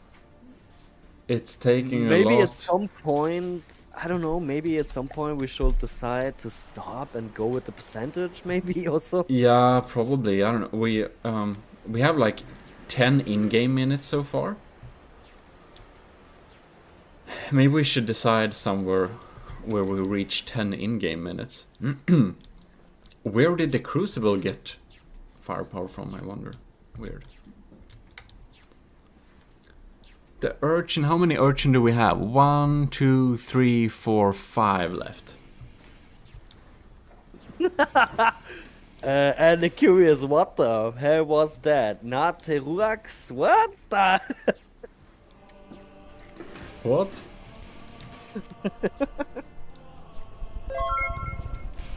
Look, I can look in the Thanks for the future. follow. He's going to blame it on autocorrect. Yeah.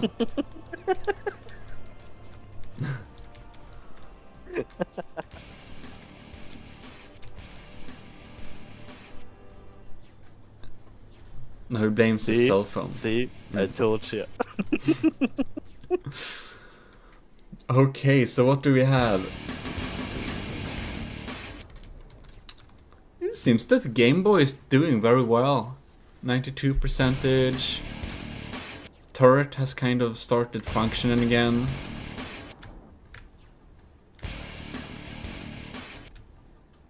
Nekrias Ortam is still here, okay. It is. The radio is there for entertainment. Yeah, very nice. And what's going on? Like the sea serpent is still alive too. That's interesting. And very nice.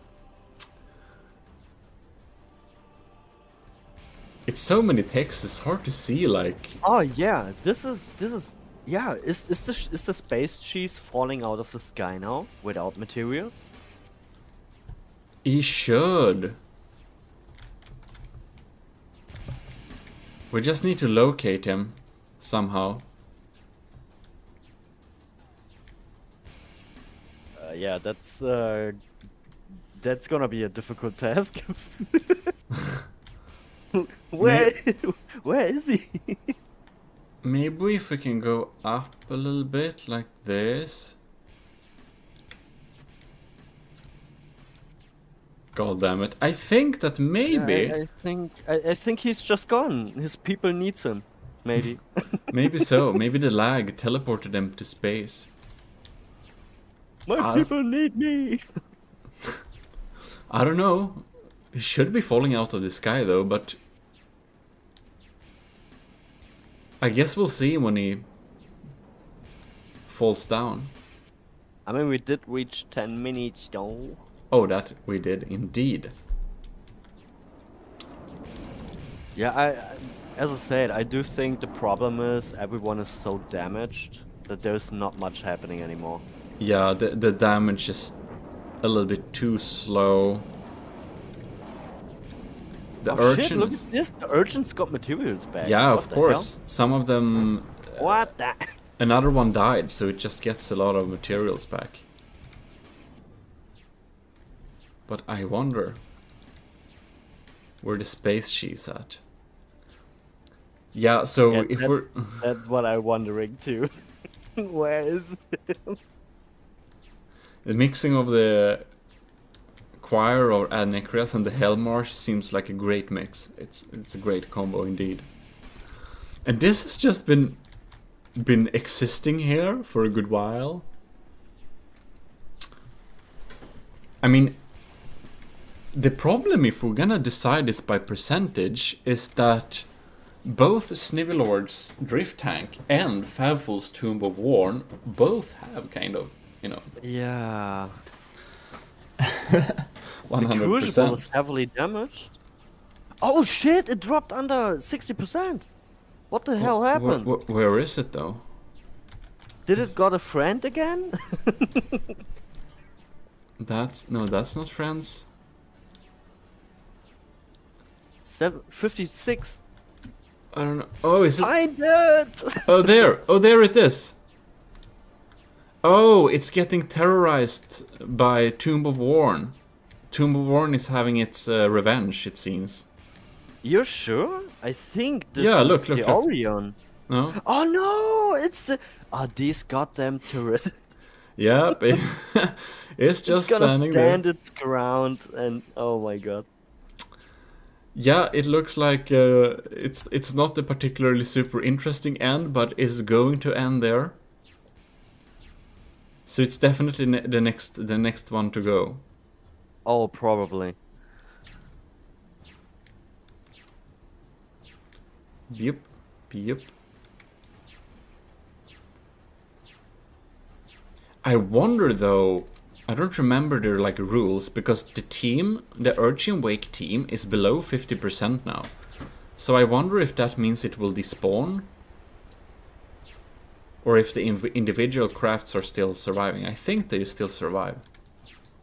No, Ethnicurious, the tomb is not a mountain. Stop using excuses.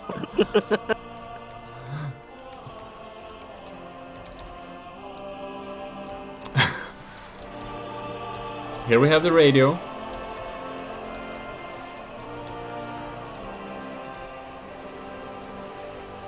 They're just trying to feel a little bit more epic, even though they've been camping here for like 10 minutes. Yeah, meanwhile, the Crucible is gone. Meanwhile, the Crucible is out indeed. And I just can't. It's like the sea serpent is alive. It's yeah. Yeah. What's happened with Orion? I had so big hopes for it, you know. Me too, because it was aiming at different opponents. That was really good at the beginning. Yeah, it was. But finally now, Oh, look at this! The drift tank!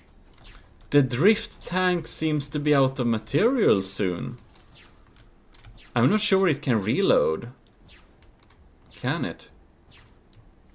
Drift tank taking damage, so by percentage it's at least possible to end this, because, you know, Faffel's Tomb of Warn still has 100%. Yeah.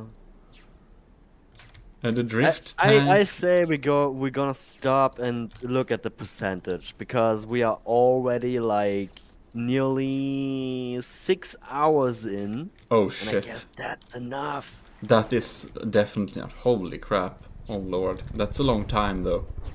And I really think this battle is going to take still a long Yeah, time. yeah, probably. Because we don't know what happened with the space cheese. It should have fallen down and died for a long time ago, but it's just gone. we don't know what I don't know. We don't know. It's just gone. It vanished into the void. Maybe it flopped down into that little river. If it was lucky. Or it is just helpless in space. Yeah, that's probably. Maybe it lags so much it can't fall down. Yeah, yeah. Oh yeah. We're definitely gonna Yeah, I'd say decide we're this gonna one. pause and look at the percentage. Yeah. I'm just wanna go with I'm just gonna go with the Tomb of Warn, because it's definitely cycle cameras. I don't think I can do that, because I don't know how to cycle cameras. Or is that another patch? Or might be another patch, because we are playing on the beta branch, Yeah. right? Or what was beta branch back then. Yeah. So definitely, I suppose we can... I want... No. Isn't it pausing? Yes, I'm pausing. Oh. Ah, no. Alright. We're now concluding this battle, because this is just too long, and I think we got a good hand of who's going to win this. Because, as we can see, Snivy Lord, right on top of me there, here, has a tank with... the drift tank is still at 98.2%, but he has one material left. And that tells me he's going to sit still for a while soon and not be able to fire anymore. So I think the rest of the battle would just be looking at Favfol's Tombborn slowly shooting stuff. Or perhaps the urchin doing some damage. But which could be odd problematic because it's also running out of material at some point. yes, but it has 6,287 materials left, so it will be able to fire a good while, probably, you know, half an hour or something. Because it isn't using much material. That's true, yeah. So by this, we'll conclude that Favfol's Tomb of Warn is the second best thing in this tournament, because in the Battle Royale, he's been standing his ground, shooting slowly at enemies and repairing and not using a lot of materials and all, and everyone else with much more firepower are just, you know, wasting their materials. So by being very, very, very careful with using materials, Favfol Tomb of Warn takes the second place. Oh yeah. Pretty nice.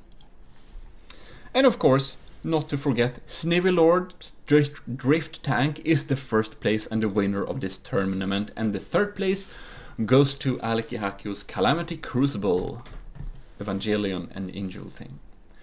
So that's basically that.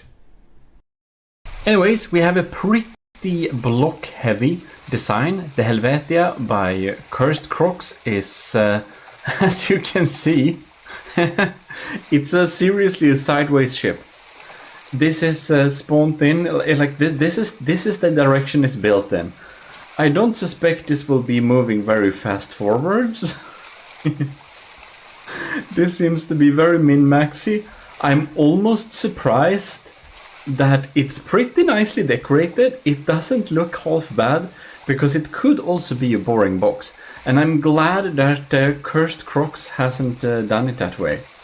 Anyways, you can see we have some pretty interesting little armor thing there. Are these tiny extra crams to confuse the lambs, most likely? I think so. Then we have this wedge insanity. What is it inside of this? Okay, so here we have... Oh, this is an underwater... There's a subsurface sandblaster. Well, this is going to be very interesting indeed. So, let the battle commence. Alright. Or we can see we are... Alright. And you... Ooh, look at that. I think they... Did they all just disappear?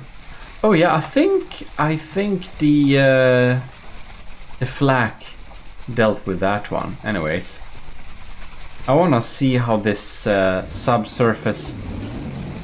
Look at that, sandblasting is going here. Wow.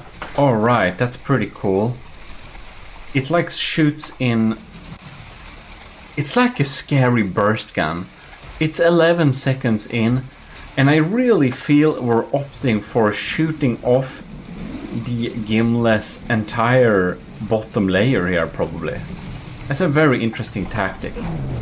We need to absolutely follow the gimlet's crams here. See if they even get through, I have no idea. Whoa, both bounced. That's a good luck. Alright. And this thing actually moves backwards. Interesting. And it just shoots volley after volley. One of the cram shots indeed got destroyed here. I just wonder... This is pretty thick front armor here, this front sider design. The gimlet is down to 93%. Will we get yet another loss, I wonder? We had so many losses the last couple of battles, I feel like. Ooh, and we have so much EMP moving on there. Look at that, Arcobalista being sad.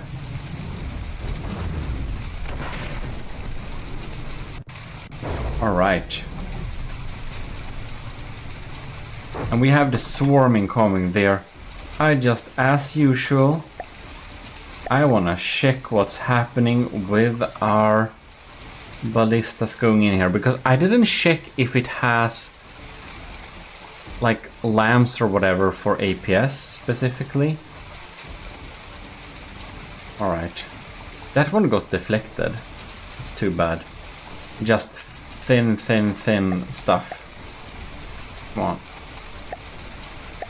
Thank you. Game speed. Is it 0.70? It's a little bit slow.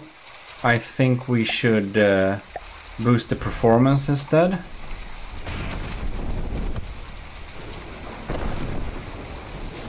No more Mr. Nice Guy with graphics here. Now we're back to basics. But it's fun that we can check out with some cool graphics some of the battles actually. We couldn't do that before I upgraded the computer. Alright. Gimli is at 87%. Well done.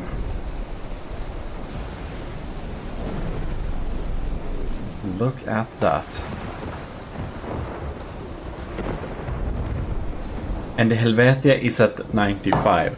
Well, maybe the really skilled builders took their time to tune in and make some really efficient designs, because I do feel like a lot of the latest battles have been wins for you guys who've sent in the ships.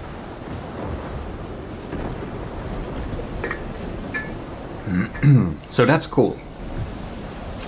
That means that we're gonna have more stuff to look at for the big battles, yeah. The tournament of the winners bracket. But of course there's gonna be the tournament for the losers bracket too, so there is that. This thing is very glowy. Maybe I should turn back on constant weather. No, not constant weather. I like having different weather. I mean, should I maybe turn on constant time, because I feel it's a tad bit dark. But watching the sunrise is always nice. Look at that. The weather is absolutely crap, but the sunrise, damn, this looks like so.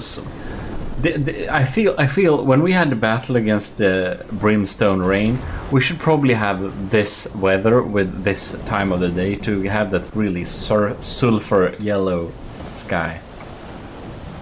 Looks evil.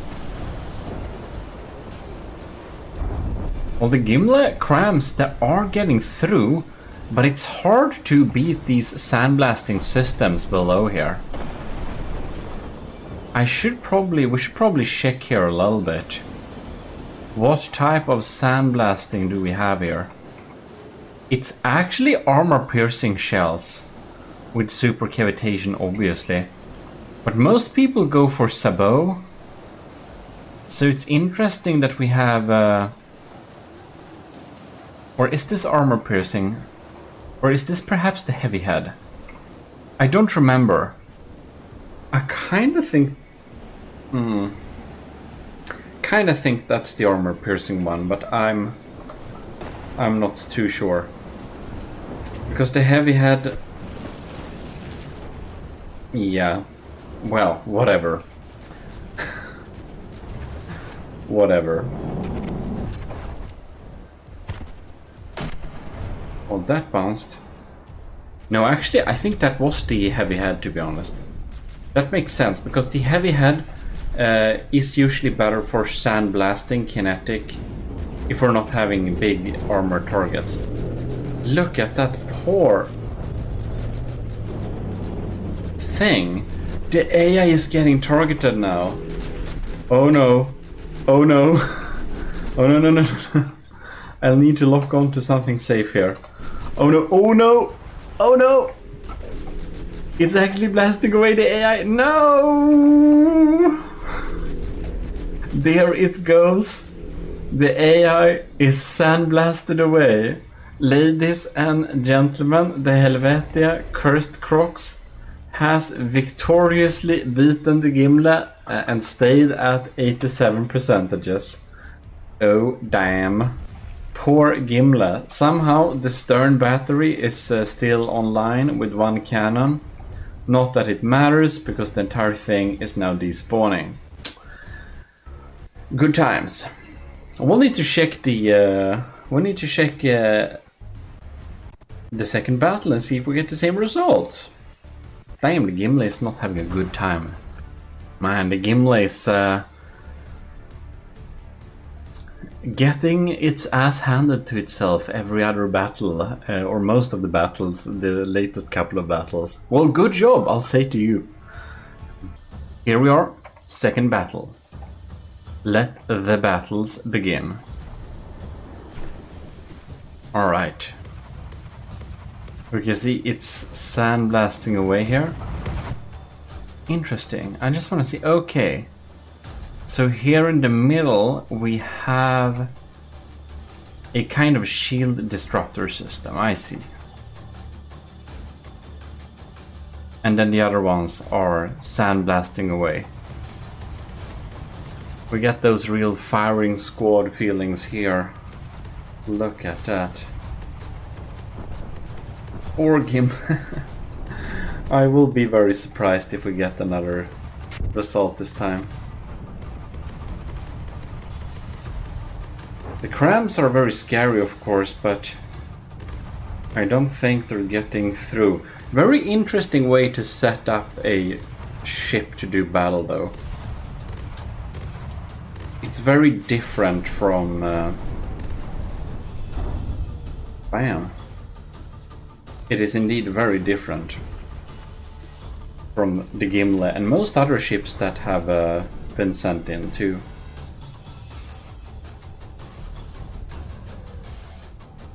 It's only 3% in the lead so far. I think it depends a lot on where the cram shells hit. If the cram shells hit in some very weak spots, I think the Gimle of course has a chance. Pretty interesting. So we have some smaller... Let's just pause and check out there.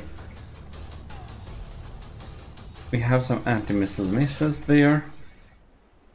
Does this turret have ears? Who knows? Does this go deep?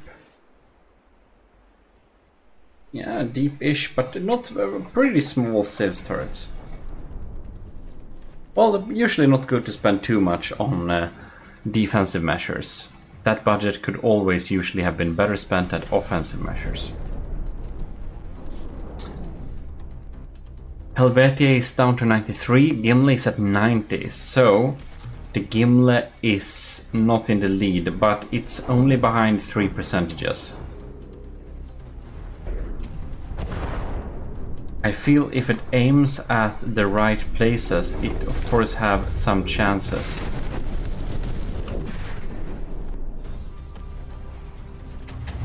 Interesting. So we have like these big guns here on the side.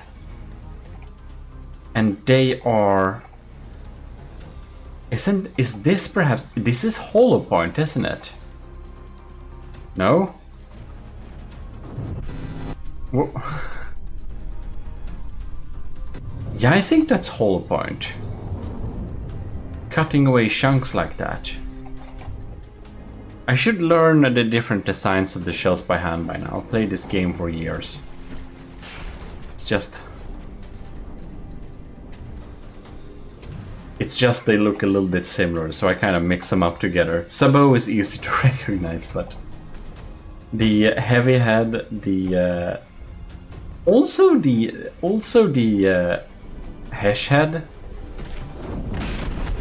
hollow point, heavy head, armor pierce. But the armor pierce is weird and pointed like that, I think. But I always think it looks so ugly, I kind of forget how it looks the second I didn't see it. Anyways.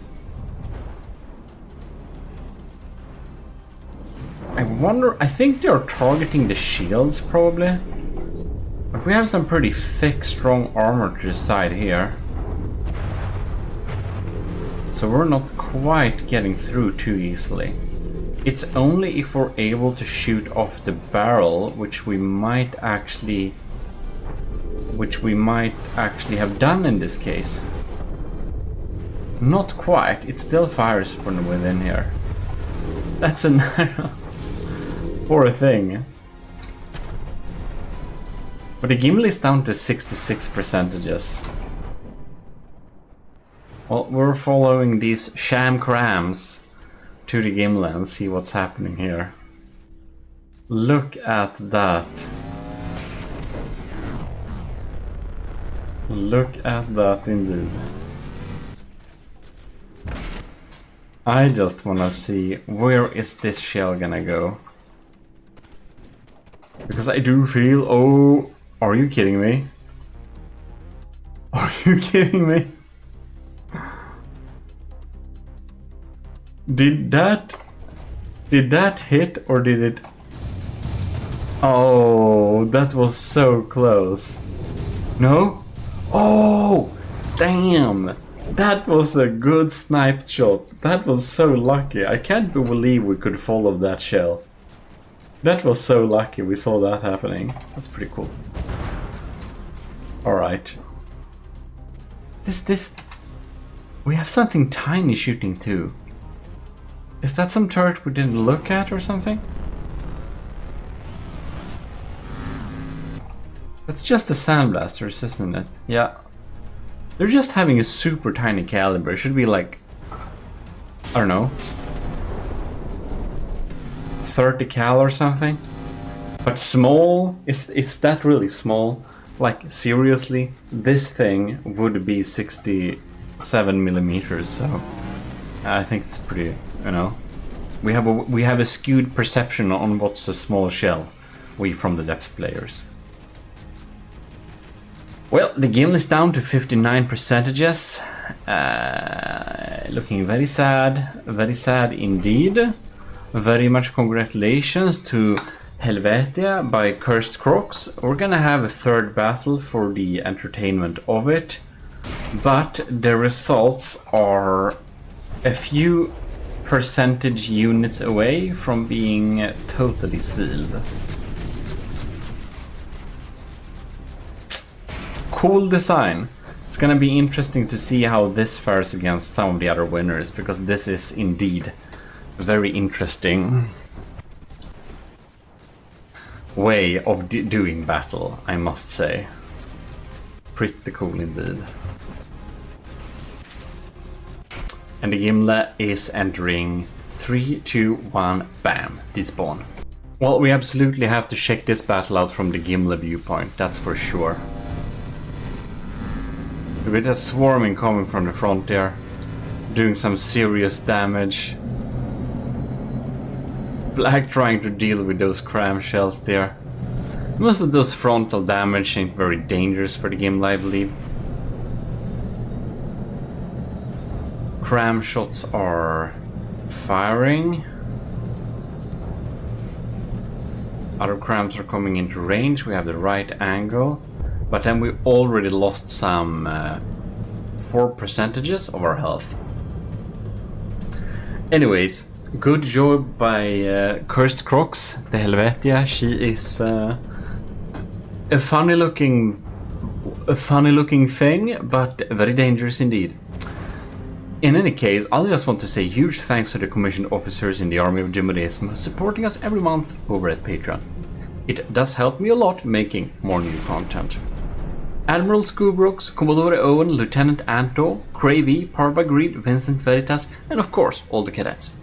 Also thanks to the commissioned officers who might have been joining us because the delay since I recorded this video and it was published. But you also know that you can become a member on YouTube. That is called joining the ECCLESIARCHY of GMODIST. And if you do that, you'll have access to the videos whenever I upload them, and not when you're watching this, which is when I schedule it to be published. I have the gimbal battles weekly, but sometimes you know, I record like 2 or 3 battles in a go, and then folks who are in the Ecclesiarchy, maybe you are, can watch it a little bit, you know, a week before the other people usually, which is cool. And you get the cool badge too, RTS inspired. Commissioned them myself. In any case, that's some nice option if you want to help me make more content. That is some options that can make the creation time spent more viable. Because of course I'm not living on this, as you might know. In any case, not yet at least. The battle for this one is going the same way as the previous 2 did, which is not very surprising. I think the Helvetia is set up in a very good way to counter the Gimle. Will be, as said, very interesting to see how it's gonna do in the winner's bracket. That's where it's already placed, of course.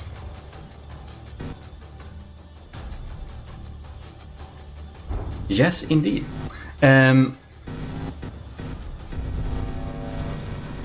This battle is not going any other way. I just feel it slowed down a little bit. And that's because the Gimle lost 2 of its cram turrets. And I don't know what is happening with the Helvetia. Maybe it's just not targeting the right places. But look at these like big holes of just sandblasted away.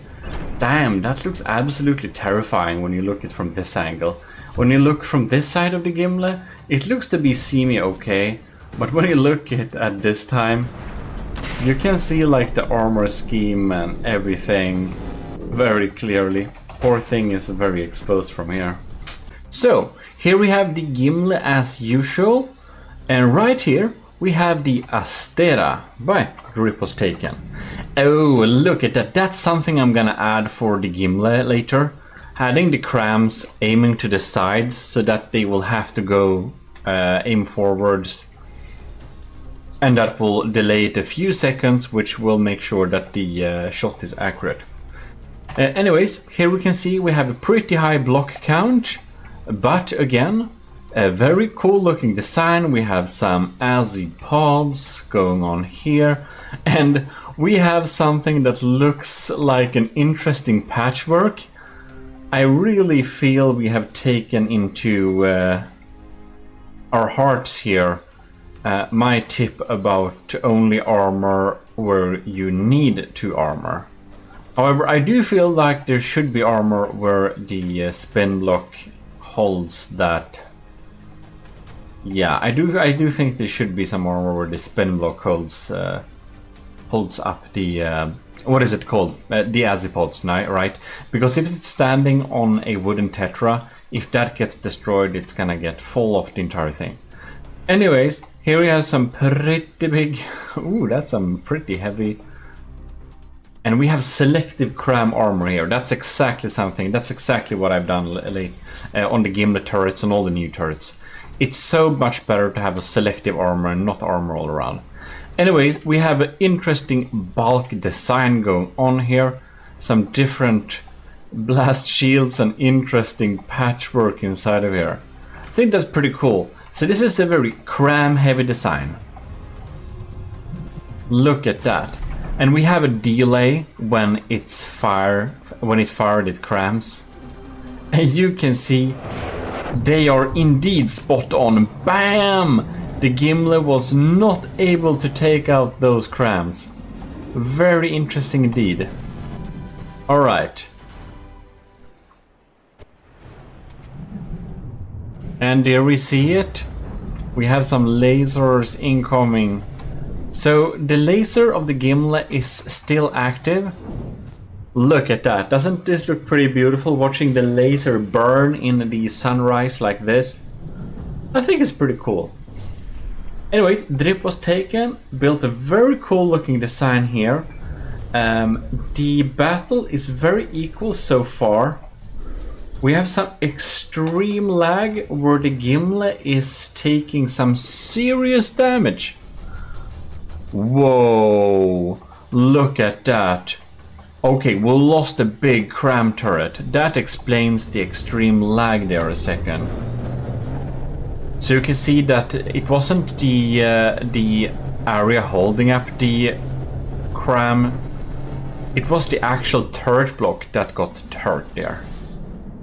Sometimes I wonder if the 1 meter turret blocks are actually better, because they are so much less likely to get hit. Oh. And I do hear the fire burning all over the place here. That's very interesting.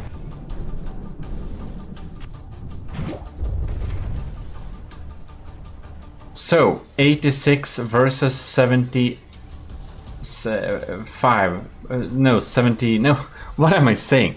84 versus 96 percentages. That's the stats right now. The Gimle has taken some... Oh, and the cram turret is also gone there. I must say, as always, I'm quite curious about where the Arquebalistas goes. So we're just gonna see if they'll fire. They should fire every 10 seconds. Maybe the energy production is offline, and as we said that, we actually got an Arquebalista shell. So we're just gonna move down to minimum speed here. See where this is going. Oh! Look at that! The lambs were actually able to shoot it down. Alright, so the Astera's lambs are then focusing its shots on APS shells, right? And it looked like it shot down that one too. Some pretty fast ones popping in there.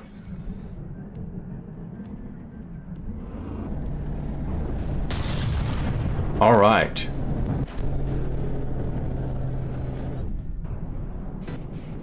'83 versus 95. Astera, she's definitely in the lead here. We have some fires burning here and there, but man, it doesn't matter very much. Or man, does it? This is a pretty large fire. Ooh, I think... Look at that hole. Damn, that must be some fragmentation going on there. They spawned a pretty nasty fire there. Alright then. Where's the game speed here? We're basically at... Oh, no, we slow down to slow motion there. You can see that's pretty interesting.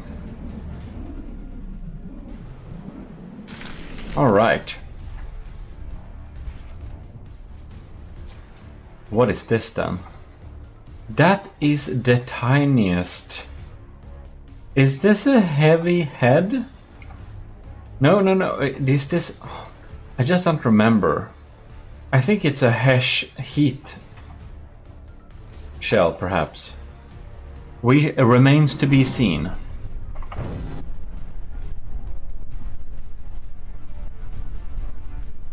Right, so that's probably... it's a secondary heat, that's true. Oh, and there we had some tiny fragments. Okay, so it's a Hesh heat shell. That's an interesting combo. Isn't opting for one of them better? You can see this form here. It's gonna be interesting to see what's happening inside of here. They're not getting very much through, are they? I don't think they are getting very much through here. Yeah, they'll activate the era, of course, but I must say this seems like a particularly ineffective shell. Doesn't matter very much though, because the Gimle is down at 73%, and Astera, she is still at 95. And since another cram turret has been lost on the Gimle, I do deem it quite unlikely that the Gimle will be able to fight back very much. So spending too much materials on offensive is never a good idea. But if you spend enough to deal with your particular enemies' incoming shells, well, then you have a pretty good chances of winning, of course. There is that. There is that. All right.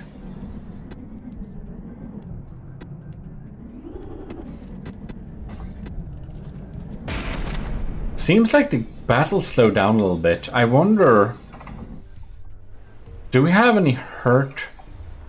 They seem to be pretty okay. The Astera is doing great. It's honestly doing super great. Look at that.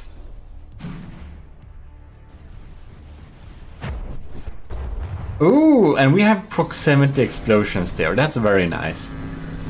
Since that works nowadays, I'll need to set up that for the Gimli as well. To make close hits actually deal damage.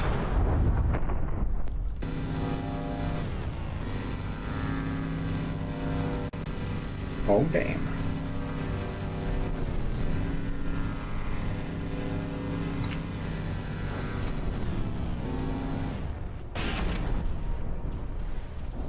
Look at that, yeah. It still deals some damage, that's pretty epic. That was a pretty nasty hit just inside of it, look at that. Oh! Alright, we have a damaged AI compartment right here. I believe that's gonna be very much the end for the Gimli. I don't think we'll be able to deal with this. And this incoming heat... Hesh heat swarm? Like, why?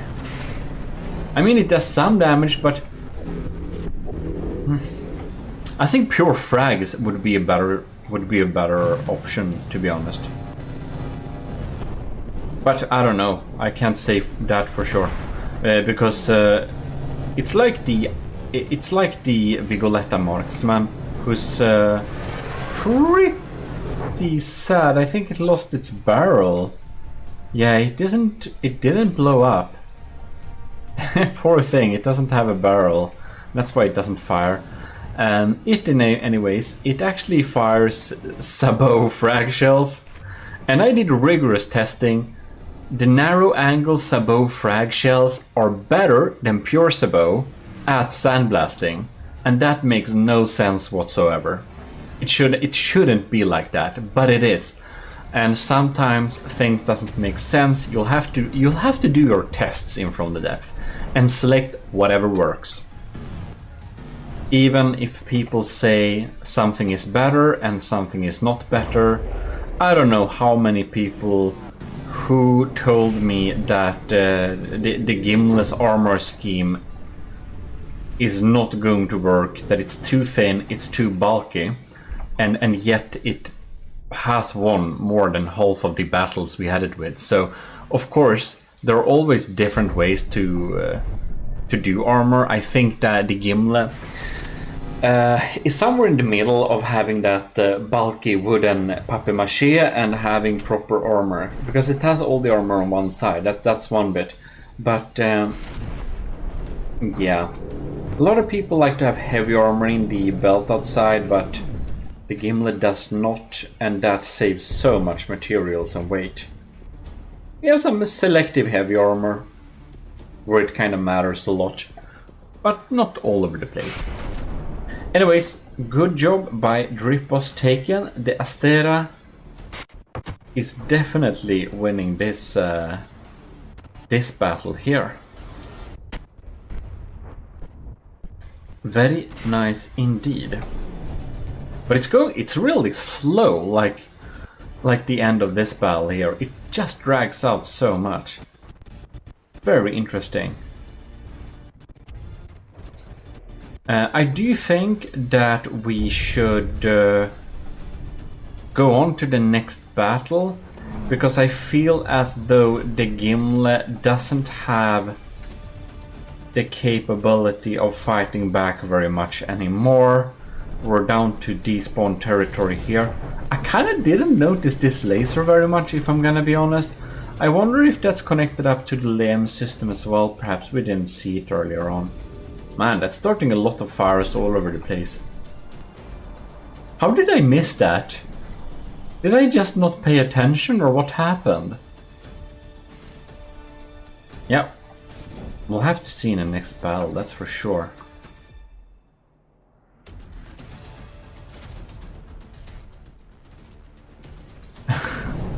Poor Gimli. I'll check back in if something weird happens. Something weird didn't happen and the Gimli is now despawning, and we're gonna go to the second battle. We're switching back to some simpler times, which is simpler graphics, because I thought the battle was a little bit slow at the end of it. And I just want to see if these Arcoballista shells get through in the earliest second. Look at that. They did. Oh man.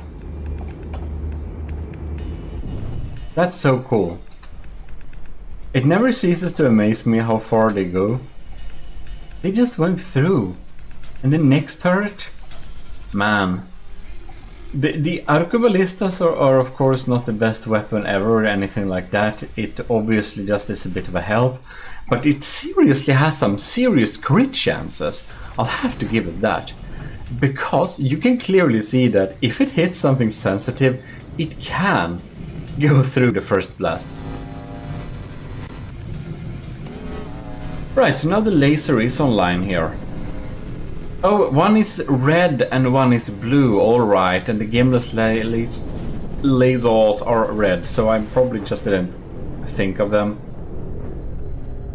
And they are also connected up to the same system like the lambs, I think, so it is a very cost-efficient way to do that. Oh, look at that! And here we have the little bridge area, and that has heat decoys.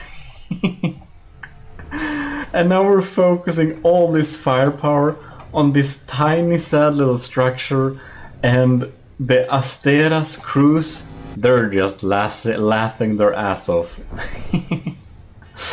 Alright, touché, that's yeah.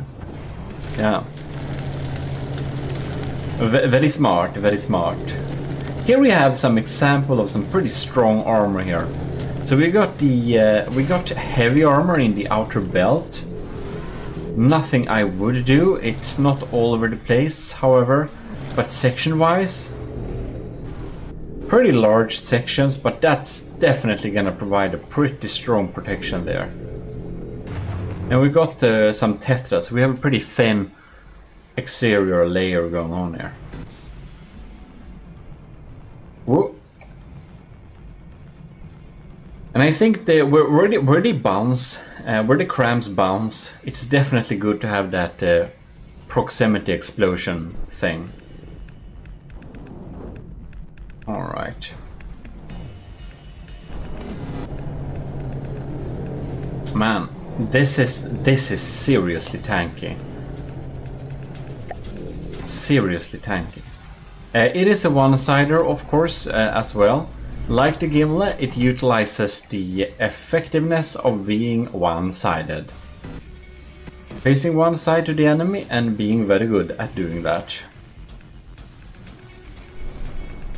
Well, I think we're going to, whoops, just zoom down the world here and check out the Gimli, which is at 88%. I feel the Gimli is doing a little bit better in this battle. It hasn't lost a turret early on, which is of course a big bonus.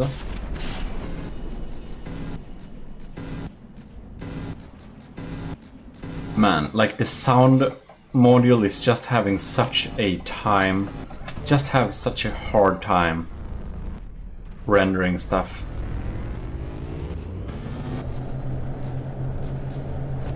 Bam, that was a very scary cram hit. Alright. So we got some serious business falling off there. I think maybe we should lock on to this thing here. I think that's pretty cool. Okay. We're just gonna see what happens here. Doing some of that nice slow action. Honestly, I just want to see if the lambs will be able to react to this thing, despite it being shot underwater. That's one thing where the Arquebalista probably excels. Firing shells underwater will make them well, all right. It just so this is why it's good to have some 3D cram Tetris here, you know. Sometimes even that's probably an area where a dual barrel might be more resilient as well, because if you don't one shot like that might shoot something off. But honestly, it's probably not a good idea to try to armor against something like the Arquebalista. It's gonna get through. Just make it redundant instead. Just armor the things that really matter. You can't armor the entire ship against the Arquebalista, then you're reaching... Like, if you've seen the battle with like the Stellarion or the Saturnus, you probably know what I mean when we're speaking of like too much heavy armor. And if you want to have that much, you're probably gonna get a similar cost to those ships, which is millions of materials more. I think one is like 60 million and the other is like 30 million. And we're gonna build a ship like that too for the army of GMODIST, because we just have to flaunt our glory. Yes, indeed, we will. Not that we're gonna have tournaments with this, man, because I can't even run those battles. That's just absolutely insane.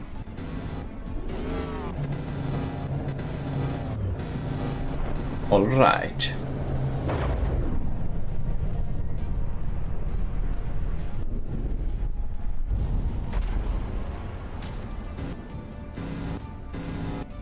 Lasers are lacing each other. It looks like the rear cram is dead. That's probably because the little AI compartment controlling this thing here in the back is probably dead. Stera is at 94%. Yes, it's of course gonna win this, I think, because the Gimli is at 79. Man, we had a good couple of losses the last couple of battles here. That's pretty... So it feels like the Gimli wins several battles in a row, or it loses several battles in a row. It's never every other time like you would have expected. Very interesting indeed. I wonder how it's gonna go next week. Now I don't know when this video will be out exactly, but I will tell you this because now it's not yet. When I'm recording this, it's not yet the 30th of July. But the deadline for submitting or updating your existing ships to the Gimli battle is 30th of July. If you want more info on that, check the pinned comment, the hashtag game events thing in the Discord, and you'll see more about that. If you intended to update any of your designs due to the updates, you know, messing with stuff, or if you intended to submit something. That's good to know, but it might be too late. It depends, because I don't remember if there are enough weeks. Anyways, whatever. If that's applicable, you probably know. Well, watching the Gimli being very sad, I can see the marksman turret is falling off there. Anyways. Huge thanks to the commissioned officers in the army of GMODIST who are willing and able to support the channel every month, and I'm very thankful for that. So huge thanks to Admiral Scubrox, Commodore Owen, Lieutenant Anto, Cravey, Parva Greed, and Vincent Veritas. Also huge thanks to all our cadets and the ECCLESIARCHY of GMODIST, everyone who's in there. You'll see them with cool badges in the comment section, as that is joinable by YouTube members. Also, we have this option which I haven't really talked too much about, which is the Ministry of GMODIST. If you go to shop.gmodism.com, you'll find that option over there. a little bit fun. I'll talk about it more in the future, but you'll see most of the perks already set up there. Anyways, the Gimle has now entered despawn territory. You see what I did there to make this turret well look acceptable? Isn't that very nice? Anyways. It's a matter of seconds. Bam. Poor thing indeed.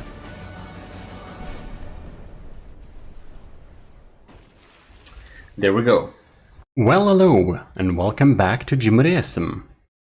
We are here with DISF Annihilation. This is, as you can see, a pretty interesting little design. The Annihilation is, as you can see, under construction. It is stylized to be a ship under construction. We even have like welding drones going about and doing some repairs. That's a pretty cool things. I don't even know how stuff is like animated. Oh. So we got some kind of piston on some kind of spin block, right? Well, anyways, this thing cost 2.15 million, so a big one. Only 24,000 blocks. Yeah. Has a lot of weapons. This is probably a glass cannon, and it's made by Imp, which I think might be the person who has submitted the most amount of submissions, possibly.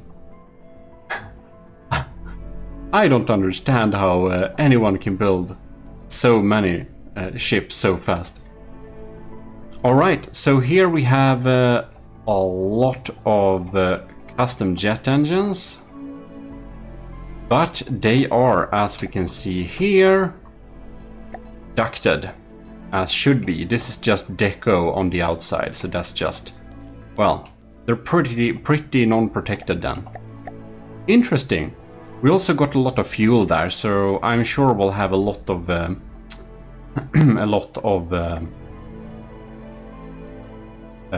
fires. What's the word I was looking for? We're just gonna cycle through here so we can see the structural blocks here. So we have a lot of engines. Oh, look at that. And we have a lot of plasma. So this is a plasma spammer. Wow, I have been longing to test the plasma spammer against the Gimle because I have heard from one of the FTD developers actually that the Gimle should probably be good against plasma, because when the Gimle was finished they just added plasma. Yeah, so otherwise I would have had some bit of plasma on it for fun probably, but it was just finished before they added plasma, and then I was like, oh no, is it gonna be obsolete? And it was like, no, your thin crust on the outside of the armor should act as a very good defense against plasma. But it depends, of course.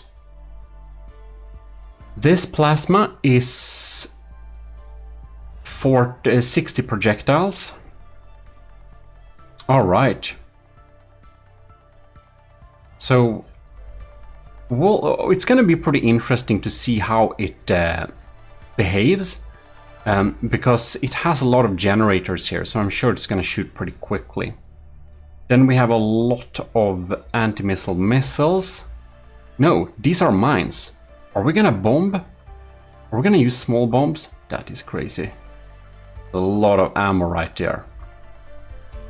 Here we have some engines. Well, basically that's that. So, I suppose we should take this thing into battle. It is indeed a glass cannon. We have some wedging on the front, of course, for against kinetics. But it's of course going to be pretty susceptible in case it gets hit. But to be fair, it's probably going to be pretty evasive, so we'll see if it even gets hit.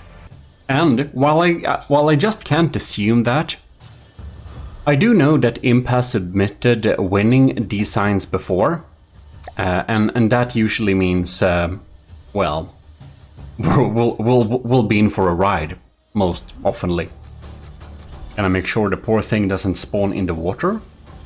The Gimli is there, ready to rumble, and the annihilation is here. Oh my god. So we'll need to check out what's happening here. We got fiery meteors coming in. Oh, that's scary. And those decorative little drone things, I think they're probably not. I think they might not even be doing something when it's paused, something like that. We're gonna see how this plasma hits here. Bam! Yeah, that's some pretty scary stuff. There is no good defenses against plasma, but it's also horrendously expensive. But it can be a real good way to just disable cannon barrels. Well. So we have a lot of small missiles incoming, it seems like. Oh. That is the mines, isn't it? Interesting. Oh, look at that. So we have a... Oh, there are clusters. So we're carpet bombing the area with tiny explosives. Well. And you can look at this thing. It is pretty evasive, my ladies and gentlemen. It goes up and down and from side to side on a sine wave clock. It's moving very sporadically. You can see the Vugoletta marksmen even have trouble hitting it. Damn, it's at 99.4%. And Gimli is down to 94. Oh, look at that hole in the side. So this is prime time to explore plasma damage. Alright. Will the theory uphold that the Gimli's armor is pretty well set up against plasma? There we have there. We can have a very much surface level detonation indeed. So we'll have to have several stacks of plasma coming after each other to be able to penetrate. We're gonna see if it does this or not. They might just be firing at will. Oh, that's a nasty hit right there. Look at that. Lucky the barrel didn't get shot off there. Do we have two more? They have targeted in on that cram head. Here you can see a prime example of how the armor's first thin layer protected it pretty well against that plasma. So yeah, maybe the theory upholds. The Gimli is pretty good against plasmas. But look at that. We have so many shots incoming. And we have so many clusters. So you can see the kinetic sieves cannon is currently targeting those small missiles. Isn't that funny? And the lambs are cleaning up the rest that the sieves gun doesn't take out.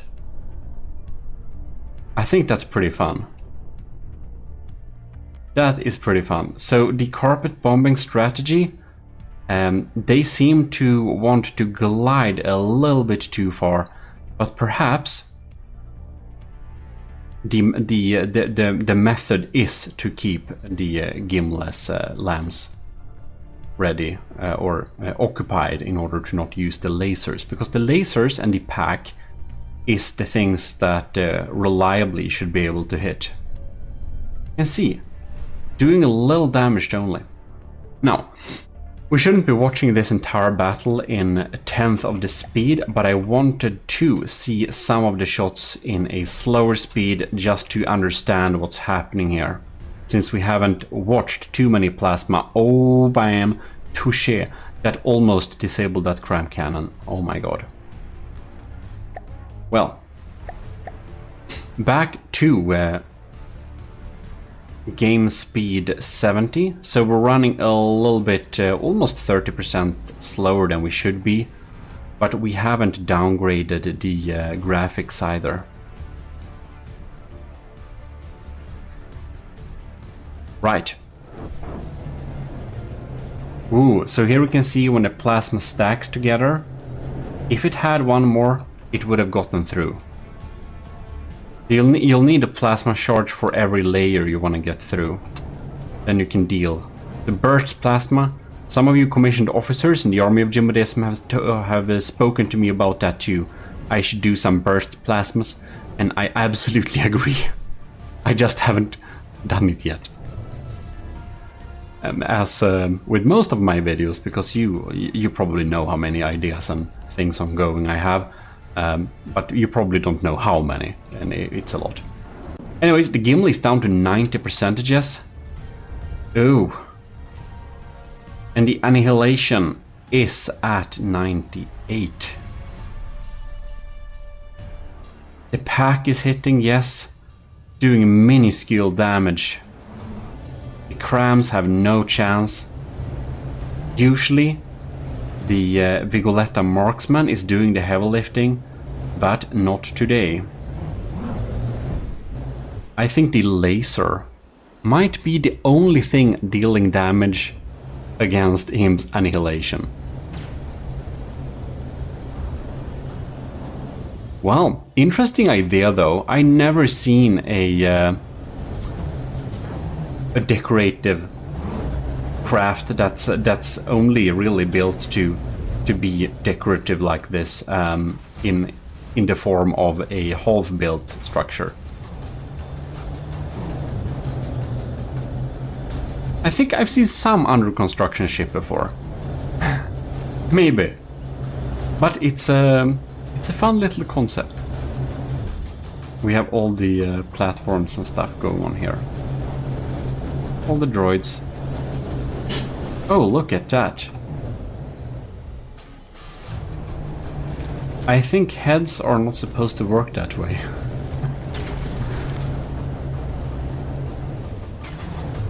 Slight bits of creepiness there. Well, in any case.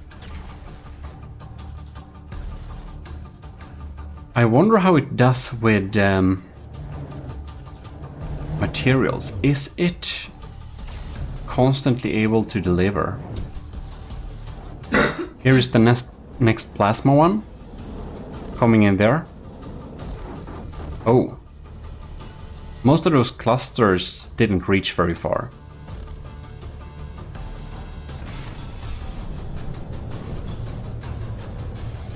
Oh, bam. That was a lot of plasmas in a row. Wow, we can really penetrate deeply when we're having such many of them in a swarm. And those small, tiny explosive ones too. Pretty scary stuff.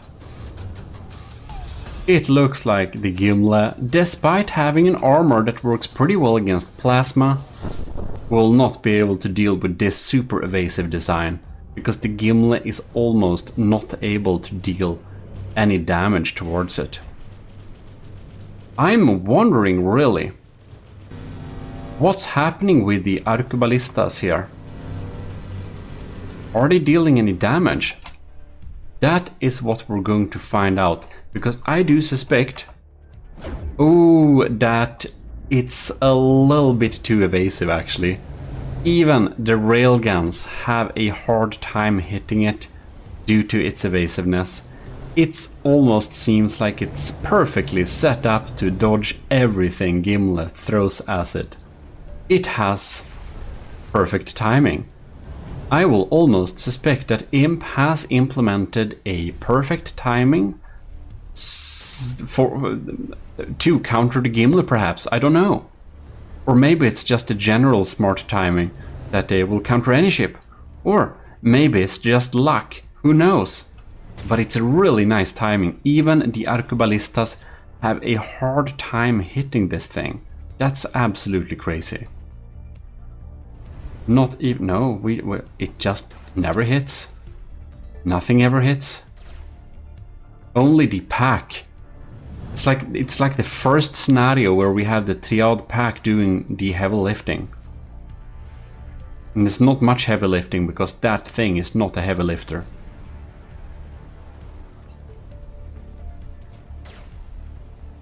Oh. It's when I think the Arcoballista is about to hit, they always miss anyways.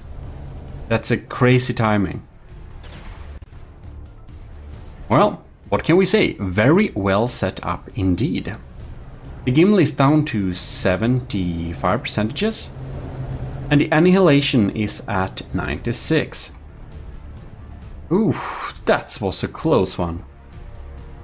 Crazy thing is that it only takes one super lucky cram hit from the Gimli to potentially win this thing, because we have so many engines close to fuel tanks that this thing could just burn down if it was so unlucky.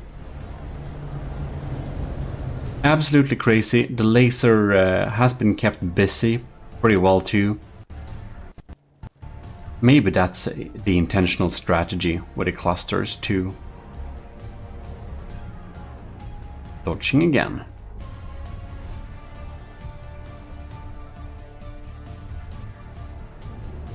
Well, we shall see indeed what's happening. Looking like the Arcoballistas took a few hits, because we're not having much Arcoballista-ing over there anymore. Oh, indeed not.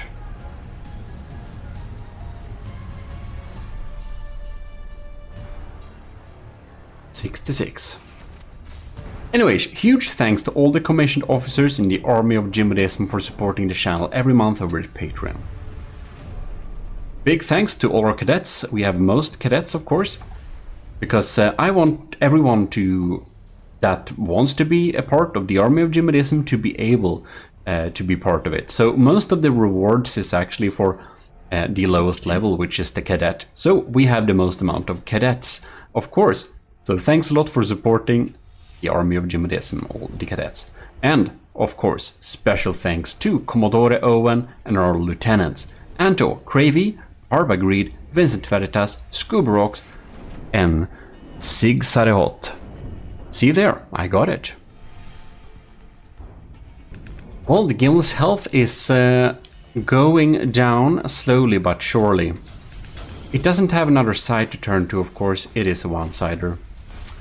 And there we are. Well, wow, look at that. That's just so many blocks. It's just an empty skeleton. It's kind of amazing that the Gimli is able to even fight during this circumstance. Look at it. It's like most of the blocks are gone. It's only a few % away from despawning, but it's still fighting. Which I must applaud myself, the army of GMODIST, and everyone who has been giving me tips and helping me build this thing in the Discord. Because this is pretty darn resilient, the Gimli. Of course, it's better not getting hit. That's an even better strategy. We'll see if we got the same results during the next round. Also, of course, big thanks to anyone in the ECCLESIARCHY. And if you haven't noticed that, the ECCLESIARCHY is also available from the cheapest level YouTube platform allows, so that anyone who wants to be a part of it can, and most of the rewards indeed, like in the army of GMODIST, is indeed available from the lowest level as well, which means you can watch the videos when I upload them instead of waiting for the weekly schedule that I like to keep them on, because sometimes I may record several videos in a row. And then you can watch them all in a row if you like to binge before everyone else.